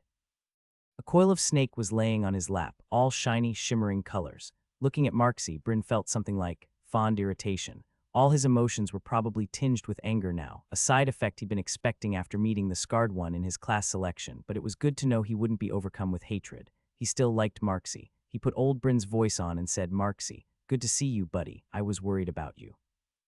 Marksy uncoiled and stretched, letting out a big yawn. He crawled into Bryn's arms, and it was only then that he noticed. He was crawling. The 4 nubs on Marksy's sides had sprouted, and he had arms and legs now. Little arms that ended in 3-fingered hands with pads like a gecko. The limbs were too short, but maybe they'd grow. He didn't know. Apparently he didn't know much about his little friend. He looked up to see Hog enter the doorway. Marksy has legs now. What happened? Asked Bryn. He's a little young for it, but not surprising, considering that beast core you fed him. He slept through the whole fight, and then 2 days after that, said Hog. 2 days? How long was I asleep? Asked Bryn. 4 days, said Hog. It was a close thing for the first couple hours. We had to force feed you mana potions nonstop to keep your body together until your internal scarring skill could close all the wounds to your innards. You're allergic to mana potions now, by the way. Happens sometimes. Should clear up in a month or two. Just got the results back. 4 days then the army, it didn't kill us all, obviously. Haven't really seen a sign of them since we escaped the forest. They're out there, though. 6 of our hunters disappeared. The forest isn't safe anymore, said Hog. I even had to buy a house in the town. That's where we are now. But help is on the way, right? You got a message out. I got some letters out before I had to switch my skill. Not as much as I'd have liked. But that's its own thing. I can't do illusions anymore, said Hog.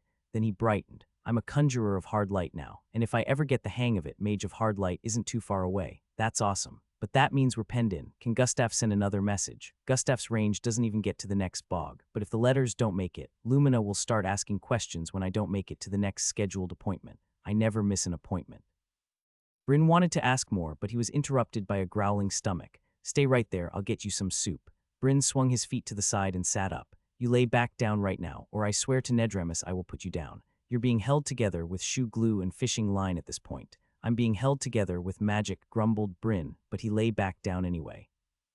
Hog returned with the soup, and Bryn, as soon as the smell of it hit his nose, he realized he'd never wanted anything so much in his entire life. He gulped it down and asked for more, then asked if Hog had anything more solid. Bread, anything. Let's see if you keep that down first. Bryn scowled. Of course I'm going to keep it down, but he still waited like a good little boy. To his surprise, he already felt full, bloated even, like his body wasn't used to food. Looking at his forearm, his muscles didn't seem any smaller, but his skin looked like it was shrink-wrapped to his body. That made him curious, so he started to untie the bandage around his fingers, the ones that had been cut off. Even that movement made them burst out with energy. Don't, said Hog. Bryn scowled at him and removed the bandage. The fingers were scabbed over on the outside, and he immediately felt the overwhelming urge to start picking at them. He glared at Hog again and put the bandage back on. They aren't there to hold you together. They're there to remove temptation, said Hog. I get it, snapped Bryn. So listen, Hog started delicately, which immediately made Bryn suspicious. The prophet needs to talk to you. It's sort of urgent. About what? I'm not supposed to say, said Hog. Bryn frowned. It was probably to pin some stupid punishment on him. He'd technically broken the rules when he left town to hunt in the forest without an adult. If that was all it was, he would be lucky. No doubt Tana had used the past few days to whisper treachery into everyone's ears. At least no one but Hog knew his class. He'd taken hide status as one of his first general skills. Send him in, said Bryn. 15 minutes later, the prophet arrived, as well-dressed and dignified as ever. If Bryn was expecting to see stubble on the chin or rings under the eyes of the prophet while the town was virtually under siege, he was disappointed. He looked like he never lost a day of sleep in his life. You'll understand if I don't get up, Bryn said, trying and failing to keep an acerbic tone out of his voice. No need, said the prophet. Then, to his surprise, he found a footstool and sat down by the side of the bed. How are you feeling, son? Bryn bit back an insulting response to the over-familiar tone. Instead, he said, I don't think I've ever felt worse. He wasn't sure if that was a lie or not. True, he'd never been in this much pain before, but the pain felt very nice. Good, I have a few questions, and then I'll let you get back to your rest, said the prophet. All right. Hog filled me in on the entirety of the events in the forest that night, but I'd like to confirm some details with you. First, you should know that I know you're a scarred one. Bryn growled. Hog told you. He didn't have the right. The pharmacist and midwife needed to know in order to render proper treatment. I was told as a matter of course. No one else was informed, although people will no doubt speculate. That's what brings me here today. I need to confirm some details with you. Bryn fidgeted uneasily. Hog was in the other room, and he'd proven that he could be trusted. There was nothing the prophet could do, he told himself. What do you want to know? First, can you confirm that Tana told you in person that she intended for you to pick an evil class? Yeah, she said that. Bryn was a little confused. Do you believe her actions that day and in the preceding weeks or months led you towards an evil class? Yes, they did, said Bryn. I see. There was an expression of sorrow on Elman's face, but also determination. No way, said Bryn. Tana, she's the one in trouble. That's for me and the Council of Elders to decide, said Elman. But driving a child to an evil class is a terrible crime. It isn't illegal to be mean to a child or even to say cruel things about them. But if that cruelty drives the child in question to pick an evil class, then that's a different matter entirely. This alone would be enough, but she also manipulated you into going into the forest alone and gave you information designed to put you in even greater danger. And now her actions have borne poisonous fruit. Another question, when I moved System Day up by a week, did that make picking an evil class more or less likely? More, but only because I needed it to save my life. I was going to pick something else, said Bryn. The logic goes in circles. If you hadn't moved up system day, I wouldn't have survived getting stabbed. But would I still have got stabbed if we hadn't been waiting right there? According to Hogg, the only reason the ambush was so sloppy was because you weren't where they expected you to be. He claims that if you kept moving at the previous pace, you both would have died. Tana claims the same. She told me that her reading of fate made it certain that if I didn't do it, both you and Hogg would have died, though she didn't know the cause at the time. If Hogg said that, then it's true, said Bryn, but she should still be punished for what she did. Yes, the Prophet nodded solemnly. And if her punishment were up to you, what would you choose? Looking back at it, the fact that he hadn't gotten magic to the first threshold before system day was the thing that bothered him the most. He'd been so close. He wasn't even sure if it was totally her fault, but who was he kidding? It was completely her fault. Bryn had no end of imagining horrible things for Tana, but he kept himself to choosing the best thing he thought he could get Elman to agree to. He wanted her to be embarrassed, for everyone in town to see her being punished, see that she was the one at fault. Pillory, for at least a day. Do what she tried to do to me. The Prophet gave an appreciative nod. Son, the normal punishment for driving a child to an evil class is exile or death. Your sufferance will be noted, however. Bryn nearly screamed. The pillory was less than the Prophet had in mind, because he agreed she should be flogged. She should have her hair cut off and be hung in a gibbet and stabbed with spears. But he just looked stupid saying that now. He gave a terse nod. The Prophet left, and Hogg came back into the room. I can't believe I screwed that up so badly, said Bryn. You did good, said Hogg. He probably would have been more lenient if you'd screamed for blood and torture. Now his conscience is going to eat at him. Ha, a conscience. What a stupid weakness to have, said Bryn. Yeah, almost got you killed, said Hogg. You should have drunk the damn potion. You're welcome, Hogg frowned. Don't make me watch you die, all right. I'm starting to get used to you. Yeah, all right, said Bryn. Zilly and Davy visited him that afternoon. They entered cautiously, footsteps quiet, as if sudden movements or too much noise would be enough to reopen all his injuries. Zilly stopped in the doorway to his room and gasped, although there wasn't much to see. All his scars were covered with bandages except for the ones on his face that had already completely healed, and he'd even put on some clothes even though they made everything itch. Davy didn't make any visible reaction to Bryn's injuries, though he couldn't help but notice the way Davy's eyes quickly slid away from him to a spot on the wall right next to his head. What's the matter? I'm even more handsome than you remember. I get that a lot, said Bryn. Davy snorted. You look like crap. Bryn laughed, and the spike of hot energy from his broken ribs made him want to laugh louder, but he forced himself to stop. Zilly gave an uncertain smile. You look like actual garbage. But in a cool way, right? You look like a pulled pork sandwich covered in mallow sweets, said Davy. Zilly nodded eagerly. Oh yeah, everyone is furious. Obviously almost getting you killed is bad or whatever, but moving up system day, that's too far. They're out for blood. It's actually a little scary. I feel bad for Myra. She can't even go outside. That tracked. To them, system day was like your wedding day and university graduation all rolled into one, and apparently Tana had given them the equivalent of a shotgun wedding in the middle of the night. You know Maidley, she wasn't even in her bed when it hit. She was on the street, no doubt sneaking back from Rodraj Moda's house, said Zilly. Wait, the woodworker kid, asked Bryn. Yeah, the carpenter, said Zilly, but he'd noticed the slip. She'd said his class name, don't leave me hanging. What did you two get? We can't, said Davy. We're still going to do the ceremony like normal. No one is allowed to tell anyone what class they have until then. Bryn could just use inspect, but he decided not to. If it was that important to them, he'd wait. Well, at least you're here to keep me company. I'm going to go crazy from boredom here, said Bryn. We can't stay long. We just wanted to see how you were and give you this, said Zilly. She offered him a pretty paper package tied with a bow. He opened it and saw it was full of candied grasshoppers. He gagged. Marksy erupted from under the covers to help himself to them. Zilly laughed and handed Bryn another box. This one was full of candied nuts. He could appreciate the prank since they still had brought him a real treat, but he found it disturbingly hard to push down the irritation. Then Zilly choked. She raised a shaking finger. Legs. Bryn shrugged. Yeah, he has legs now. Marksy didn't answer at all, just munched happily, his head in the bag of candied grasshoppers. After a few minutes, Zilly and Davy made their excuses. They were pretty busy getting ready for the celebration. Hammond's Bog was going to have its party, and no conniving, weavers, or undead armies were going to stop them. They left, leaving Bryn alone. The next few days were an exercise in boredom. Hogg didn't let him leave the room, and although he brought him a few books, they were dry histories, and he just didn't seem to have the patience for it. Bryn entertained himself by going through the house and using inspect on every single thing he could find. Apparently, one of the many notifications he'd ignored in the fight was this one. Alert inspect leveled up, 1-2. Some skills could level, and now he was already addicted to it. Inspect rarely gave him more information than he could deduce on his own. A chair, a bed, the floor, the ceiling. When he used it on his pet, it just said Marksy. It called Hogg a man. The yellow love seat that was actually a hidden dimensional storage just came back as a comfortable and stylish sofa. Some things were more interesting, though. He used it on the sword he'd stolen from the undead archer, a masterwork silverite sword. Enchanted for speed and accuracy, rechargeable, other things were sort of funny. When he used it on Hog's silverware, everything came back: bog standard fork, bog standard knife, and bog standard cup. Alert, inspect, leveled up, 2-3. It was strange, though, because to him, Hog's things were quite nice. The cup was wooden, but made from artfully fitted pieces in an interesting pattern, and he just knew somehow that no glue was involved, the pieces just fit together that well. The silverware was also very nice, but apparently that was totally normal. Eventually he asked Hog about it. "Oh, noticed that, did you? Good call on taking inspect. Yeah, it's another town skill." When a craftsman gets to a certain level of proficiency, the town will recognize their work and let them attach the town's title.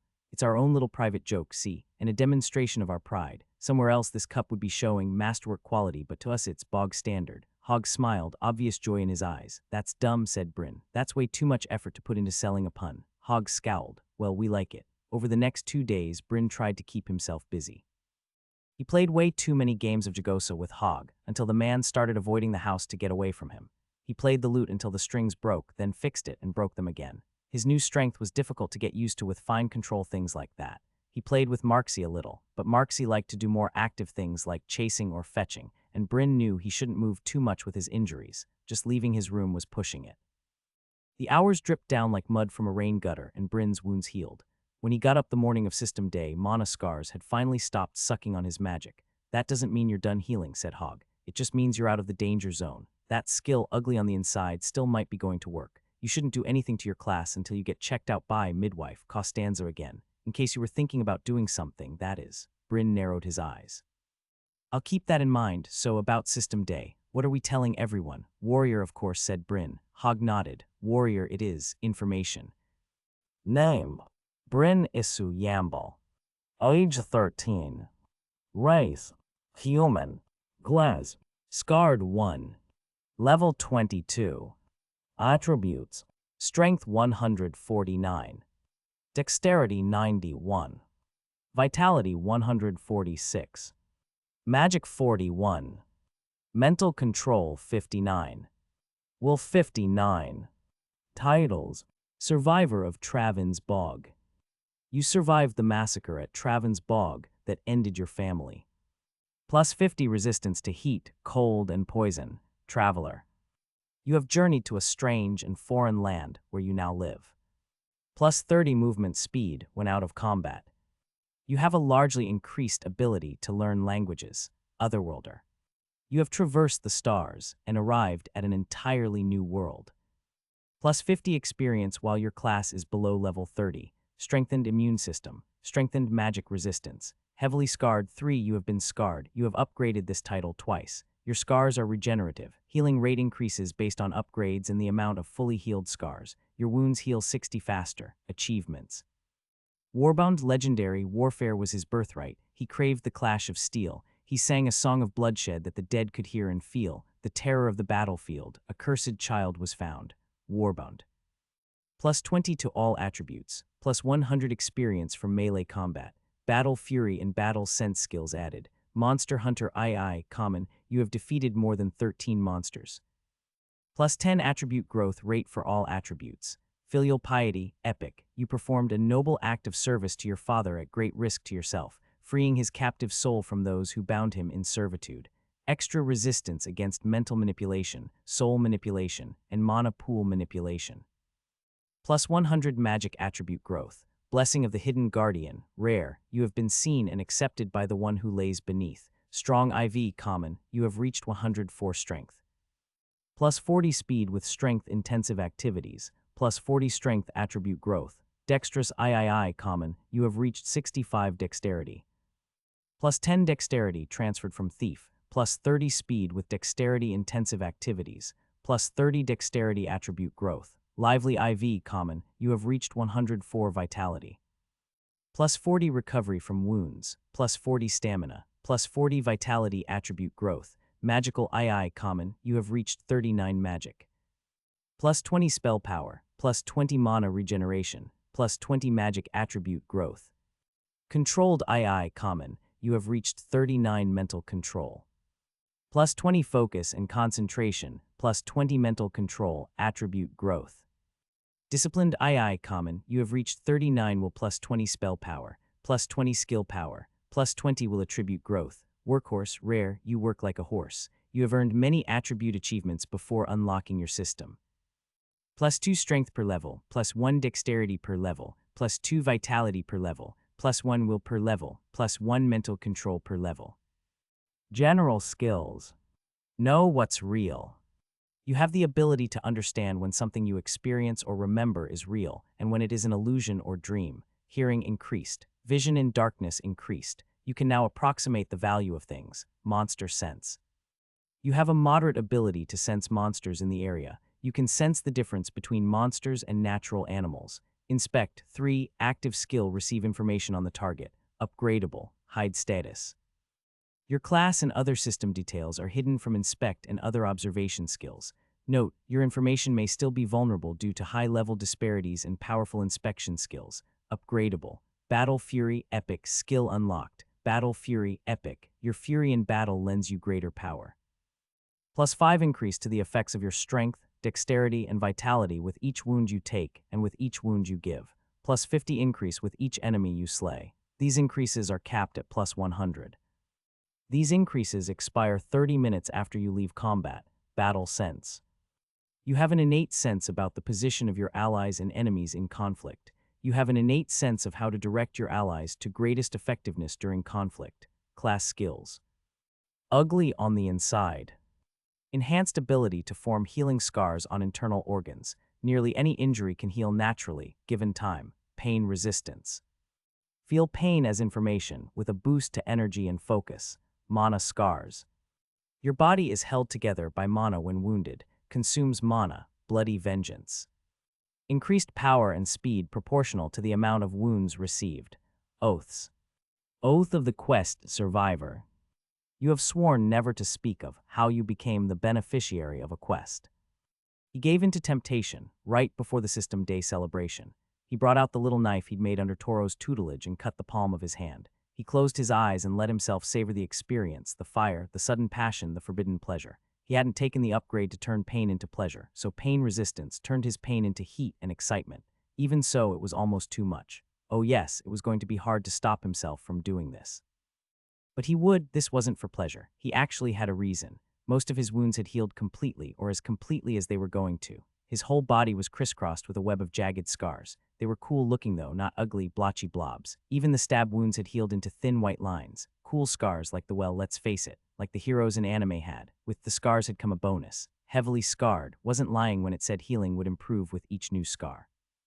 Heavily scarred, you have been scarred. You have upgraded this title twice. Your scars are regenerative. Healing rate increases based on upgrades and the amount of fully healed scars your wounds heal 120 faster. As good as it felt, this was just a test. This was an experiment to see what the title meant in real terms. Sure enough, the cut stopped bleeding right away. Then he watched as the blood dried and a scab began to form.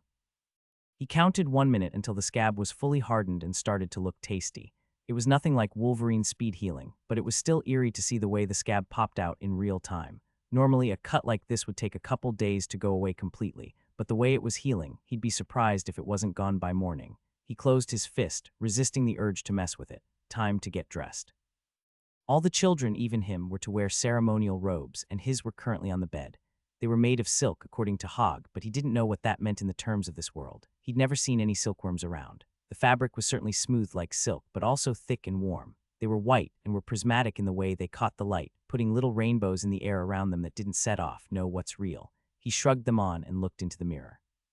He looked like a devil in the clothes of an angel. The only other item he was to bring was the tool of his trade. He brought the undead archer's sword, belted around the outside of the robes at his waist. Then he left the house. Hogg's new place was right on the edge near the wall, of course, so there was a bit of a walk. This part of the town was empty, but when he got to the connecting street, he was greeted by a warm glow. All the town's adults were lining the streets, holding candles. They watched in silence, some with proud smiles, others solemn. Hogg was standing right at the corner, and for once he had foregone his black leathers for the elaborate formal clothes of the bog. The newly advanced children walked down the center, and some skill had been used to make the streets flat and dry, completely clear of mud or detritus. Bryn was the furthest and the last, so as he passed, the adults ringed around and followed behind him. That got his back up. He hated the feeling of people walking behind him. The remaining unhealed wounds in his body gave him an uncomfortable amount of energy, and he wanted nothing more than to dash forward and be done with this. But of course that wouldn't be proper. No, it wouldn't be right. He could control this. He walked as slowly as he could make himself, just barely faster than the other kids. And he had that plus 30 movement speed when out of combat from Traveler, so basically he was walking like a turtle, except that wasn't how it worked. He hadn't been out at all since he returned to town, but already he could feel that improved how fast he could travel, not how fast he always would travel. His normal walking speed was the same as before. He was just impatient. He heard the sound of singing and a lute playing, but it wasn't the sound of country dances. This was slower, more spiritual, almost a chant. He could pick out a voice belonging to the bard, Geoffrey, and one other. Lower, rougher, and younger, a little shaky but still on tune. Hammond's Bog had a new bard. He wondered who the lucky brat was. How galling was it that he didn't even have an idea? No one else his age had asked Geoffrey for lessons. He shoved the broiling anger back down. What did he care? He didn't. He wouldn't have picked bard, even if it had been offered. He listened as he walked. The words were in Ithmalian, and he didn't know what they said, but he knew what they meant: peace, growth, and reverence. Actually, he did recognize one word. Lumina kept repeating in the chorus, and without anyone ever having told him, he knew it meant light in the ancient language. He let Geoffrey's magic pour over him, hoping it could make him feel something different than the scarred one's ever-present simmering anger. It soothed him, but he felt vaguely hollow. His old emotions would have felt something here, he was sure of it. Holiness, maybe. Now what he felt was grudging respect for something he couldn't understand anymore. The whole town was circled around the square, so he couldn't see what was there right away, but he saw hundreds of floating paper lanterns above it, suspended in the air. The song grew clearer, and he thought he started to recognize the second voice in the song. Then he was through the crowd, and he thought of the answer right before he saw the hulking lad. Davy. Davy stood next to Geoffrey on a platform, standing over the rest of the children, welcoming them. Bryn didn't even need to fire off inspect, but he did anyway, just to be sure. Davy had gotten bard. Davy, how was that fair? Bryn had never so much as seen Davy lift a musical instrument, and he got offered bard. Where was the reward for all the hours Bryn had spent practicing that lute? He clamped down on that line of thought quickly. That's not how you treat a friend. You were happy for them. He still remembered his true self well enough to know exactly how to smile in surprise and delight. Davy caught his eye and smiled back while still singing, visibly relieved to see a friendly face. Bryn made motions showing his brain exploding, then gave a hearty thumbs up. Davy's smile grew, but then he had to look down so that he wouldn't start laughing. Bryn held the smile as long as he thought he could, though it felt plastic on his face. The other children started to take their places. He saw a boy, the same Rodraj that Zilly had mentioned the day before, bring out his carpenter tools and a block of wood and start working with them on the grass. The other children did the same with their new trades, mending tools, digging in the earth. One girl even fried eggs on a self-heating frying pan. It should have been silly and sort of wild, but with Geoffrey and Davy's song in the air, it was a thing of peace and beauty. A time of revelation and discovery, though Bryn didn't feel that either. The first levels were the easiest, so many of them would get their very first levels tonight if they had been able to resist getting some this past week. Bryn sure hadn't. His place wasn't with any of them, though. He walked past and then stood on the outside looking in. He drew his sword and held it point down on the ground, resting both hands on the pommel. The protector's place. The place of a warrior. To his surprise, Zilly stepped up next to him and placed a sword of her own point down into the ground. Zilly, the warrior. She gave him a quick, nervous smile, then looked back at the town's young adults. He'd been coached to keep his eyes on them as their protector. A ceremonial role, obviously, but an important one. He watched the emotions on Zilly's face, since he couldn't seem to feel them for himself. Her face whitened a bit, perhaps as the symbolism of it all started to dawn on her. This celebration was for them, for the common classes, for the peaceful people. Her job would be to protect them, but in times of peace, times like tonight, she didn't really have a place with them. She stood on the outside, looking in. Bryn watched them. He saw them jump to their feet with joy as their first levels came pouring in. Myra was there, red-eyed, but with complete contentment in her expression as she moved threads by hand through a darning loom. He saw Tana in the crowd, and for once, the sight of her didn't fill him with anger. The prophet hadn't been lying according to Hogg. The town council was fiercely debating giving her the death sentence. No one would be able to tell that by looking at her. She wore her finest dress, and her eyes were wet with unfeigned joy and pride as she watched her daughter work.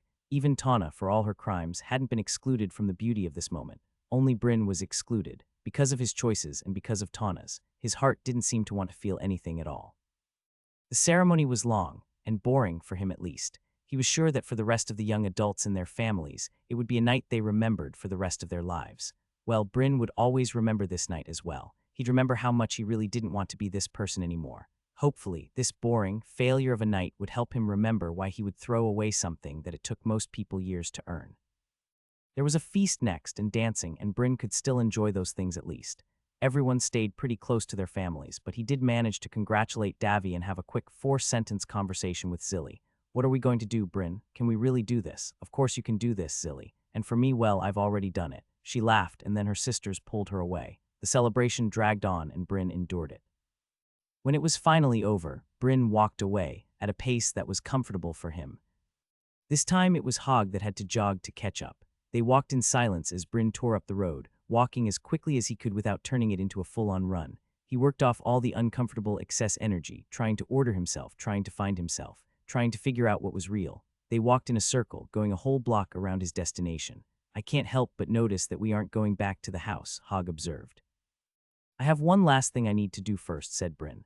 But you do want me to change it, said Bryn. I do. Then you need to know why. This isn't for your town. I don't owe them a thing. I'm doing this because I've won. I've conquered this class. It tried to get to me. It tried to twist me, to change me into something vile, and it couldn't.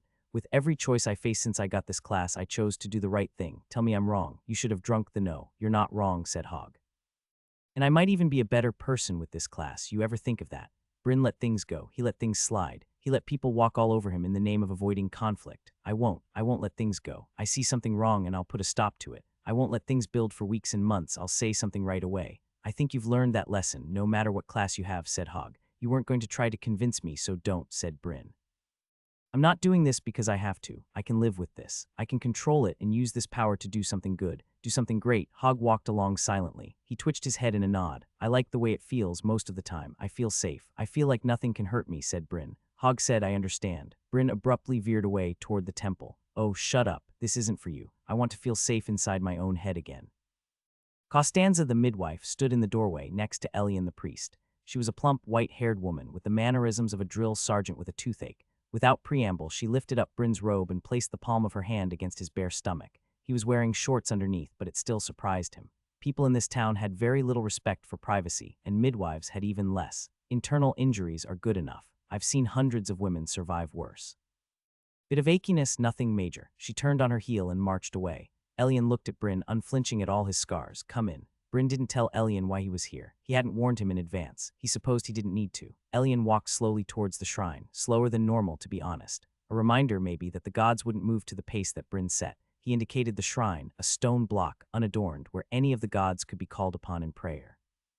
Seek peace with the gods. But first, perhaps a donation. He was interrupted by the sound of heavy gold hitting the donation bowl, courtesy of Hogg. Very good. He indicated the shrine again and stepped back. Bryn knelt. Solia, don't be too mad at me for breaking an oath, okay? This is for you partly. Anshar, don't take this as an insult to you. I'm doing this for me, but make no mistake, my conquest has only begun. To you too and any other gods out there, give me a way to do this that isn't breaking a sacred oath, and I'll do it, all right. This is the system you set up. Don't fault me for playing by your rules. Amen. Maybe it wasn't the most respectful of prayers, but the scarred one wasn't really much for prayer, and he didn't think faking it would be the right move for something like this. You may begin, said Elian. Swear whatever oath you wish, only do not swear by any gods, lest you risk offending them. He briefly thought about breaking his oath with the heroes, but his reasons for keeping it were the same. He didn't want to betray something they'd trusted him with. I swear on my class and levels that I will never speak the word I am thinking of out loud 3 times in a row, so help me no one in particular. You may proceed, said Elian. Bryn gulped. He glanced at Hogg, who bit his lip. He looked at the ground, then up towards the high ceiling of the temple. Beetlejuice, Beetlejuice, Beetlejuice. Didn't hit all at once. He expected fatigue or a huge burst of pain. Instead, it was like the weight of the world slowly descended on him. Gravity was heavier. His bones began to ache, and it got worse and worse until he could barely stand it. He was in pain. If all his emotions before were tinged with red, now they were tinged with blue. Even if he'd had another class before the System Day celebration, it still would have been ruined. He was so sore. The words he was waiting for finally appeared. Class selection initiated. Class automatically assigned. You are now a glasser. With the cruel inevitability of an avalanche, the messages came. Strength 149-42, Dexterity 84-37, Vitality 146-39, Magic 41-29, Mental Control 59-32, Will 59-33. Ugly on the inside removed, Pain Resistance removed, Mana Scars removed, Bloody Vengeance removed, Inspect removed, Hide Status removed, On the bright side, he kept Know What's Real, Monster Sense, Battle Fury, and Battle Sense in all his titles and achievements. Those practically had the power of a class all by themselves. You have one free general skill. You have earned a new skill. Heat resistance, you have earned a new skill. Shape glass. So much lost for so little in return. Bryn closed his eyes. The disappointment on top of all the aching pain was too much to hold back the sudden tears. He'd really thought he was going to get, yes, Hog shouted. Bryn looked up, feeling betrayed. Hog had both hands in the air. Yes, he yelled again. The sound echoed in the vast hall. Elian's eyes were opened wide, looking at Hog in horror. Bryn couldn't believe it. A common class. He'd hoped for Illusionist to be a little like one of the heroes he admired so much. And honestly, he'd hoped that Hog would want that for him too. It left him hurt and empty. He couldn't speak. He whispered, Glasser, Glasser, exactly. What's the one piece of advice I gave you for System Day? Do you remember? Don't pick an evil class, said Bryn, starting to get his tongue back. He felt a little hot in the face. Nice to know his anger hadn't completely left him. The other thing, said Hog. Always ask for the lesser version, the class that can evolve into the class you want, said Bryn as it started to dawn on him. Exactly. And what are the two classes that can evolve into Illusionist? I'll give you a hint there, Glasser and Smoker. Glasser evolves into Illusionist. I should have known. The first thing the Illusionist told me when I met him was that I should pick Glasser instead. I can't believe I almost forgot to ask about that, said Bryn. Class selection wasn't over when you were interrupted. Remember, said Elian. I feel certain you would have remembered in time. It is my distinct feeling that this is the class you would have picked, given enough time to make the proper choice. His distinct feeling, or an impression distinctly given to him by the gods. I don't know about that, said Bryn. It might be the best choice overall, but it's going to take a lot of time to ramp up. I would have been worried it would take too long to get the power I'll need during the crisis that's coming. I probably would have wanted to do this, but then I would have made the more responsible decision. Then thank the gods that for once you didn't get the chance to make a martyr of yourself. One of my biggest regrets in life was that I didn't take Smoker when I had the chance. Illusionist gives you a ridiculous amount of magical power, but nowhere to stick it. If I'd had summon smoke, I could have been choking out my enemies with poisonous gas this whole time, said Hog. Then why doesn't every Glasser? Because it's incredibly difficult to evolve Glasser, or Smoker, for that matter, into Illusionist, said Hog. Unless you have, I don't know, a bonded animal companion with illusion magic, and a mentor who knows literally everything there is to know about illusion magic. In that case, I'd say it would be pretty easy. Oh, said Bryn. I'm going to be a glass mage, don't get ahead of yourself. At the very least, you aren't going to be a normal illusionist. That's right. Instead, I'm going to be a bog-standard illusionist. Bryn laughed. Bog-standard. That's actually pretty funny. You used an entire town-wide skill just to go all in on an inside joke. I love it. Right. I about smacked you upside the head telling me it's dumb. Little scarred prick. It's amazing is what it is, said Hog. This is still a temple to the gods, said Elian, though he bore a half-smile at their antics as well. Please take this outside if you must be so loud. He and Hog did, still chuckling, but the smile died on his lips when he saw who was waiting for them outside. Prophet Elman waited for them in the dark with Weaver Tawna by his side. Her head was bowed and her hands were bound together with rope of formality. No one would believe a weaver could be restrained by ropes. She hadn't needed to wear the bindings at the party. This was out of respect for him, a reminder that her crimes weren't forgotten. Elman stood proud, and the look in his eyes was that of intense relief. Bryn hadn't decided yet whether he would take hide status again and pretend to be a warrior, but it was too late for these two. They saw what he was. They knew what he'd done. I didn't do it for you, said Bryn. I know, and that alone speaks to your character. You did it on your own because it was right, not out of any force or pressure from others, said Prophet Elman. He put a hand on Bryn's shoulder and opened his mouth as if to say more, then closed it again. He patted Bryn's shoulder and then stepped back. Tawna lifted her head. I think I have grown to approve of you somewhat. I don't care what you think, said Bryn. He still hadn't completely sorted out his feelings, but he did know that much. That doesn't change the fact that I especially owe you a great debt, she said. 2 dooms departed from me the moment I realized what you would choose. 2 dooms. He'd probably saved her from execution by switching his class. She'd still be punished, no doubt Hog would insist on it, and so would Bryn for what it was worth, but it wouldn't be death. They wouldn't execute someone for driving a child to an evil class if the child in question already switched to something else. She was right this time. She owed him. He sighed. It looks like you did actually save my life by asking the Prophet to move System Day up a week. It still galls that I didn't get never mind. The fact is, you did save my life. Elman frowned. The things before that, though, the needless cruelty and the lies. She manipulated you, me, and many others. She could have chosen a different path. She had no call to treat you that way. Knowing what I know now, perhaps I could have, said Tawna. But with the fate that was visible to me then, I cannot say I chose poorly. You're not helping, said the Prophet. Bryn shook his head. Don't act like you're blameless, Elman. You were ready to pillory me in front of the whole town, and that was a big part of what pushed me to, scarred one. You could have given me a helping hand at any point, but you didn't. Tana at least had a good reason, as misguided as I think her actions were, and no one can say her plan didn't work. You were just being callous. I will say in her defense, Hogg started, looking cautiously at Bryn. Bryn made the get-on-with-it hand motion. It bothers me that we're pinning all this on her. All of us here, and I mean all four of us, bear a large amount of responsibility for the pain Bryn went through. Tana started it all, but can you honestly say you wouldn't do the same in her shoes? Forget bullying a child. Any of us would murder a child if that's what was necessary to protect that town, especially if that child were a witch. Profit Elman put an arm between Hogg and Tana as if to shield her. Only her own crimes will be pinned on her, those are grave enough. And as the Profit, it's my duty to advocate for the maximum punishment. I will continue to recommend her death to the council. They will decide if her sentence should be lessened. Bryn looked at Tana, eyes wide at the Profit's declaration, but she looked back with absolute serenity. She knew she'd be fine. She'd probably already seen the council's verdict in her fate. Elman looked at the ground, almost shamefaced. They certainly will lessen it, but I will see to it that it's not by too much. That's not good enough, Bryn said to the Profit, then looked at Tana. From now on I want total transparency from you. No more going behind my back, no more subtle manipulations or cryptic warnings. If you see something in my fate, you tell me and only me and let me decide how to deal with it. We're done with this stupid game. I accept, Tana said with a nod. I swear on my class and levels to abide by your terms in the spirit in which they were given. So help me Nedramus, and in the spirit of total transparency this oath will do wonders for earning the sympathy of the council. Bryn groaned. She just couldn't help herself. Whatever, I'm done with this. He turned and walked away. They ended up having a second little celebration at home. Hogg had bought a little cake for the two of them, easy to do stuff like that when you lived within the walls. It was a brief, happy little thing, but it was also pretty late at night, and soon they drifted into silence.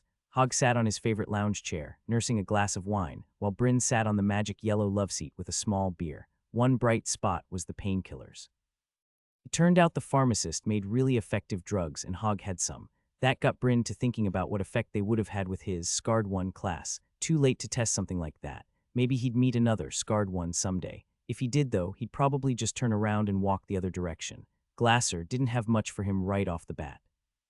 Heat resistance would let him work closer to flame without discomfort, but he still didn't think a drop of molten glass would feel very good. The only other skill was shaped glass, which Hogg said would eventually let him move glass freely, even launch it like bullets, but right now he couldn't seem to get it to do anything. Hogg told him that he should keep the class until he got summon glass, even if that meant he'd lose out on 10 or 15 levels worth of attributes that Illusionist would have given him.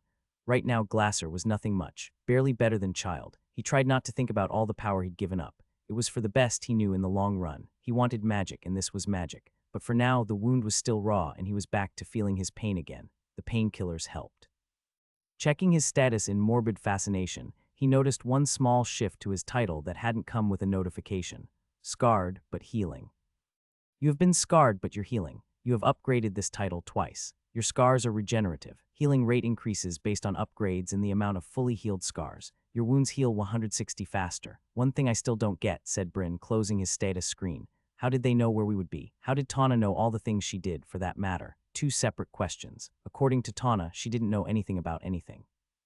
All she knew was what actions she could take to lead the town to a future where all of our deaths were a little less certain. But the undead army. How did they know that you were the illusionist, and that you would be out that night, and where to set up the ambush? Asked Bryn. Hogg nodded. Not just that, but why wouldn't they assume that Gustav was the illusionist? You'd have to observe him up close to know for sure that he's not capable of that. And another thing, why does Arkina think they can manage this town by cutting us off rather than killing us all? Sure, killing us would cost them thousands of undead, tens of thousands, I'd make sure of that. But still, what makes them so certain they can control us? Also, how they knew I wasn't at home that night? Well, anyone in town knew. When System Day came early, an angry mob landed on the Profit's door, demanding answers. Tana spilled everything, including that you were in danger and that I'd gone to rescue you. That's another part of the story you don't know. Profit led a team out to rescue us. He and 50 men, including 10 hunters, but they got lost in the forest and ended up back home before they found us. But Bryn started. You heard me right, the Profit and 10 hunters got lost in the forest they've lived in their entire lives. What could do something like that? Just ask, said Hogg.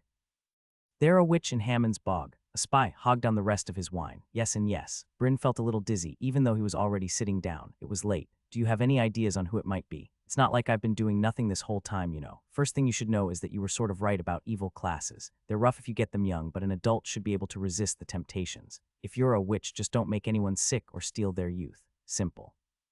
The other thing you need to know about witches is what their starter class is. Enchantress, asked Bryn. Yes, and weaver, said Hogg. Oh, and cook, and laundress, and baker, and cleaner, and gutter sweeper, and about 2 dozen others. That's why everyone, the nobility especially, is so terrified about witches. Incredible power coming from commoners, and it can come from anywhere. That's also why witch hunts get so bad, because the witches in question inevitably start pointing fingers in order to shift the blame away from themselves. Are there witches in Hammond's Bog? Asked Bryn. Like I said, it's not like I haven't been doing anything this past year. There are 7 witches in Hammond's Bog. Tawna isn't one of them. Neither is Myra, in case you were worried. Most of the witches are innocent. If I didn't know any better, I'd say all of them were, but the facts are out, no use pretending. Hogg stood and walked to his room. In the doorway he paused. There are 7 witches in Hammond's Bog, and one of them is a traitor. Cecil the printer sat on the hard wooden stool in his workroom, resisting the urge to get up and start pacing again. This was normally where he felt the most at ease, here with his tools, but today not even that helped. The odd part was, he didn't really even know what the problem was. He simply hadn't felt at ease since the visit by that illusionist. He picked up and reorganized the stamps in his tray, swapping out the upper and lower case letters. The simple action usually helped soothe his nerves, even though he hadn't needed to use the actual printing press in years.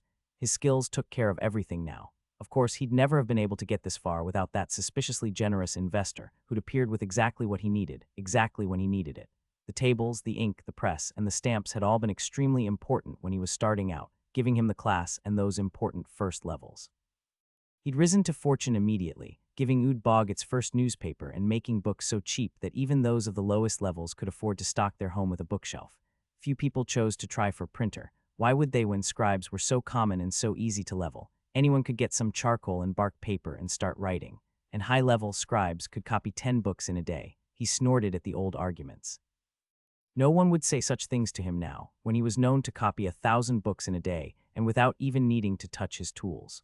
All it had taken was that initial, generous investment from a mysterious illusionist. It had seemed like a pact with a demon at the time, and Cecil had spent the years of fortune wondering when the other shoe would drop. It never did. The illusionist never asked for his share of the business to be paid back, never asked for anything illegal, and never touched the share of his profits that Cecil dutifully deposited at the bank each month.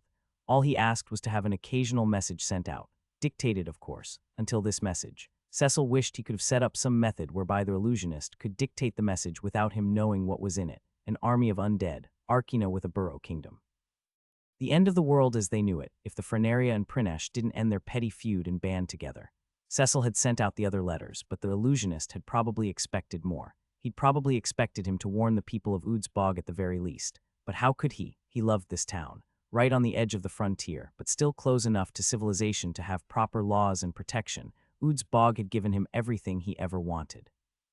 No, he couldn't tell them. His wife had been sent away. His children were at their apprenticeships, and now he sat alone, fiddling with his tools, waiting for the other shoe to drop. The fastest messenger had been sent to Stormshield. Soon a messenger would return from there, notifying him that his message had been received. An expensive service to be sure, but he'd been very explicit. Soon the return messenger would come or something else would happen.